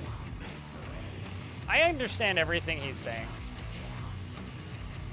Like, I listen to too much of this music. It's around the point when you realize that you can understand what fucking Cannibal Corpse is saying. That you're like, actually, I need more varied music taste.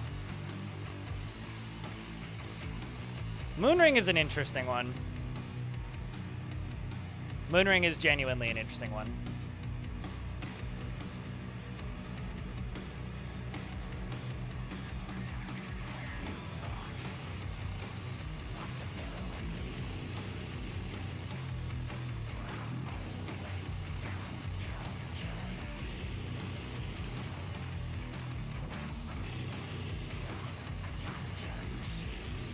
Most music like this is absolutely inscrutable to you. I thought was Go Jason Waterfalls.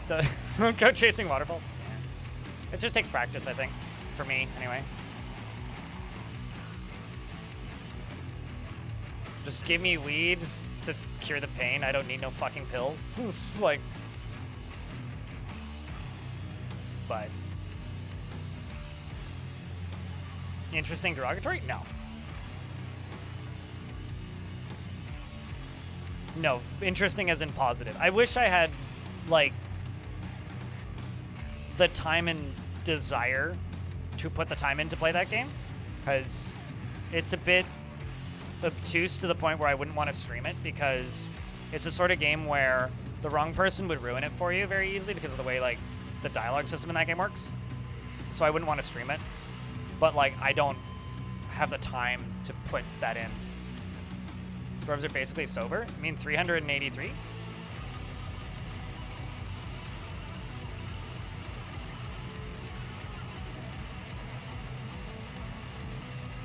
What's real? Okay, so you know what's great about this band is they are very Quebecois, like extremely French.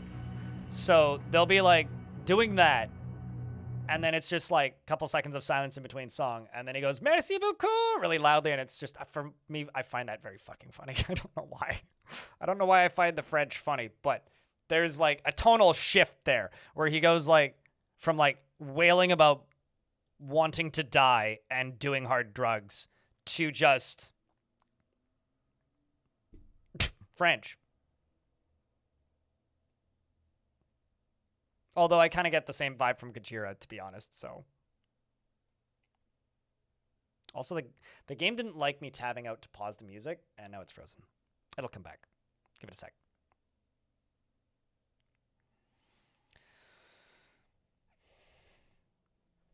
I can't even unmute the music because I currently have a not responding icon.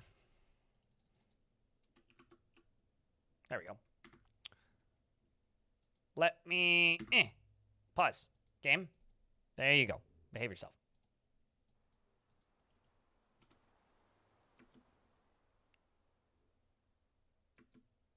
So what do you think, chat? What's the over-under? Did I get a content ID on YouTube?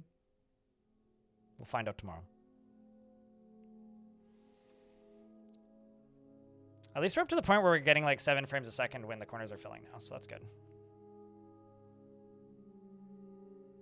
I kind of don't think so, because that first band like doesn't even have merch, and then the second one that I played gives all their music away for free. Literally says "fuck off, pleb" to anybody who like asks why they don't have a Spotify link. Literally like "fuck off, go download our music for free." It's on Bandcamp. And they refuse to tour at any venue that has like a capacity above 400. The first time I saw them was literally in a auto repair shop. So, for whatever that says. But somehow I get ID'd for a Pixar movie. That would actually be really funny. I would find that very amusing. Check this out. And this is at like are we really at 30 FPS? I refuse to believe that. No. Okay, so this is single digit FPS. Look at how fast that water's moving. It's effectively a Dwarf Fortress tidal wave. But now I have a suicide button. If I want to just unexist the entire fortress and turn it into Atlantis, I just need to open this drawbridge. I should put a second drawbridge in front of that drawbridge and put it on a different lever and put it somewhere else.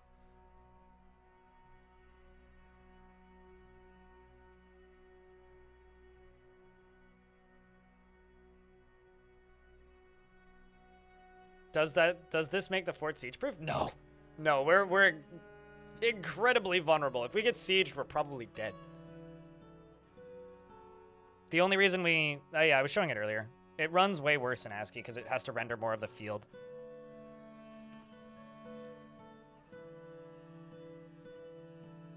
So just for the sake of time, I haven't been running it in ASCII.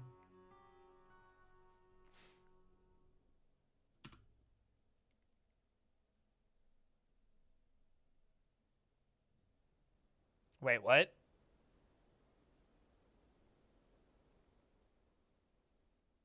Somebody made a Killdozer pick.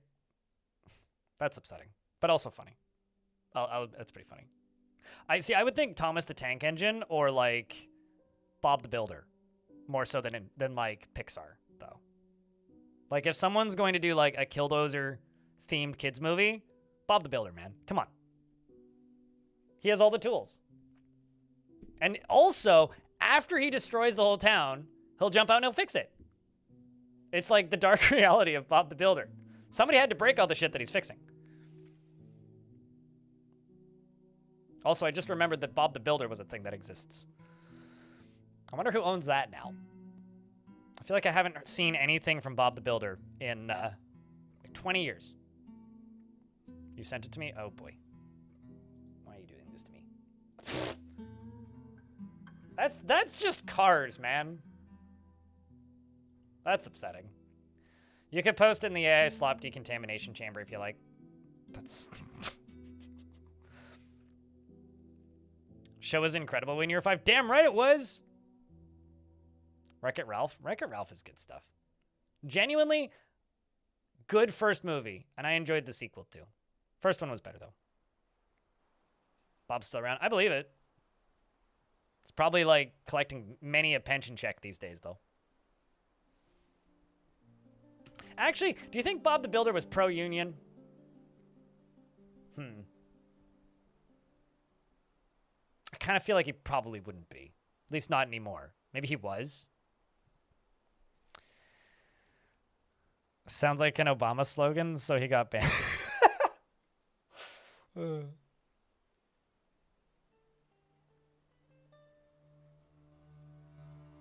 Looks like the last Bob the Builder was 2011. So yeah, he is in fact collecting pension checks.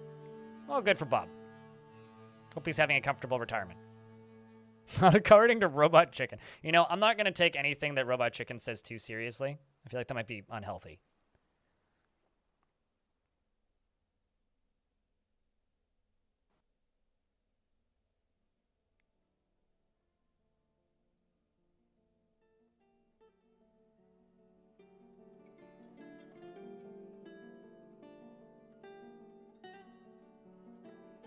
Well, the good news is, next time on, why is Dwarf Fortress running at 2 FPS? We'll probably be able to drain it into the caverns. I don't know how many more times I can refill this before I just get bored of doing it.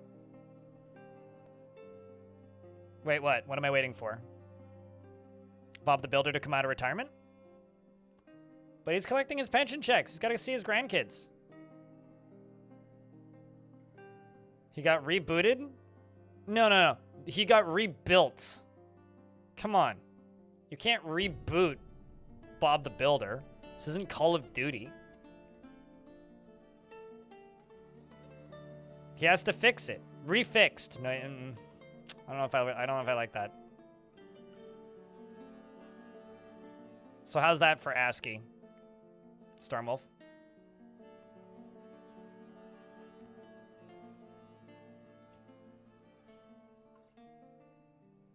I just wish it didn't run slower in ASCII. That's the problem that I have with it. Is it like hitches in ASCII, which is weird.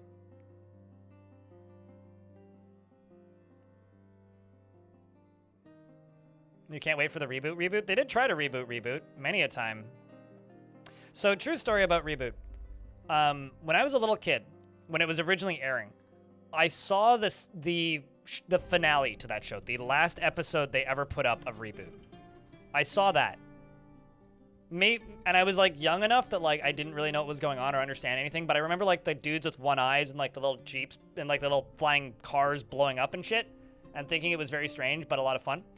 And then my ex was like weirdly obsessed with that show, and so at one point we like sat down and watched the first season, and then I kind of stopped watching it, and then I started watching again at a point, and then when we finally got to the show finale, I had like this memory unlocking, like, holy fuck moment. I've seen this before. It's like maybe the most like I've been in this place before feeling I've ever had in my life. Isn't that what they called it though? In regards to Reboot though, they called it the Reboot Rebuild.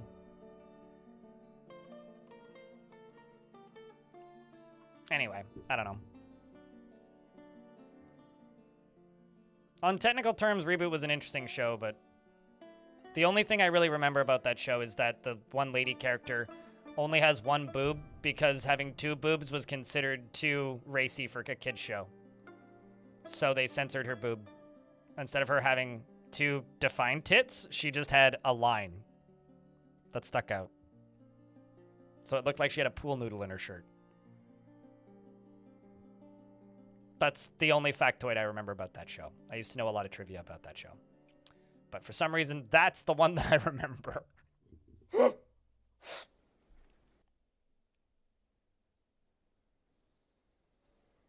They tried to kickstart it at one point. It never actually happened, but the studio that made it is in Vancouver, and I used to go to video game and nerd related conventions relatively frequently, and they were almost always there, like yelling about something about trying to bring the show back. But like it never happened. Always kind of seemed like wishful thinking.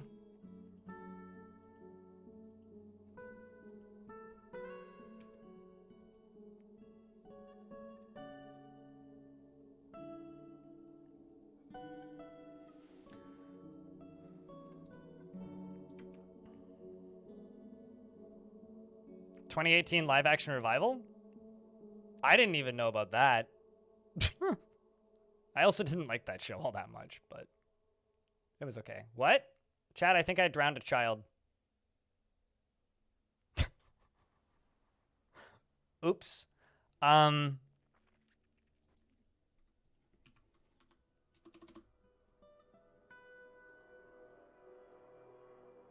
Somewhere in the doom metal, somebody drowned, I think. But Vix has been missing for a week.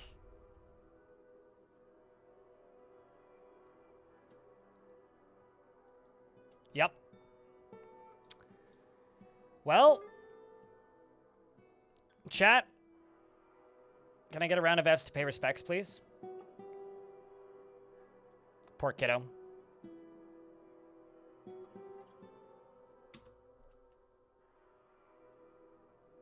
At least the dwarves are running at a relatively visible speed. Pretty slow still, but at least they're moving.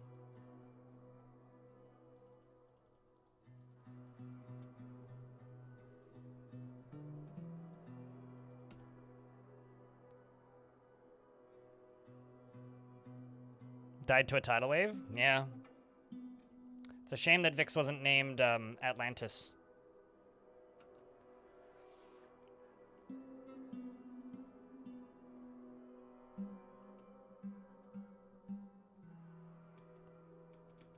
That still looks fucking cool, though. Oopsies. Like, truly, like, it looks fucking cool.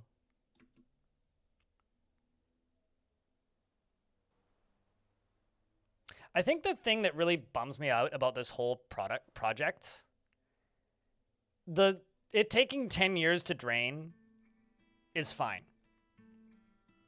What bums me out about it is that it takes almost as long to refill. If it refilled quickly, I think I'd be willing to do a lot crazier, longer term stuff with this. But because it doesn't refill quickly and it takes 1 billion years to refill, I'm like starting to run out of steam on this project, I'll be honest. Like draining, okay, that I can deal with. I can just like let it run overnight. The 2 FPS when it's empty sucks, but I mean, what else? What are you gonna do? What else are you gonna expect from this amount of liquid physics? But like,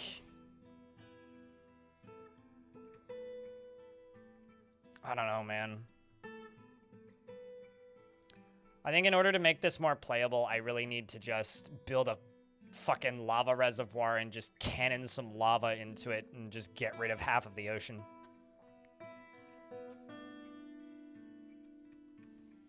Because, like, I can't even see the layer that's filling right now. There it is.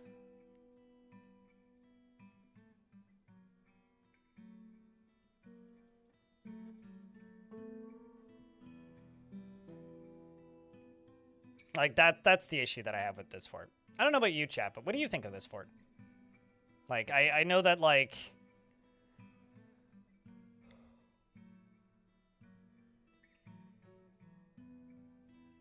Also made the rebuild of Bob the Builder. That, yeah, it makes sense.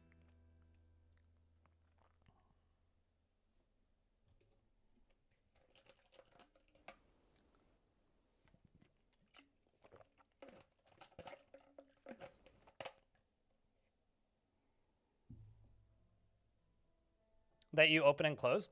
That's kind of what I was trying to do today, but like genuinely,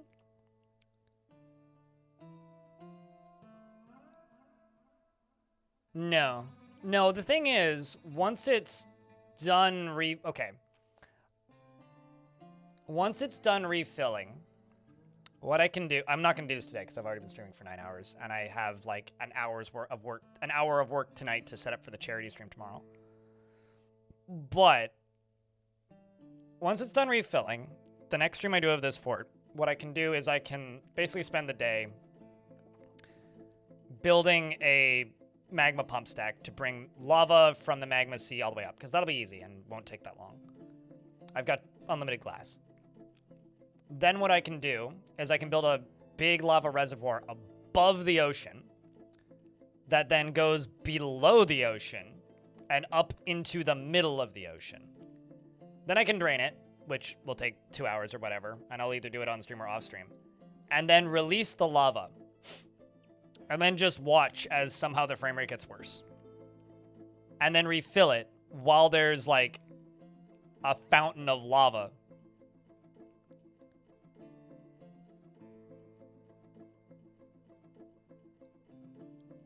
And that's about as far as my plan goes. I hadn't really thought more than that. I was like, yeah, I can like let a lot of lava out and then flood a lot of lava, or put a lot of lava into the ocean. That's my plan. Worst case scenario, the game seizes up and I go, well, that was fun. Cool.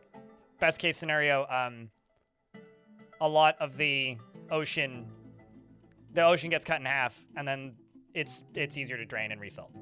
That's the best case scenario. So what do you think of my foolproof plan?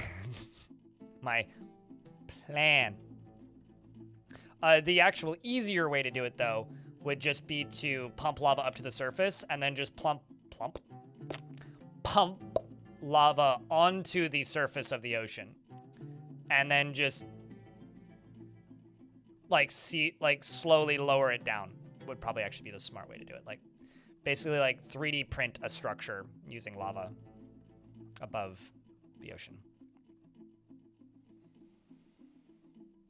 Drain the ocean into hell, because that's really easy and not that interesting and would take just about as long. And yeah, I've done that before, I guess, is my reason. Killed with style. I think final bossing this fort would be extremely easy because all I need to do is pull one lever and the entire fort drowns. Quite literally. Like, I could do that right now and end the fort. I just need somebody who hates us to pull a lever and then fort done.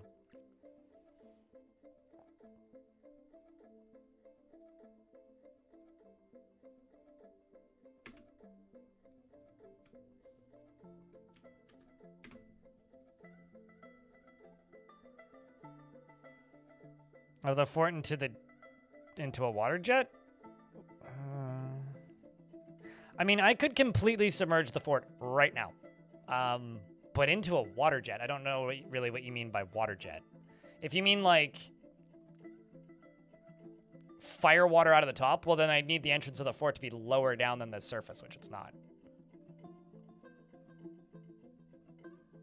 I'm kind of glad they can't kill this style, because knowing what I know about pathing, I think that would be a pain in the ass to control.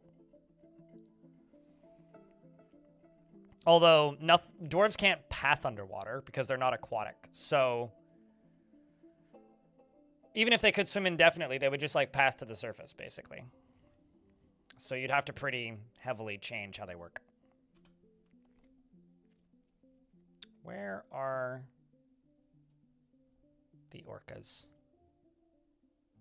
Why? Okay, I don't know why they're all sitting in one place, so I'm just gonna...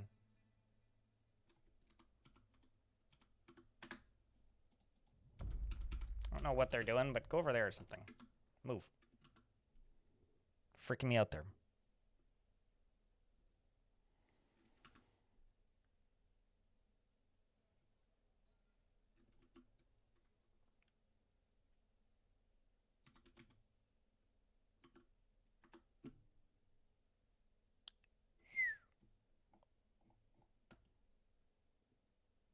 about to get a bunch of agitated ravens attacking, I think.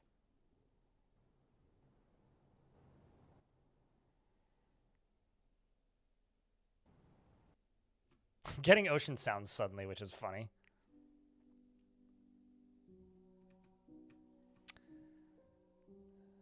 I will say, though, I do really hope we get a patch for Dwarf Fort soon. That's like my actual biggest hope here right now. Like, this fort's cool and all. I think we've done some awesome things with it so far, and we'll do some more cool things with it. But I do hope Dwarf Fort gets an update, and I hope some people come back to the game, because it's been a little quiet around here recently. Anybody who watched last summer, it's pretty similar vibes at the minute, so. I'm looking forward to more people being interested in the game again, because, I don't know, it gets a little sad sometimes when it's a little quiet, you know?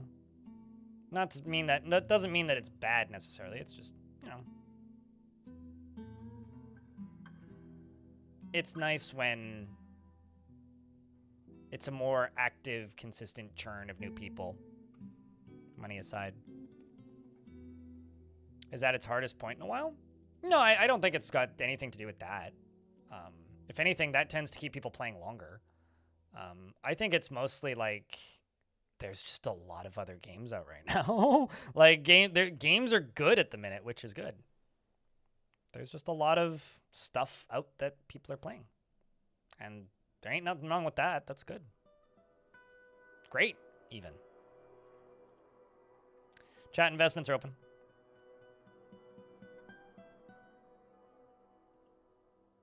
I'm just looking forward to, I always look forward to and cherish the days when, at least for me, I don't have to worry about hitting the daily minimum because it makes me less stressed and I think it makes my content better. That's about it, really.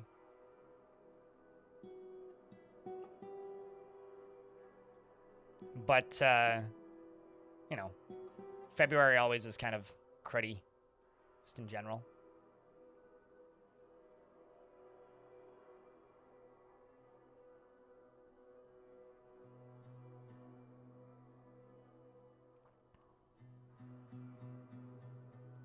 I feel kind of bad that I drowned Vix. I feel kind of bad about that one. I was pretty certain that I'd gotten everybody out of the ocean, but I guess not.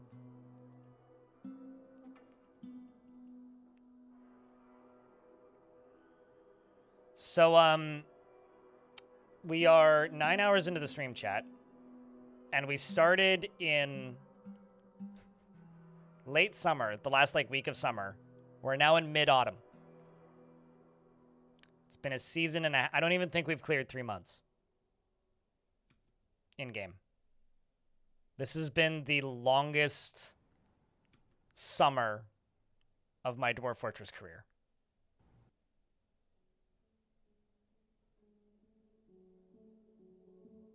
Do you a fortress? Question, explain, please.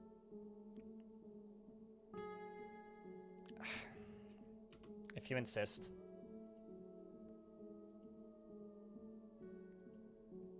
No, that's too important of a dwarf. You know what? No, never mind. I'm not going to give it to a dwarf. I'm going to name it a hen. First unnamed dwarf. Because I think we should actually name dwarves. I think that's a waste. Personally.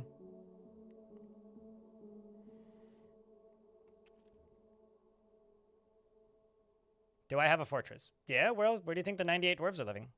I cry. It's okay, me too. It's healthy. If you want me to name a dwarf, like a name, even if it's not your name, let me know. But first unnamed dwarf? Not really. Or rather, I guess, I can see the bit, but I don't think it's funny enough to use it on a dwarf. I think it's funnier as a chicken, personally. Like, that, to me, is funny. Like, definitely a dwarf is a good name for, like, a cat. Or thinks he's a dwarf. He doesn't know, is the dog. Tell Hugh what? Hmm?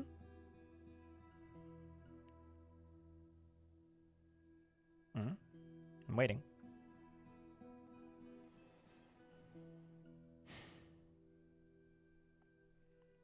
No. Now you're making me do work for the free service that I provide of naming you dwarves. No, thank you. I'm good. If you would like to name a dwarf, you can name a dwarf.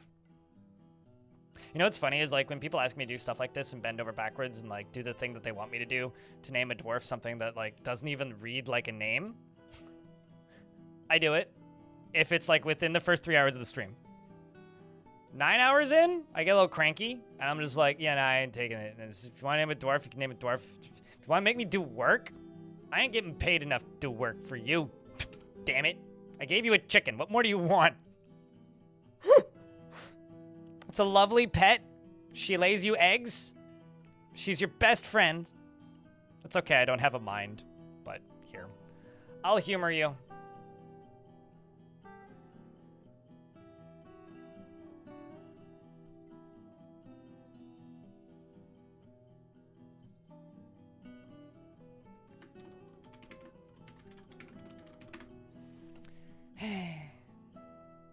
She seeks out exciting and adventurous situations. She is conflicted by this because she values tranquility. She considers tranquility preferable to tumult conceptually. She is prone to strong feelings of lust. She is bashful after wearing tattered clothing in 210, not 2010, and often acts with compassion. She is brave in the face of imminent danger and is assertive. She is not inherently proud of talents or accomplishments, and she is stubborn, and she is curious and eager to learn. She doesn't try to get things done perfectly, and she has an active sense of humor. I have an inactive sense of humor. It never works out. And is stubborn and is curious and eager to learn. She doesn't try to get things done perfectly, and she has an active sense of humor, which I already read. She chews on her lips when she's angry, and she needs alcohol to get through the working day. Yeah, these flags are played, let me tell you. She's strong. She personally strongly values tranquility and quiet and finds those that deny their impulses somewhat stiff and does not respect the laws. Any of them. Which means she's still sending invoices to Meta. She dreams of creating a great work of art, and this dream was realized.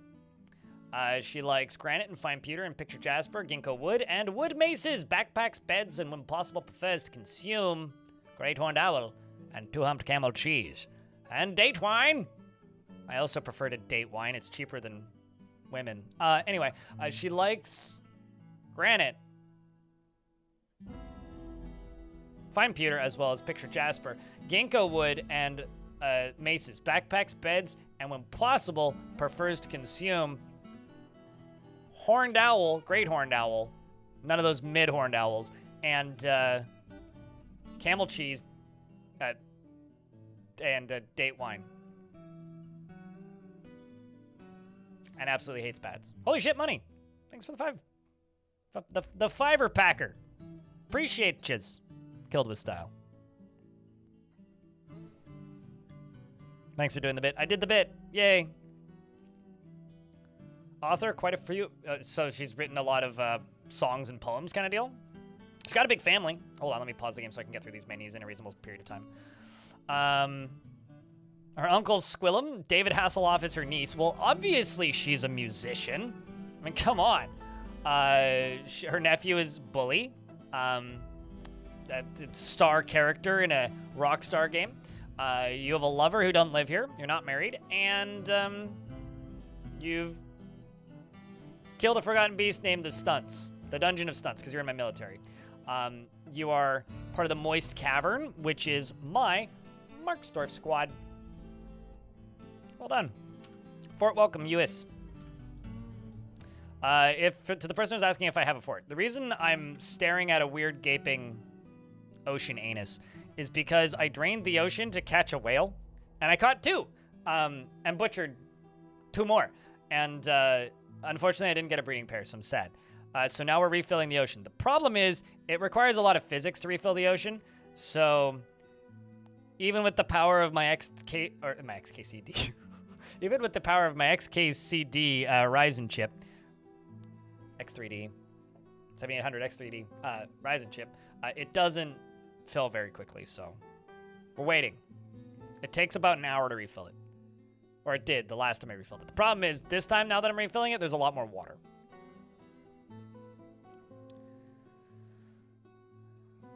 Adequate chef making masterwork meals somehow? Masterwork is a dice roll that gets more likely the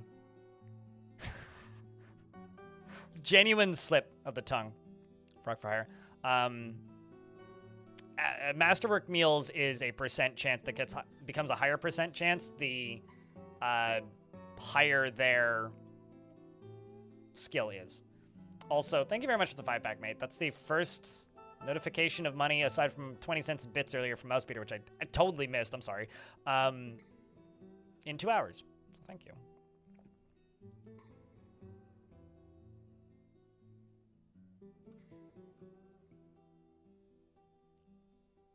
Thankfully, though, it is looking like, based on daily revenue, that I will make more than I did last month. So I won't be one-ing up the worst month I've had since Dwarf Fortress released.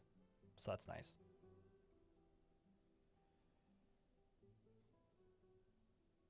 Yeah, if you're just cooking a lot, like your odds of rolling Masterworks is higher. And that's what they told me the time that I learned how to make croissants anyways.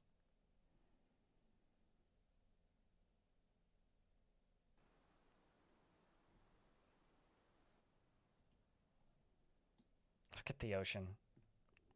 When the frame rate jumps up to 2 FPS, 3 FPS, 4 FPS, 5, 6. Oh, look at that great frames. Believe me, or don't believe me, it's up to you, chat. But when the ocean is done refilling, we will go back up to like 70 FPS.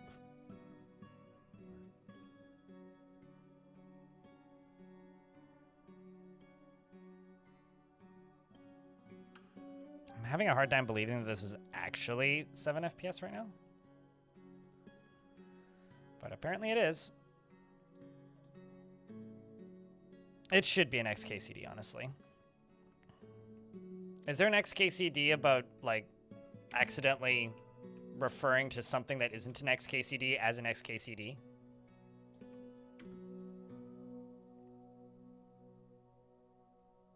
And also, does anybody here have absolutely no fucking clue what I'm talking about?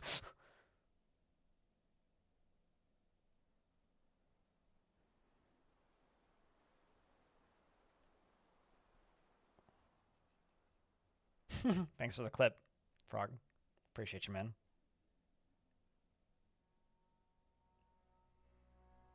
You feeling clippy today?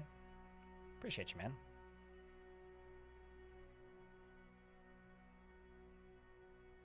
No, that's KCD. So that would be more like Extreme Kingdom Come Deliverance.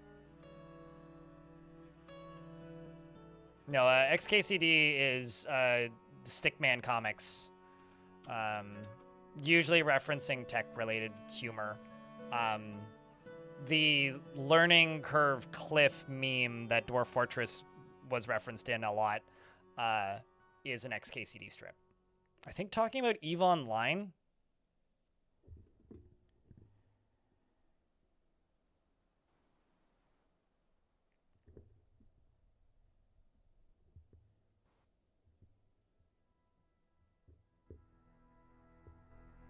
You didn't realize that's what they were called? Yeah, it's just a webcomic that's been around for 1 trillion years, and because there's so many of them, like, it's kind of a meme that no matter what you're talking about, there's an XKCD about that subject if it's remotely, like, computer thing related. I mean, hey, same diff, Frog. Same diff. You'd think that it would know what EVE was, but... See, there it said, EVE Online. Yeah, I got it. Maybe I'm just not enunciating well enough after 9 hours and 50 minutes of stream. You know, honestly, I sometimes feel bad if I know that I'm going to not stream for a very long time one day. Like, tomorrow's going to be a very short stream, right? But I got to be honest with you guys. I don't feel bad about tomorrow being a short stream because yesterday I streamed for 13 hours and today I did 10 and the day before I did 9? Maybe 10. Like, this has been like an old school blind IRL length stream week. For those of you who like only have watched since post Steam release, it was like frequently consistent that I would stream 10 plus hours a day. Yeah, it'll be at the usual time. officially my segment for the charity thing starts at 10, so they technically only want us to do 2-hour streams. But don't tell anyone I'm only gonna do. I'm gonna do 3. Start an hour early. Start at 9. Yeah. Although like I could also just like end my stream and then immediately turn it back on, but I'm not gonna do that. The weird thing about these charity events though is like it's not like there's any continuity between the games. Like there's a non-zero chance. In fact, I would call it a likely chance that we'll end up raiding into somebody playing Fortnite. Because I looked at the person that I'm raiding and it's like, oh yeah, no, they just play Fortnite. It's like the only game they have recently. It's like, cool. All right, well, good luck, I guess. Like there's almost always like a heavy clash of vibe when I take part in events like this. But who knows? Maybe this is the year that, maybe this year or next year will be the year that we do another Dwarf Fortress charity-a-thon. That'd be fun. I'd like to do that again. I just need to be convinced that there's actually enough streamers that we could do it. Eurist in Fortnite when? When Bay 12 Games gets another $100 million and can afford whatever the fee is to pay. Because like you could just go pay like Epic Games to put you in the game. Like those are all brand deals, right? So, you know, for the amount of money that is it Fox who owns The Simpsons would have spent on making a Simpsons game, Simpsons game in the past, they got that Fortnite season, which makes me truly sad. Actually, it's like, man, like they could sell that license to somebody and somebody could go make a Simpsons game, but instead of that, you just, you know, get a Fortnite season. Fuck.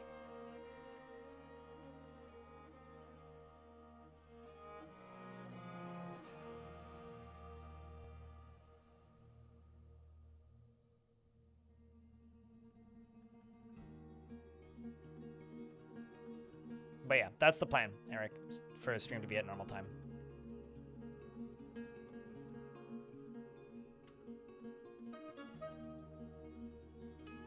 I do hope it'll go well, but we'll see. It's just been a very long time since I've done any kind of charity streams, so it's gonna be a weird one for me.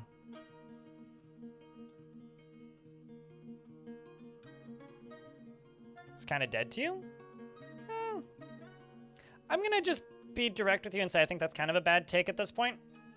Because personally, I would rather an interesting IP gets a well-made, weird, silly event in Fortnite than a cash-grabby mobile game. You know? Like, I kind of don't agree that that's a money grab. I think that that's just, like, a sign of the times. Like, that is where the fans are. You know, like if they put out like a Simpsons licensed 3D platformer or even like a remaster of like Simpsons Hit and Run, I would be happy for those fans. In fact, I might even play a remaster of Simpsons Hit and Run. But I guarantee you get a lot more eyeballs and a lot more buzz, like making a Fortnite season. And it probably costs you less money. Like it's more cost efficient, more people will see it, significantly more people will interact with it, and it's cheaper. Like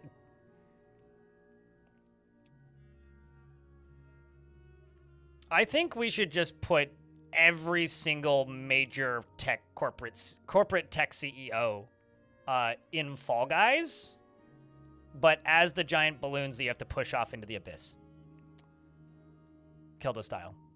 That or they just need to all be like Mortal Kombat like characters. Yeah. I'm just gonna go like punch Bill Gates in the fucking face.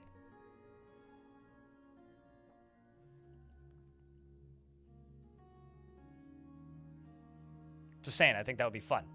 I'd be here for that. That might actually get me to play a Mortal Kombat game. Make them MK training dummies. I mean, they're probably all in Mugen already, right? Man, I haven't looked at Salty Bet in a minute. I wonder what the fuck's going on over there in that crazy wasteland of a Wild West.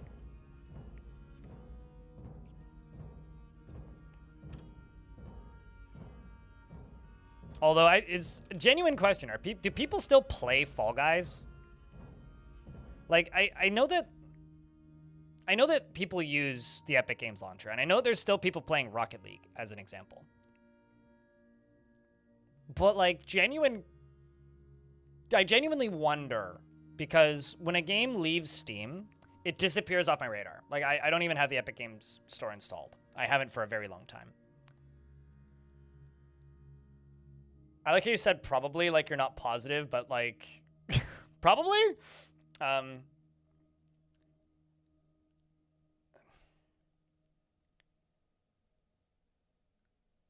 Like because they don't have public data. Like it's not as accessible. It's not as easy to just go look at, like, me being curious about, man, I wonder how many people are playing Fall Guys right now.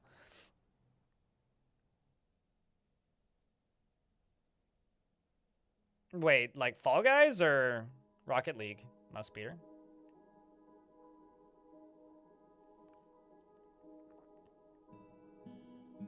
But I don't know. I'm just like kind of curious about that, because like when games disappear off Steam and just like fall into Fortnite, I forget that they exist. It's like, I wonder how many people are playing Fortnite Festival. Like, I wonder if, rest in peace Harmonix, I guess, is still, like, if that thing is making enough money for Fortnite that it's even worth having in Fortnite.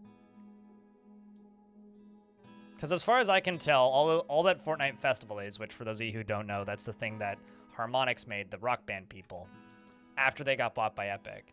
As far as I can tell, that's literally just a minigame that you can play with the dances that you buy in Fortnite, because they play licensed music when you dance in Fortnite. That's, as I understand it, that's all that is. And there's like a company that's like apparently making a dance mat and a drum kit and a guitar for it. Which is kind of wild.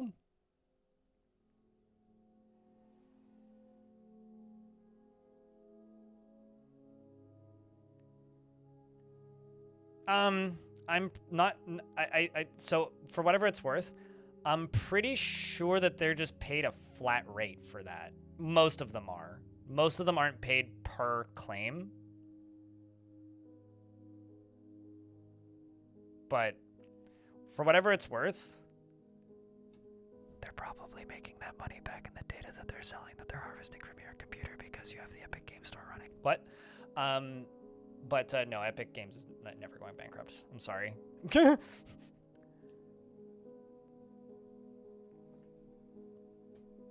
They were literally printing billions of dollars a week for a bit there. What's up, anti-capitalist pig? Speaking of billions of dollars in YouTube chat. What are we looking at? An ocean that is refilling slowly.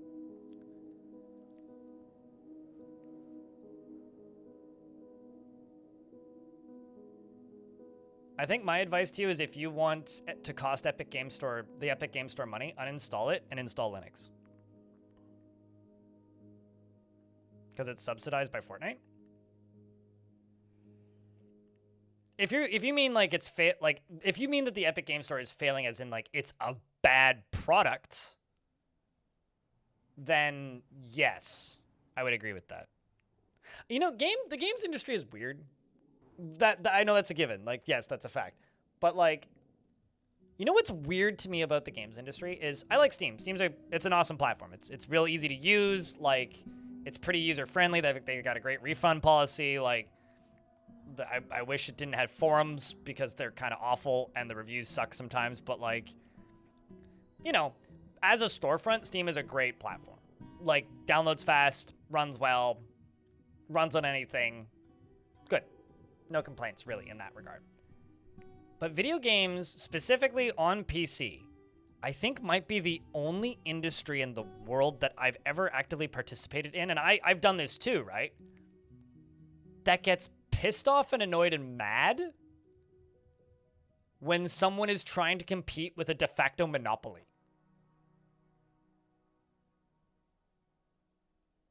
Because, like, I like Itch. Itch is a good platform.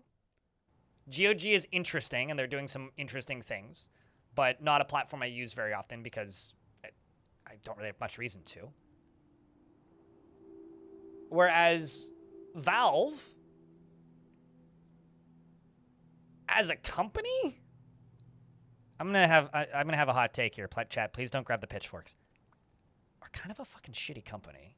Like, I have multiple Portal tattoos, and I'm going to stand here for a second and say, Steam, the platform, their hardware, the Steam Deck, Steam, their VR headsets, aside from some early quality issues and those things, good products, good platform.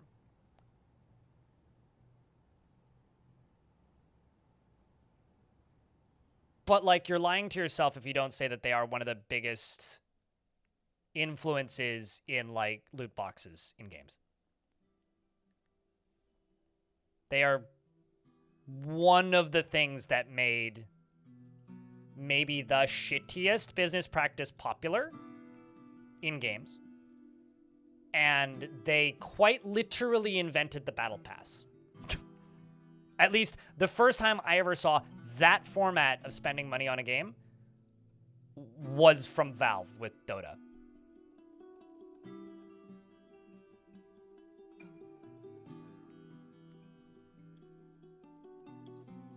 You know what? You want to see something wild, Kleno? Check this out. I'll show you something wild. These are my recent uploads on YouTube. This is a Future of the Fort. This is that video from the other day.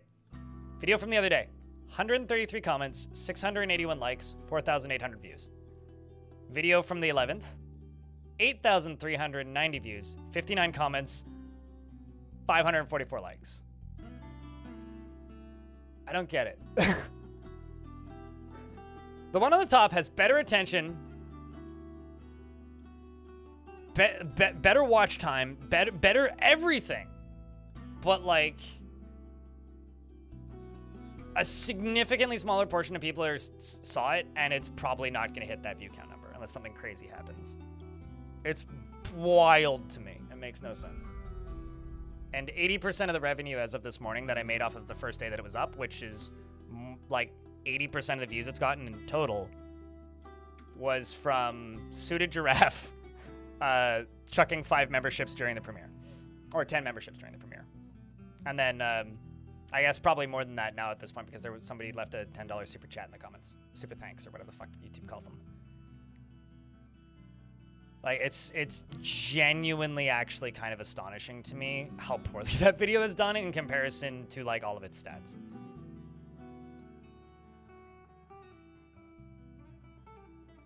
Yeah, I mean, Valve is an odd company in a lot of ways, with a lot of very strange policies.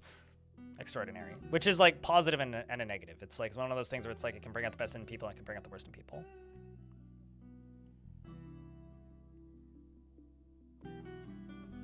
Every now and again, those hit my interests perfectly. I found this lady who I think also has a TikTok that's, like, kind of big, who talks about Marxism and repairs tape decks. I'm like, how the fuck did you recommend me this video with 28 views, YouTube? What the shit? It's the most confusing thing I've ever stumbled upon on YouTube randomly, but I'm not complaining. Perpetual Winter.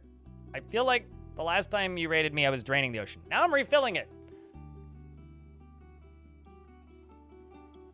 Thanks for the raid, mate. Appreciate you. But I'm glad you're enjoying it, Clino. Appreciate you.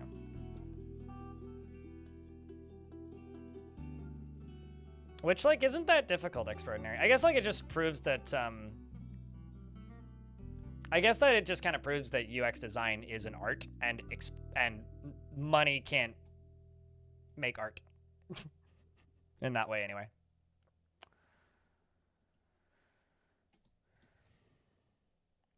In what way exactly? Perpetual Winter?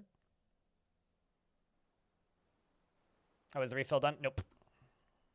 We're on layer -7. We got to get up to -4. Although the last time I did this, the frame rate improved quicker. And we're still at 7, which is much worse.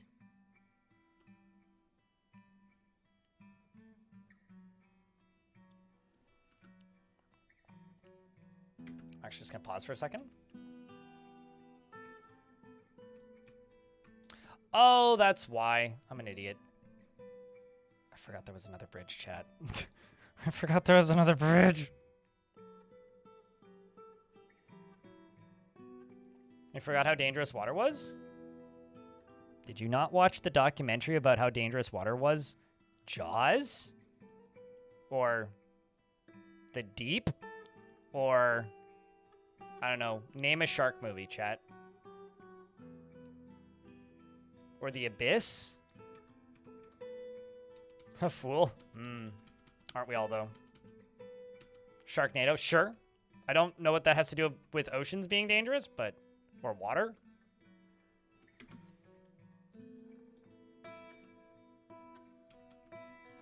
But I did say name a shark movie, so... This'll speed things up. It took like an extra 40 minutes to refill this because I fucking forgot that I needed to close this as well. Well, shit. The Meg. Yeah, that's another movie.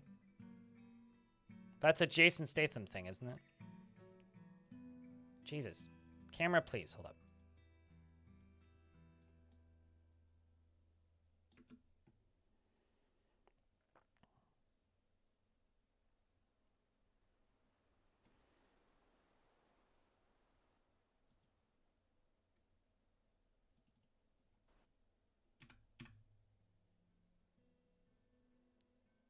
Let's just pause. There we go. You thought it said perpetual water? No, it definitely said winter.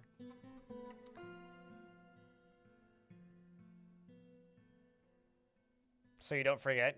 I can't wait for the now new weekly event right next to the weekly Q&A thread on Reddit, the weekly reposting of that interview. It's great, isn't it, though? Like, I'm very happy I made it. Like, I've been bitching about stats a lot, just kind of trying to rile people up to go watch it, because I knew it was going to underperform compared to literally anything else I do. But, like, I was hoping it would do better than that. Like, somehow it may... Like, I released that video with low expectations of it, like, doing super well YouTube stats-wise, and somehow it, like, undershot my expectations. But at the same time, like, I'm very happy I made it. It's something that I'm very happy exists. It's not something I can afford to do often, but I'm glad that I made it. Is this still saltwater? Yeah, absolutely. It's filling from the edge of the map, which is saltwater. It'd be weird if it wasn't, actually.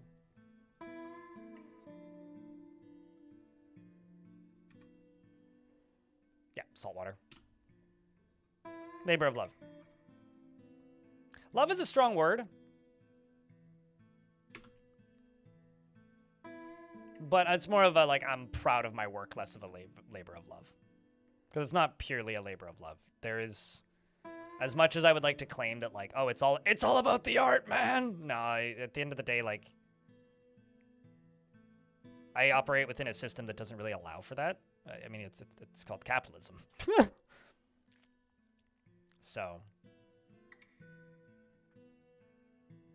It's kind of impossible to have a true labor of love under capitalism, but it's about as close to that as I can get without quite being that. I think for me, the only thing that I do that's really a labor of love is, like, drawing.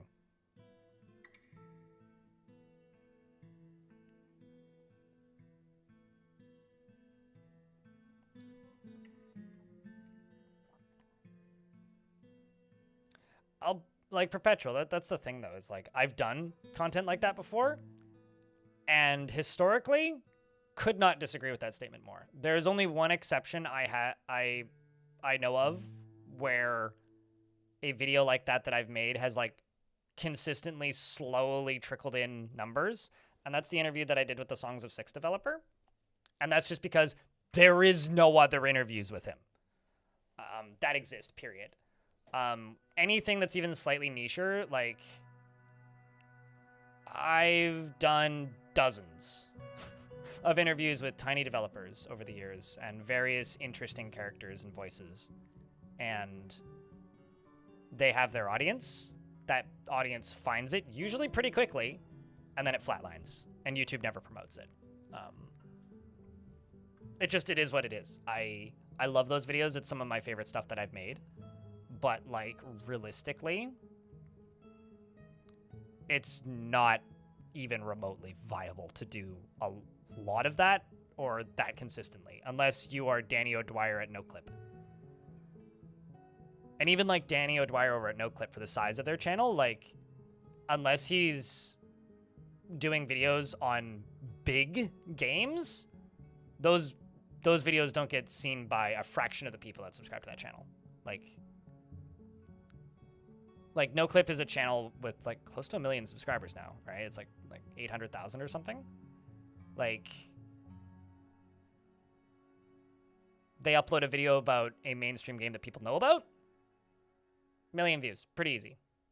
They upload a video about like a specific commentator in the fighting game community, 20,000 views, maybe 30. You know, it's like it's doing niche interview content about niche games is like the hardest path to grind when it comes to any kind of modern content creation that requires popularity algorithms to promote it. If we worked strictly in a subscriptions model on YouTube, that might be different, but then YouTube would be a very different place anyway.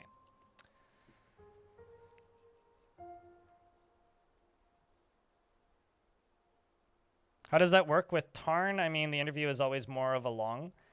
The reason the interviews that I do with Tarn do better than the niche stuff is because I am the Dwarf Fortress guy. And people want to know about new features. It's sort of like how... I'm not going to compare those to a Nintendo Direct, but like, for the Dwarf Fortress community, having Zach and Tarn or Tarn and Putnam on is basically that for the community. So those are just live streams, right? I don't make content for my Patreon. I make content for my blog, which doesn't take 10% of my revenue and give me an automatic link to a Discord server in return. Like, there is no value for me to use Patreon for stuff like that. So if you want something similar to that, just use my blog. Like, the lack of value provided by Patreon is kind of hysterical to me. I did a little bit of math, because I do have to pay for hosting for my blog. It's like, they took about 2% of my revenue last year. It's pretty cold water, too, I bet.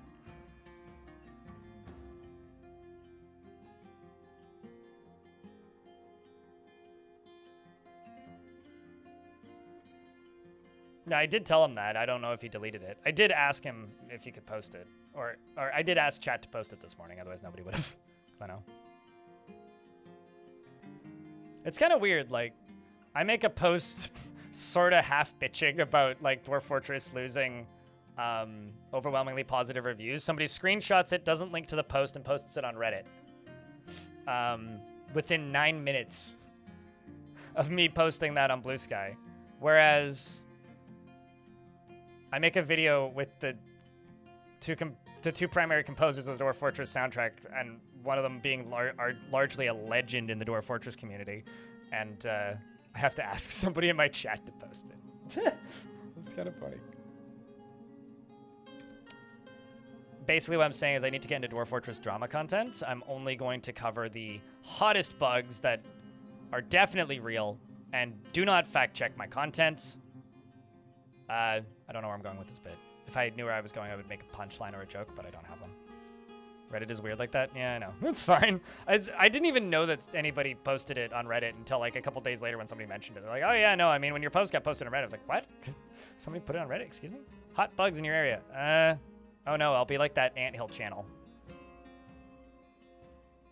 on YouTube. That guy that buys weird-ass, like, bugs and then keeps them alive and then is like, I have this bug infestation. Like, I hate this. Why am I watching this? And then I go back to watching normal aquarium videos.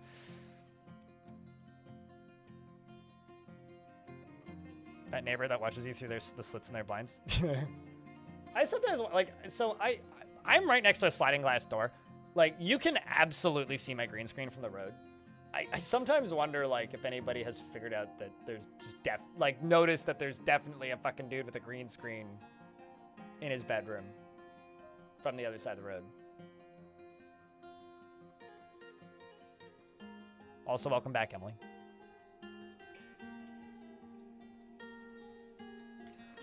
I mean, they'd have to be the weirdo just like staring into somebody's 4th floor apartment, but I don't know, I wonder. Somebody's noticed, probably. Probably.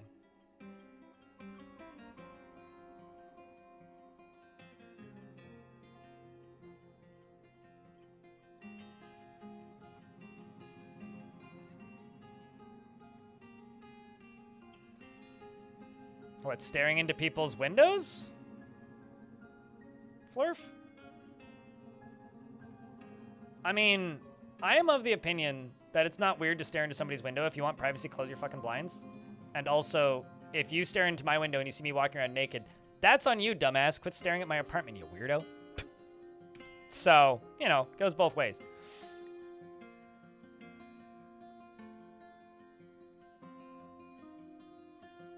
Thankfully, this is a Twitch stream and not an OnlyFans stream, so they're not seeing, like, concerning things through the window.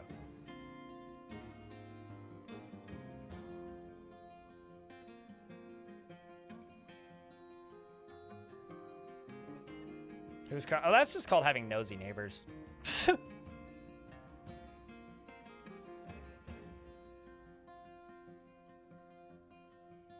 Also, you say that you live in the country, but someone was asking you who's in your driveway. You don't live in the country. You live in the fucking suburbs.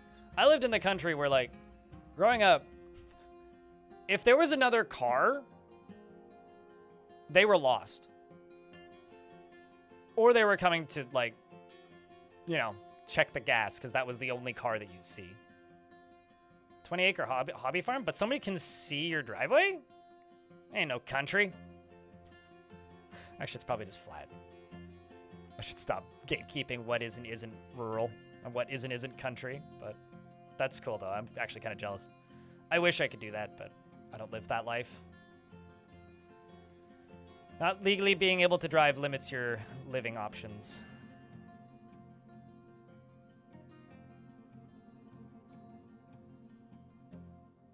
Has one hill? Is his name Sam?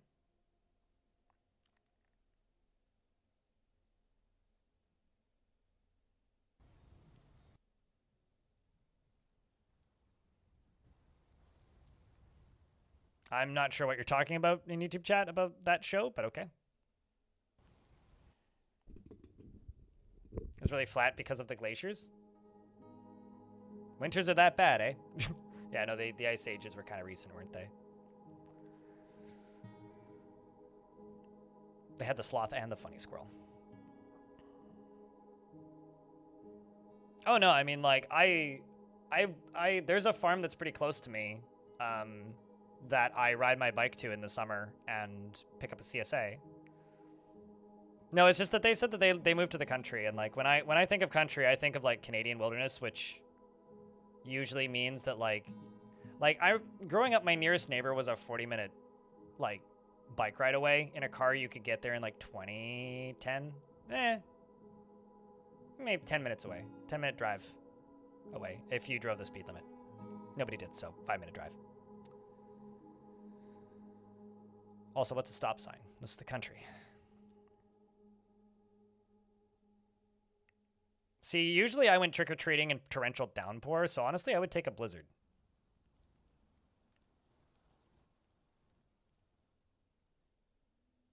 Also, I lived next door to a hobby farm growing up, and occasionally their cows would get out, and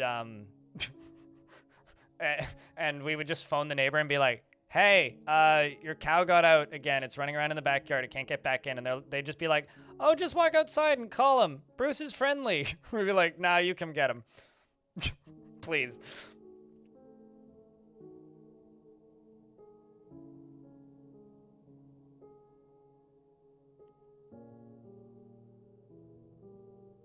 No thanks, I choose life. Yeah, I'm not gonna go outside and like try and walk a bull back to its house. Then the neighbor would drive over and walk it back and then come back and get his truck and leave. I remember this was the year 2000 because we'd only just moved. We moved at the very end of 1999. It was like Christmas 1999. And so I was 6, 7, somewhere around there, either 6 or 7. I did not intentionally just do a 6-7 reference, I swear. It was either 6 or 7. I can't remember how late in the year it was. And I remember waking up and still not totally being used to living in a new house and looking out the window, and there was a bull looking at me through the window. Horns and everything, just staring at me. Eye contact. I was like, Mom, there's a cow in the yard. My mom going like, what? And then like the bull was like, oh God, noises. Because the top of my window was open. It had like these things that you could cock open that were like yay big at the top. And I must have startled the cow or the bull because it ran away. Like it literally ran around the side of the house.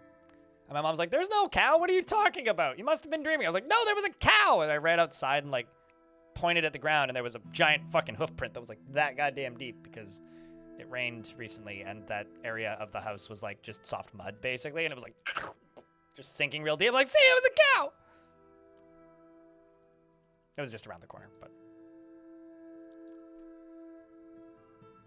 it was also pretty early in the morning. I want to say it was like 6 or 7 a.m. And my older sister was like, Greg, go to bed, because I kept waking her up, screaming about a cow.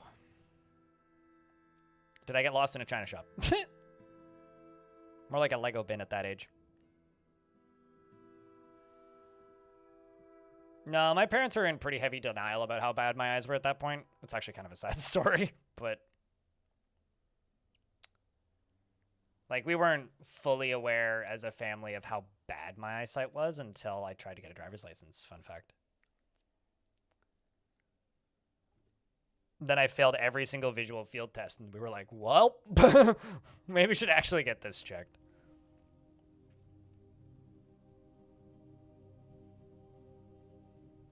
But in regards to my eyes, the one other thing I'll say about me and my childhood in my eyes is I didn't see stars until I turned 12. Because 12 years old was when I got my first pairs of glasses. We didn't realize how nearsighted I was. Which really makes me question why my parents didn't take me to an optometrist, but and I saw stars for the first time. And my eyes are degrading in like low light.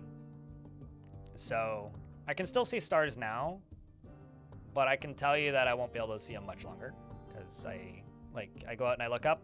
In this city, it's nice because there's not as much light pollution out here in the middle of the ocean, basically. But the last city that I lived in, I couldn't see them at all. Like you can sort of see them, apparently. I guess I believe people when they say that, but yeah, I estimate that person I don't have a strict amount of time that I'll still be able to see stars for, but at the rate that my eyes seem to be degrading, I would guess it's probably in the neighborhood of like 5 to 10 years.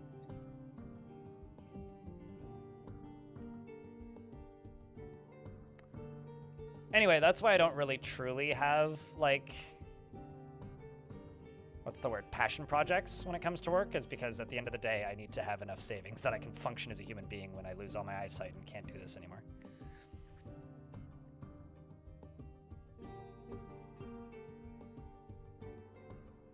But thankfully, whenever I think 5 years from now I'm not gonna be able to see anymore, what actually happens is I just acquire a few more blind spots. I'm like, great, now I just have more ping pong balls flopping around my eyesight. Great, awesome, dope. So I think I'll actually be able to do this a lot longer than I sometimes nihilistically think I'll be able to do it. But if you ever want to know a little bit about my mindset and why sometimes I just fall over in depression, that's why. It's not even a particularly sad thing in reality. It's just kind of a matter of fact thing for me. So I had this joke with friends growing up. It's thank fuck the internet exists so I can watch a lot of porn before my eyes stop working. Hello, B-Wind. What a time to tune in. How you doing, Bones? Oh, thanks for the 34 months. Appreciate you. chat, can I get a round of beers? For Bonesaw. 34 months. Appreciate you greatly.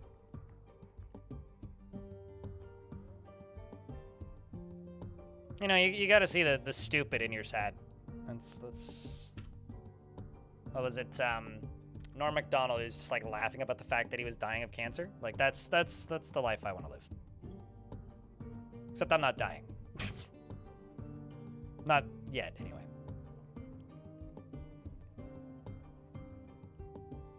The beer's directly on your head? Is your head a funnel? Or do you just, like, need a wheat shower? That sounds sticky.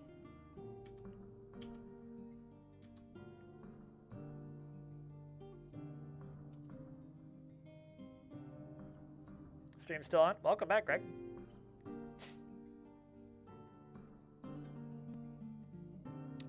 If you follow the channel, you can use Crypt Burr, which you did. You can use Crypt, or not Crypt Beer. You can use the beers emoji. You can use the beer emoji.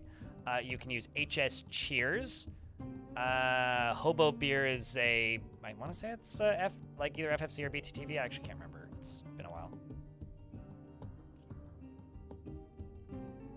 Yeah, I made it out of the month of limestone. This is true. We are in sandstone. I caught 2 orcas, both male.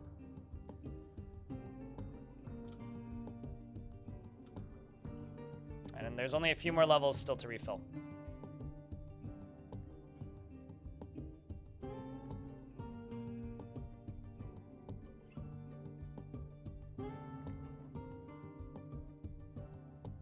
You can use this emoji. You know, sometimes you make me regret having a gun emote. You know that, right? Like, sometimes I feel like I should, like, make that into not a gun emote because you kind of freaked me out a little bit with that. Not that I don't like the guy, but, like, is the tower done? No, I gave up. Actually. Simply put, by a little bit of not actual math, but like guessing, I'd be willing to bet that it would probably take me like dozens of hours to build it.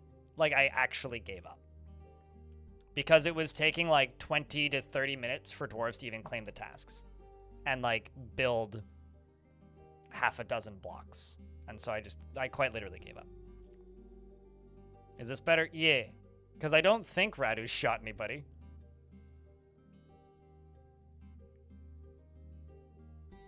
The crossbow, though, would be even better for Radu, honestly.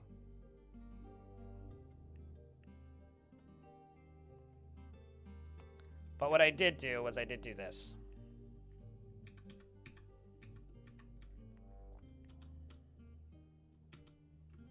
I've got this, which is going to go all the way down. And there's aquifer actually leaking. So I have a way into this cavern. So I'm going to, not today probably because it's going to get late, but I'm going to build a big, old, massive way down into that cavern. Put a fuck ton of traps at the bottom. Dig out a huge, like, as much of this as I possibly can. Prep lava to do some nonsense with. And then either, actually I need to get rid of this door. And then either pour lava on the surface and then drain the ocean into the cavern, or drain the ocean into the cavern and then pour lava on the surface. Although realistically, I'm probably just gonna like hang out and be proud about the fact that I have some orcas, get bored, and then start a new fort.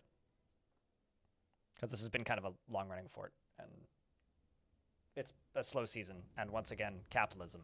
I make a lot less money if I stream a fort more than 5 times, because people stop tuning in. Because I'd say about 30%, maybe 40% of the people who watch these streams only tune in for the first 3 days of a new fort, and then they stop tuning in. They go watch something else.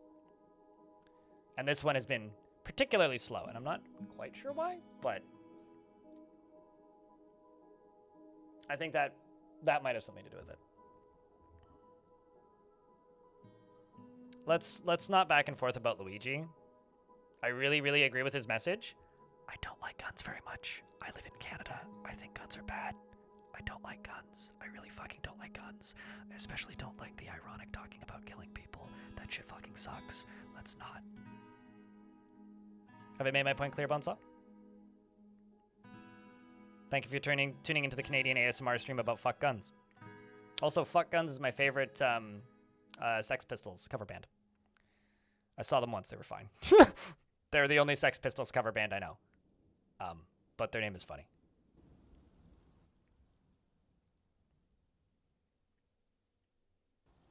It's like Let's Plays. Flurf.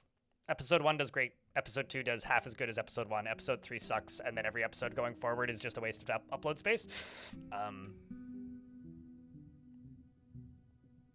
Was a green glass goblet? Was a green glass goblet. It's fine to use it occasionally. I'm genuinely uncomfortable when you use it to point at people in my chat. So like you can use it from time to time for comedic effect. That's fine.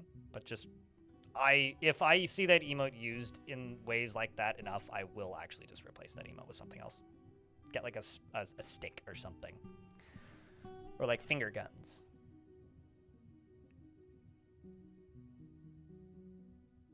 It's something that, like, you know, I've been streaming for long enough now that I've changed as a person, and things that I thought were funny 5 years ago I don't think are funny anymore. You know, like I've had that emote since like 2018. And it's been a couple years.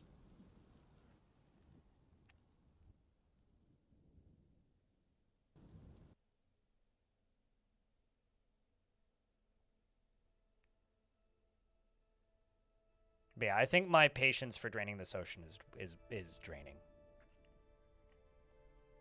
It's been almost 2 hours. I started refilling this at 6. It's 7:30.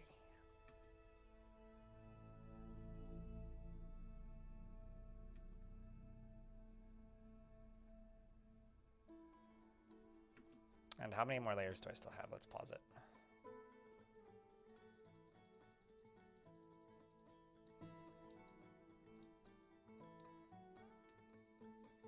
Literally go to my blog and scroll down, have fun.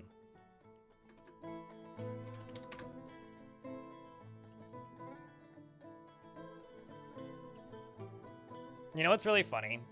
YouTube has these bullshit... I'm assuming you're not an ads flurf because you have a turbo badge, but... YouTube has this bullshit fucking useless garbage piece of shit trash pathetic waste of time existence of a feature. Where it basically like uses recent videos that did well to be like, you should make more videos like this, and then it uses AI to like generate awful fucking trash garbage pieces of shit waste of existence thumbnails for them with generated SEO bait nonsense bullshit useless awful non-descriptive pointless garbage trash titles. Okay, I don't like this feature very much if you hadn't noticed. Anyway, my VOD channel, episode 1 of A New Fort, 1,000 views.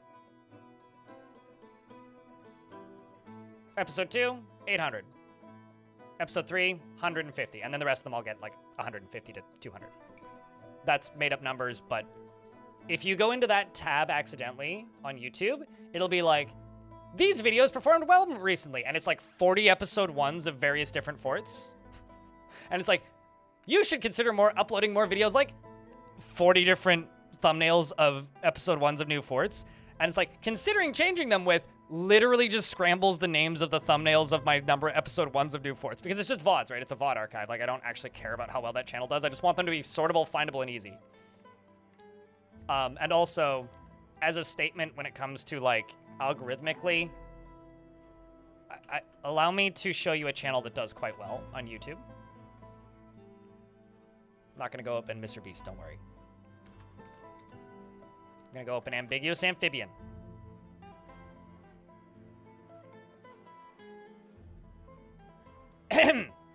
Excuse me. Android 1, RimWorld Start, 7-year colony. Supermarket, One Bread Start. A Sim Town, Disaster Edition.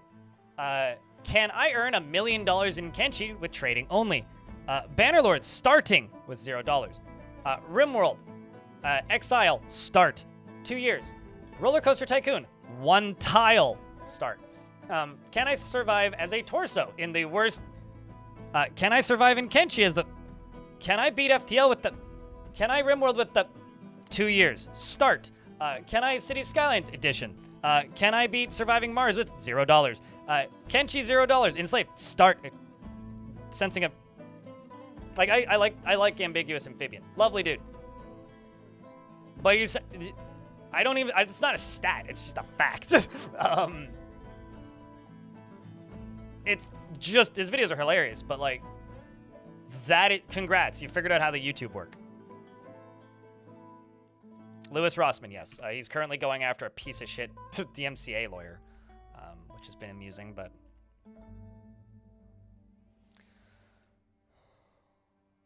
But, you know, it also doesn't work for everybody. I mean, out of curiosity, I tried that with my last big video, and it did okay, but in comparison to anything that I've uploaded in the last, like, year of that size, it underperformed. Where are the part 2s? Well, you don't do Let's Plays anymore. You just make a 3-hour video. But, like, you know, since my, What's the word?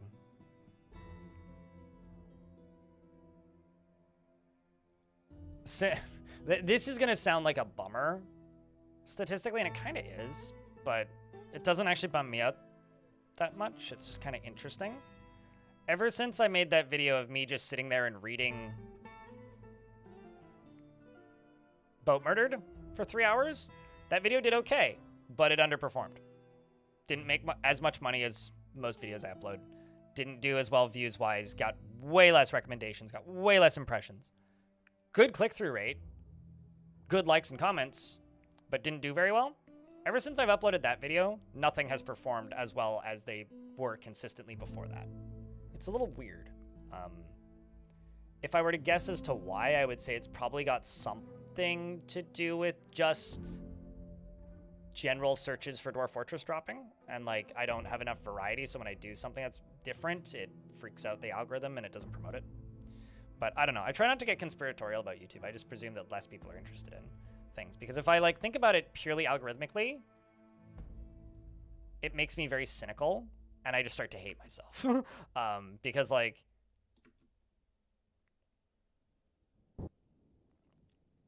I think the advantage that I have is that the streams that I do are what pay the bills.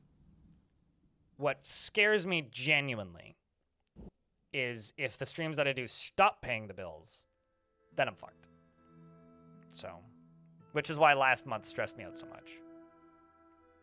But admittedly, I did take 10 days off last month because I had a broken foot and just was cranky and didn't want to stream. But then I upload a video that month instead, and it underperforms. And it was the lowest revenue month I've had since the launch of Dwarf Fortress. Then this month happens, and we've only just made more revenue as of, like, today than I did last month. And I streamed, like, 160 hours this month. So I don't know. I'm like, I don't know. I'm in a weird stressy place at the minute, and it just kind of is what it is. Like, you know, it's what happens when the economy gets fucked by stupid fucking morons. It is what it is. It's the life we live. Some days up, some months down.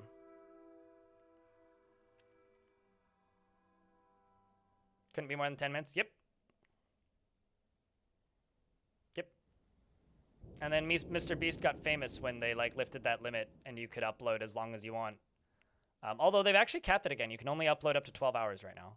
But there was a while there where you could upload, like, unlimited length. And Mr. Beast, not his first video that blew up, but one of his first videos that blew up, he made a video of him counting to 1,000. Then he made a video of him counting to 100,000, and then he made a video of him counting to 1,000,000. Weird times. Did the ocean swallow everything? No, I drained it. Now I'm refilling it. We're almost refilled, though. The first video he made that truly blew up was him talking about how much money PewDiePie makes, which I think is really fucking funny. Because anybody who made a YouTube video on a channel that was monetized could do some basic math and figure out the, like, approximate amount of ad revenue that you would make off of a PewDiePie video. Like, Yeah, I don't know. Also, like, I could tell you pretty flat, bluntly that he was wrong in that video.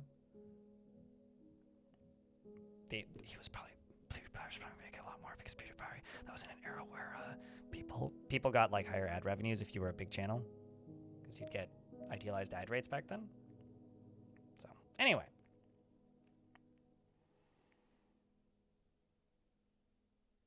There's just more competition than ever, you know, between generated nonsense and just more people wanting to, like, you know. So, okay. There was a pretty interesting take that I heard a little while ago, and I can't remember exactly where I heard it from, but growing up, when I was a kid, every kid my age wanted to be a rock star. You know, you want to, like, it's always the, like, I want to be rich and famous thing, right? I think people just actually want creative freedom. And regardless of what the current world is doing, people want the ability to just do something that they love and be creative with it. And I think for a generation of people, that is being a movie star, or it's being a rock star. And now it's people want to be a YouTuber.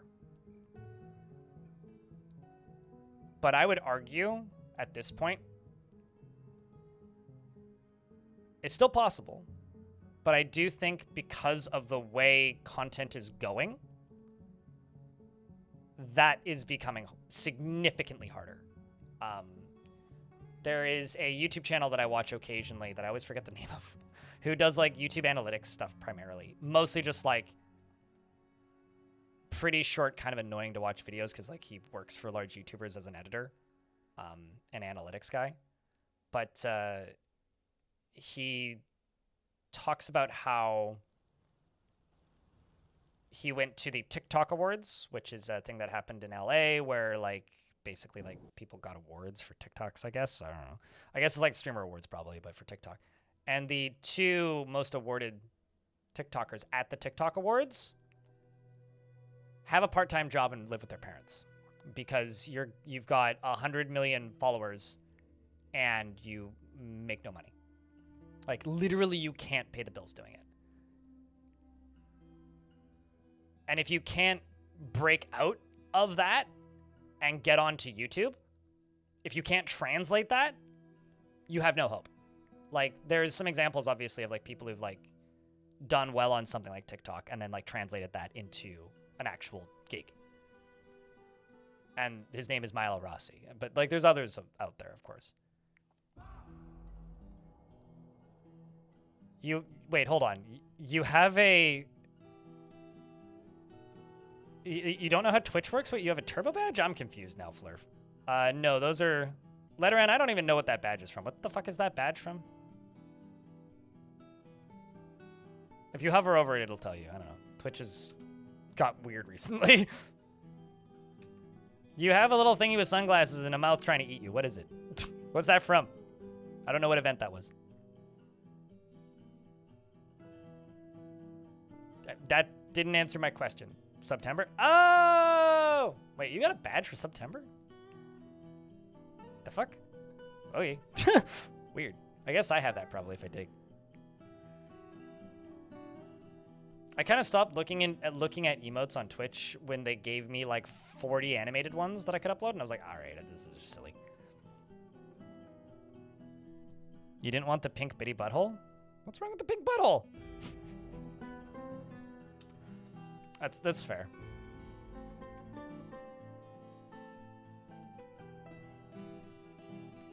Sir Mix-a-Lot would not be impressed, though. I'll be honest. It's not even a good shade of pink. You're not a good shade of pink. That's fair. I don't know. Use whatever badge you want. That's why there's options, right? I just think that you're hurting the pink bitty butthole's feelings.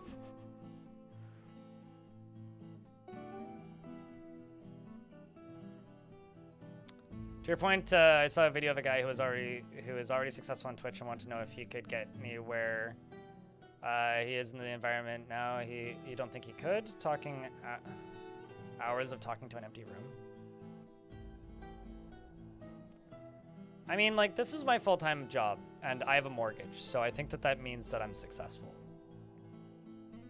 Arguably, I've been successful for a really long time. It certainly didn't feel like it until 2022, though. But it was like I was making, I don't know, like 2/3 of minimum wage before that by the end of the year. I wasn't quite living paycheck to paycheck because I'm super frugal, but like I was pretty close to that for a while. I don't know. I mean, if I had the same amount of knowledge about Dwarf Fortress, if I started in 2021 and had the same amount of knowledge of Dwarf Fortress, maybe. But yeah, I don't know. I don't think so. Not in the format that I currently stream anyway.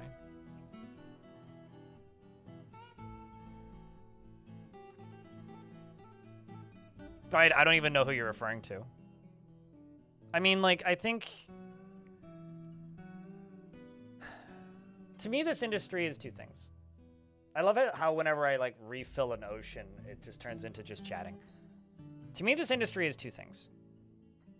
Am I a programmer? Fuck no. I've got no higher education. I worked at McDonald's before I streamed full-time, dude.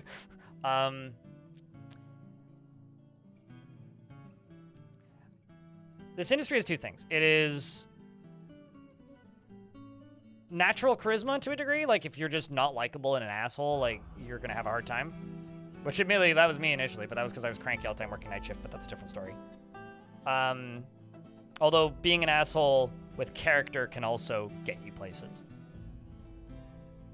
But the main two things that it is it's a little bit of skill and foresight and timing. And if you can get those two things right, like if you, like Ninja as an example was a successful content creator before he was a millionaire. But the reason he became a millionaire was because he got good at Fortnite quickly. He wouldn't have become a millionaire if he didn't get good at Fortnite quickly. But he got good at Fortnite quickly at the perfect time to become the biggest in the world. And was that luck? Probably. But it's also a little bit of skill and foresight, because he was good enough. I don't even know who Peanut is, but sure. It's like Space Boy and GTA RP. Like, Space Boy, in my mind, was a speedrunner with 70 people watching, who was successful in his own right. And then GTA RP came out, and he had 140,000 people watching. You know, me, I played weird modded PC games for like 6 years, and well, actually from like 2014 until like 2018, and then I decided that my stream was going to die because like I was trickling out and had like 3 months of rent left, and my ex just like, and then I was like, all right, well, I will just stream for another summer and then go get a job. So I streamed Dwarf Fortress because I really, really wanted to properly learn Dwarf Fortress instead of streaming it once in a blue moon. And I was like, well, my channel's going to die anyway, so might as well play Dwarf Fortress. And then they announced the Steam version. And my channel still was a struggle for a very long time, even though I was a Twitch partner. Like, it was like 30, 40, 50 viewers maybe on most days. And I had to grind to all hell, and I streamed like 12 hours a day. People these days look at me and they're like, oh, you look old. And it's like, yeah, it's because I fucking played video games 14 hours a day to make $1.50 an hour for 6 years. That's why I look old, man. Stress, mostly. And then, like, I don't know, as Dwarf Fortress got close to releasing, I maintained some stability because I had cheap rent, lucky. I was good at the game, so I could answer people's questions when they were trying to get into it before it came out on Steam. And then it released on Steam, and I worked for 400 hours in a month.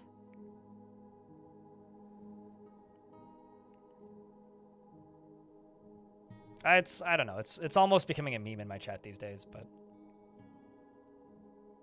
at least to me, it's kind of becoming a joke. Somebody literally, like, unironic, I'm pretty sure unironically because of the way they wrote it in my YouTube comments the other day, who I don't even know, like yesterday morning, was like, I really wish that you would stop, like, showing your face in your videos because you look so old. I'm like, that's cool. Thanks. Appreciate it. Maybe I should just dye my hair like everybody else. Stop getting that. Or just dye my hair gray and just become fucking Gandalf.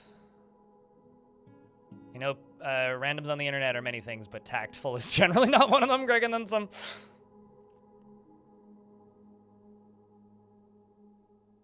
But no, I don't know. If like this industry goes away, or if I stop being able to afford to do this, I would sell this apartment.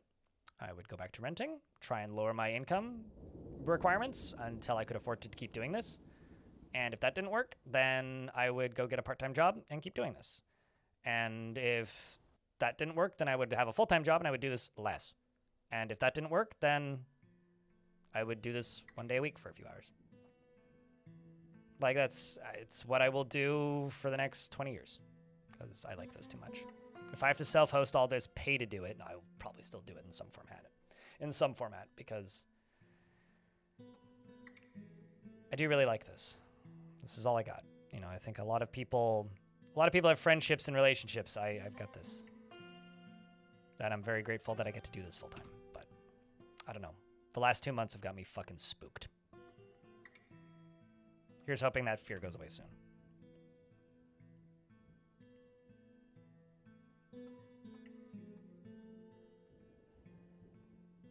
But I think that's more to do with the state of the world and less to do with the state of streaming in general.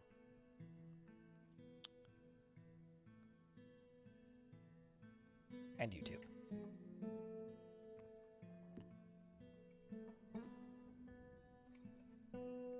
For clarity, though, steady. The days ain't bad.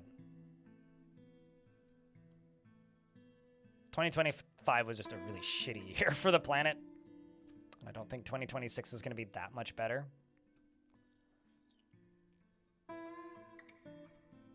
Like, I think I said this to a friend of mine the other day, or last weekend, while I was chatting with him on the phone. I need, like, 2 months of good news. Like, kind of desperately.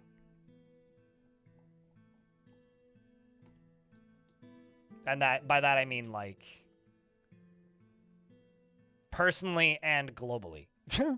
And it just hasn't happened in, like, since I bought this place, basically. Shit's just kind of gotten worse. Worse, rather. Just got back. What happened? Oh, nothing. I'm just rambling. But we're filling the ocean. Glass half empty. Your dwarf's still a dwarf, and it has probably been about a month in game since you left. We caught 2 orcas. Trying to think what else happened.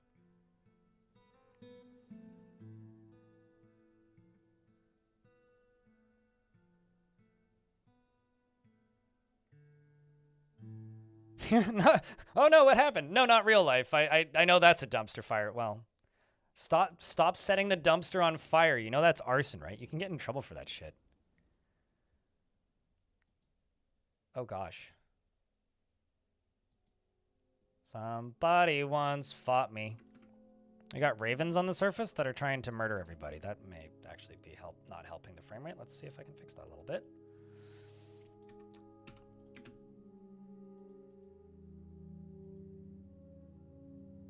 Water, I hope, is what we're filling the ocean with. What else would you fill an ocean with?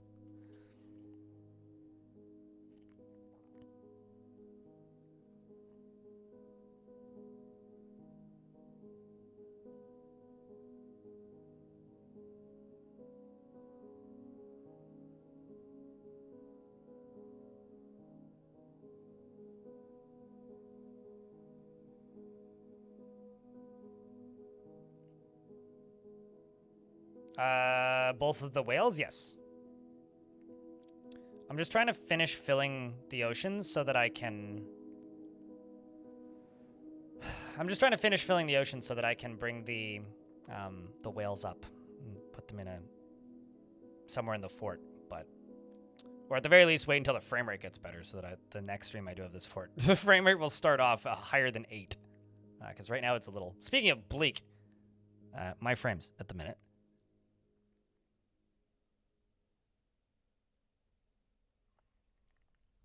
But tomorrow, I will be doing a charity stream. We're going to be raising some money for Breakthrough T1D, which is type 1 diabetes research, previously known as JDRF. So I will be doing that tomorrow. It's been a while since I've done a charity stream. Speaking of good news, that'll be hopefully a breath of sunshine. Don't breathe sunshine. It's pretty warm and will probably burn your throat. I don't even know what that means otherwise.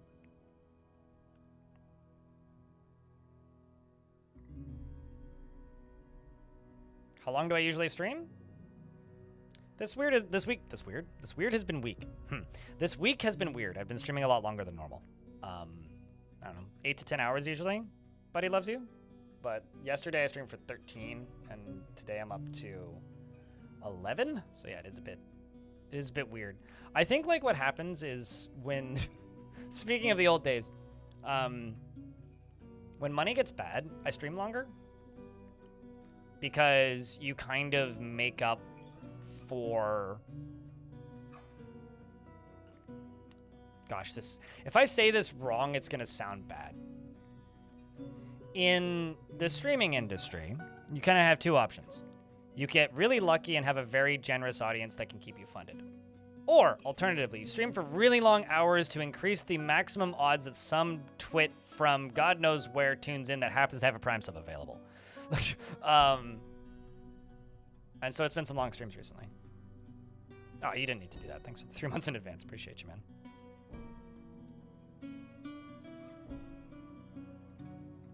Absolutely zero clue. I mostly just want my brain to stop feeling like it has, like, cotton fuzz in it.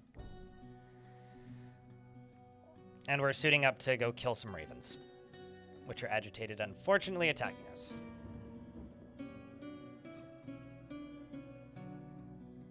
It's gonna be like a bullet time fight.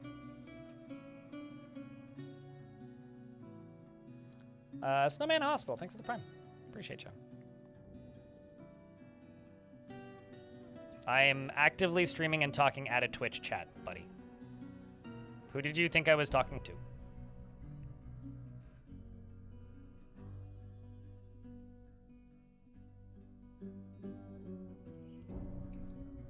Man, that would be crazy. So, like, there's nothing against the YouTube chat, but the YouTube stream gets kind of quiet in the evening because there's just not as many people watching. But there was something written at 7:20, 7:23, 7:42, 7:48, 7:57, 7:59, 8, and then 8. And at 7:59, somebody asks, who's been around in the chat in and out for a while, but thank you, by the way, says, are you exclusively on YouTube? And I just have to state that, like, if I was exclusively on YouTube and not in some form of psychosis, that would be kind of impressive. Because, like, the way that I'm talking right now and the people that I'm responding to and the names that I'm making up, where would I be getting a chat from? I guess maybe I could be talking to, like, a Discord server or something, right?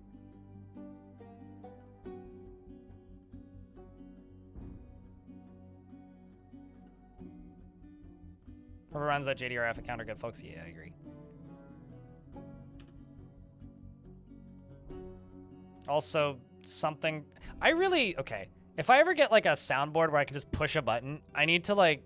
This is a very specific era of Twitch thing. I need to get just, like, a button that I can push that just is Ninja's voice saying Twitch Prime.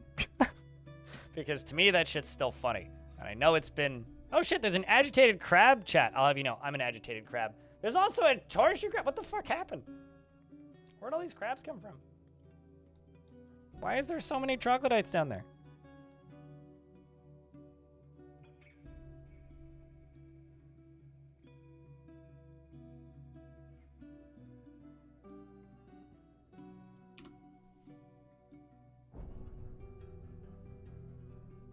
Actually, I wonder.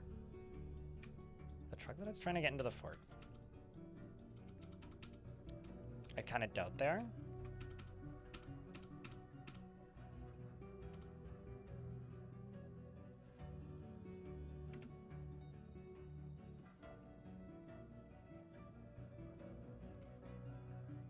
Nope. It's just the water still.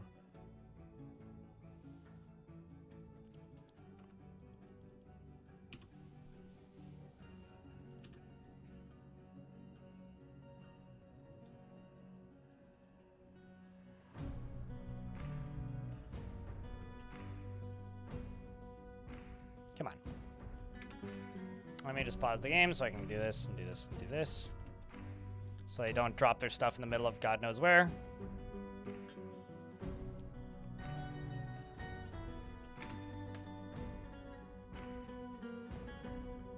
They tend to hang out on the beach, though.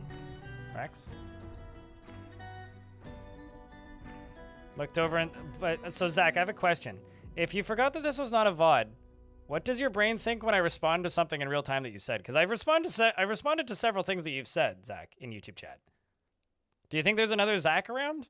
I mean, I guess that's possible. That's a pretty common name. Shout out to all the Zachs watching the stream right now. How does he have frames all of a sudden? I paused the game. So, like, pause game. Frame go up. Unpause game. Frame go down. It's a magic spell that I have.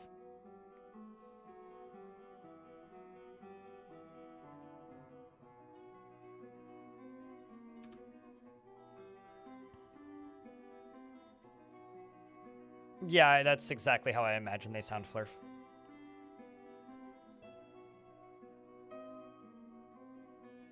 Although the frame should be back properly. Of course, this dwarf goes and fucking takes a nap. The frame should be back properly when this is full, and it's... Is it on the second to last layer or the last layer? Oh shit, it's on the last layer. Look at that. Oh, no, second to last. I lied. It's the last one where it usually speeds up quite a bit.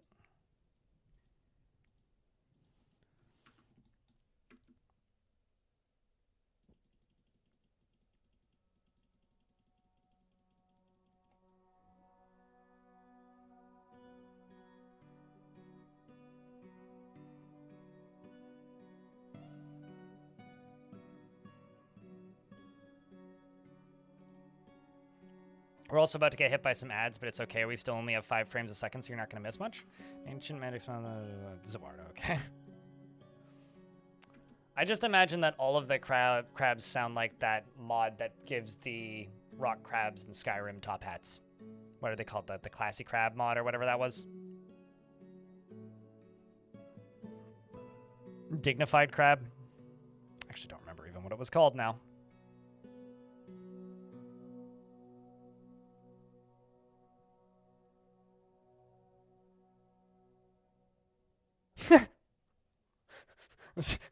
So Zach in YouTube chat says, I'm in a legal state, man. I forgot. All I can say in response to that is legal states implies the existence of illegal states.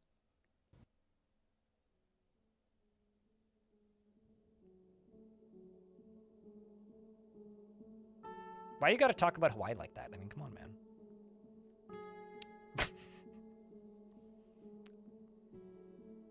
Speaking of ancient spells, Twitch chat, have you guys seen that game Yap Yap?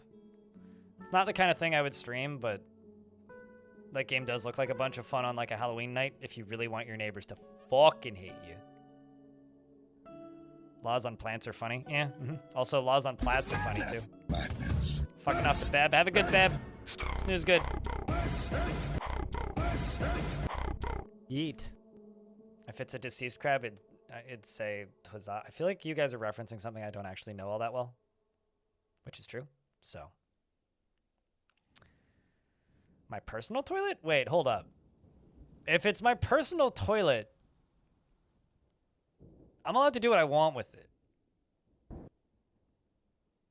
It's another are you implying I'm an ancient YouTuber? I'm hurt.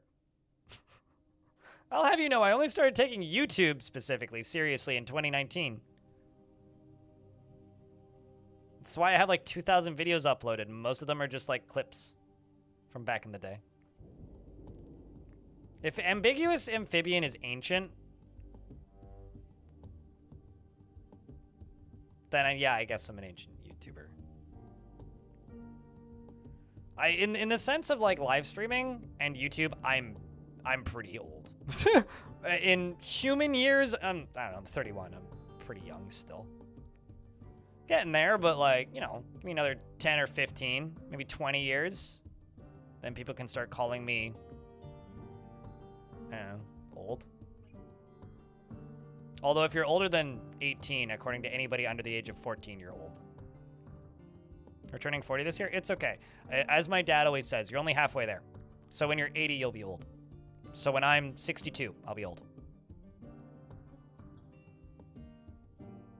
Yeah, but do you have a following and, like, thousands of uploads, Rex?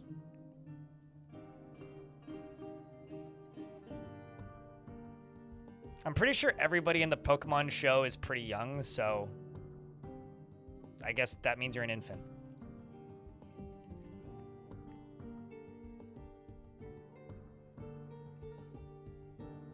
Yeah, I doubt I'll be 80. Yeah, I won't make it that far either. I'll be impressed if I make it to 50, to be honest with you. But that is a grim statement. Everything beyond that is just borrowed time. Just be thankful for it. At least that's my mindset. Gosh darn it, why do these last layers take so fucking long?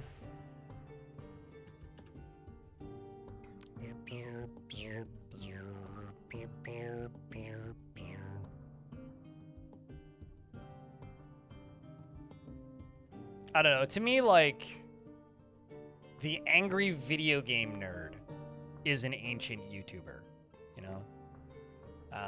Hank Green is an ancient YouTuber. I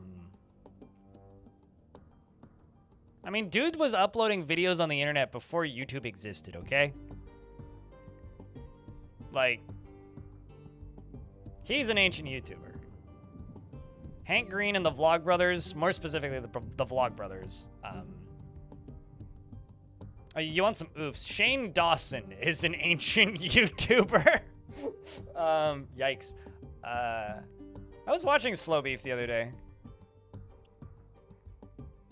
Ashens, sure, yeah, absolutely. He's legendary. Although I think I would prefer the term legendary or like respected or like Hall of Famer or something, other than just ancient. It's like you're old. No, you're aging gracefully and respected for being a legend in your craft. I'm still filling an ocean. Literally nothing has changed in the status quo from when you left to when you returned, and I think it's probably been about 10 days in game. Kill the style. 20th anniversary was recently? Shit. It's good to hear. I mean, StyroPyro's an ancient YouTuber. His first video upload was, what, 2008? And he's only uploaded like 200 videos. That's how you know he's legit. He's a real one. Although, like, the first, like, 150 of them are just him building fireworks and blowing shit up in his backyard. And they're all, like, under a minute long. You know, like, I would say that, like, Jesse Cox is another one that's, like, he's getting up there. Because, like, he came from, like, WoW Cataclysm days. You've never heard of StyroPyro before today? Allow me to expose you to fucking nonsense. Just look at these thumbnails.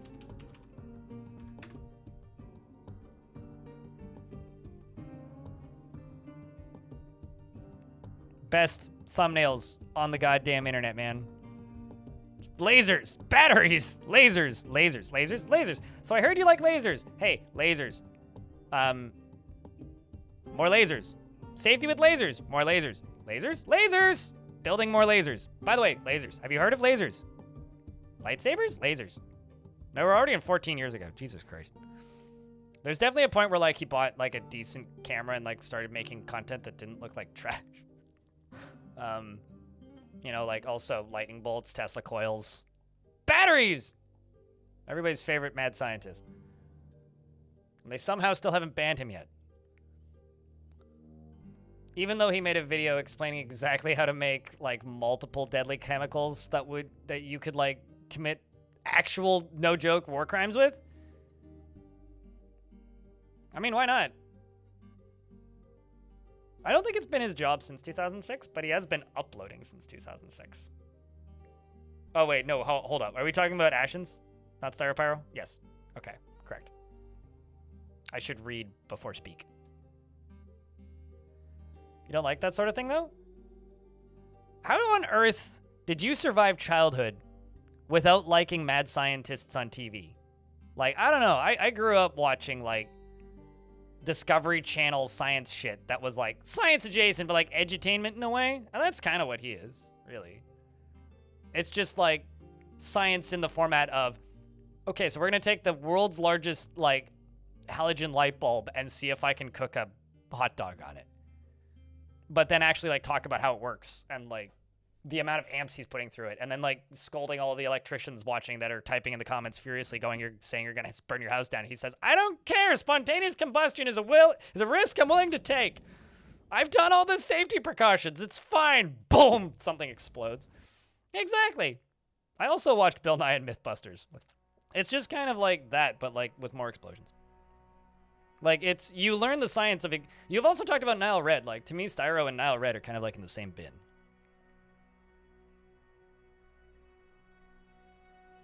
Is this a generation's Electroboom? Yeah, also Electroboom. Speaking of people that pretend that they don't know what they're doing, but actually know what they're doing. It's like, here, I'm just going to do something that looks extremely stupid that would get you hurt. Do not do this at home, kids. Anyways, I'm just going to I'm going to arc lightning between my fingers, but like it's such a low voltage that it's not going to hurt me.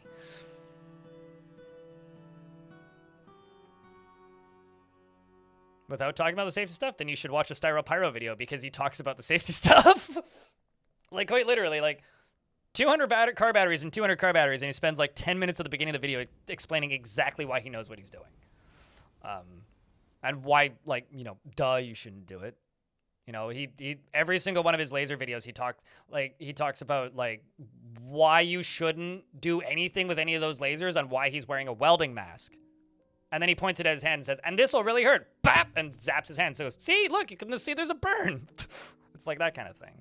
Like, no, he does, in fact, talk about the safety stuff. Do you ever watch Primitive Technology? A couple times, yeah. It's not something I frequently watched on Majestic. Interesting channel, though. Just because like the thumbnails are catchy with giant lasers doesn't mean that he's not going to talk about the safety stuff.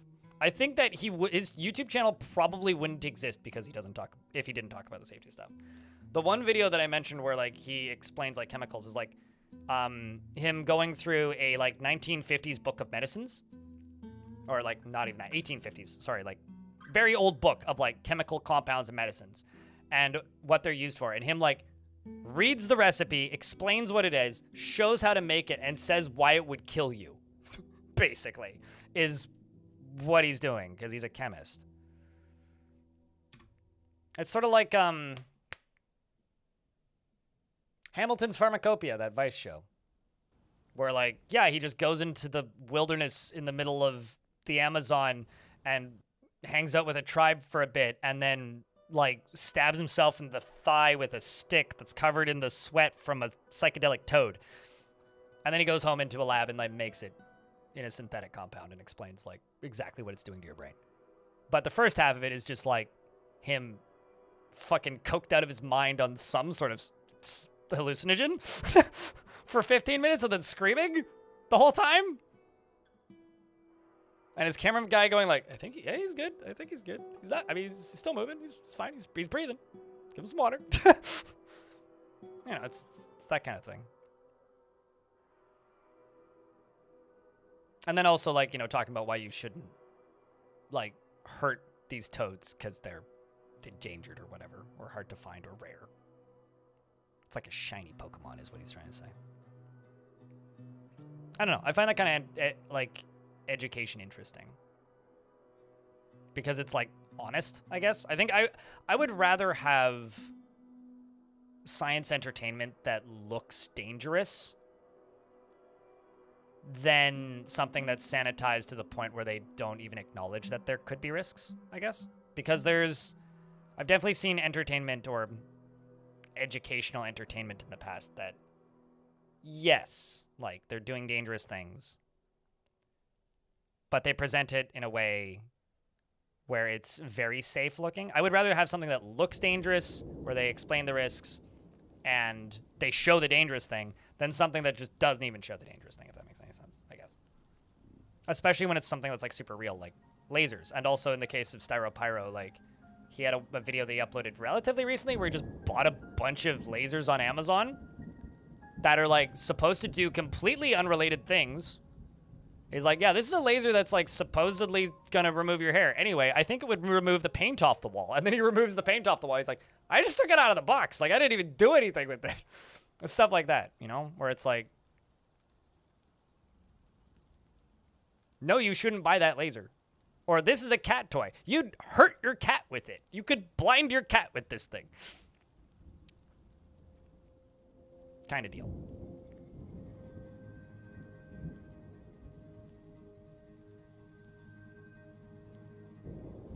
Yep, this is Majestic. You are correct. Hamilton Norris is great. His Vice docs are from when Vice News was doing crazy stuff. I think HBO bought them. I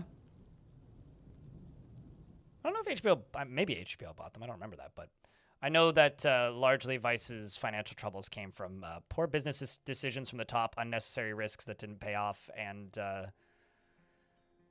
overspending. At least as I understand it. Chat, we're real lurky. A lot of people have gone to bed. The frame rate is at 1. I really wanted to wait for the ocean to finish so I could give a little bit of closure for today, but I think it's time to call it.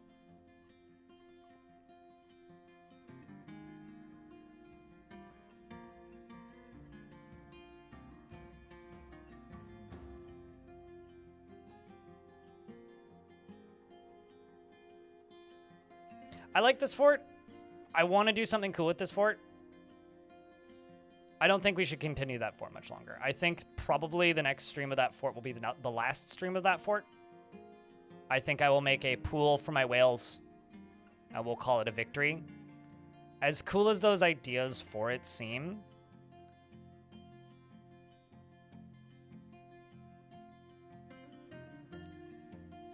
I think I'm that last time refilling it. I think I'm out of my patience. I don't want to drain it again. I don't want to fill it again. I'm kind of done with it actually. So we'll see. We'll do one more stream of it at least. Don't run off Twitch chat. We're gonna raid somebody. YouTube folks, I'm shutting you down now. If you would like to raid somebody, pop over here onto Twitch. Otherwise, I will see you tomorrow. Be here or be square. We're going to be raising some money for charity and playing some Enter the Chronosphere, so take care.